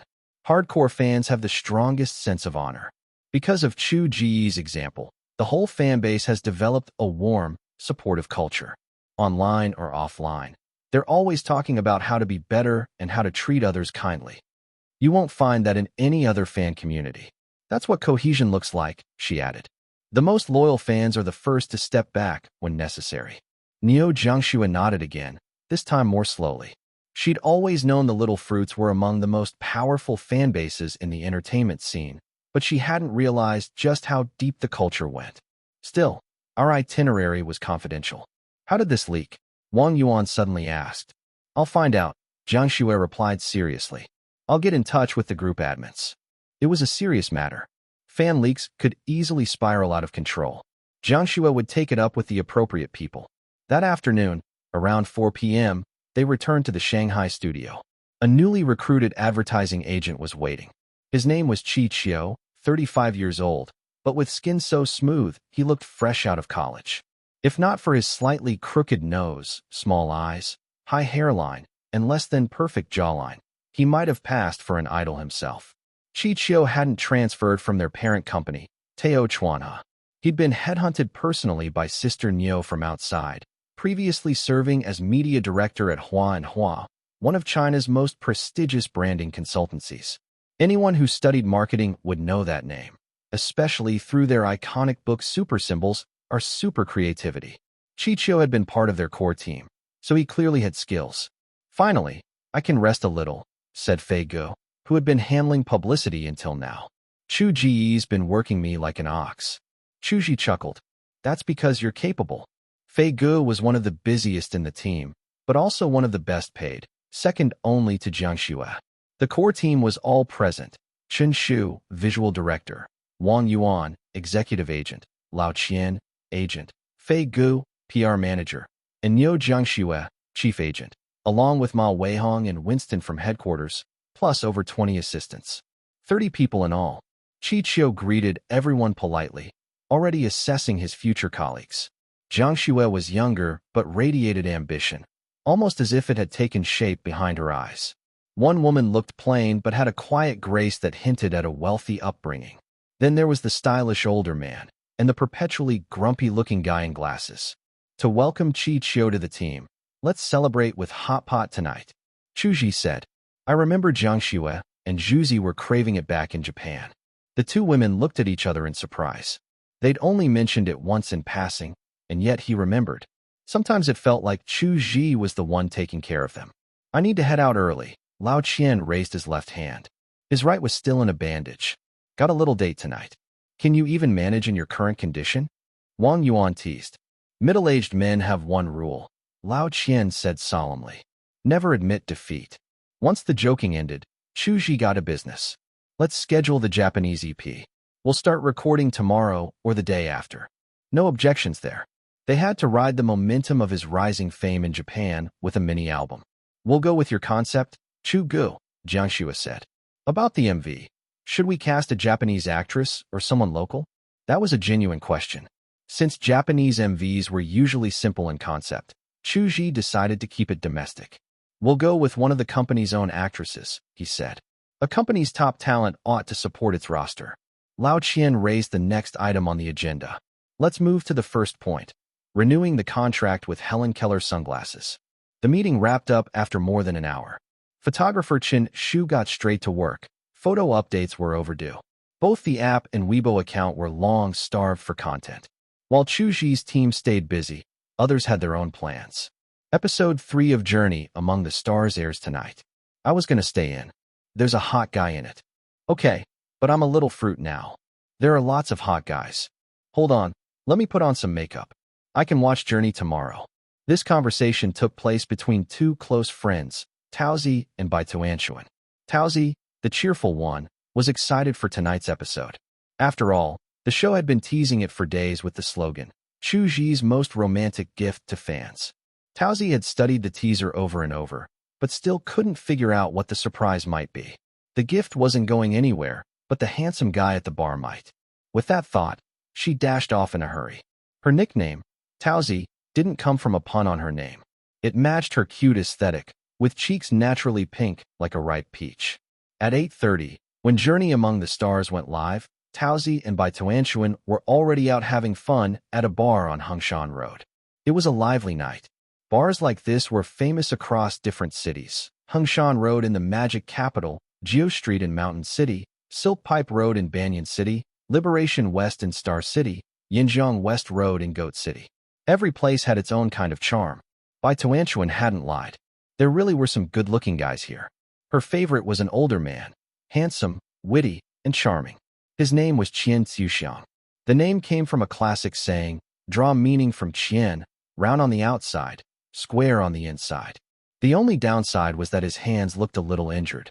The greatest happiness in life, Qian said with a sigh, is to have both love and a clean conscience. So, do you have both now? Chu Zhi asked, her cheeks even rosier now, though it might have been the alcohol talking. There's a saying in Mountain City, blushing means you're still drinking. Chu Zhi came from Liangshan, a region known for legendary drinkers, so she could definitely hold her liquor. Liangshan wasn't just good at drinking. It was a whole different beast. There, drinking wasn't about how much, you just didn't need side dishes. It was absurd. I have neither, Qian said with a laugh. No love, and certainly no clean conscience. The group chuckled lightly. I'm just joking. Rousseau said that. Not me, he added quickly, saving face. Which Rousseau? The one who wrote The Social Contract. That's the one, he nodded. When his book Émile was published, it shook the foundations of traditional education and got him kicked out of France. When his friend asked him why he had to write such a book, do you know what Rousseau said? Chu Zhi looked completely lost. Of course I don't. Qian chuckled. Exactly. He said I don't know. One of the most influential books on childhood education came from not knowing.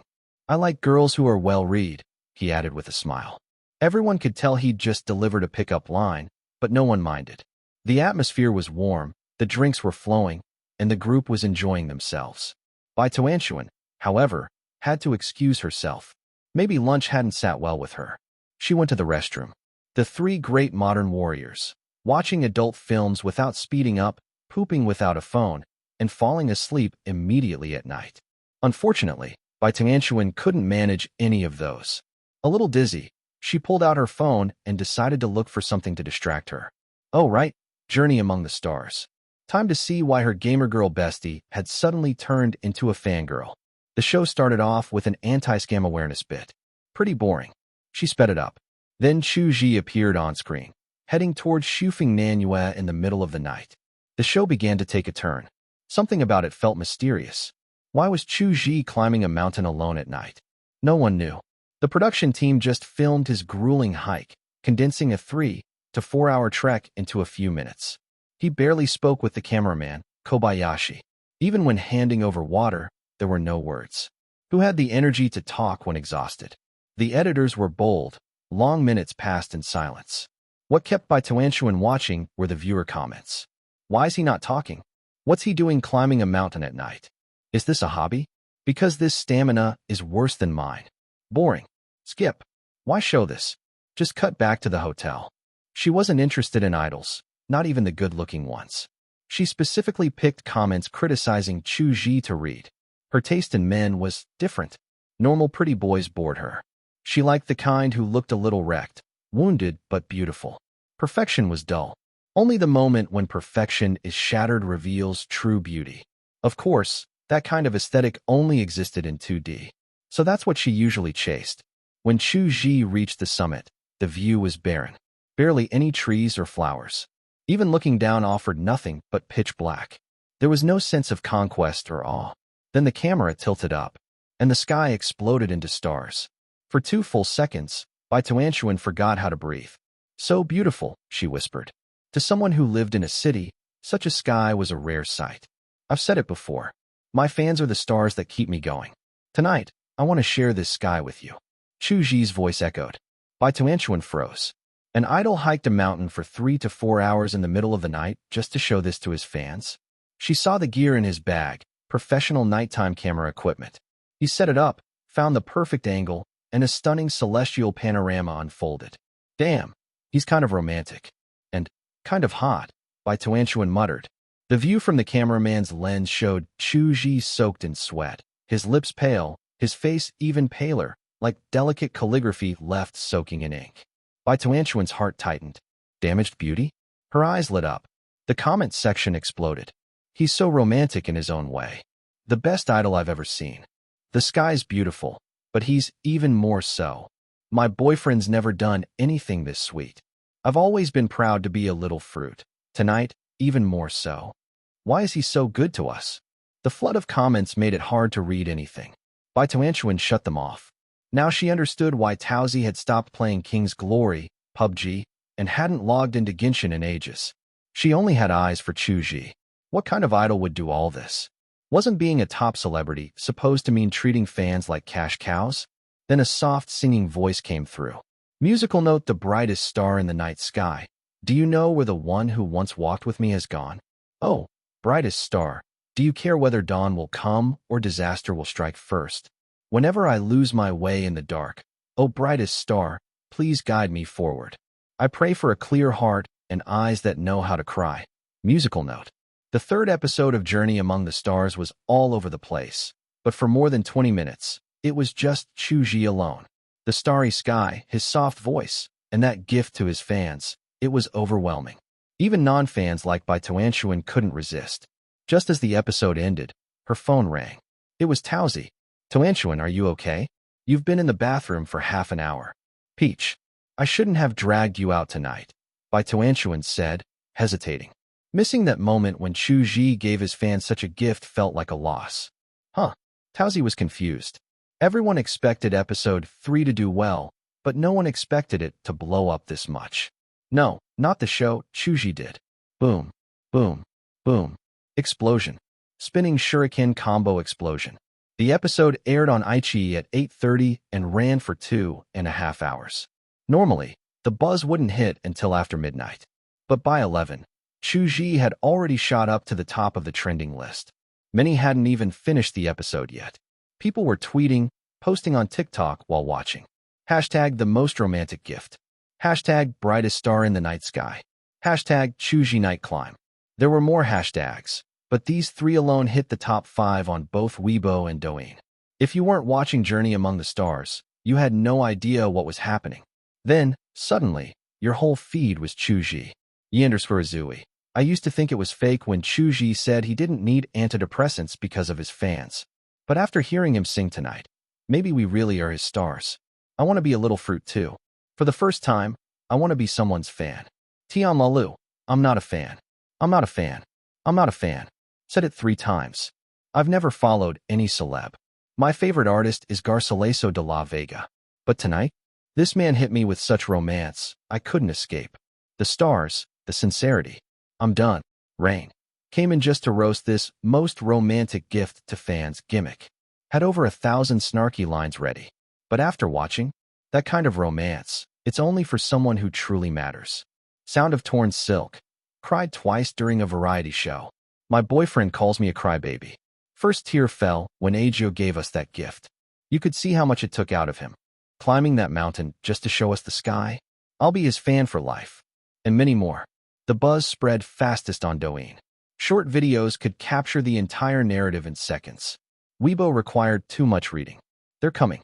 The idols still asleep or still grinding. The acting beasts are evolving again. 6 songs, 1 storm. Creating an exclusive app for fans. Launching fan festivals. Writing songs just for them. And now, leading them to the starry sky? Can someone tell Chu Zhi to stop being so perfect? The pressure landed squarely on the shoulders of the new 5 top idols: Lin Xia, Wu Tang, Su Yiwu, Li Fei, and Zhou Guowu. Wu Tang, Li Fei, and Su Yiwu had already chosen to sit this one out. Their fan bases, Toffee, Yi's Heart, and reporters, were already half filled with people who had a soft spot for Chu Zhi. Though these 3 still held their spots on the charts, none of them wanted to go head-to-head with Chu Zhi. He was playing a different game entirely. Come on, every time something happens, fans start tagging me. Wu Tang sighed to himself. Being a traffic idol shouldn't be this demanding. Drums beat, winds rise. Who else am I afraid of besides Chu Zhi? Li Fei liked to posture, but he often overshot and ended up awkward. The only person who could take his antics in stride was Chu Zhi himself, which made them surprisingly good friends. I almost want to be a fan myself. Where the hell did he learn all this? He's like a sow in a lingerie store. Endless tricks, all layered, Su Yiwu muttered to himself. Raised under the watchful gaze of mom fans, Su Yiwu had countless admirable traits. But one big downside: he always had to act like the perfect son. In public, he was spotless. In private, he was dying to curse just a little. Side note, Li Fei's fanbase was called reporters because of a pun. His name, Fei, sounds like scandal, so naturally his fans had to chase scandals. Their behavior was so notorious that even the official Xinhua dictionary jokingly replaced a poetic phrase, Yixing Yunfei, with Yixing Yunfei, and netizens started calling them paparazzi. The remaining 2 rising stars, Lin Xia and Zhou Guowu, still had some fight left in them. Do you think we can pull this off too? Lin Xia asked his agent, Brother Xian. Most people followed footsteps through the riverbed. Lin Xia followed Chu Zhi into stardom. Whatever Chu Zhi tried, Lin Xia had tried to imitate at least once. He'd done a summer fan day, written songs for fans, but he hadn't built an app. That required hiring staff, renting servers. It was a huge investment of time and energy. Lin Xia truly didn't understand how Chu Zhi kept his energy up. Brother Xian nodded. Absolutely. We could take our fans to the sea or something like that. Let's plan it carefully. If we do it right, the fans will definitely feel that effort, Lin Xia replied. Following Brother Zhou always meant there was soup to drink. Lin Xia was a bit confused though. With how generous Chu Zhi was to people, shouldn't he be called Big Brother instead of Ju Ji? Meanwhile, Zhou Guowu had just returned to China a few days earlier. His luck was awful. After seeing how popular Journey Among the Stars had become, his company managed to get him a guest ticket, but on the day he landed in Tokyo and set off for Otaru, an earthquake hit. Phew. I'm starting to wonder if Hokkaido somehow knew I was coming and planned the whole quake as a welcome, Zhou Guowu joked. He got checked out at the hospital right after returning. He valued his life too much. Thankfully, the doctor said he was just shaken up. Taking fans to see a sea of stars, that's romantic, Zhou Guowu admitted. Why waste this kind of romance on a fan base instead of a girlfriend? Still, he couldn't bring himself to dislike Chu Zhi. Even though his own fan group, Porridge, shared many fans with Chu Zhi, having multiple favorite idols was normal in fan culture. What was abnormal was this. Most fans of other idols also liked Chu Zhi, but many of Chu Zhi's fans, the little fruits, were loyal to him alone. That was unfair. I can't compete, Zhou Guowu finally admitted. Better to focus on my own field than to challenge the final boss right off the bat. Even without official promotion from Aichi, Journey Among the Stars' popularity skyrocketed on its own. Shocking. Chu Zhi writes another song for fans under a sky full of stars. Millions moved to tears. If you're not watching, are you even a real fangirl? Headline from Penguin News. Penguin tried to copy UC's clickbait style, but shock tactics were out of date. The original UC headline read, "What top idol Chu Zhi was caught doing at 3 a.m., his private side revealed. Fans furious. Why did you hide this from us?" Baidu News kept it classy.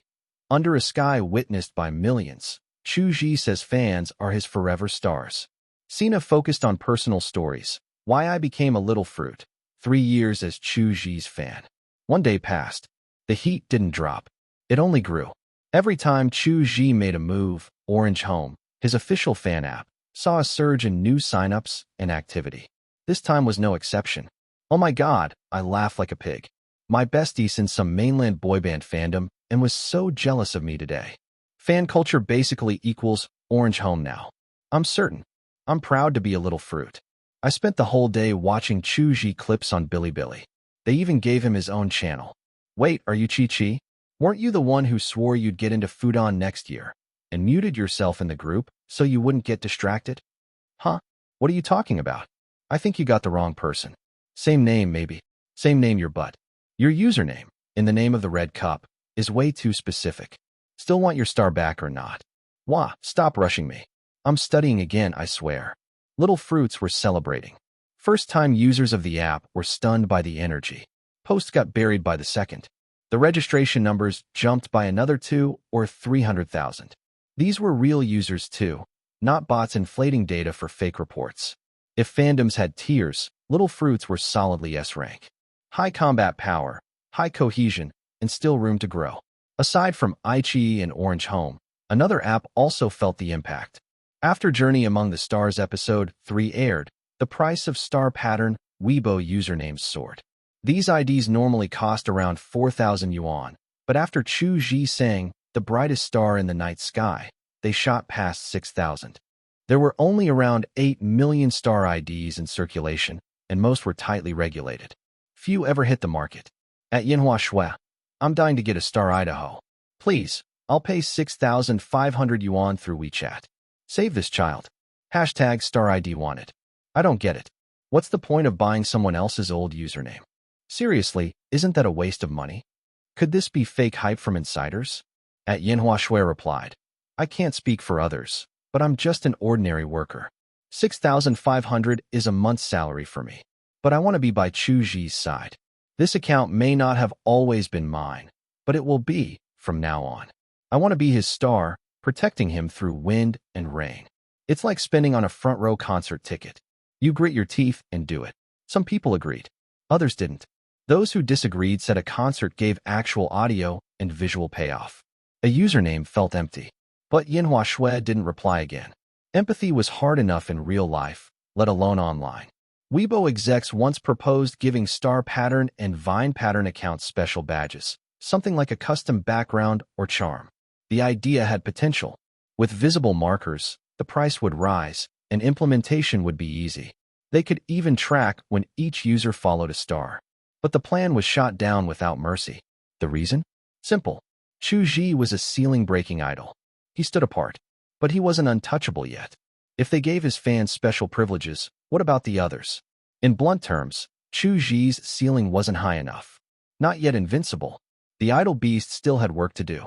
They say, fist strikes the southern nursing home. Kick sweeps through the northern kindergarten.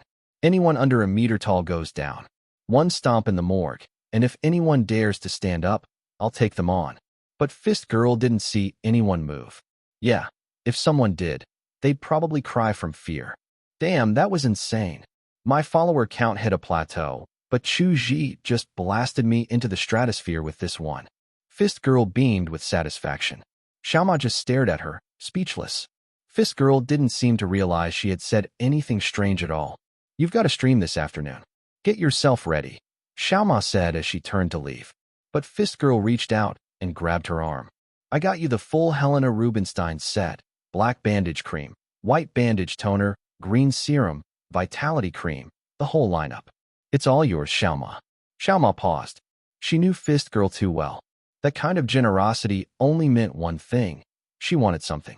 She was ready to say no, but the full Helena set? Tempting. Just the 8-piece luxury box set alone was over 6 grand, and that wasn't even the full package. All right, spill it. What do you want? Xiaoma sighed, cursing her own weak will. Helena Rubinstein was a brand made for the elite. Besides the black bandage cream and the eye serum, most products only showed results with long-term use. Still, the price alone was enough to scare off most people. It really was a brand for the wealthy. Well, look, the song blew up again. You don't even need to think hard to guess that more people are going to want to buy Chu Zhi's throwaway tracks now, Fist Girl said eagerly. Since he's the company's golden boy, and we're part of the same family, shouldn't we get first dibs? I won't even haggle. Even if you hadn't asked, some of our artists already planned to bid on his demos, Xiaoma replied. Fist Girl's eyes widened in disbelief. Wait, what? Are you serious? Don't those singers have any self-respect? How can they compete with a small-time streamer like me for his scraps? Can't they just buy proper songs? No one would know it's a discarded track unless we say so. And let's be honest, if it goes viral, who's going to complain? Xiaoma said, then added, you don't need to worry for now. You offered the highest bid. None of the other singers could match that. Besides, Mr. Chu and our company go way back. Good. Fist Girl let out a relieved breath, then grinned. Xiaoma, you've always got the connections.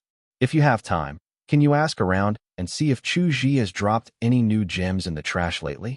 She wanted to strike while the iron was hot and grab another hit. After all, Fist Girl was a streamer with ambition and a clear goal: make money. Chu Zhi had no idea that casually selling off a discarded song would end up shaking an entire industry. The first track, imitating cat sounds, going viral could be brushed off as pure luck. But when the second, Loving You at 105 degrees Celsius, also exploded in popularity, no one could dismiss it as coincidence anymore. Everyone in the music scene shouted the same thing: what the hell? Say what you will about Chu Zhi's vocals, but as a songwriter, the guy made no sense, at least not by conventional standards. No other producer could guarantee a song would become a hit. A viral track, what people now called a god song, was not the same as a good song. You could usually tell during the creative process if something was objectively good. But whether it turned into a phenomenon had always been chalked up to fate. Even producers who had created hits before never truly knew why they caught on. That's why the entire short video music industry was built on volume. Thousands of tracks released, hoping one would strike gold. But what Chu Zhi was doing went against that grain, like he was bending fate itself. For context, in the age of short videos, God song had two meanings. One was praise, the other a more neutral or even mildly mocking term, depending on context. While the internet buzzed with speculation, Chu Zhi was calmly working in the recording studio. This is your first time recording in Japanese, right? Asked the music producer, Li Menglong. Yeah, Chu Zhi nodded. Sorry to trouble you, Mr. Li. I've got 6 tracks to record today, and I hope we can get through them all. It was already a little past 1 p.m. Given that each song typically took 2 hours, finishing all 6 today would be pushing it. Unless, somehow, he could finish each one in under 120 minutes. It was just past 1 in the afternoon. If they stuck to the usual pace of 2 hours per song, recording all 6 today would be a stretch, unless Chu Zhi could shave down the time per track. Sorry for the trouble, Mr. Li. There are 6 songs total. I hope we can finish all of them today, said Chu Zhi. Li Menglong rubbed at the corners of his eyes. Well, bring it on. If the storm was coming, let it hit with full force. The tracks were: Once I Thought of Ending It All, Butterfly, Lemon, The Riddle, Turmoil in My Heart, Spinning the Wheel of Fate. Each one had a different style: rock, pop, J-pop, but all unmistakably carried the flavor of Japanese music. Bright mid to high frequencies, heavy use of piano and synth, packed like a movie poster filled with text. Every gap had to be filled, or it felt wrong. Maybe true songwriting genius really does need a foundation of intense reading, Li Menglong thought. His wife and daughter were both loyal Little Fruit fans. Naturally, they'd been roped into watching Journey Among the Stars too. The only thing Li paid attention to was the behind-the-scenes footage of Chu Zhi's daily reading habit. Li himself managed 2 books a week, but that was nothing compared to Chu Zhi. From historical texts to Japan's The Tale of Genji, his steady intake, as shown in the footage, seemed to span every day without fail. It was because Chu Zhi had created so many remarkable songs that Li believed his reading habits were real.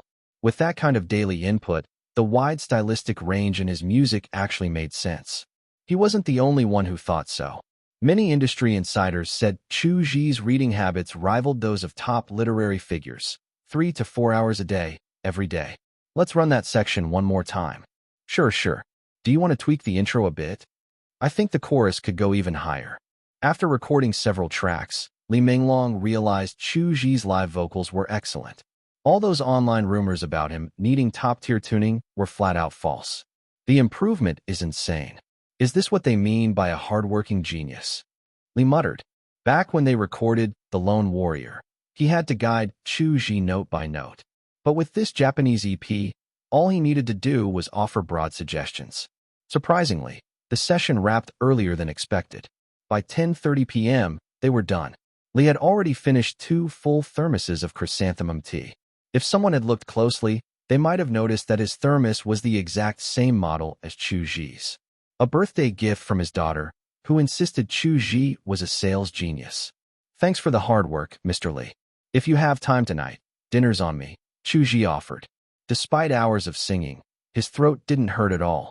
Farinelli, known for making trumpet players faint from pressure, truly was a technique with an impressive ceiling. "Of course I've got time. I'm planning to wring every cent out of you," Li grinned. He stretched his neck with a loud pop. Staying hunched over all day had stiffened it up. Since it was so late, Chu Zhi had already sent Xiao Zhu and Niu Jiangxue home. No point in making them wait. He had recovery meds, but they didn't. And they had work tomorrow. It wouldn't be fair. A group of 4, Chu Zhi, Li Menglong, and 2 late-shift staffers, headed to a roadside stall. They ordered a roast lamb leg, grilled buns, and an assortment of skewers. It was too late for drinks, so they went with herbal Wanglaji tea.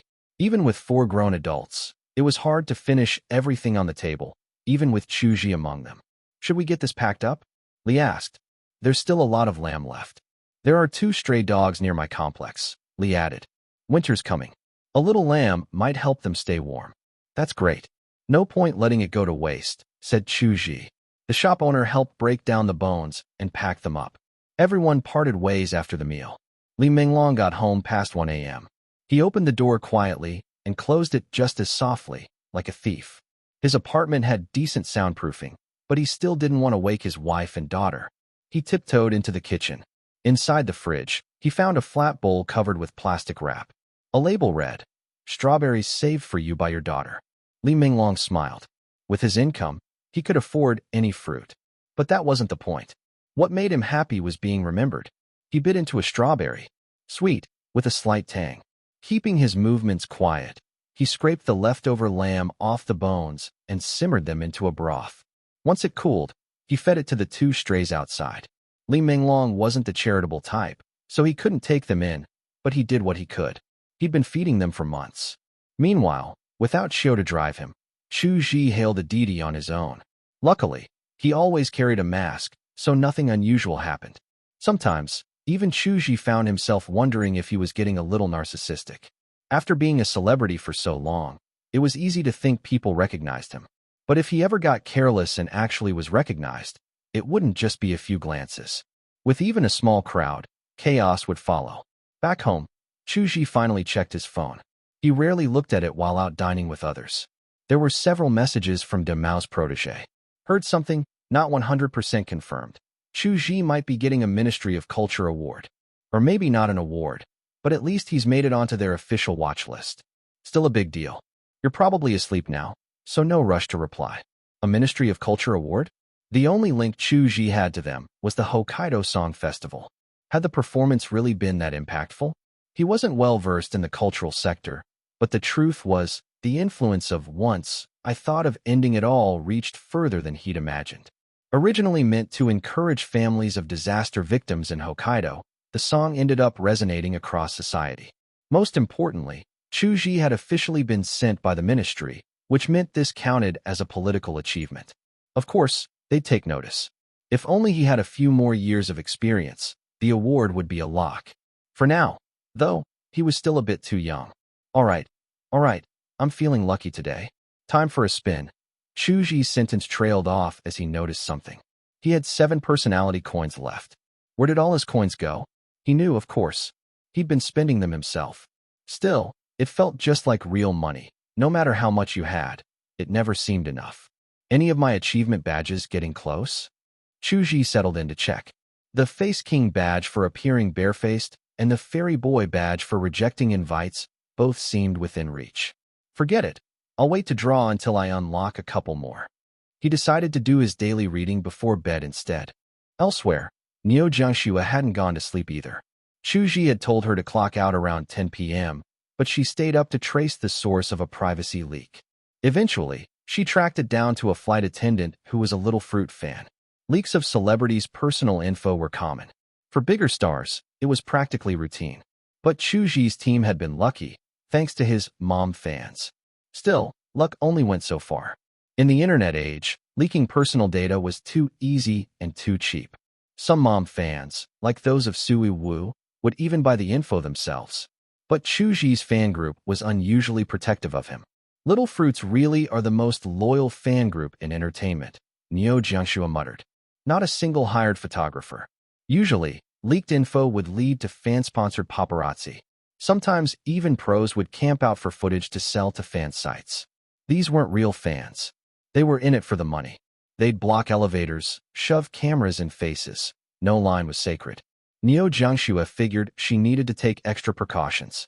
The next day, the skies wept for the hustle below. Under torrential rain, every office worker looked more wretched than usual. Good thing I left spare clothes at the office, said Fei, who even managed to squeeze in a quick shower in the company washroom. The studio had showers, much like a gym. Even though Chu Zhi always discouraged overtime, the nature of the work made it unavoidable. Fei was used to staying late. Wait, how are you bone dry? Fei stared as Chi Chiu walked in, spotless and composed.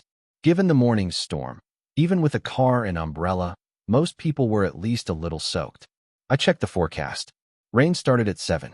I got here by 6:30, walked around a bit, said Chi Chiu. Fei blinked. You got here at 6:30? When do you wake up? 6. I live nearby, less than 500 meters away, Chi Chiu replied. There aren't any apartment complexes within a kilometer of here, Fei said. Normally he wouldn't push, but he was the kind of guy who just had to get to the bottom of things. Oh right. Forgot to mention, Chi Chiu said. I live in an RV, bought it with my first real paycheck. Parked it in the outdoor garage next door. There's a line of trees, so it's got a nice view. Pretty private. Close to a charging port too. What? Fei was baffled. Long-term RV living? That was next level. He'd never tried living in one, so he asked, is it comfortable? It's a Mercedes-Benz Sprinter 3500. Lots of space inside. I hired a cleaner to come daily. Empties the gray water tank and tidies up. It's basically like living in a hotel. Only downside is needing to rent 2 parking spots. Everyone has their own way of life. Fei understood that. Still, the cost of RV living probably matched that of a business hotel. After a bit more small talk, Fei got back to work. He'd received a call from the Overseas Liaison Department at CCTV's International Division. They were finalizing promotion details. The Hokkaido Song Festival would air on CCTV 15 on October 28th, just 2 days away. It wasn't just domestic. Thailand's NBT and South Korea's KBS would also air the show on the same day. What kind of coordination do you need from us? Fei asked, switching into work mode. Just thinking about how the song had moved so many Japanese fans. Chu Zhi wasn't just beloved by fans. He had mainstream appeal, and even non-fans were drawn in. With a national broadcast coming, this was big. Fei wasn't taking it lightly. Number 256. The Making of an Asian Heartthrob. Chu Zhi, Li Huai, Luo Jianwei, and Mo Qingqing arrived at the main broadcasting tower. They had been invited to take group photos for a teaser campaign representing the upcoming Cultural Envoy concert. If not for this shoot, the team might have just submitted their own pictures. Brother Gio, you really are a romantic. You took us to see the galaxy, said Mo Qingqing. Come to think of it, I've never seen the Milky Way like that before. And the brightest star in the night sky, when's that single dropping? Mo Qingqing wasn't faking her fangirl energy. She had even bought the Star Cluster-themed fan account, Crimson Snow, and as soon as she saw Chu Zhi, she hit him with a full triple-like combo. That one song doing so well in Japan, honestly, I'm speechless, Li Huai added, referencing the response from a Tokyo broadcast the week prior. Luo Jianwei kept it simple. Captain, I'm way too curious about your trash bin. Each of them fixated on something different, based on age and perspective, but all were clear signs. Chu Zhi was not just hot, he was scorching. Despite not having seen each other in a week, the four slipped right back into a comfortable rhythm. The broadcasting tower was one of Beijing's most iconic buildings, though the departments inside were a tangled maze. It took the better part of a morning to finish the shoot. No one offered them lunch afterward, so Chu Zhi casually suggested, Uncle Li, Brother Luo, Qingqing, my treat. There's a roast duck place nearby called Admiral's. Heard it's decent. In this industry, if you can't turn a casual work lunch into a lasting relationship, you've failed at networking. If I let the junior pay every time, What kind of elder would I be? Li Huai replied. Also that duck place. A friend told me it's amateur hour. I know Beijing well. I'll take you somewhere with real flavor. If you're saying that, Uncle Li, I'm really looking forward to it, said Chu Zhi. Follow Teacher Li and you'll be eating well, added Mo Qingqing. The phrase, real flavor, made Luo Jianhui subconsciously swallow. A foodie's reflex. Under Li Huai's guidance, they took turns and detours until they arrived at a no-frills diner, what locals called a fly house. No menu. The chef cooked anything that wasn't slow-cooked cabbage or knife-shredded tofu. As long as it wasn't too fancy, they could whip it up. Hidden eateries weren't always good, but if a place was this out of the way and still surviving after 20 years, it had something going for it. They ordered chopped chili fish head, sweating chicken, red mince trio, liufu duck, and 2 vegetable sides. Since there were only 4 of them, the poultry dishes were halved. As they ate with enthusiasm, the official promo machine kicked into gear. Even before they finished lunch, the National Broadcast Network had already posted the event on their homepage. October 28th, Hokkaido Inspiration Concert. The photo featured all 4 members of the China delegation. Surprisingly, there was no excessive publicity. The country's relationship with Japan was complicated. Sending an artistic envoy and having it succeed was a diplomatic win, so yes, it was worth mentioning. But the earthquake in Japan, well, they left it at that. Chu Zhi's team, led by his PR manager Fei Gu, quickly understood the official stance and simply shared the network's official post. Nothing extra. Still, Little Fruit fans were locked in. 7 p.m. the day after tomorrow. Perfect timing after work. Channel 15? My place doesn't have a TV. Can I stream it on my phone? Sure. There's a national network app with every channel on it. Finally, no more grainy Billy re-uploads. We're getting the real deal. Their excitement was palpable. The innocence of Little Fruits meant they had no idea what was coming next. The following day, the weather turned. Late October rarely brings sunshine. Let me say thank you. Thank you for warming all 4 seasons. Brother Gio, come on. You didn't need to write an entire song just to thank me, said Lao Qian, currently locked in negotiations for a new Japanese invitation. What's this song even called? Just, let me say thank you, Chu Zhi replied. Sounds tasteful. Lao Qian mused, then switched to business. I sent over the director's info. Take your time looking it over. We're not in a rush. Got it, said Chu Zhi. I'll head back to the van. Lao Qian said, toothpick-style lighter between his lips. Chu Zhi nodded and, with assistant Xiao Zhu, entered Kinghui Tower for a commercial appearance on the 32nd floor. Mont Blanc had released a limited run of 1,000 pins in collaboration with Mozart. Don't ask how they partnered with a long-dead composer. They also collabed with Shakespeare. The event wasn't just for this drop. Mont Blanc was also opening its first flagship pen store in Beijing, and as the Asia-Pacific brand ambassador, Chu Zhi had to show up. While in makeup, he opened his email and reviewed the file Lao Qian sent. Director, Ojo Etsuji. His resume was odd. Debuted with horror shorts, and his magnum opus in Japanese horror portrayed parallel worlds. Rumor had it an early screening of the uncut version had literally scared someone to death. Chu Zhi thought of Shimizu Takashi, who created the Ju-On series, but Ojo Etsuji was different. He also excelled at pure romance. Many of the internet's most iconic romantic screenshots came from his films. The man could switch between genres effortlessly. He must have grown up eating premium chocolate. Japanese pure love films weren't the same as BL dramas. This was literal, innocent, heart-tugging love stories. Chu Zhi flipped through his filmography and formed a rough impression. Mr. Chu, it's your turn, a staff member called. Coming, he replied, putting away his phone. The event was painfully by the book, more rigid than a paid performance. Just 2 staged appearances and a pre-screened Q&A with questions chosen by the organizers. The real conversation happened back in the van. Last night, I wanted hotpot, but ended up ordering sushi, Lao Qian sighed. That's a drastic downgrade, said Niu Jiangxue. It's the gap between ideal and reality. Why do your dinner plans always sound like philosophical tragedies? She teased. And that's how he charms women, Wang Yuan shot back. It's mutual, okay? You make it sound like manipulation. Lao Qian defended himself. Big Wang, your worldview is too narrow. Wang Yuan rolled his eyes, then changed the subject. What do you think? Should Jiu take the role in When I Close My Eyes? Definitely, Lao Qian answered. The script is great. I think it could blow up across Asia. Jiu will become the dream guy of every fan in the region. The script starts with the male lead dying. How's that supposed to make him a star? Wang Yuan had read it too and found it absurd.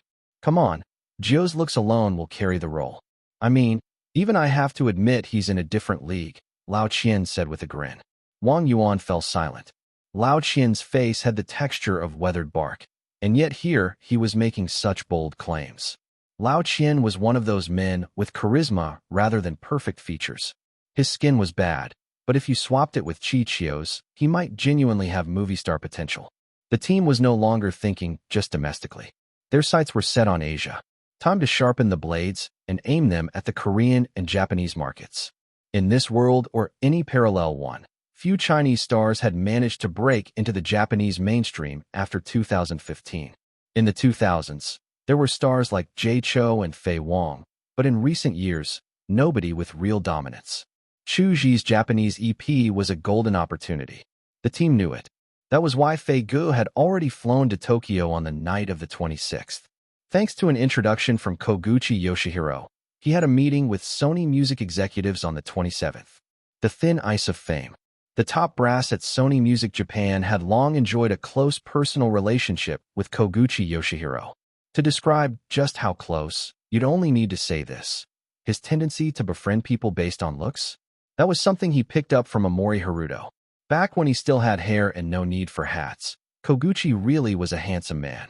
The meeting took place at Sony's headquarters in Kitaku, Osaka. Qin Fei barely said a word.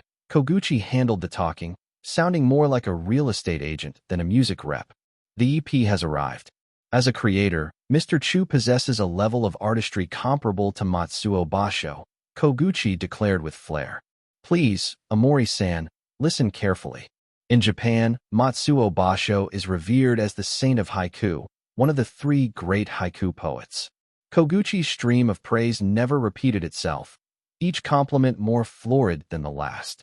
You're as enthusiastic as ever, Koguchi-san, said Amori Haruto, who served as both head of marketing and executive director at Sony Music. Amori added, I didn't expect to meet today. I thought our discussion was set for tomorrow. You couldn't wait, huh? Pardon me. Allow me to make introductions. This is Mr. Qin Fei, Mr. Chu's business agent in Japan. Qin-san, this is Executive Director Amori of Sony Music. In Japanese corporate structure, an executive director is essentially a board member. Most don't get involved in daily affairs. But when they do, their authority is absolute. Amori was one of those exceptions, nicknamed Sony's Mitsunari, behind closed doors, referring to Ishida Mitsunari, whose strategic blunders helped topple the Toyotomi regime. Amori was seen as arrogant and self-important, but undeniably powerful. In the conference room, they played the mini-album. And yes, Japanese meeting rooms still had disc players. Projectors might be missing, but DVD decks? Absolutely. Each track ran about 4 minutes. In just under half an hour, Amori had listened to the full EP. 2 of the songs brought a deep smile to his face, the lines around his mouth folding into steep valleys. It's the first time I've heard a foreign artist write Japanese songs so well, Amori said. Mr. Chu's talent is truly eye-opening. I propose releasing the EP on November 15th, giving us about 2 weeks for promotion. Qin Fei, listening via a live translation earpiece, responded a beat late. Wouldn't a longer lead time generate more buzz? Ideally, Lao Qian should have been here for negotiations. He spoke fluent Japanese thanks to an ex-girlfriend. But tonight, it was up to Qin Fei, relying on Koguchi to translate between parties. Thankfully, Koguchi's Mandarin had improved significantly, driven perhaps by sheer admiration. Our market data suggests the best conversion window for viral content is 1 to 2 weeks, Amori replied. Also, Sony Music's annual Unity Gala is on the 15th. I'd like to leverage that event to promote the EP, with our artists endorsing it together. The Unity Gala was Sony's annual internal showcase, attended by both top-tier talents and lesser-known staff.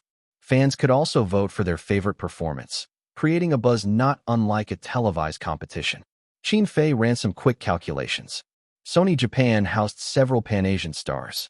Getting them to jointly promote Chu Zhi's EP could be a massive win. Koguchi looked particularly pleased.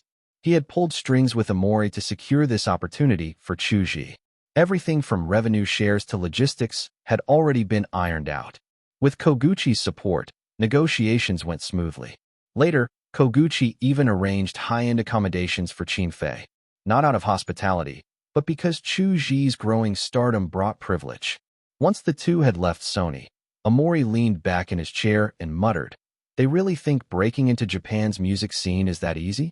Just because one song went viral? Delusional Chinese idol," he scoffed. The 2-week marketing window was just an excuse. In truth, it was all part of a backstage arrangement with Koguchi. From Amori's high-level viewpoint, sales had more to do with marketing than song quality.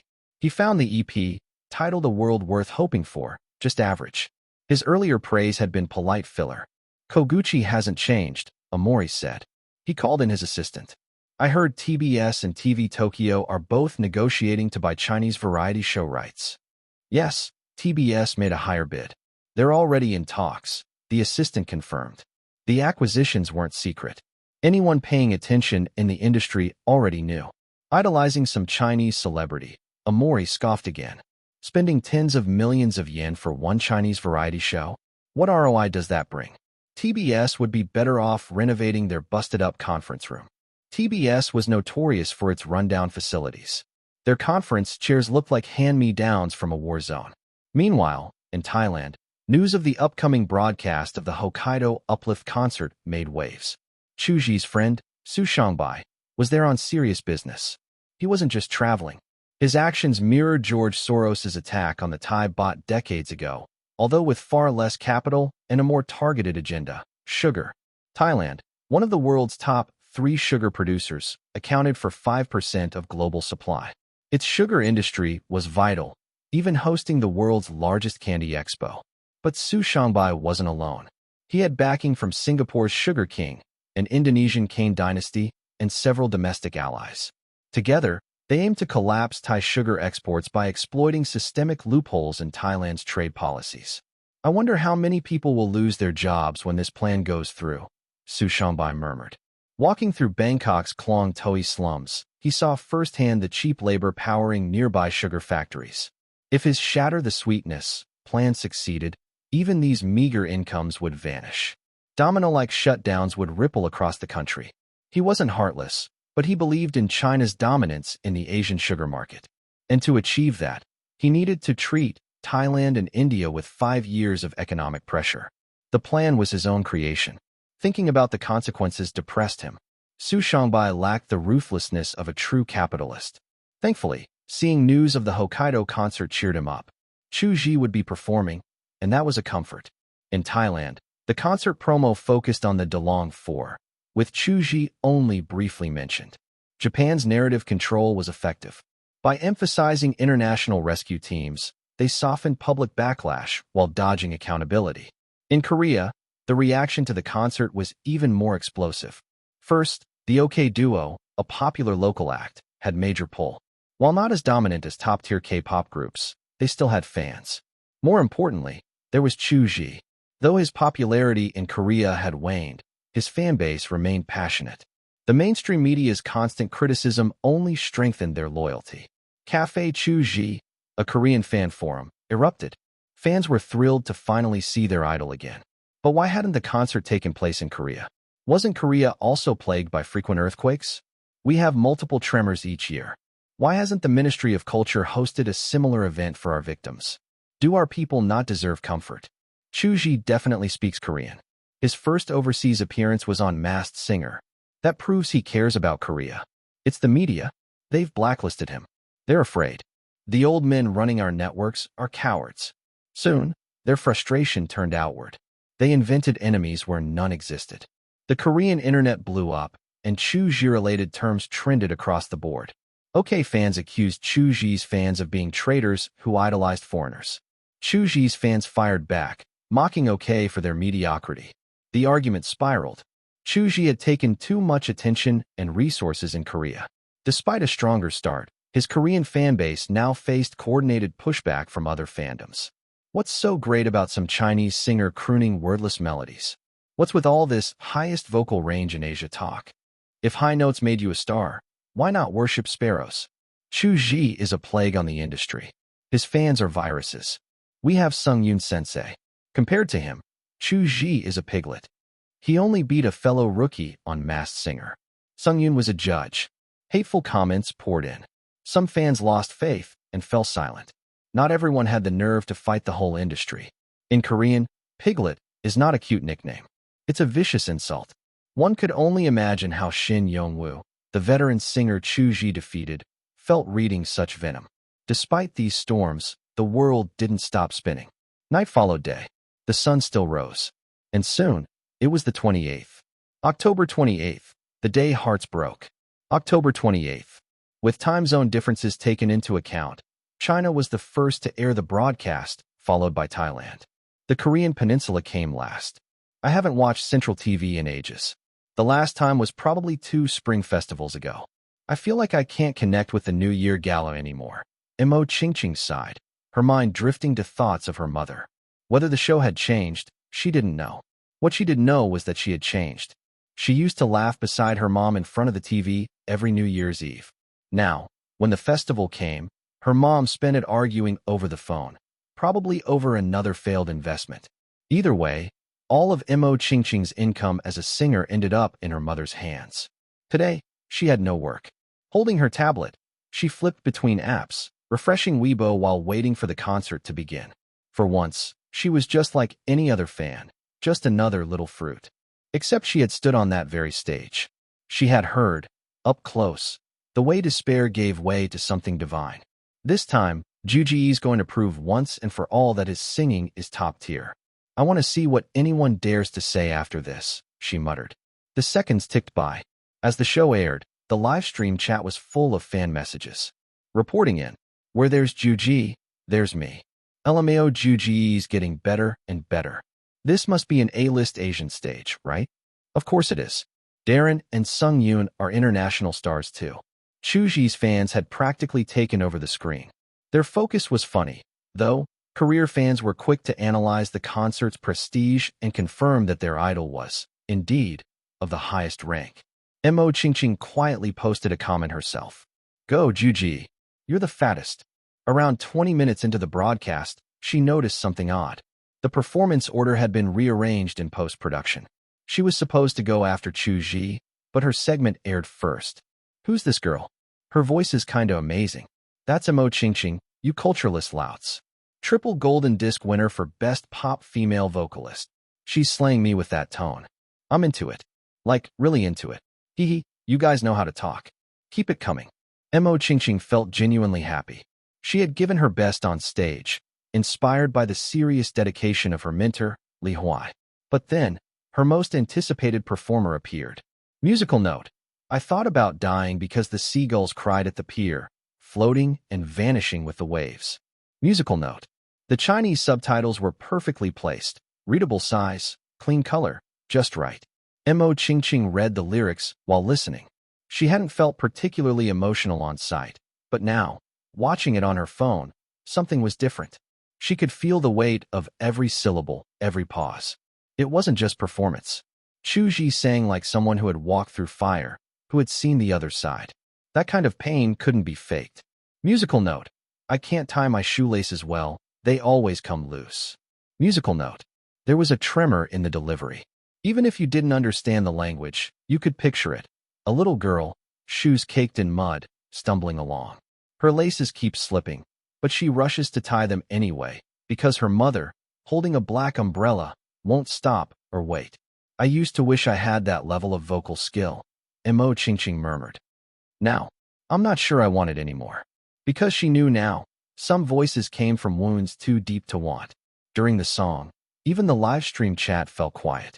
Viewers were absorbed, either reading the lyrics or holding back the tightness in their chests. It wasn't until the shift into the angelic outro that comments began to trickle back. QEQ. Are you crying? I'm crying. I'm watching on the subway with earphones. Can't cry, can't cry. No one warned me. He's telling himself to live, isn't he? The song was 6.5 minutes long, but it felt like a century. After that, Mo Ching-Ching barely registered the rest of the concert. She had intended to rewatch Li Huai's performance a few times to study his techniques. While not the most technically skilled singer in China, he was undoubtedly the best teacher she'd known, someone she shared a near-apprentice bond with.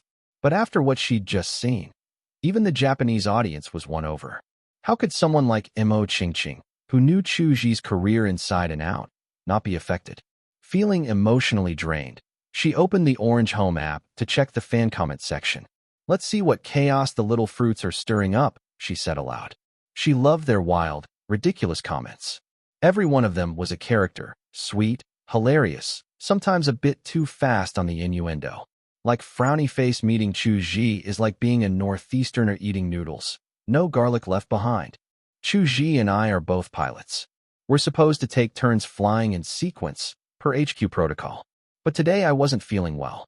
Chu Zhi overtook me from behind, even though I begged him not to. After landing, I got chewed out by command. I whimpered. It was him. He overtook me from behind. All my teammates backed me up. It was Chu Zhi. Chu Zhi overtook her. Insert dog emoji. But today, even Orange Home was filled with grief. Broken sword burial ground. I once thought about ending things too. He sang that line 8 times. But how many times did he think it to himself? I don't even want to imagine. It broke me. Maple Flame. I work for Taiyang Chuana Entertainment. Can't say exactly what I do. But I can tell you. Chu Zhi's schedule is always full, even during holidays. Now I understand. It's because there's nothing left inside him. Ritual offering. I'm just a high schooler. Why do I have to endure this? Nobody told me this concert came with a dragon-slaying sword. When he sang, "People who keep thinking about death must be the ones who live too seriously," I cracked. I still remember his will. I can't take it. Light falling into life. He seems normal on the outside, even kind to those around him. But only when he sings does he show his real self. He carries all that pain alone. Mo Qingqing didn't scroll any further. She couldn't. Even someone like her, with a naturally upbeat personality, couldn't take that kind of sorrow in bulk. "This song starts in the dark, but at least it ends with a bit of light," she muttered. She glanced back at the fan page. Thousands of new comments in under an hour. On Orange Home, the little fruits were the thoughtful type, analyzing lyrics and sharing pain. But on other platforms, Weibo, Douyin, people were raw, impulsive. They couldn't even string a proper sentence together through the emotion. The hashtag I once thought about ending. It was all over the trending charts on both Weibo and Douyin. Nothing else even came close. The traffic surge was so intense that Central TV's website lagged. Even though it served 150 countries with over 130 million users worldwide, the flood of fan traffic was just too fast.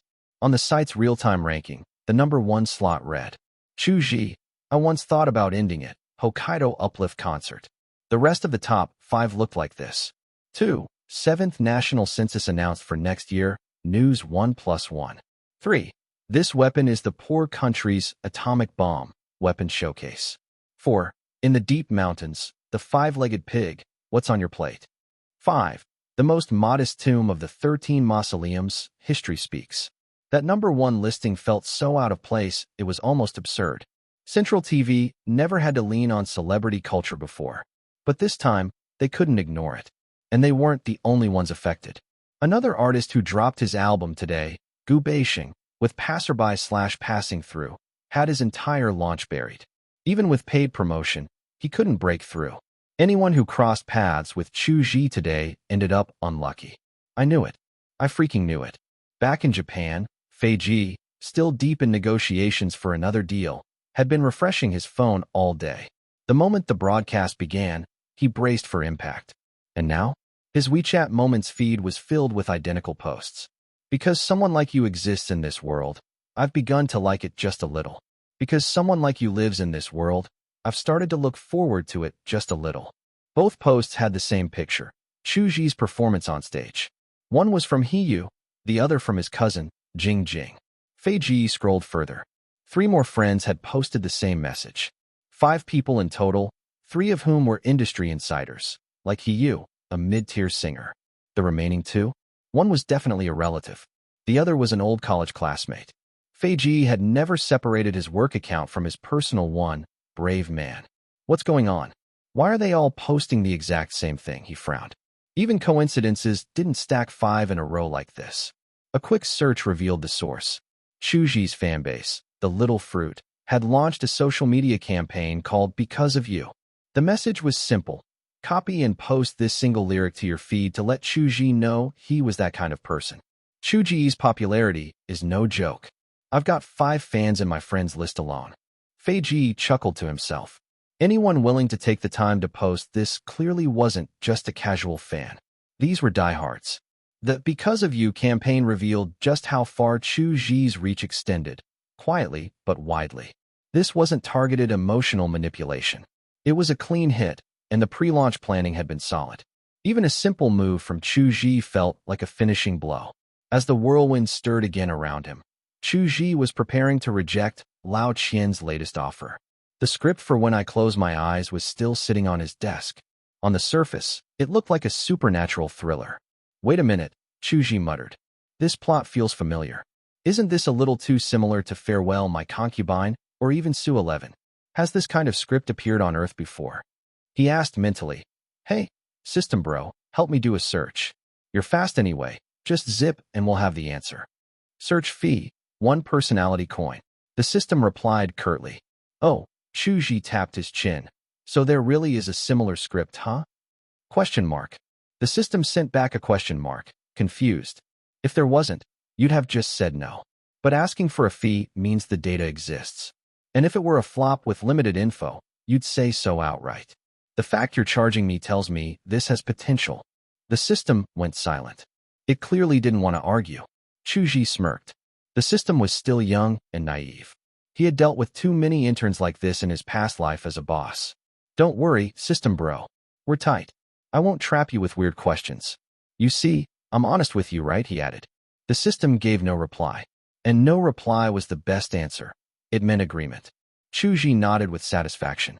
This system really was too easy to read. A script that worked on Earth, huh? He picked up his phone and called Lao Qian to ask if the role demanded intense acting skills.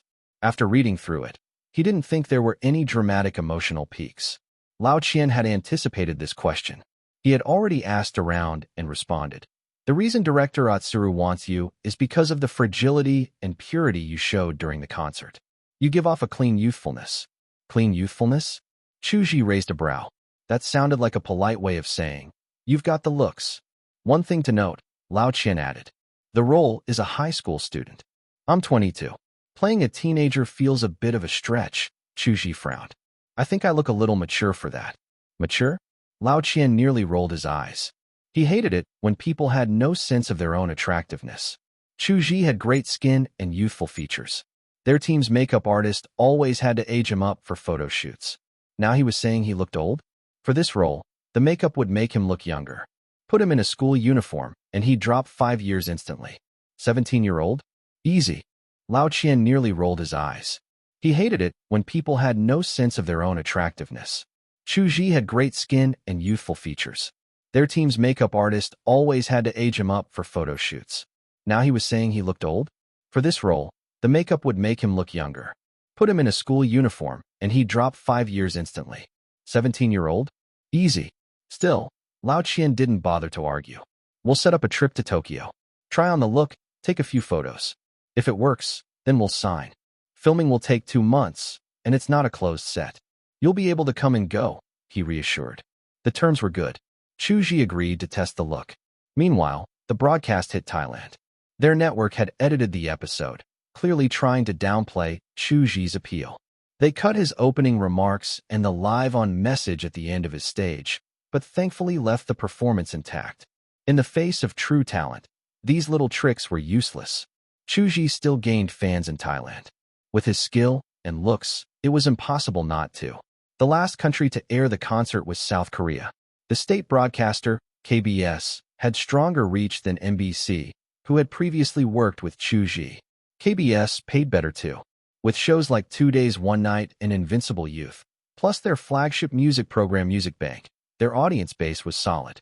So even with little promotion, the Hokkaido Uplift concert made waves the moment it aired. In Seoul, the head of Chu Zhi's Korean fan group, Kim Jae-ID, Little Golden Devil, was watching closely. He had once served as Chu Zhi's guide when the singer visited Seoul for a program, thanks to his fluency in Mandarin. Damn it, how could Song-yoon have more confidence than me? Kim grumbled when he saw that Chu Zhi was performing right after the legendary singer. He had faith in the great Demon King, but Song-yoon was a decorated vocalist, a true powerhouse in Korean music. The pressure was real. No matter what, Chu Zhi can still crush OK Group, Kim consoled himself. Then Chu Zhi appeared on screen, performing I Once Thought of Ending It All. Jae-hee couldn't understand the Japanese lyrics, but he didn't need to. He was instantly pulled into the spiral of despair, the weight of emotion transcending language. The feeling, he thought, could only be described by a poem from Korean poet Koan. A dead tree turns a living one pale, spreading sorrow across the land. One ill person burdens an entire family, an entire village. Only when the hearse comes can the living breathe again. Kim felt like that dead tree, standing in the way of all that was still alive. And he knew he wasn't alone. Many Koreans probably felt the same way. By the time the bridge of the song came, when hope emerged through the despair, the dead tree in him slowly transformed into something whole again. The ending was powerful. Jae-hee was overwhelmed, but not with sorrow. This time, it was pride. Forget Song-yoon. Forget OK Group. The great Demon King had annihilated them all. The beast inside me has awakened, he declared, smashing his thumbs into his phone screen. Song-yoon beat the great Demon King? Watch the concert again. If your eyes are where they should be, you'd never say that. One ballad made the Japanese cry in wooden sandals. Believe it. Still doubting the great Demon King? Go cry in your split-toe slippers. South Koreans often call Japanese wooden sandals split hoofs, a term that doubles as a veiled insult. It's just subtle enough to pass, but everyone knows what it means. 3 savage comments in a row. Kim Jae-hee felt like he had just gotten a triple kill in a MOBA game. It was glorious. Nobody saw this coming. Among the lineup were legends like DeLong, Song-yoon, and Lee Hwai, along with middle-aged artists from China, Japan, Korea, and Thailand. But in the end, it was a young singer, Chu Zhi, who stole the spotlight. Was this the power of the great Demon King? Fans who had gone quiet in the earlier backlash suddenly returned, more aggressive than ever. Korean fans were composed of 3 types. Overworked professionals crushed by the system, those who idolized Chu Zhi's unmatched talent, and die-hard looks-based fans. The third group was the most loyal. But now, the first 2 were flooding back, joined by a new wave. Together, they looked ready for war. Rising through the crowd, the Hokkaido Uplift concert had laid bare Chu Zhi's massive reach. But it was not without its downsides. The major drawback? It overshadowed the 4th episode of Journey Among the Stars. In that episode, the Marvelous Warrior team demonstrated seamless chemistry, and Chu Zhi appeared as Koguchi Yoshihiro's guest at the concert. The content was strong, but viewership ratings hit an all-time low. Clicks, comments, live stream chat, online chatter, everything cratered. How could it compare to Chu Zhi's own stage? Even appearing alongside Koguchi on another stage seemed pale by comparison.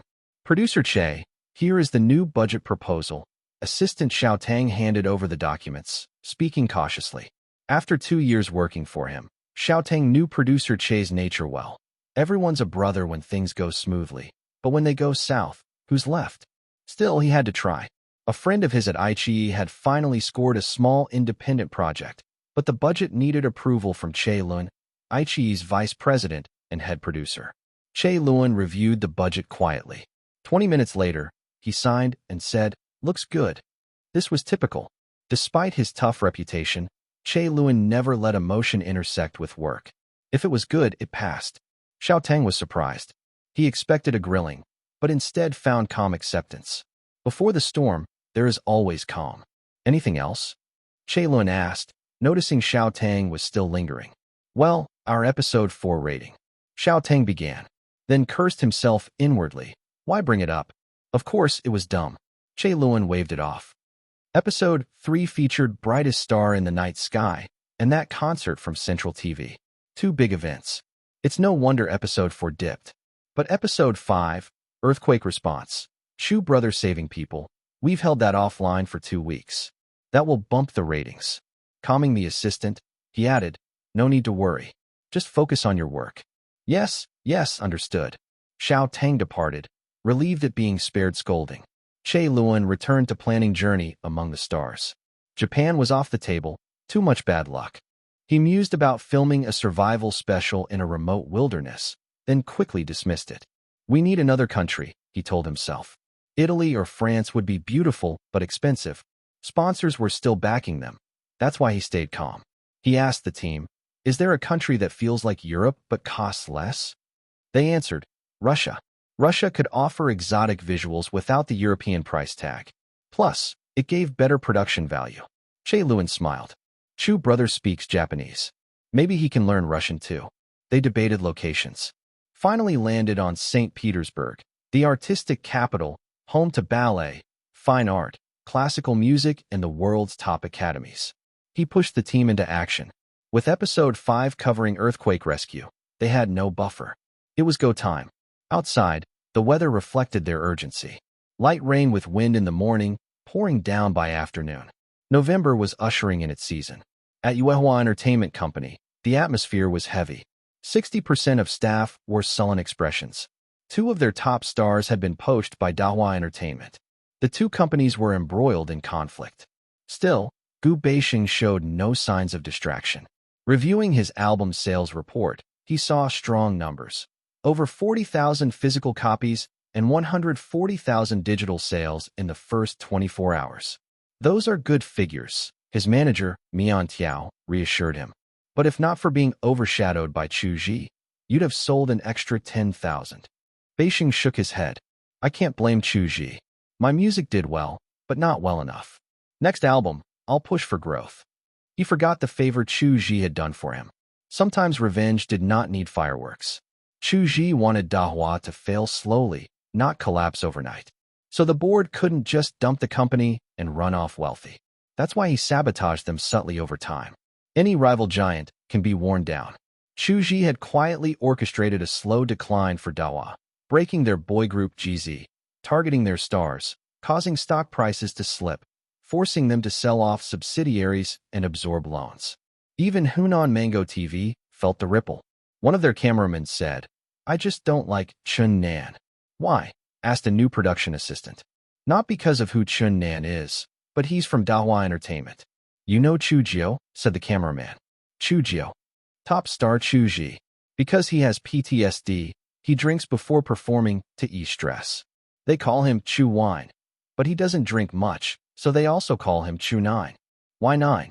It was just his audition number. When you succeed, people write legends about you," the cameraman explained. Wanting to avoid confusion, the assistant asked, "Is Chu Zhi okay?" Chu Jio's mental health isn't great. He takes a lot of medication every day. But they clarified he's off meds now with doctor's approval. The assistant interjected. "Clarifications are PR moves," the cameraman said. "How can you go on stage without meds or drinks?" The assistant paused, considering the truth in that statement. "He's suffering because of Dahua," the cameraman added. "So I don't like their artists." The assistant nodded. "Oh, so you are a Chu Zhi fan." "Not a fan by choice," he said with a laugh. "Chu Jio treats crew well. He calls our names, buys tea for people, even though we don't always need it. Not an easy path to take down a giant. But with Chu Zhi's popularity across Asia and his goodwill with staff, it was possible." October 29th. Fei Ji returned from Tokyo, luggage full of souvenirs. He handed out green tea biscuits, white lover chocolates, Calbee oats, and pudding to about 30 studio staff. "Why so many snacks?"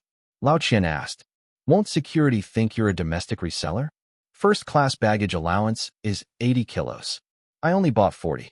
No one's going to question that." Fei Ji replied. It was his quiet way of building connections. Many office skeptics now called him a useful contrarian. Shiseido Japan wants to collaborate with Chu Zhi, Fei Ji announced. "Aki, I gave them your contact." Aki, Worm Bro, Little Horse, Big King, nicknames gifted by Lao Qian. Aki was new member Chi Chiu, who sneezed a lot. Worm Bro was the driver. Big King was Wang Yuan, the Queen Energy guy. "Push the price higher," Fei Ji instructed. "I sent the standard fee list for Japanese celebrities." "Thanks, Fei Ji," Chi Chiu replied. Despite his stoic look, Fei Ji was thoughtful and efficient. Japanese endorsement fees, even top-tier stars, were capped around 75 million yen, around 4 million Chinese yuan. Korean stars earn more. Thai prices were lower. Chu Zhi's domestic rates were huge thanks to China's market size and economic growth. If he didn't use that advantage and kept growing professionally, he'd be missing out. Both Japan and Korea are good for endorsements, Chi Chio murmured. Boss Chu is top-tier domestically. He was a fashion agent and recognized his boss's move. Chu Zhi already had 4 Korean endorsements and 5 image deals. In Japan, he had 1 official endorsement and 1 with Shiseido, plus 3 image partnerships. Nice to be on board with Boss Chu, he thought. The prospects were huge, even if a bit terrifying. China gave him no more room to grow as a superstar. Once you hit the ceiling, too much confidence can lead to mistakes. And going too far as a celebrity could mean irreversible backlash. But Japan and Korea offered room to expand, and a real chance to make history. Aki's thought was slightly off track. The goal wasn't simply fame in Asia, it was to own fashion resources. Grabbing major features in men's magazines, securing high-end brand deals. That was next. Aki had misread the situation. The team's real goal was not just fame in Japan and Korea, they needed to secure fashion resources. Fashion deals, magazine covers, big league endorsements. That was the true target.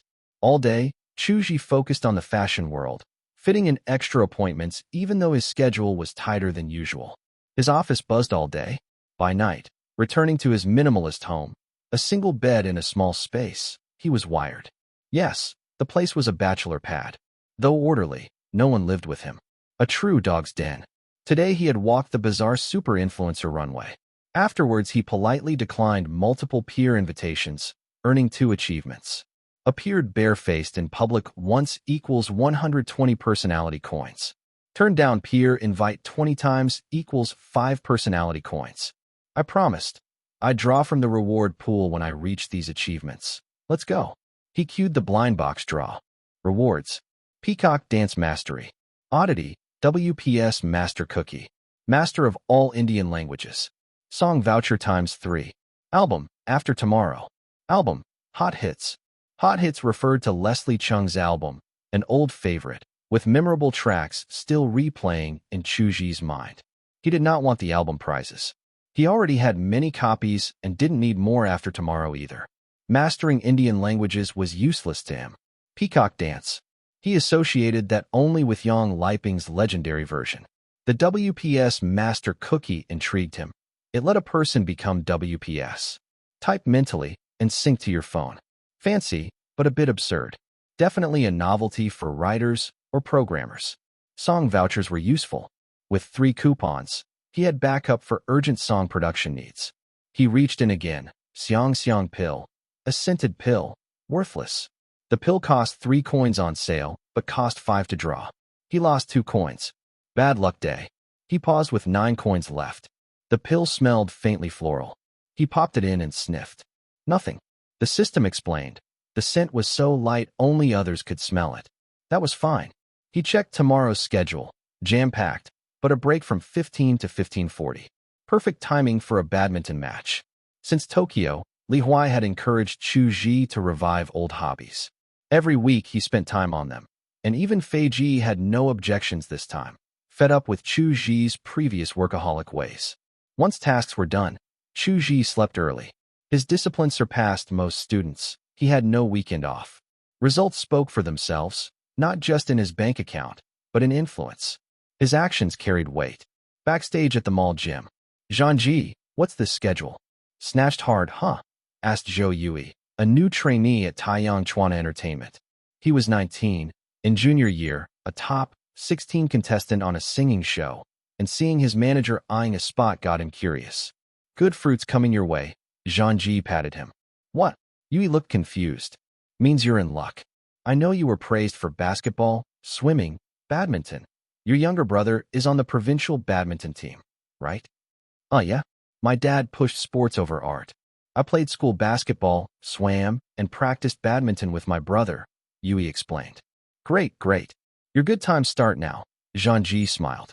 Don't play too seriously. This guy's giving you a boost that's worth 2 or 3 years of training. Yui knew Zhangji phrased good things oddly. Good fruit. You're smiling in the underworld. Partly accidental, partly deliberate. But being introduced to powerful friends made him happy. He swore to hold back, give his best, and let the big shot shine. Soon they flew to Shanghai's exclusive gym. Privacy was the luxury here. Yui began to panic. Was he here for business? He was a singer, but did not want to be tied to anything shady. Then he heard a warm voice behind him. Zhangji helped, right? I just want to play, not looking for a coach. Meet this guy. Your opponent, his physique strong. Zhangji gestured. It was Chu Zhi. Yui practically bounced with excitement. Chu Zhi, I'm Zhou Yui. I love your music, it's top tier. Yui beamed. Thanks, Chu Zhi laughed. If you love my music, don't make me look bad in this game. I won't. I'll give my best, Yui promised. Zhangji glared at the excited rookie, for once, over-the-top emotion. No problem. We were already in the area, the manager added. Warm up, Yui, Chu Zhi said. Let's start soon. He changed quickly, did a brief warm-up, and the game began. Yui meant to give it his all, but once he saw who his opponent was, he began to coast subtly. His skill was solid, but Chu Zhi barely broke a sweat. After 30 minutes, Chu Zhi yawned. Thanks for not pushing too hard. Chu Zhi smiled. I didn't. Yui stammered to explain. But it felt good. Let's play again next week. Push me more, Chu Zhi said. Sure, definitely, Yui agreed quickly. You're a rare strong presence in entertainment, Chu Zhi added as they left. That compliment lit Yui up for the rest of the day. How was it worth the cost? Zhangji asked Yui later. Absolutely, Yui replied. I know Chu Zhi's influence. Being friends with him is huge. Look at Gu Beixing's example. His career took off after Chu Zhi praised him. He added, Chu Zhi is so nice. They say he's even better off camera. Ironic. Chu Zhi usually picked someone random to spar, or asked driver Chio to help. But this time, someone approached Chu Zhi, and the spot became a gold ticket. They headed back to work. November brought a special opportunity. Chu Zhi was negotiating to become a double 11, Singles Day, endorser. But competition was fierce, and no decision by November 2nd, when contracts were usually finalized months earlier. VIP.com, Suning, Dangdang dropped out early. That left Pinduoduo, JD, and Tmall. JD offered 30 million yuan for a week-long campaign, with 5 videos and a dozen portraits. Pinduoduo offered 35 million yuan, plus Chu Zhi singing one Pinduoduo exclusive song, about 7 million yuan per day. Tmall offered 32 million yuan, but demanded appearances on Taobao Night and extra shoots. Pinduoduo led in offer size. High stakes, high payoff. The beginning of conquering Russia. Inside Chu Zhi's management team, the choice between JD.com, Pinduoduo, and Tmall sparked heated debate. Neo Jiangxue firmly supported Tmall. Her reasoning was simple. Double 11 was created by Alibaba, and Taobao and Tmall had always dominated in terms of sales. Since Chu Zhi held the top spot in domestic popularity, he should naturally stand with the leading platform. Fei Ji and those who followed his view argued for Pinduoduo. It offered the highest fee and the least hassle. Wang Yuan voted for JD.com. As an artist, endorsements need to reflect product reputation and brand identity, she said. Among the three, JD has the most positive public image. For Agio's long-term credibility, we should choose JD. Fei Ji pushed back. That's a narrow perspective. If the goal is relatability, then fans need to afford what he endorses. Pinduoduo practically stands for affordability. That's still on brand. But Pinduoduo's platform includes promotions designed to trap consumers, Wang Yuan replied sharply. The average buyer won't switch platforms just because of an endorsement. But if they run into faulty goods, they'll blame the face behind the ad. It's human nature to shift responsibility. A gentleman doesn't stand under a crumbling wall, she added. Endorsing a brand while knowing full well it's shady slash a price and cash grab gimmicks isn't a responsible decision. Fei Ji scoffed.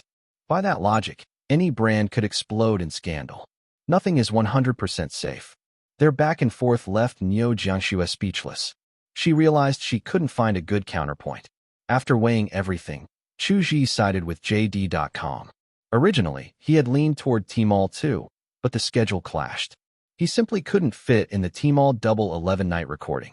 Alibaba's top ambassador had to attend the gala and perform 2 songs. It would be too awkward for their main endorser not to show. There was no way to reconcile the dates. While Chichio negotiated the finer points of the JD contract, Chu Zhi found himself thinking about that sporty rookie he had played badminton with. Over lunch, he looked up Zhou Yui. Freshly debuted, his online songs were both covers. No real representative work to speak of. Not even something decent to boost, Chu Zhi muttered. In contrast, he had once lifted Dubai baiting with a single indirect post. He had wanted to post a casual, heard a solid track today, to help, but Zhou Yui's catalog left him no opening. That day, both Chu Zhi and the team received important mail. For the team, it was an update from Star Voyage. Shooting would resume. The schedule clashed slightly with current plans, but Neo Jiangxue noted it could be adjusted. Chu Zhi's mail was a pleasant surprise. He received a remittance slip from Japan's Ronin Publishing, 1.4 million yen in stamp tax, roughly 70,000 yuan. The first print of his poetry collection had sold over 1,000 copies. Within a month, it had been reprinted twice. Cumulative sales had now crossed 10,000 copies, ranking 27th in new book sales. Ronin Publishing had done well, marketing it as an on-sale foreign poetry collection, riding on the mystique of Western imports. Japanese readers still held a strange reverence for America and Europe. The key was in the wording. They didn't say bestseller, just on sale. No specific numbers disclosed. The poems themselves resembled haiku, like Matsuo Basho's Spring Rain. Spring rains drift, heavy with stillness. Old friend never comes. No reason to rise. The style wasn't far off. Success in modern poetry depends more on luck, marketing, and timing than actual quality, Chu Zhi mused. He had refused to appear publicly, so the publisher adjusted their approach. Thankfully, anonymous writers and illustrators were nothing new in Japan. Ronin just sent over a short Q&A for Chu Zhi to fill out for promo use. The questions were simple. What books do you like? Romance of the Three Kingdoms. Most influential writer. Lu Sun. Why write poetry? What's your mindset? He gave a random answer. Just over 10,000 copies, and the payouts already like this. No wonder Japanese authors live comfortably. Royalties in Japan ran from 8% to 15%, slightly higher than in China. But the real gap came from pricing. A Chinese book averaged 25 renminbi. Japanese poetry collections sold for 80 to 90 RMB. At 10% royalties, a Chinese author made 2.5 yuan per book, while a Japanese one made 8 or 9. Despite his packed schedule, Chu Zhi squeezed in a trip to Tokyo for a costume shoot. The Japanese high school boy uniform, inspired by Western tailoring, had folded lapels and a plain shirt underneath. Once dressed, he radiated a youthful charm, mostly thanks to his looks. In Japan, male high school uniforms were referred to as DK, short for Dansher Kakasei, and their female counterparts were JK. Shops in Osaka often used the abbreviations. Please, join our film production. Director Oju Itsuji's eyes lit up. This was exactly the lead he had envisioned. Chu-san, you're the perfect Tenjiki. God must have given this man his face personally. Even Chu Zhi had to admit his original body was absurdly photogenic. Since it all lined up, the collaboration was quickly finalized. Japan's film industry had declined. Budgets were modest. The film When I Close My Eyes had only 18 million yuan in total investment. Not even enough to match Chu Zhi's typical acting fee. So the producers offered 2 million upfront plus 11% of global box office revenue. Before he realized it, 3 or 4 days had passed. It was time to start shooting week 4 of Star Voyage. The cast checked into the Helvetia Hotel, a building with classic Russian architecture from the 19th century. Ornate balconies, strange arches, carved moldings, and cast-iron window grills gave it a unique presence. Looks like a video game map, muttered Kai-jia. This time, it wasn't Min Jingpei arriving first. It was gamer girl Kai-jia, dropping her bags and checking in. I thought the show got canceled. Guess not. She had asked her agent immediately after returning from the earthquake zone. If the program was really dead, she at least wanted confirmation her final payment would come through. Their on-site videographer, a serious young woman, recorded everything while quietly noting how loudly Kai-jia muttered to herself. Next to arrive was Zhang Ning. She looked tired. She'd been filming another show earlier. Ooh, this place is nice. I'm satisfied, Zhang Ning said. In front of the hotel were shops lined with red and green flowers. The storefronts were all walnut-toned. Cake shops, restaurants, fashion boutiques. Zhang Ning thought it was a big improvement over the first shoot in remote Jozanki, Sapporo. The production team had chosen this location for a reason. It sat close to Nevsky Prospect, St. Petersburg's main avenue, and one of the most beautiful streets in the world. Since Star Voyage billed itself as a travel reality show, the setting had to deliver. Whether it was truly beautiful depended on taste. Zhang Ning loved it. Kai Jia found it average. But they agreed, it was busy, and luxury shopping options were endless. "Don't you check luggage anymore?" Chu Zhi asked casually as he greeted staff on arrival. "After this many episodes, we fully trust our guests not to bring anything problematic," said the familiar staffer handling check-in, not wearing his usual Hongxing hoodie. Trust? Chu Zhi felt like the show was planning something. Still, no luggage check meant phones and wallets stayed. That could be useful for upcoming missions. If Che Luan, the executive producer, knew what Chu Zhi was thinking, he'd have laughed. Of course they were up to something. Has anyone ever farted with good intentions? "You're amazing, producer. How did you lock in a deal with THD TV in such a short time?" asked Assistant Tang, genuinely impressed. No wonder Che Luan was in charge. His organizational and planning skills were no joke. Moving the show from Japan to Russia was already a surprise. Now they had a co-production with THD TV? Genius. Che Luan was hoping to replicate the success they had with Japanese syndication, this time in Russia. Number 261.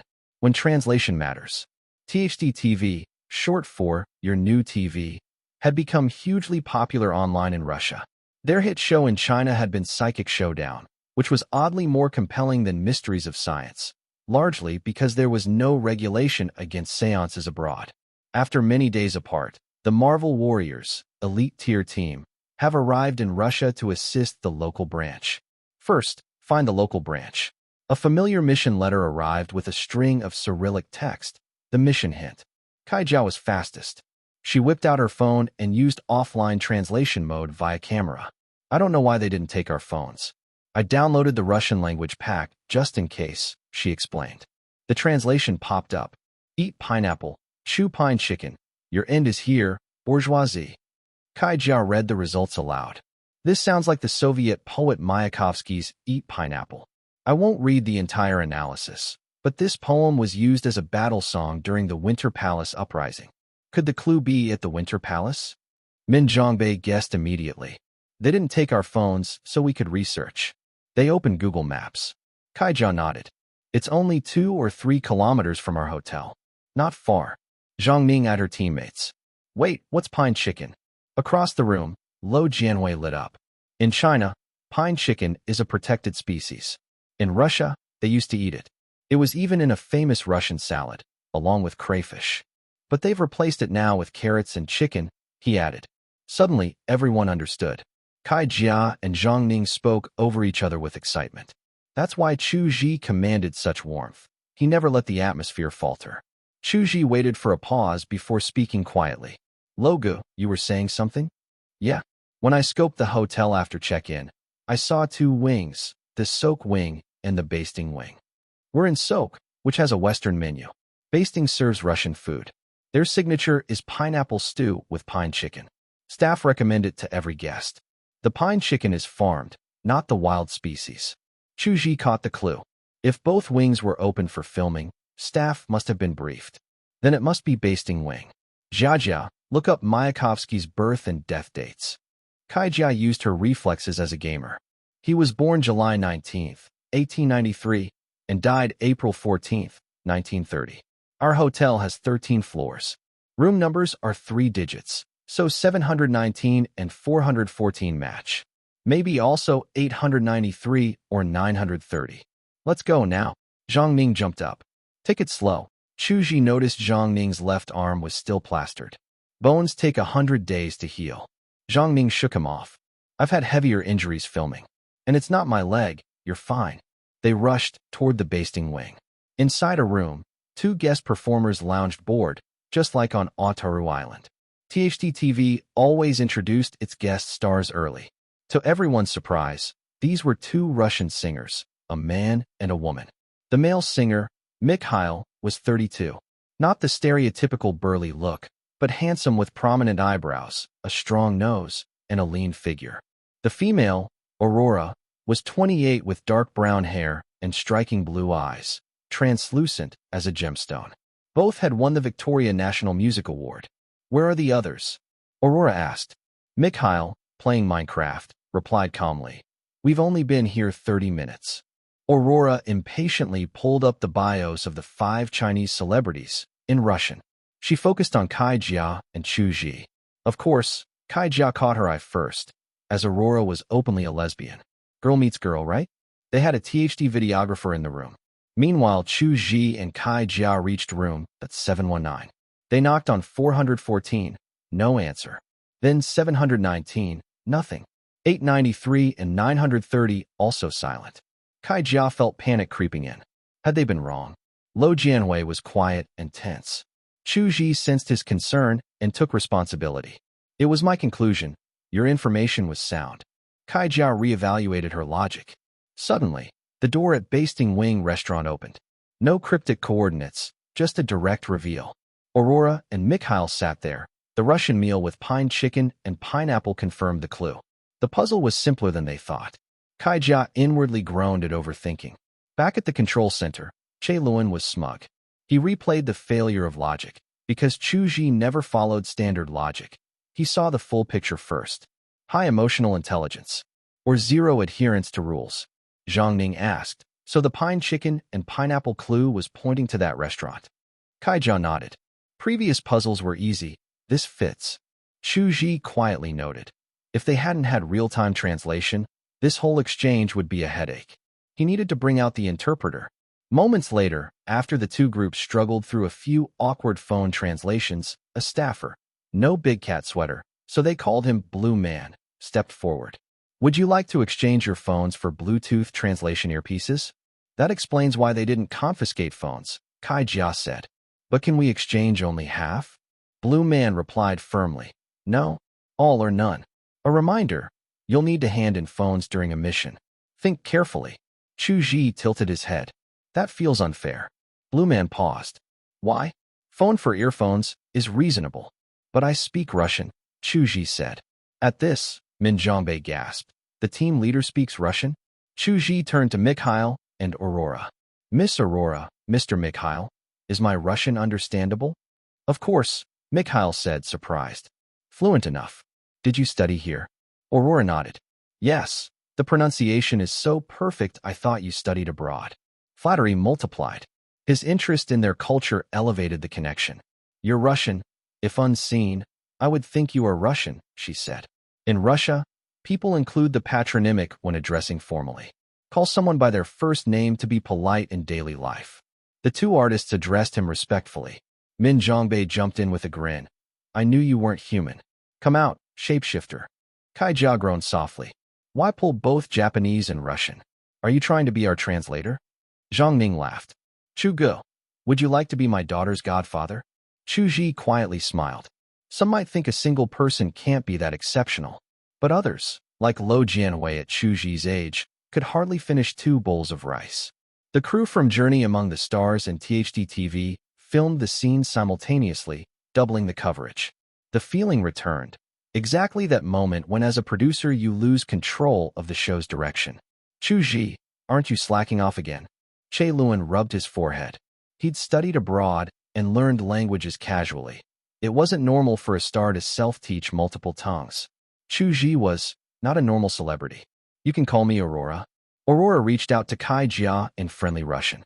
Transnational guests chatted through Bluetooth translators, which worked smoothly with just a 1 or 2 second delay. After some discussion, the Russian guests swapped their phones for the devices, but Chu Zhi kept his. The show's producers honored the rule. New Russian guests received special perks. Disciple of the God of Wine, free drinks at the Russian branch. Disciple of the God of Cuisine, free meals at the Russian branch. Strong support, food and drink covered. Local dishes lined the table. Beef soup with pickles, grilled salmon, signature salad, yellow bread with cured pork, jellied meat, and of course, pineapple braised pine chicken, plus creative cherry dumplings. Chu Zhi couldn't stomach salted raw pork drowned in vodka. The aroma was overpowering. Even buttered bread couldn't cut it. No wonder it was served as a chaser. How can he eat it so well?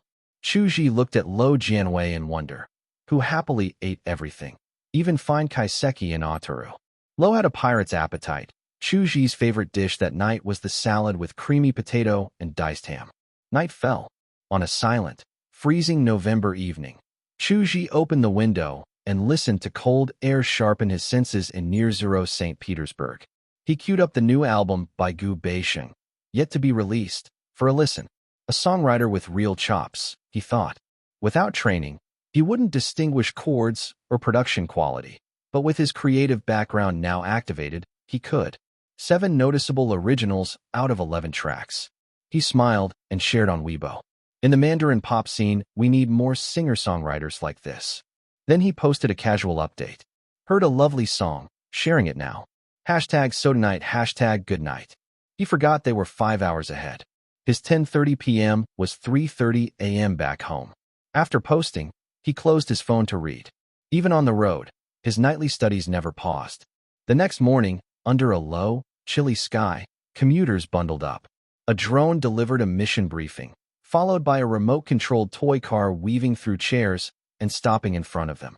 There's a letter, Zhang Ning said as the little car halted. Aurora grabbed the envelope and ripped it open in 3 swift moves, impetuous as ever. Hey, don't run off. Min Zhongbei caught the remote with nimble reflexes, halting its escape like stopping a small turtle. The crew laughed. Min Zhongbei couldn't resist turning everything into cash. Their wallets were intact, especially Lo Jianwei's, who had 200,000 RUB, 20,000 RMB, for post-recording feasts. Chu Zhi admired his thrift with a thumbs up. The letter read, "An evil regime is preparing to invade St. Petersburg. We must win the support of the station general's family. Only with their help can we resist. When victorious, shout, 'We are invincible.'" Below, an incomplete map. Aurora volunteered to lead. She'd lived in the city over a decade and knew it well, though the map was partially blurred. Mikhail shivered. Aurora was notoriously terrible with directions. She led confidently, all wearing Bluetooth translators. Zhang Ning, Lo Jianhui, and the others followed Chu Zhi, natural and trusting. Why did the youngest lead? Mikhail thought. Even if Chu Zhi spoke Russian, how could someone just 20 match an adult general? Chu Zhi cleared his throat, interpreting map locations to Chinese on his phone. Kai Jia checked the points too. Data-enabled phone, priceless. Poor with directions or not, Aurora was sincere, yet lost. They'd now been wandering for over an hour. Finally, they reached building number 48 on Litov Street. It stood near the train museum, with a sign above the door, General's House, in both Chinese and Russian. THD crew gear surrounded the front yard. Aurora, eager, rang the bell. A burly man in his 50s opened it in both languages. "Welcome. My aide informed me you'd arrive." They stepped in. No shoe removal, clearly expected. Inside was a blend of Eastern and Western decor, tastefully arranged.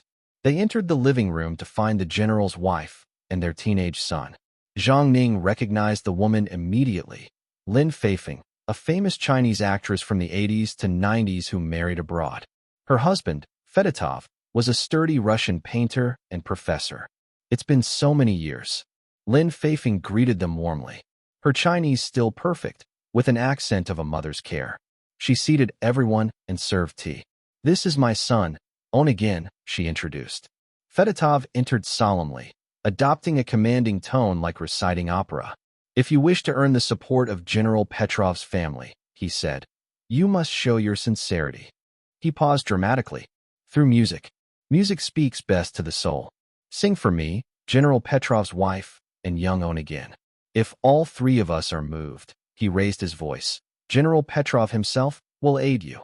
Chu Zhi knew the setup. The Petrov name was a generic equivalent of Li Yong or Wang Yong in Russian.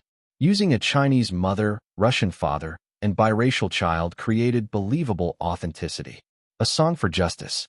Looking back, some of the most iconic moments from Journey Among the Stars were Chu Zhi's street and mountaintop performances. It proved that letting contestants sing outside the studio wasn't just feasible, it created magic. In sociology, there's a term called path dependence. Wills were a perfect example of that. Once you build a ladder, people climb. So, let the contestants sing. You can call him Belyak, Lin Feifeng said, then motioned for her son, Onegin, to greet everyone. The air felt like Lunar New Year with distant relatives. No one knew who was who, yet greetings were mandatory. Don't call me Belyak, Onegin replied firmly. Lin Feifeng was unfazed. Belyak suits you. Why not keep it? Chu Zhi studied the boy. Onegin had a striking profile, a well-defined nose bridge and deep-set eyes. Mixed-race children often turned out handsome, and with good-looking parents, the odds were even higher. Onegin had that universal appeal, but even so, no one in the room could surpass Chu Zhi's looks. Still, Onegin wasn't white-haired. Belyak was a Russian nickname, roughly meaning rabbit, often used for light-haired kids. In Russia, blonde and dark brown were common hair colors, and under sunlight, even pale blonde could seem almost white. But what if the name wasn't about hair color? Maybe it referred to a gentle temperament? Chu Zhi, fluent in Russian, wondered. Leader, the task, Kai Jiao whispered, just loud enough for Chu Zhi to hear. He blinked at first, then caught on by the second reminder. General Petrov, may I ask, what are your musical preferences? Chu Zhi inquired politely. Preferences? Fyodorov paused, either forgetting his lines or acting the part. After half a minute, he suddenly switched back to Russian. I prefer songs with meaning, patriotic Russian music. Thankfully, everyone was wearing Bluetooth earpieces with live translation. Otherwise, that clue might have been missed. I really like Ho Yubin's songs. Such a rich baritone, Lin Feifeng added. Chu Zhi, who was close with Uncle Dictionary, felt a bit puzzled. Ho Yubin's voice was more of a clear baritone than a low bass. Was she a real fan, or just saying that for the task? Either way, it went in the notes. The final character in the variety show storyline was the general's son, Little Love. Before the boy could speak, Lin Feifeng stepped in again. Belyak prefers classical music. Is that right? She turned to Onegin for confirmation. Yes, he answered in Russian, brows tight with reluctance. Chu Zhi noted the hesitation. Was this family business? For now, it seemed that classical, Mandarin, and Russian songs were needed. Probably unrelated to the main task. Go prepare. Tomorrow, same time, at my residence, we will hold the performance, said Fyodorov, following the script by dismissing the guests. Lin Feifeng politely stood to escort everyone out. Once the last person left, Fyodorov slumped into a chair, visibly relieved, as if the tension had melted out of his bones. In Russian households, couples often called each other charming or dear, but Chinese Russian families had their own rhythm. Phone, how did I do just now? Fyodorov asked eagerly. Excellent. If you'd chosen opera over painting, the world might have gained a genius actor. Lin Feifeng praised without holding back. Their affections surged, and they hugged and kissed like no one else was in the room. Their son, Onegin, seemed used to it. He quietly turned and headed upstairs. At the top of the staircase, his mother's voice floated up. Belyak, time to practice piano. No slacking off. Yes. Onegin's biggest regret in 15 years was probably what he said at age 9. No one knew what came over him then, but he'd said, I like the piano. That was the start of the nightmare. From that day on, piano practice became a daily chore. Any love for music vanished under the weight of routine. A child's interest is rarely deep. Onegin's idea of liking was occasional play. His parents' version meant turning him into a concert pianist. Back at the hotel after visiting the Petrov household, the team regrouped to strategize for the next day's challenge and win the general's support. They gathered in Chu Zhi's room. As the heart of the group, his room had become the default base. It felt like those popular kids' dorms during middle or high school military training, always full of people. Min Zhongbei had traded a toy car for a mini blackboard. Russian secondhand shops weren't like Japanese ones. Items didn't sell well, so bartering for practical tools was the way to go. The blackboard showed a chart Kai Jia had written. General Petrov, patriotic Russian songs. Suggested, covers of well-known Russian patriotic pieces. Madame Petrov, songs by Ho Yubin.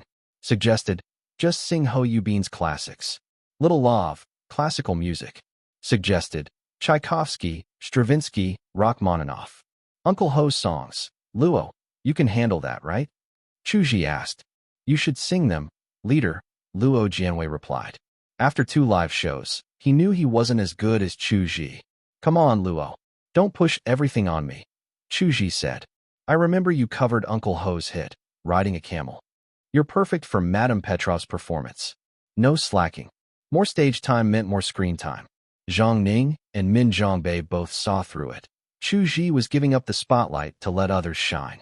Kai Jiao wasn't thinking that deeply, but she chimed in anyway. Yeah, Luo, don't dump everything on leader.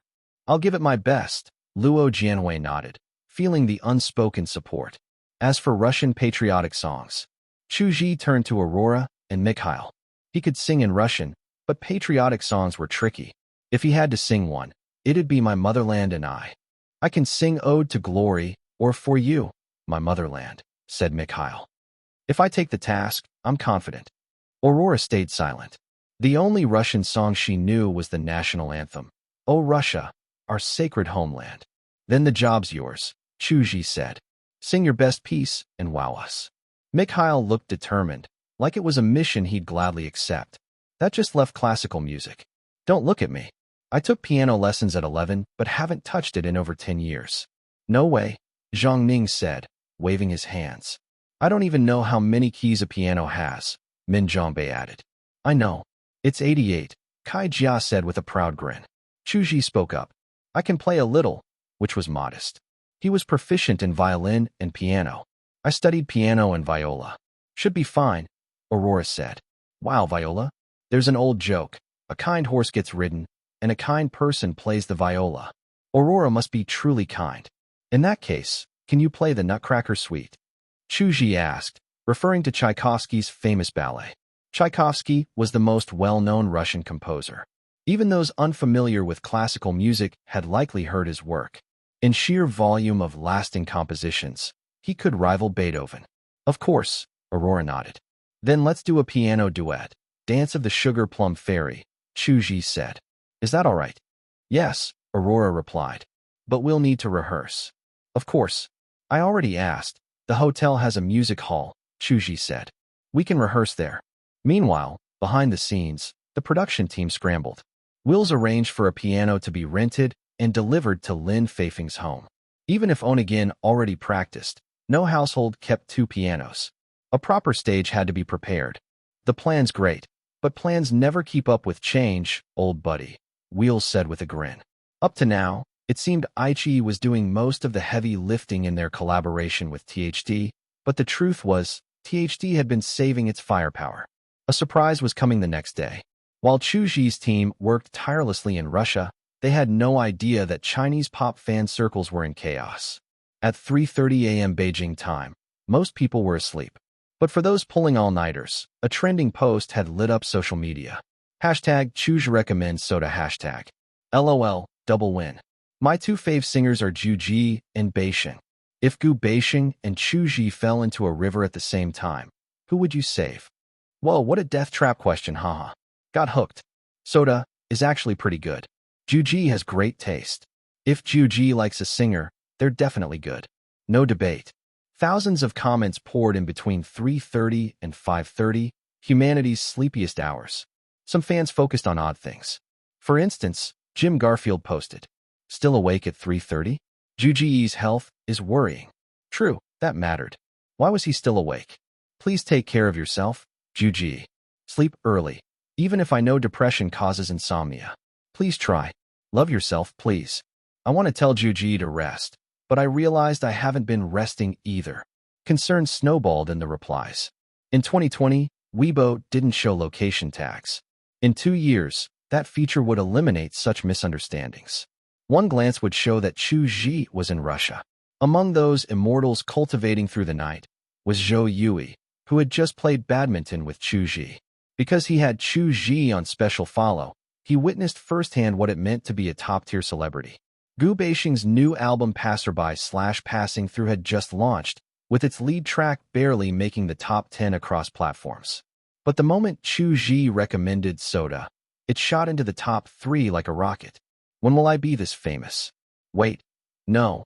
I'd be happy with half. Zhou Yui sighed with envy. Then he thought, right. I just need to play more games with the boss. Maybe he'll toss me a viral hit one day. At the very least, Maybe repost one of my songs. Then he remembered. His debut album wasn't even out yet. He had no signature track. Oh dear God, please grant me and the boss.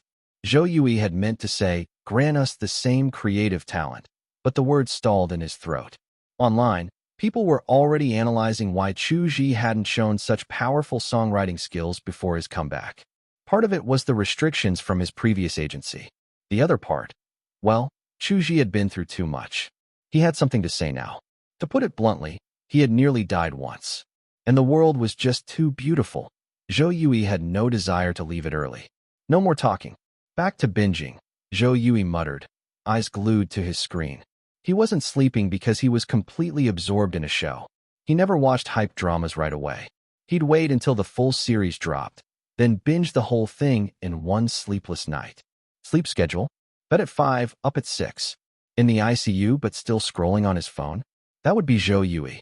Chu Zhi, on the other hand, actually maintained a strict sleep schedule, 4 hours of deep sleep per night, like clockwork. Location, Vavkona Street, St. Petersburg. Time, 9 a.m. sharp. Characters, Team Meda heroes, Aurora, and Mikhail. Their van rolled slowly into Vavkona Street, still 5 kilometers away from General Petrov's home. Traffic was sluggish. Up ahead, a few burly men suddenly blocked the road. Kai Jia and the others jolted in surprise. Just as everyone tensed up, a steady male voice spoke out, first in Mandarin, then in Russian. Don't panic. Look behind them. There's a cameraman. They're from THD TV, probably shooting a segment. It was Chu Zhi, staying calm despite the intimidating presence. He'd noticed their usual cameraman, Kobayashi, trailing behind without the slightest hint of panic. That clue had kept him grounded. Aurora nodded toward the distance. That is the THD logo. Scared the hell out of me. What kind of segment needs this kind of setup? Zhang Ning frowned. We are the Tove Knights. We are under orders to monitor your meeting with General Petrov, the lead enforcer declared. He stood at least 1.9 meters tall, dressed in a black suit and a camel-colored trench coat, looking more like mafia than security. His hairstyle, a vivid rooster crest, stood out even more. The others had buzz cuts. Kai Jia blinked. Tove Knights, what kind of NPC faction were they supposed to be? She wanted to ask, but worried that if they were enemies, revealing her knowledge could break the plot or even cause the main mission to fail. Please exit your vehicle.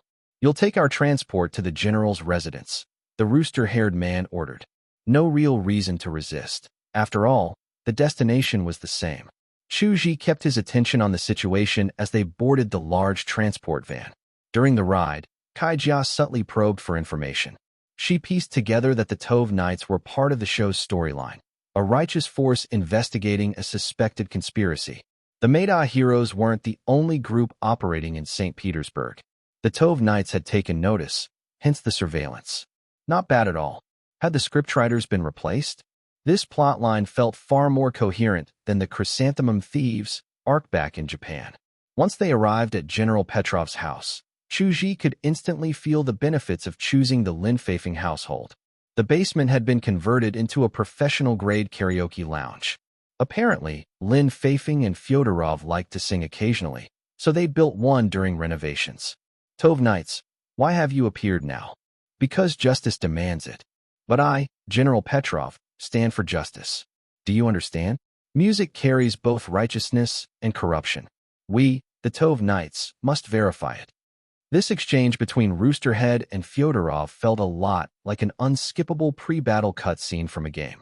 They went back and forth with theatrical lines, but the only part that stuck with Chu Zhi was when Roosterhead declared, "We will select the finest musical act to represent justice at the 11 to 7 forum." A forum? On November 7th? In St. Petersburg, that could only mean one thing, the International Cultural Forum. Drama, ballet, opera, classical music, musicians, scholars, and international delegates all would gather in St. Petersburg on that date. The opening ceremony alone would be hosted by the Russian Deputy Prime Minister. Maybe not a global event, but it carried real weight in Eastern Europe and Asia. Chu Zhi quickly looked it up on his phone. There was no way Aichi alone could have secured this kind of access. Impossible, he told himself. No offense to Aichi, but these forums were strictly by invitation. Without one, entry was out of the question. Unless that TV, they were not only one of the main organizers, but also the primary broadcaster of the forum. Giving a guest slot to a contestant? Totally doable. I need to lock in the Russian song spot, Chu Zhi thought. It's a huge opportunity. Still, he knew such a valuable slot would likely go to a native Russian singer. He didn't dwell on it. He had thought this was just a light entertainment show. Clearly, the stakes were higher. To ensure fairness, we, the Tove Knights, will live stream to 10 randomly selected citizens who will vote on your performances, Roosterhead continued. His men began setting up a projector. Soon, 10 strangers appeared on screen, all residents of St. Petersburg, ranging from their 20s to early 30s. 9 Russians, 1 Chinese. Hardly surprising. This was Russia, after all. Let the performance begin, Fyodorov announced. I'll perform Ode to Glory. I arranged a new version, Mikhail said. Chu Zhi transferred the track from his phone. He was the only one allowed to carry one.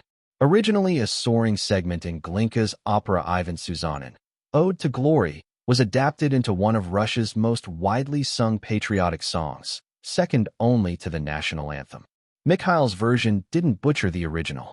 He added harmonies in a few spots and intensified the orchestral backing in the chorus.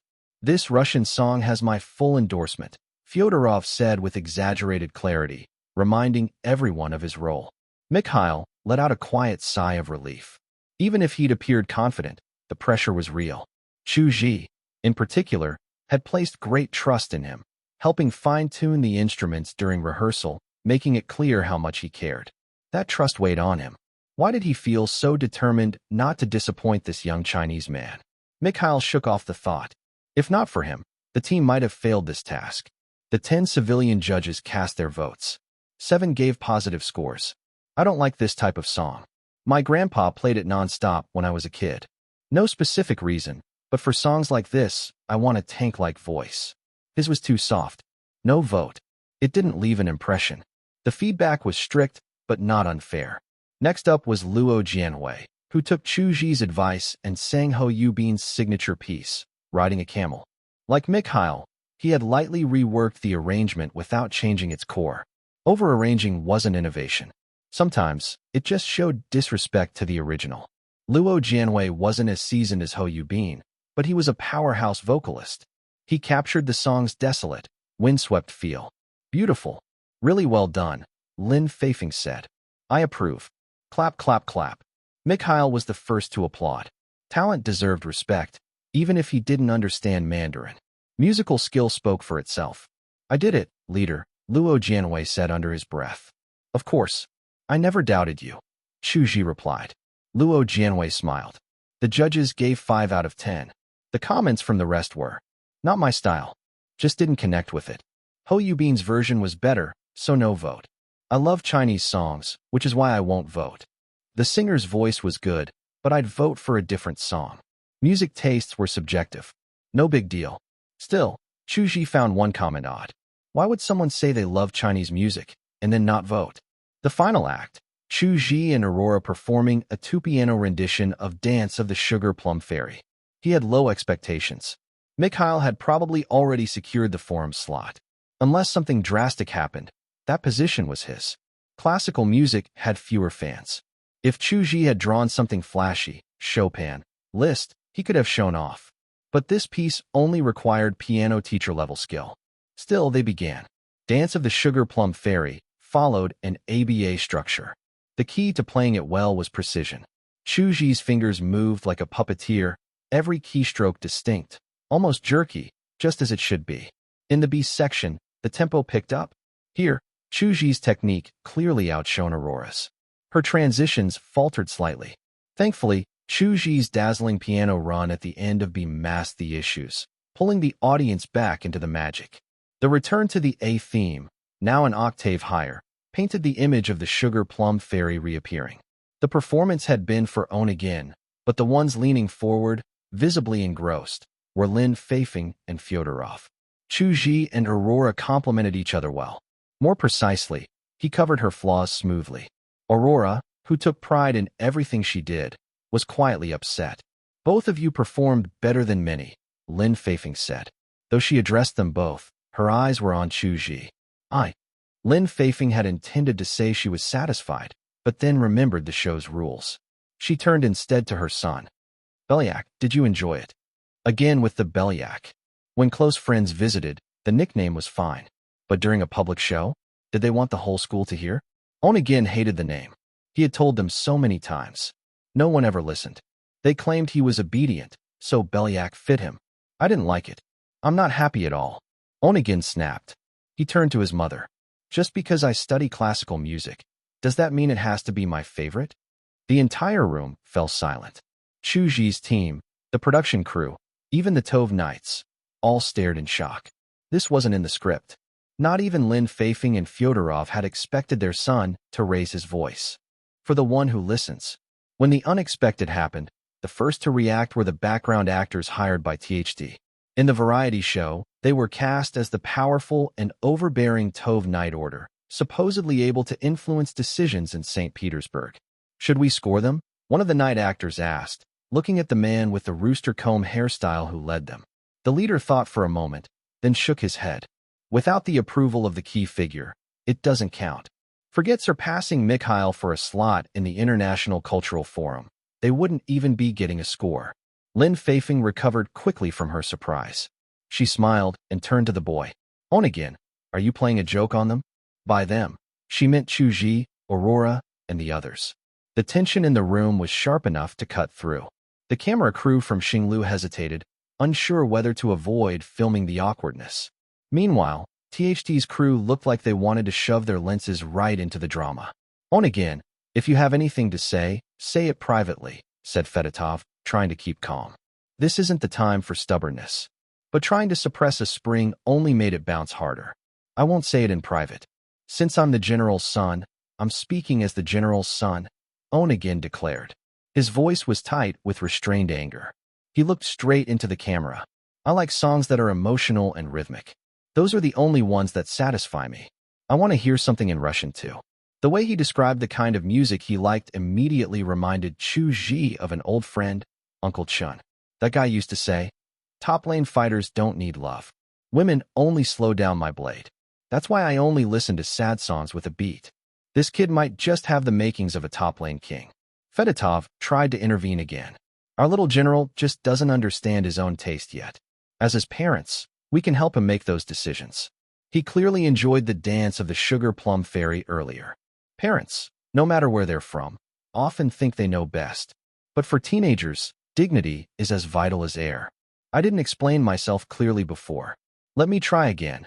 Onegin replied, lowering his head. You can sing another song. If it meets my standards, then I'll accept it. The fury in Fedotov's eyes was visible to everyone in the room. Onegin, still looking down, braced himself and refused to back down. From the moment Chu Zhi stepped into this home, he had sensed there was tension among the family. He'd hoped it wouldn't affect the shoot, but now the conflict had pushed the main mission to a standstill. The entire production, Xinglu's guests and THT's actors, were now stuck between two choices. Follow the parents' approval or listen to the child's wish. Life is full of surprises, and every family has its own mess. Who would have thought a variety show would run into this kind of drama? No scriptwriter could outdo real life. The show's producer, Che Luen, wasn't trying to do what was right or wrong. He just wanted whatever would generate the most viewer comments. Music speaks to the soul.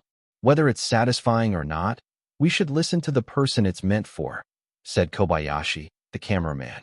Everyone understood this was the production's stance. The choice was clearly made to give Chu Zhi another moment to shine. If only Luo Jianhui and Mikhail had performed, the episode would lack impact. If we need to sing again, I'll need at least a day to prepare, said Aurora. Being fluent in Russian and actually performing Russian songs well were two different things. Aurora saw herself as the only suitable person for the task. This was the perfect opportunity. With the highest vote count currently at 7, the slot for the St. Petersburg International Cultural Forum was still up for grabs. But creating an original Russian song, complete with arrangement and performance, within one night was a stretch. Chu Zhi also agreed that Aurora should handle it. We, the Tove Knight Order, stand for justice. Evil has no equal standing with us. But we will give you one more chance. We'll return tomorrow to observe again, the rooster-haired man declared. To be fair, the 10 public judges will remain the same. The decision reflected THT's support as well. And it made sense. The boy had specifically asked for a Russian song. With a local singer, how could they lose? Giving Aurora a chance to perform was a win-win. Fairness. Justice. The bulky men from the Night Order shouted their slogans in chorus as they marched out, loud and proud. If you're not embarrassed, then everyone else has to be. The Bluetooth translators even relayed the slogans. Zhang Ning, Luo Jianhui, and the others winced as they watched the suited bodyguards chant like anime villains. They could almost feel the floor cracking beneath their cringing. The boy's defiance had clearly riled up Fedotov. But the show had to go on, so he stuck to his theatrical tone. General Petrov will wait one more day. Same time tomorrow.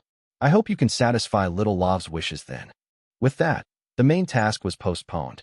Everyone headed back to their base hotel for the night. Back in Chu Zhi's room, her second time here, Zhang Ning noticed that her future kid's godfather kept everything neat. No laundry scattered around, suitcase properly stowed. Good habits. The mini whiteboard was still filled with Kai Jia's sticky note breakdowns of the current mission. I've got several songs that match what the general's son asked for, said Aurora. Like Chamomile, Silent Winter Night, and Withheld. I'll practice a Russian song too, Chu Zhi replied. Double insurance. Aurora nodded in understanding. Of course Chu Zhi would want to perform more. He was here to showcase himself. Passing shouldn't be a problem, so give it your best, Leader Chu. In other words, leave the mission to me. You just go and shine. My recording studio is nearby, said Mikhail, offering his space. Suddenly there was a light thump outside. Min Zhongbei opened the door and saw a remote control car zipping away, nearly disappearing around the hallway corner. A mission letter had been left at their door, clearly meant to avoid another interception by Min. Xinglu was striking while the iron was hot, piling on new tasks for the guests. Post-production needed content, after all, and they had to give everyone enough screen time. Stirring the pot was part of the formula. The new mission was clear. I'll go with Luo and Min leader. You handle the music, Kai Jia said. We'll take care of the prop hunt. She didn't include Zhang Ning. She was still recovering. With that, the team split into two squads. Kai Jia's group would chase down the side quest, search for the evil faction's WMD, while Chu Zhi's would focus on recording tomorrow's song. Chu Zhi hadn't realized how big Mikhail was in Russia until now. The fact that he owned a professional-grade studio near Vanny Street in St. Petersburg said enough. Leader Chu, do you need my help with the Russian lyrics? Aurora asked, adjusting her own track. Chu Zhi paused his thoughts and replied, I don't think so, not for now. Really, she pressed. I meant vocal coaching. I could help with your technique. If I need anything, I'll definitely ask, Chu Zhi said. Aurora wasn't thrilled. She'd lagged behind during their duet performance, but singing in Russian was her strength. She had hoped to redeem herself in this area. Instead, she got turned down. Chu Zhi, the young Chinese singer, was a capable organizer and a solid team leader. Still, forget it. At least they had a backup. Mikhail's opinion of Chu Zhi was shifting, from a privileged youth to someone with real leadership chops. Sitting quietly in a corner, Chu Zhi pondered. In his past life, he hadn't been into music, especially not melancholic Russian tracks. The only Russian songs he even vaguely recognized were Katyusha, something by Luba, and maybe Vitas. Luba had come up during a business dinner. The boss liked them, so Chu Zhi did some research. But most of their songs? Not suitable. One in particular came to mind. Musical note, musical note. For you, motherland. The lyrics? For you to stand tall in the forest of nations. For you, motherland. We will endure. For you, we shout 3 times. Hurrah. Cool rhythm, but completely the wrong vibe. System bro, help me out, Chu Zhi whispered in his mind. Sad, rhythmic, in Russian. Search it for me. Cost, 1 personality token. I only have a few left, but go ahead. I can't let you suffer either.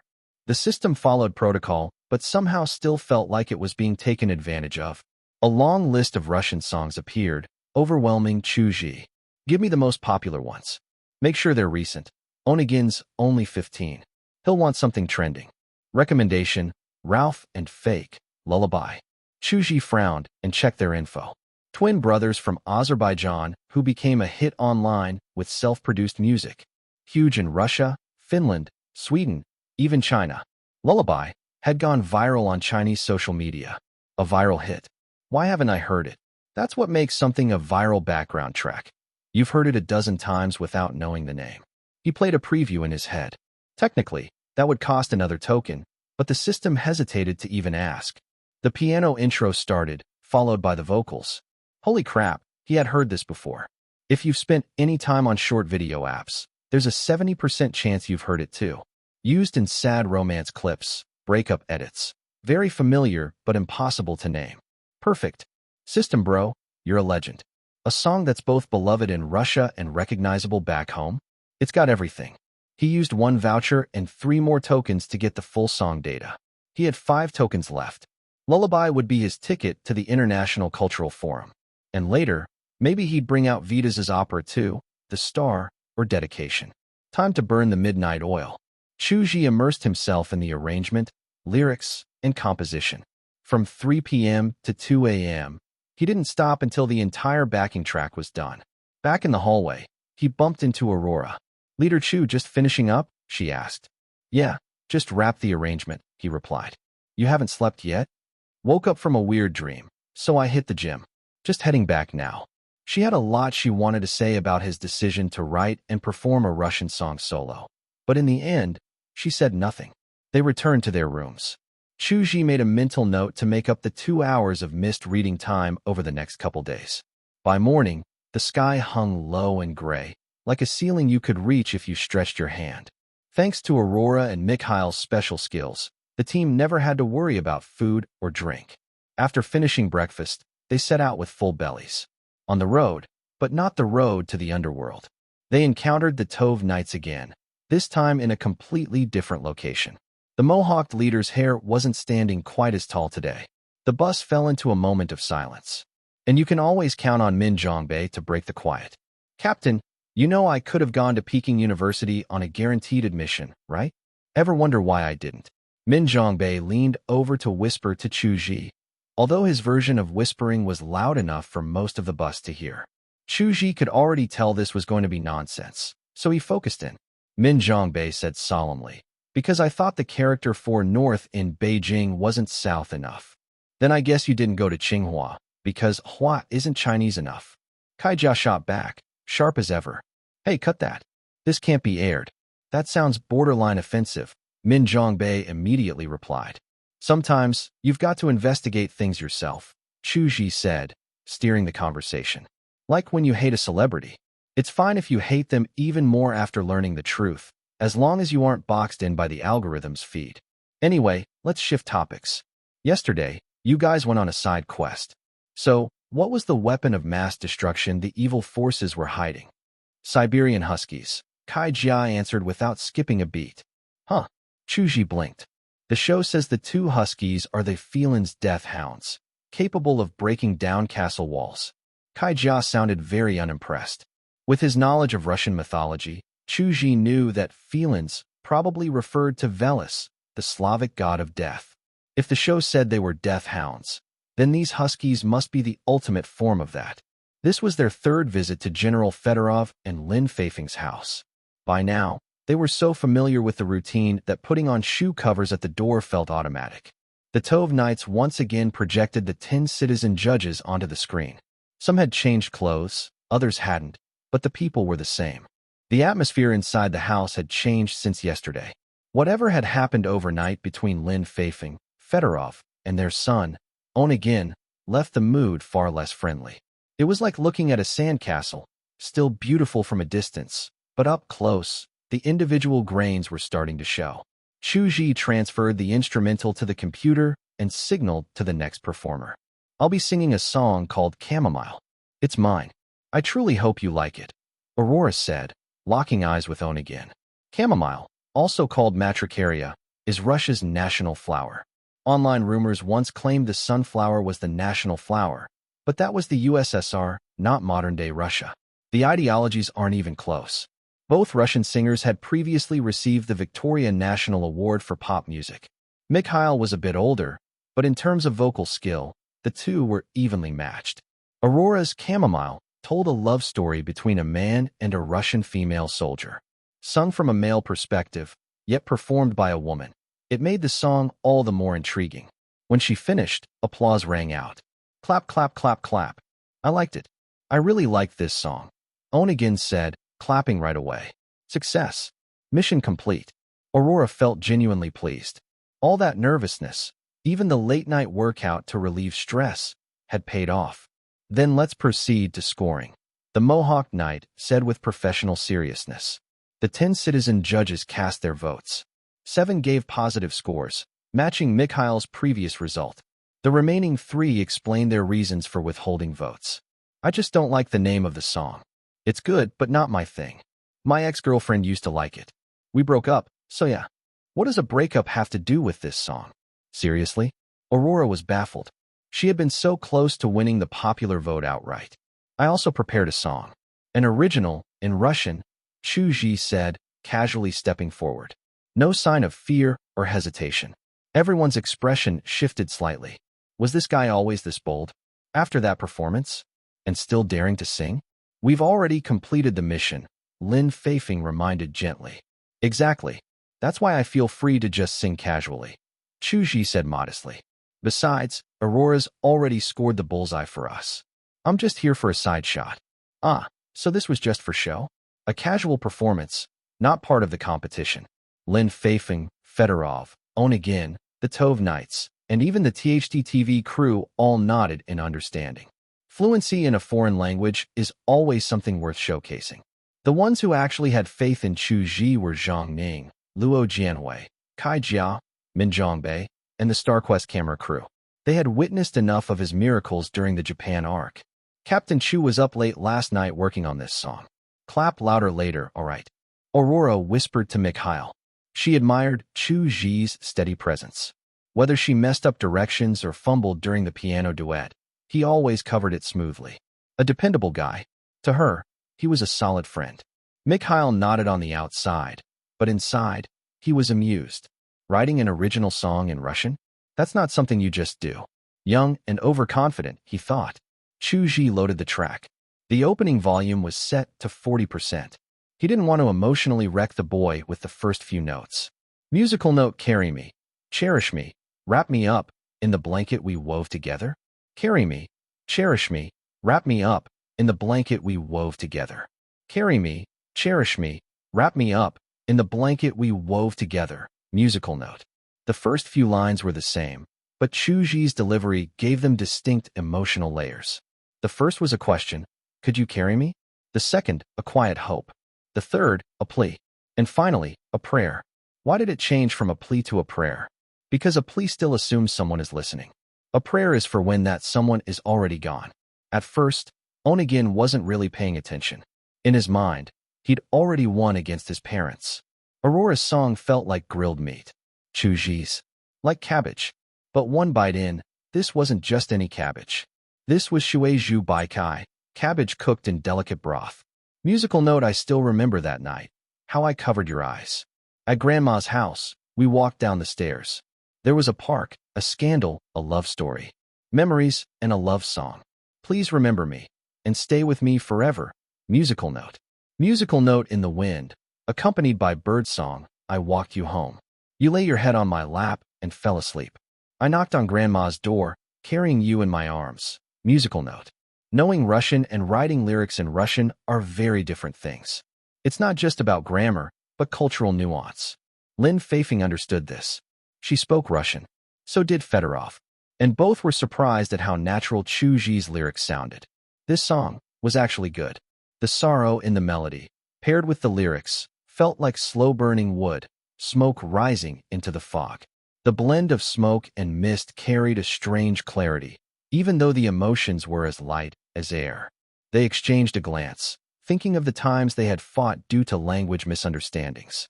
Musical note: don't wake up. Darling, you told me. Take me with you. Cherish me. Wrap me up in the blanket we wove together. Tuck me in. Hold me close. In this warm place we share. Musical note. Mikhail listened carefully. From any angle, this was a well-composed song. The rhythmic drumbeat alone gave it mainstream appeal. Even if you didn't understand the lyrics, the melody carried you. But for those who did understand, it was like a dull knife slowly carving through the chest. The pain wasn't sharp, but it lingered. It settled under the skin. The men of the Tove Knights sat stone-faced, yet their hearts had already been sliced open over and over again. Mikhail couldn't help but reevaluate everything. Maybe he had been wrong about Chu Zhi. The respect Chinese celebrities showed toward him wasn't only because of his leadership or his ability to hold a team together. It was because he was actually talented. Why? Mikhail wondered silently. Why would a Chinese singer, with no study abroad experience, write a song in Russian and make it this good? Was he planning to break into the Russian market? Unlikely. The value of China's entertainment industry was far beyond what Russia could offer. Mikhail had no answer, but a new suspicion began to form. Chu Zhi wasn't chasing opportunities. He was making a statement. Musical note: the streetlights come on, and I see your eyes. Let me tell you a story, slowly, just for you.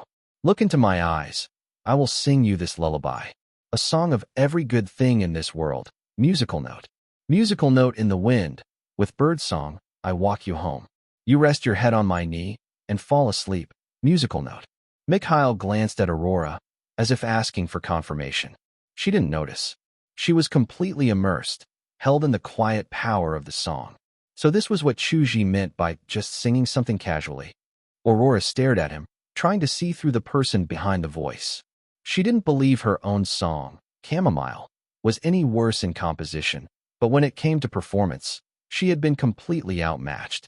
And then came the emotional climax of the song. Musical note: I knock on Grandma's door. I walk through the long hallway, and you're still asleep. Don't wake up, my love, you said to me. Sleep, sleep, sleep. Musical note. As the song reached its end, Chu Zhi's voice softened to a whisper, as if he truly feared waking a sleeping child. His tone gentled, tender, and fragile. It was not a loud ending, but the emotions built through melody and lyrics found their release there. No one cried. It wasn't that kind of sadness. Lullaby wasn't written to break hearts. Even so, the melancholy rose up quietly, like mist. Musical note: sleep. Musical note. The final note dissolved into silence. Performance over. The first ones to recover were the members of the Star Voyage team. They hadn't understood the lyrics, so the emotional impact had been gentler for them. In our team, you can always count on our leader, said Min Zhongbei proudly. Japanese songs, now Russian too. The entertainment scene is just too competitive now. Thank God I debuted early. If I were starting now, I'd never make it, Lu Jianwei added. The entertainment industry isn't what's competitive, it's just Chu Zhi. Zhang Ning's tone was calm but firm. I watched a talent show recently. Most new singers can't hold a candle to him. Can you say that out loud? Min Zhongbei was half joking, shocked by how confidently she said it. He's just too good, Kaijia said. Then she added, almost unfairly good. While the team chatted, the boy, Onegin, was slowly coming back to himself. The repeated lines of sleep had stirred something in him. He thought of how his mother used to hold him, hum lullabies at his bedside. I like this one too, he said at last. Just as much as the last one. He'd almost said he liked it more, but changed his mind at the last moment. Best not to hurt anyone's pride. Neither Lin Feifeng nor Fedotov had expected a Chinese singer to write and perform a Russian song of such quality. Is this really your first time writing a Russian song? Aurora asked.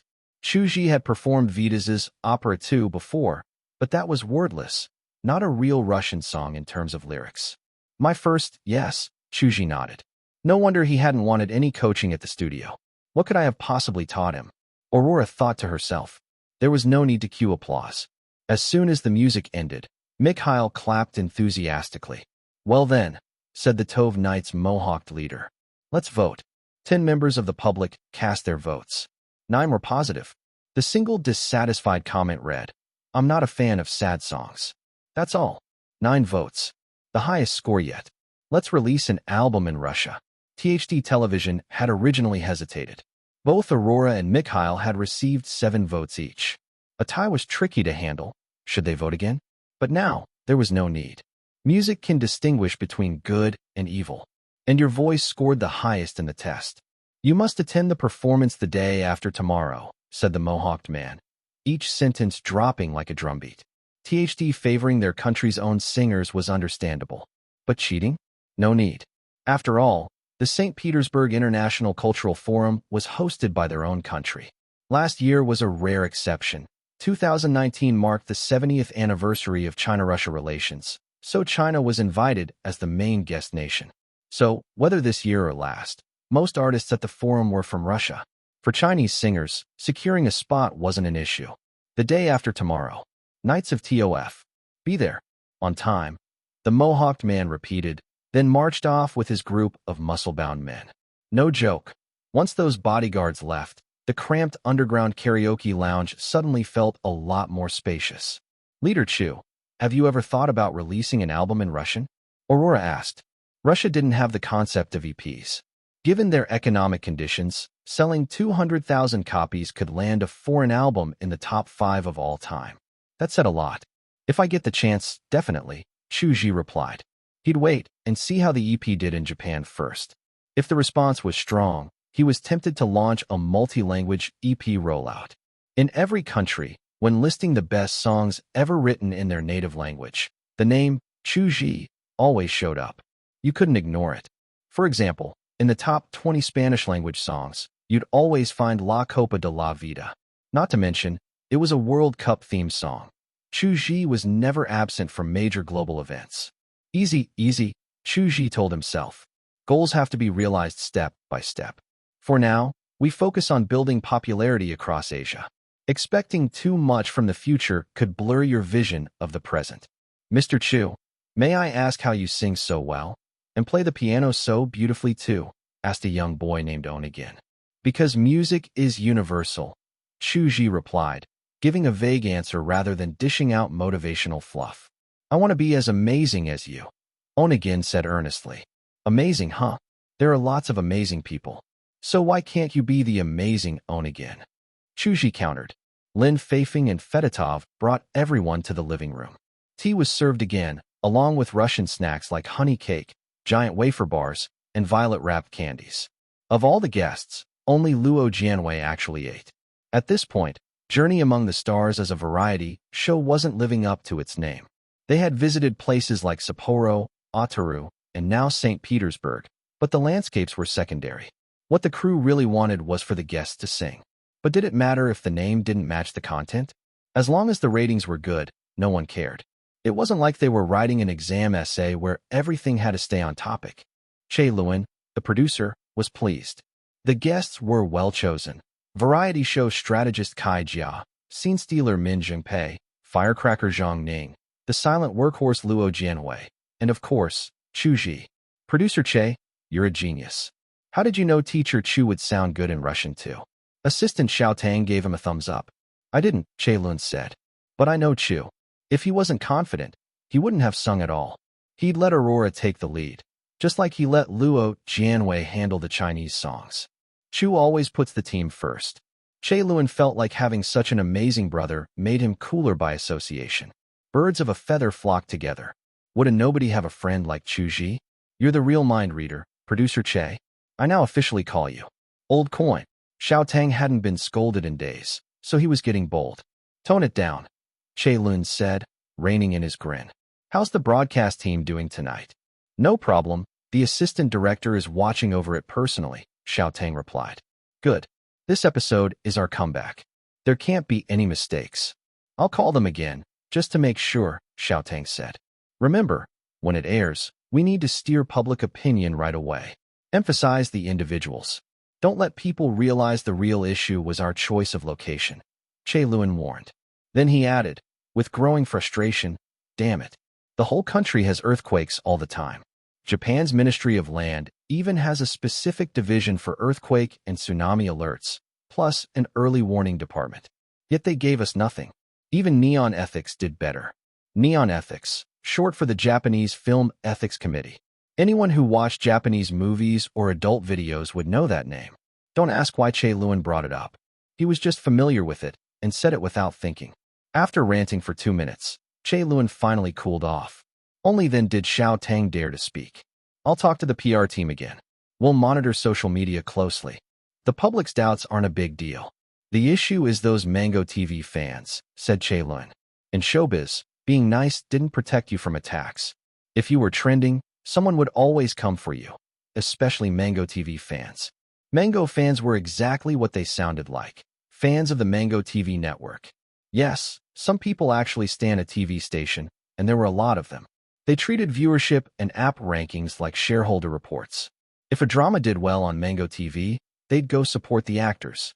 But if it flopped, the cast would get dragged. Case in point, the historical drama Tianxing Long Song starring Chen Kuan. It bombed so hard, fans cursed the actors for weeks. That's what Che Luan feared, these fans setting off a smear campaign. In Russia, the Great Hero Group didn't feel much push from publicity. They were too focused on their missions. But starting yesterday and today, Episode 5 of Journey Among the Stars began its online promo blitz. Last episode's ratings were weak. Che Luan had to fix that. The most dangerous episode of Journey Among the Stars yet. Nearly canceled mid-episode. The stellar girls you can't miss. Click now. Each promo headline was bolder than the last. Usually, each episode ended with a preview, but Episode 4 had only 2 words, to be continued. The mystery worked. Many little fruits, fans, were waiting anxiously for the update. For one fan, Xiao Qing, today was especially rare. Her father, Xiao Yu, who had spent years dedicated to education, was actually going to watch a variety show with her. Was the sun rising in the west today? Dad, I don't think this show suits you, Xiao Qing said. It's mostly comedy. In her mind, her father, an associate professor of Japanese at Beihua, should only watch serious shows like China and ancient texts or Wait for Me. Truth be told, they had never really talked deeply. To her, her father had always been a wise academic. I know. I started watching from episode 2. Xiao Yu said calmly, secretly waiting for a moment to drop the bomb. You don't even understand your idol. His reply shortened the distance between them. Ninth brother is so smart. In episode 3, he figured out the crew's tricks right away, and Min ripped apart his piggy bank to sell everything. Xiao Qing gushed about the highlights. While the singing performances by Xinghai and Chu Zhi had gone viral, there were tons of little moments the fans loved. He's definitely smart, Xiao Yu nodded. He had looked into Chu Zhi's background, clearly a man of great talent. Once Xiao Qing got going about her idol, she couldn't stop. At least she didn't blurt out, Ninth Master. With her dad nearby, calling him, that would have been like lowering his rank. As father and daughter chatted, episode 5 of Journey Among the Stars began streaming on iQIYI. Between screams and stars. Mate 1 once again, beauty once again, Mate 1 preferred for you. Even as an iQIYI VIP, there was no escaping the opening ad. In fact, because sponsors wanted to make VIP members feel special, some ads were designed to be only for them. The show hadn't even started yet, but the bullet comments were already flying. Here, for Zhou Guowu. I've crossed mountains and rivers, but I can't cross Wu. Guowu should have been a guest long ago. Go, Xiao Wu. You're the best. Huh? Why are they all Zhou Guowu fans? Xiao Qing frowned in annoyance. The screen should be dominated by Jui. She completely forgot her dad was sitting next to her as she started hammering out bullet comments. Jui is incomparable. 4 or 5 unique ones in a row. By the time Chu Zhi's name started overwhelming the screen, reason finally reclaimed the high ground in Xiao Qing's brain. If the comment section is filled with nothing but Chu Zhi, won't it make regular viewers annoyed? Xiao Yu remarked. Even though bullet comments are open for everyone, when one side dominates like that, it looks like his fans are intentionally spamming. Maybe, Xiao Qing admitted, but Guowu's fans started it. This is clearly Zhu Ji's turf. They were the rude ones. I just couldn't hold back. Turf, Xiao Yu repeated the word silently. It suggested a strong sense of pride and belonging toward her idol.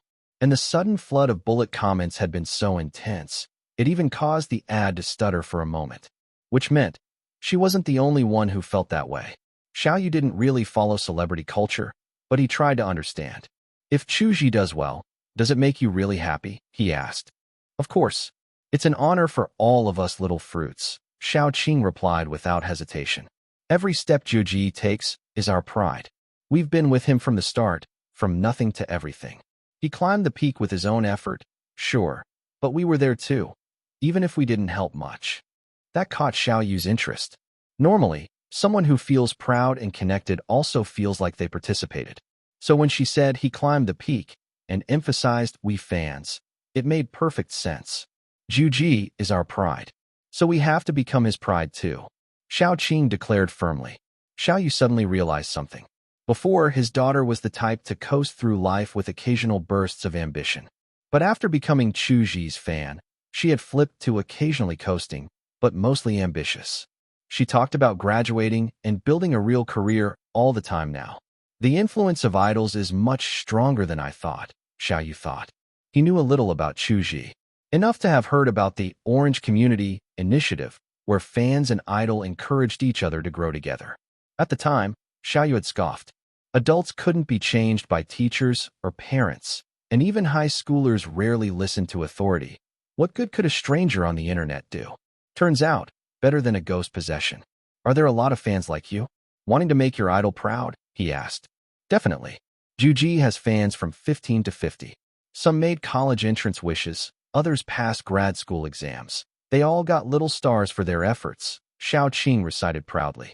Next year, I bet there'll be even more. More? Xiaoyu looked at her, puzzled. Dad, you have no idea how much the brightest star in the night sky meant to us fans, Xiao Qing said, then couldn't help but sing. Musical note, whenever I can't find meaning in life. Whenever I'm lost in the dark, a wool. The brightest star in the night sky, please guide me close to you. Musical note. That third episode where they took fans to see the sea of stars, when Chu Zhi sang the brightest star in the night sky, it had a dual effect. On the surface, it was about microblog rankings and how star cluster-themed IDs sold for more. But behind the scenes, most fans were working harder to achieve their app set goals to earn those little stars. It just wasn't flashy enough to make headlines, so marketers and media only focused on the surface. Do other celebrities influence their fans like this too? Xiaoyu asked again, childlike in curiosity. Let's talk about that later. It's starting. Chu Zhi's on screen. Xiao Qing sat up. The show had already been going for a bit, but the opening segment featured guest Zhou Guowu, so Xiao Qing didn't mind. But now that Chu Zhi was appearing, she was laser-focused. Being a top idol might mean your skills are still growing, but looks are non-negotiable. And appearing next to Chu Zhi, well, Zhou Guowu was instantly reduced to background noise. In looks, posture, and presence, he fell short in every way. I just found a new way to sabotage rival idols, Xiao Qing thought, mentally patting herself on the back. Let them appear next to Chu Zhi on a show. Zhou Guowu often looked sharp in press events, but next to Chu Zhi, wiped off the map. There was no helping it. Zhi's appearance was ideal man incarnate. The more she thought about it, the wider Xiao Qing's grin grew. Xiaoyu watched her quietly, then returned to the show. Teacher Chu, I've admired you for so long. Finally getting to meet someone who's more handsome and more talented than me, Zhou Guowu said during their on-camera greeting. I'm a huge fan of this show. I watch every episode, even the behind-the-scenes clips, Zhou Guowu continued. I noticed you always read for hours at night. I try to read, but it puts me to sleep. How many books do you go through a day? Because of my schedule, I can only read for 3 or 4 hours at night, Chu Zhi answered. But even then, depending on the book, I might only get through a volume or two. I see. Let me introduce you to a dear friend I brought with me. Barbie doll, Zhou Guowu said suddenly. Barbie doll? Chu Zhi didn't react. He waited calmly. Zhou Guowu pulled a plastic case from his bag. Inside was a pet lizard. Its breed? Blue-tongued skink. Its name? Barbie doll. Creative genius. The two strolled and chatted, the atmosphere quite relaxed. Even the little fruits lowered their hostility a bit. Suddenly, a side quest popped up, sending Chu Zhi off alone. Zhou Guowu headed to the inn by himself. Kids from hard times grow up fast. If he's an orphan, he's either withdrawn or incredibly kind, Xiaoyu mused. From the earlier segment, he could tell Chu Zhi had higher emotional intelligence than Zhou Guowu. The screen split 50-50. Chu Zhi completed the task solo. Meanwhile, the flying guest had reached the inn and was chatting with Zhang Ning and others. About 20 minutes in, the camera cut to Chu Zhi sprinting suddenly to the side. It looked like he was fleeing a beast, moving with urgent desperation. The camera even shook, rare, considering modern stabilizers, because the cameraman was running behind him. What happened? Xiao Qing frowned. Xiaoyu frowned too. Maybe the crew gave him instructions through his earpiece? No need to guess. The next second, it happened. The earth trembled. Mountains shook. Bricks and concrete collapsed. Like some hidden dragon rolled beneath the land, toppling roads and buildings like they were made of paper. Without the camera, you'd never imagine the reality of the Otaru earthquake. If Chu Zhi hadn't sprinted away at that moment, no human body is tougher than concrete. The outcome would have been obvious. An earthquake? In Otaru? Xiaoyu blurted out.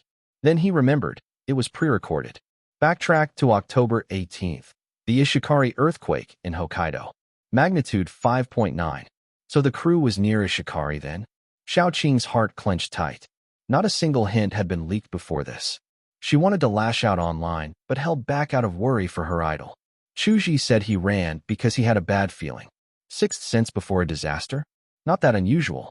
But what he said next was, even as the cameraman shook with lingering fear, Chu Zhi, though still shaken, calmed himself enough to say, Kobayashi, stay here. Wait for the rescue team. It looks safe for now. I'm going to rescue Zhang Ning and the others. It might not be ideal, but the faster we get to them, the better. Jiejia, Sister Zhang Ning, Minji, the whole staff, they're all in the prime of their lives. Rescue people? His back as he turned was thin, like a brushstroke on white paper, yet it became the most striking line on the whole canvas. Even Xiao Qing was stunned silent. And so was her father. To save others sooner gives them a better chance. But aftershocks could hit any second. What Chu Zhi is doing is not rational, Xiaoyu thought. If it were me, I'd never go. I have a wife and daughter. Last month, while watching episode 2, Xiaoyu had described him as a non-typical altruist. Now that label didn't even fit. He wasn't just altruistic, he was self-sacrificing, always putting others' safety ahead of his own. But one thing was undeniable. Chu Zhi was a hero. Don't go. It's still dangerous. Aftershocks could hit. Damn it. If something happens to Jui, I'm tearing down the production building myself. You're still in your prime. Jui, please protect yourself. If anything happens to him, what will I do? Bullet comments flooded the screen. Xiao Qing's brows knitted in worry, tears brimming in her eyes. Seeing this, Xiaoyu reassured her, don't worry. This was the Ishikari quake. Later, Chu Zhi showed up in Tokyo, representing China at the music gala. It was even aired on national TV. He's fine. Right. That made sense. She'd just been too panicked. Back at the inn, Chu Zhi was met with devastation. Not entirely rubble, but close. Thanks to a strong main beam, the guest rooms were still intact. But the hallway, lobby, and restaurant had been flattened like they'd been crushed by a bulldozer. Instead of charging in blindly, Chu Zhi found a flyer from the reception area. It was mostly bragging about the hotel's long history, but what he needed was the floor plan printed at the bottom. Crude, but enough. Using the map, he located a storage room beside the restaurant. More rubble. This step ladder should work, he said, finding a usable one among the debris. With the camera set up, the cameraman, Kobayashi, even helped pull it out from under a broken beam. Splintered wood was everywhere. Even with care, Chu Zhi got scratched a few times moving through the debris. Zhang Ning's room is the easiest to access, he muttered. He propped up the ladder carefully. At 2.2 meters, it reached the window. Through the glass, he saw Zhang Ning lying on the tatami mat, pinned by a collapsed wooden wall. She was groaning. Sister Zhang Ning, don't worry. I'll be right there. Chu Zhi shouted through the glass to reassure her. Sure enough, when she saw him, her eyes lit up with hope. She tried to speak, but the pain from moving her arm was too much. Chu Zhi tried to push the window open, but the warped frame wouldn't budge. Without hesitation, he took off his jacket, wrapped it around his fist, and punched through the glass with 2 solid strikes. The shards scattered, and he carefully cleared the jagged edges. System, is there any danger ahead? He asked internally. Support beams show minor damage, no structural compromise. Floor is partially unstable. Avoid those areas, the system replied. Good enough. Chu Zhi climbed through the window. His back ached slightly from the movement, but it wasn't bad enough to stop him. Inside, the room looked like it had been hit by a tornado. He moved cautiously and lifted the wooden wall pinning Zhang Ning's arm. Bit by bit, he got her to a safe zone. The camera hadn't followed him inside, so the audience couldn't see what had happened in the room. All they saw was Chu Zhi emerging with the injured Zhang Ning in his arms, and the fresh wound on his back from earlier.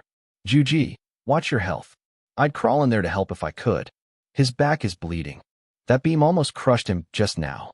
I have a whole new respect for real rescue workers thanks to Jui. Watching the scene unfold, Xiao Qing winced. Even through a screen, she could feel the sting of the splinters that had pierced his fingers. But the man himself didn't even flinch. He just pulled them out and kept going. These damn splinters are annoying, Chu Zhi thought. Don't distract me from earning my personality points. To the audience, he was throwing himself into danger for others. Fearless, selfless. That kind of bravery even moved Xiaoyu.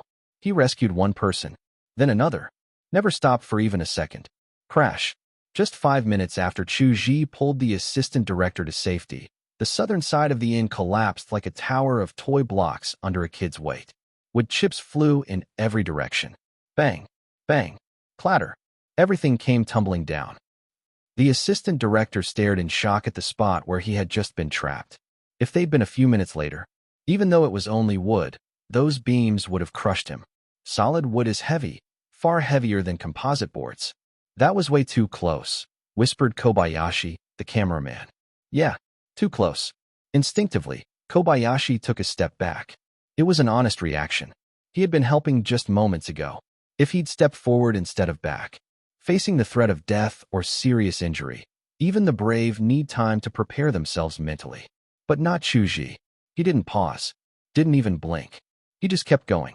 Kobayashi even heard him mutter to himself, "Faster, faster, there's not enough time." Is he not afraid? Xiaoyu murmured. If anyone had still wanted to argue earlier that maybe Chu Zhi didn't understand the risks of aftershocks, they couldn't now. He'd just seen the building collapse with his own eyes. Even without an aftershock, the structure was clearly dangerous. Yet Chu Zhi didn't hesitate at all.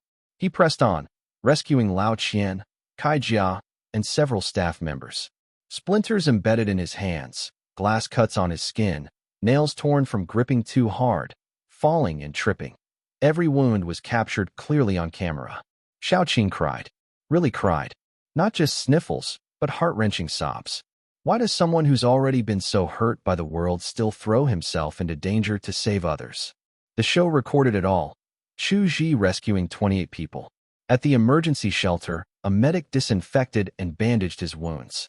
Big ones, small ones, all over his body. It was a painful sight. Ching Ching, Xiaoyu said gently. If your idol is Chu Zhi, I won't stop you from being a fan. But I don't want you to be like him. I hope you'll be a little selfish. Xiaoqing didn't answer. This episode had gone beyond anything she could have imagined.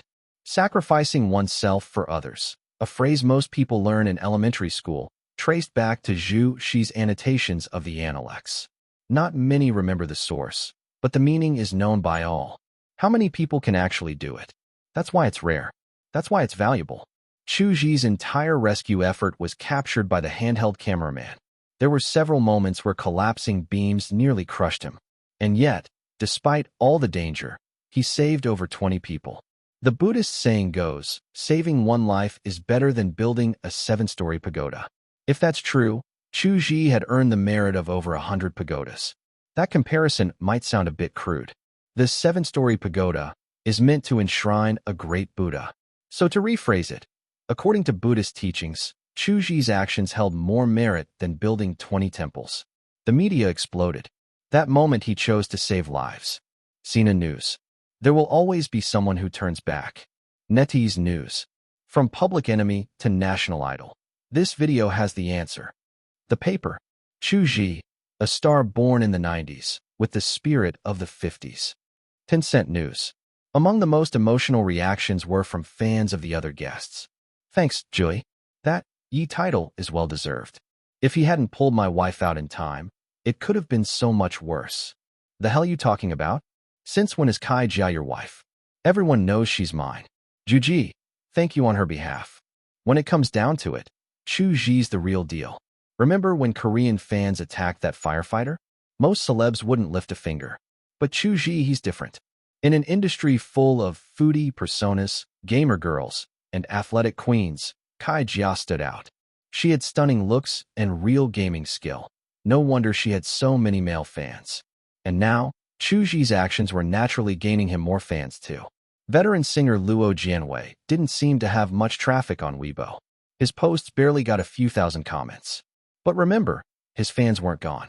They were just older. His song Dreams Never Disconnect suddenly shot up on trending, claiming spot number 4 under the tag. Hashtag dreams almost disconnected hashtag. In this climate, reaching top 4 was proof of lasting popularity. Dreams Never Disconnect was one of Luo Jianhui's signature songs. Many students sang it at graduation. A nostalgic anthem, comparable to Tong Zhuodai and I, You at the Same Desk, in its emotional weight. Half an insider here. Chu Zhi has always had a good reputation. Everyone who works with him says he has a great personality. I used to be skeptical, but after this, I don't care if he's nice or not. That man turned back without hesitation to save lives. I'm speechless. I couldn't do it. Really, if it were me in his position, I wouldn't dare run back in. From rescue to recognition. First-timers aren't afraid of tigers. Zhou Guowu's fan club calls themselves chiffon, a pun implying rice porridge, hence the newborn calf metaphor. Before the show aired, the chiffon group was split into 3 factions. One eager to clash with Chu Zhi and dominate bullet comments, another who believed such conflict was pointless, and a third who were already Chu Zhi fans themselves. The first 2 factions remained at a stalemate. After watching the full episode, most chiffon members were won over. They realized their idol was saved by Chu Zhi risking his life. The show clearly marked that the Hokkaido rescue team didn't arrive until hours later. No wonder Chu Zhi is the entertainment sphere's peak, such character. Chiffon thanks Chu Zhi for saving Xiao Wu's life. Xiao Wu really loves his pet lizard, Barbie doll. They even open the case before leaving. And whoever speaks ill of Chu Zhi after he saved 28 lives, I'll spit on them.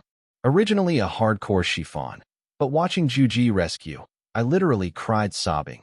8 hours without water, just to save more lives. What spirit is that? Little Fruits and chiffon forever united. Chu Zhi is too good. On behalf of Xiao Wu, thank you, Chu Zhi. Hundreds, thousands, of such comments flooded in. Many had been both chiffon and Little Fruits fans before.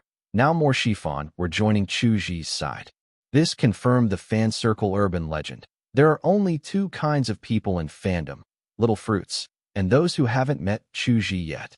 Even opposing fan bases can't resist his charisma. Kai Jia, Luo Jianhui, and Zhou Guowu's fans expressed feelings online. Zhang Ning and Min Jingpei's fans showed support at box offices and in public opinion.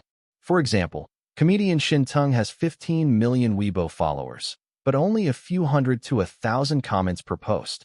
Online metrics don't tell the full story. Many who like Zhang Ning or Min Jingpei don't comment online. They discuss privately. Late-night snacks included flavored crayfish with drinks. Chu Zhi cleared things up before. Some idiots still didn't believe him. They love conspiracy theories with zero evidence. I know human nature's complex, but would someone like Chu Zhi, if married, cheat? I don't know about his personal life, but that guy has brushed past death many times, never hesitated. Is this the divine favor of a good person? Notice how men behave differently when drinking. Slightly tipsy, they gossip about celebrities and tycoons. After more, they criticize society. Drunker, they reminisce about friendships. Those saved include not only star friends and staff, but pure gratitude from their families. Like Zhang Ning's best friend Qin Xiao, less famous internationally, but in domestic TV drama circles, she's one of the most winning actresses, with 3 Feitian Awards for Best Actress. At 46, Qin Xiao became one of Chu Zhi's mommy fans. Back at the starting point, muffled sobbing in the living room. Xiao Qing was crying hard, and her father Xiao Yu handed her tissues. After letting her vent, Xiao Yu spoke, "Stop crying. Your idol wouldn't want fans to cry, and I have proof." Question mark. Xiao Qing looked confused. Remember the end? When the doctor used hydrogen peroxide. Xiao Yu said. Xiao Qing nodded. She remembered how Chu Zhi rolled up sleeves and pant legs, revealing splinters and cuts, and she cried even harder. The doctor used hydrogen peroxide for wound cleaning. People assume alcohol hurts, but peroxide is painful, like burning. He had dozens of wounds. I felt the pain myself watching. And Chu Zhi screamed out in pain. Xiao Yu continued.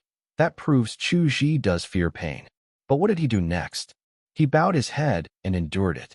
Then during the rest of the cleaning, he didn't cry out even once. Why do you think he did that? Xiao Yu asked. Without waiting, he answered. Because he was worried fans were worried. He saw the camera, and even facing pain, his first thought was concern for others. He did this because that's who he is. Bite down on your lip and swallow it. Personality that doesn't let anyone worry. Dad, your tone sounds like you know Chu Zhi really well. Xiao Qing hesitated, then spoke. I don't know Chu Zhi that well. You don't know him well enough. Xiao Yu saw her ready to argue, then immediately asked, do you know why Chu Zhi almost committed suicide? Question mark. Xiao Qing stammered. Being wrongly accused and then cyberbullied? Could be, but that seemed too obvious. He almost took his own life because his guardian grandfather died the previous year. Xiao Yu said. His parents died in the line of duty when he was a child. Xiao Qing went pale at those words. Yes, just as you thought. His father was a firefighter who died saving someone. His mother was a police officer who died on duty. A family of 2 martyrs. Chu Zhi's actions today are the inheritance of his parents' spirit. Xiao Yu sighed. Firefighter. Xiao Qing's reaction was like being struck by lightning. No wonder he got so angry when Korean fans insulted firefighters. She didn't know that during the cyberbullying, he was still mourning the last close family member. Then why does Chu Zhi never talk about this? Xiao Qing asked, then realized the answer. His pain doesn't become public, he bears it alone. Chu Zhi is a role model idol. But since he doesn't speak out, neither should you. Xiao Yu said, then stood up. His intervention pricked deeply delivered. He left calmly, yet he didn't notice tears in his own eyes. He, too, had been moved. Xiao Qing sat lost in thought on the sofa. Episode 5 of Journey Among the Stars saw record-high bullet comments, views, and online buzz. The producers were clever. The first 4 episodes had VIP-only content, but episode 5 didn't. Behind-the-scenes and rescue site footage were free. That decision was smart. Over 100,000 new VIPs during the 2-hour broadcast. iQIYI's CEO said when reviewing metrics, the brilliance of human spirit is deeply attractive. Honestly, I'm impressed with Chu Zhi. New viewers, ordinary passers-by, don't use bullet comments. They're not fans. They're just watching for entertainment. But they also made the view count skyrocket. For any film, drama, or show, it's not just a few fandoms contributing. The official channels quietly took action. First came Voice of Culture and Tourism, with just over 700,000 followers, but backed by influential sponsors. Feel free to search their background. They posted, hashtag passing on the spirit of martyrs hashtag. Star Chu Zhi at Eating a Big Orange _ rescued 28 people during the Ishikari earthquake, saving dozens of crew members with 0 fatalities, a miracle. Hashtag Ishikari earthquake no deaths hashtag. Their wording, passing on the spirit of martyrs, was precise. Chu Zhi comes from a family of 2 martyrs, and his actions fit this label perfectly. Since his status hadn't been public, most assumed it meant sacrificial spirit. With limited exposure, it didn't spark major controversy. Still, the effort paid off. The organization behind the Golden Bell Music Awards reached out to Chu Zhi's team, granting him an Outstanding Potential Musician award. No nomination needed, straight to win. The Golden Bell isn't Taiwan's Golden Melody. This is the China Music Golden Bell Awards, one of the 4 major national arts prizes, alongside the Golden Eagle TV Awards, Golden Rooster Film Awards, and Plum Blossom Theater Awards. Recently, the Golden Eagle's reputation has dropped, overtaken in TV by the Feitian Awards. But the Golden Bell, backed by the Musicians Association and Federation of Literary and Arts Circles, remains well-respected every 2 years. Its categories include Work Awards, Performance Awards, Critical Commentary Awards, Special Awards, Lifetime Achievement, Outstanding Potential Musician, and include live instrumental and vocal competition rounds, making it both a competition and ceremony. Why is the Golden Bell suddenly giving us such a jackpot? Agent Niu Jiangxue was stunned. But finding it fun, she quickly composed herself. Ever since becoming Chu Zhi's main agent, she felt her horizons expanding, but the Golden Bell felt next level. Don't think the Golden Bell lacks clout internally. On Orange Community, Chu Zhi mentioned China's top 4 awards: Mandarin Music Media Awards, Music Top Chart, Chinese Song Music Festival, and Global Chinese Music Chart. Golden Bell wasn't ranked simply because it's in a different dimension. Take prior Outstanding Potential Musician Tian Yisen, unknown before winning, but her accolades include 2016, performed in the epic opera Bloodstained Long March for the 80th Long March anniversary. 2017. Invited by National Center for the Performing Arts to star in Sunrise Over Rivers and Seas. Plus, she's a doctoral candidate in vocal performance, officially recognized as a youth top talent. Golden Bell vocal prizes usually go to classical and folk singers. Maybe it's related to previous ministry-sponsored delegations? Neo Jiangxue speculated. We need to discuss with Qin Fei, she decided. Regardless of how it came, they should maximize benefits. Golden Bell also includes culture forums. Chu Zhi's popularity has surpassed all idols. Now his awards and events extend beyond pop music. She knew they needed a bigger strategy. The studio became a whirlwind. China's internet buzzed, while abroad Russia's 9th St. Petersburg International Cultural Forum reached its opening ceremony. This year's theme, Russian Culture and Globalization. Last time celebrated Sino-Russian relations with Chinese drama Legend of the Phoenix and Sino-Russian concert. This year emphasizes Russian arts. Held at the Winter Palace, the ceremony included speeches by Russia's culture minister Sita, followed by elite artists, opera singers, dancers, writers, etc. The usual hierarchy placed pop stars below.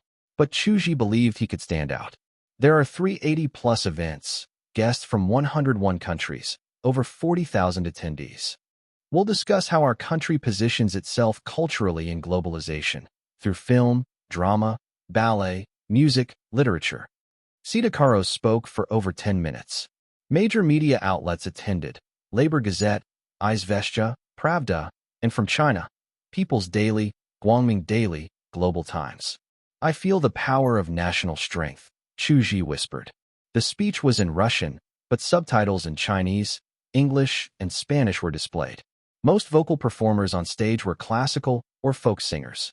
When top delegates spoke, Chu Zhi politely applauded, emotionless but present. For hours later, the ceremony ended. Chu Zhi rubbed his eyes. No personal cameraman was present. Only accredited media allowed into the Winter Palace. But he'd be free to film elsewhere. Guests arranged their own hotels. On the walk back, Chu Zhi ran into Li Weiwen and joked, "Uncle Li, don't want fans to know you have no sense of direction, right?"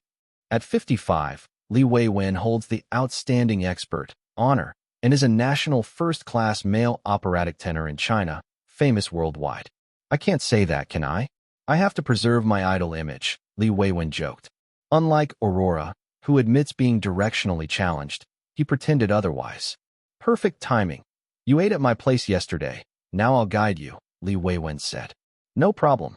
I do have some navigation talent, Chu Zhi replied. They chatted as though longtime friends, though they'd only met a day ago. Contacts matter. Director Chiu, an art film specialist, winner of the Moscow Silver George, introduced Chu Zhi into China's artistic circles. Chiu and Chu Zhi were introduced by Liao Dachong, a brutal-looking artist-director with low directing skill but high painting skill, who had collaborated twice with Chu Zhi on music videos. Because Chu Zhi remembered Liao's birthday and was supportive on social media, Liao considered Chu Zhi like a younger brother.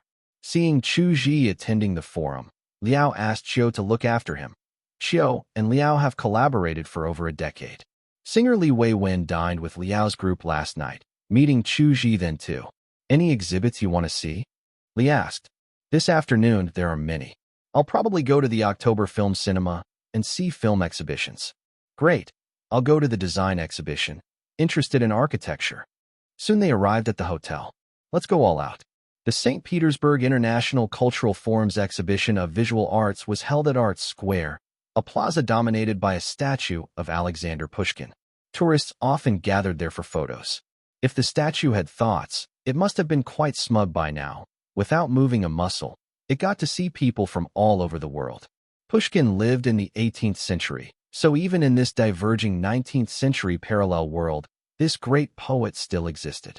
He remained a cornerstone of Bear Country literature. Chu Zhi, after learning this, felt a bit disappointed. They had Pushkin, but no Yesenin or Tsvetiva, especially the latter, whom he admired. Tsvetiva's poetry had a sharp, satirical twist and constant reversals. She was one of the greatest female poets ever. Honestly, she might be the single most remarkable poet Russia had in the 20th century. Like this, then this. Chu Zhi borrowed pen and paper from the front desk and sketched a simple map. Li Weiwen had poor sense of direction, but he wasn't a fool. He could recognize buildings by their appearance. Chu Zhi didn't mind drawing the map, but there was no need to escort him all the way.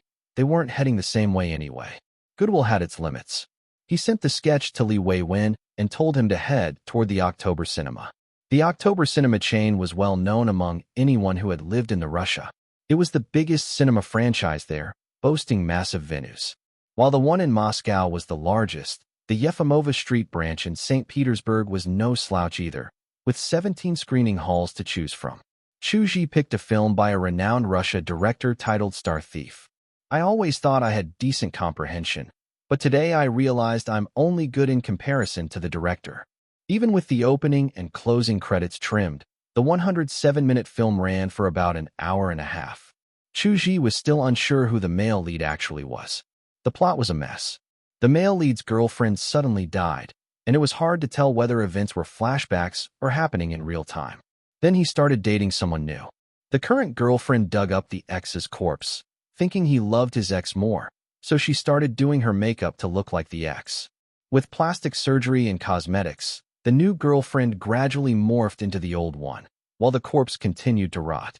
That's the story arc, at least according to Chu Zhi's interpretation, since everything was fragmented. As for the title, Star Thief, Chu Zhi had to applaud the domestic translators.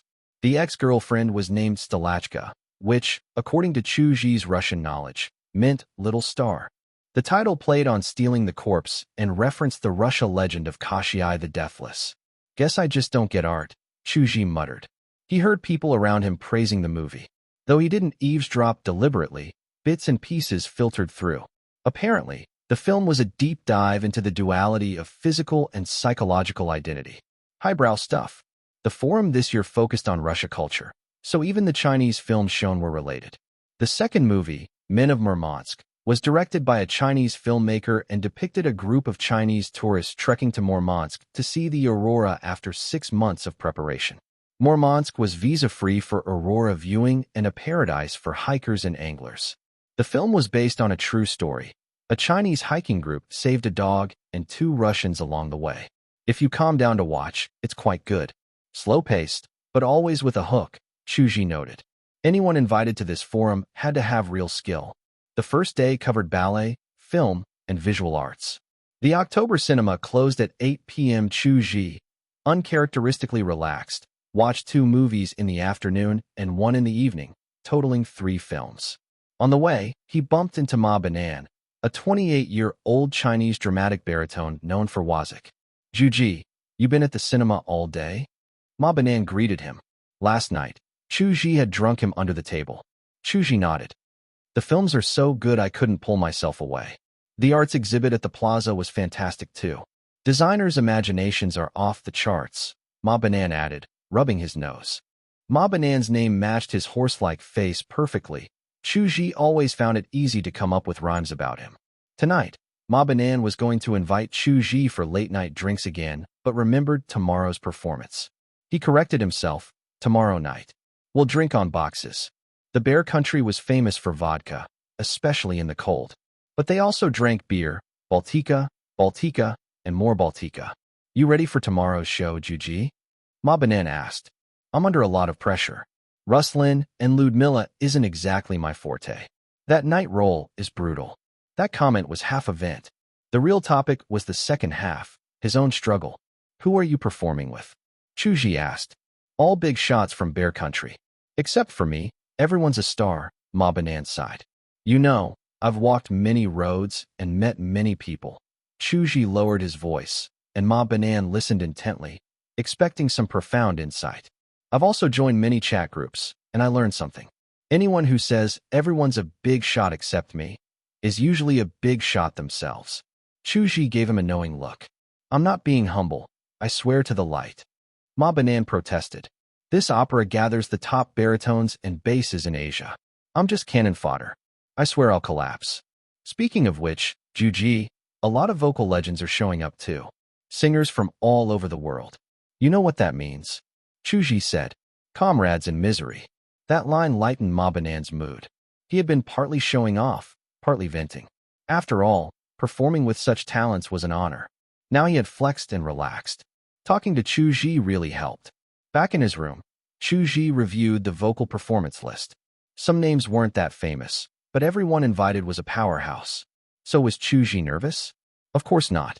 He had only 2 personality coins left, so he traded them along with a song voucher to unlock. 2. Opera number 2, the iconic piece by Vitas, which he composed at age 18 and rode to stardom. While some foreign songs became famous in China but were unknown abroad, Opera number 2 was not one of them. It had won over 150 awards in the Bear Country. Even pirated CDs of it came in more than 2,000 variations. People in the Bear Country didn't just pirate the song. They named games, films, even glassware after it. Some companies claimed their products could withstand Vitas's high notes. Yes, Vitas had other hits like Dedication, Star, and Cry of the Crane, but Opera number 2 was on another level, a cultural juggernaut across Europe. This was his chance. Chu Zhi felt he had to show off. He checked his achievements: Face King, King of the World, Charity King, Carb Lover, Born on Earth Wanting to be Immortal, Smoke Emperor, Alcohol Immortal. That made 7. Feeling anxious with his low coin count, he needed to unlock one more fast. I must do something that betrays my ancestors, he muttered. He started chain-smoking to speed toward the 2,500 cigarette milestone. It sounded like a lot, but one pack had 20 sticks. Just 100 packs. For many smokers, that was nothing. The next day, the weather was cold but clear. No snow, and not cold enough to kill anyone. Except maybe stray cats and dogs. Themes of the day: literature, ballet, opera, and vocal arts. The St. Petersburg International Cultural Forum would last 4 days, its many exhibitions giving the local tourism industry a major boost. Countless tourists showed up, including Xiaohongshu influencers, Douyin streamers, and Bilibili creators. Haha. Guys, look how cool the literature exhibition is. Forget ballet and opera. The Philharmonic Hall costs money, said Bilibili content creator Ngio, a student studying abroad in the Bear Country. She usually posted snippets of student life to earn pocket money. With an event this big, of course she had to join. The literature exhibition took place at Subscription Bookstore, a 3-story building with archways, stonework, and huge glass windows. Beautiful on the outside too. Writers shared anecdotes on the 3rd floor, invite only. Cultural documentaries played on the 2nd, and the 1st floor sold themed books. Entry was free if you didn't buy anything. I'm just a broke student. Philharmonic tickets cost 15,000 rubles. My budget can't handle that.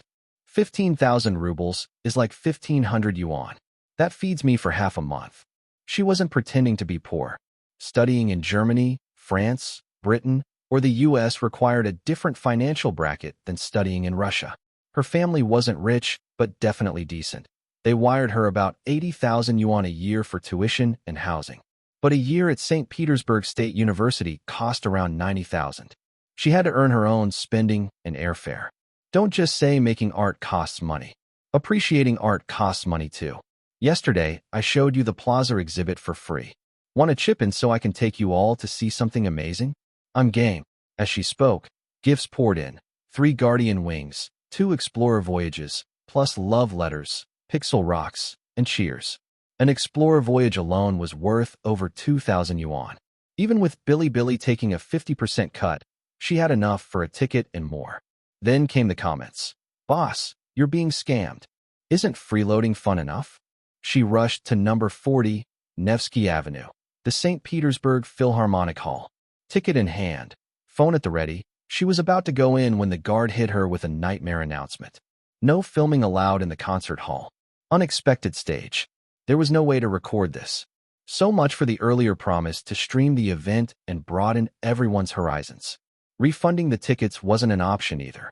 The concert hall allowed cancellations only up to 1 hour before the performance, and now there were barely 30 minutes left. And Gio sighed in frustration. She checked her balance. Just over 2,000 yuan left on her Alipay, and today was only the 12th. Still, opera and bel canto had their charm. Listening to it could help cultivate the soul, right? She had to like it. She absolutely had to like it. She kept hypnotizing herself into accepting this new hobby. Telling yourself sour grapes when you couldn't eat them was also a decent mental defense strategy.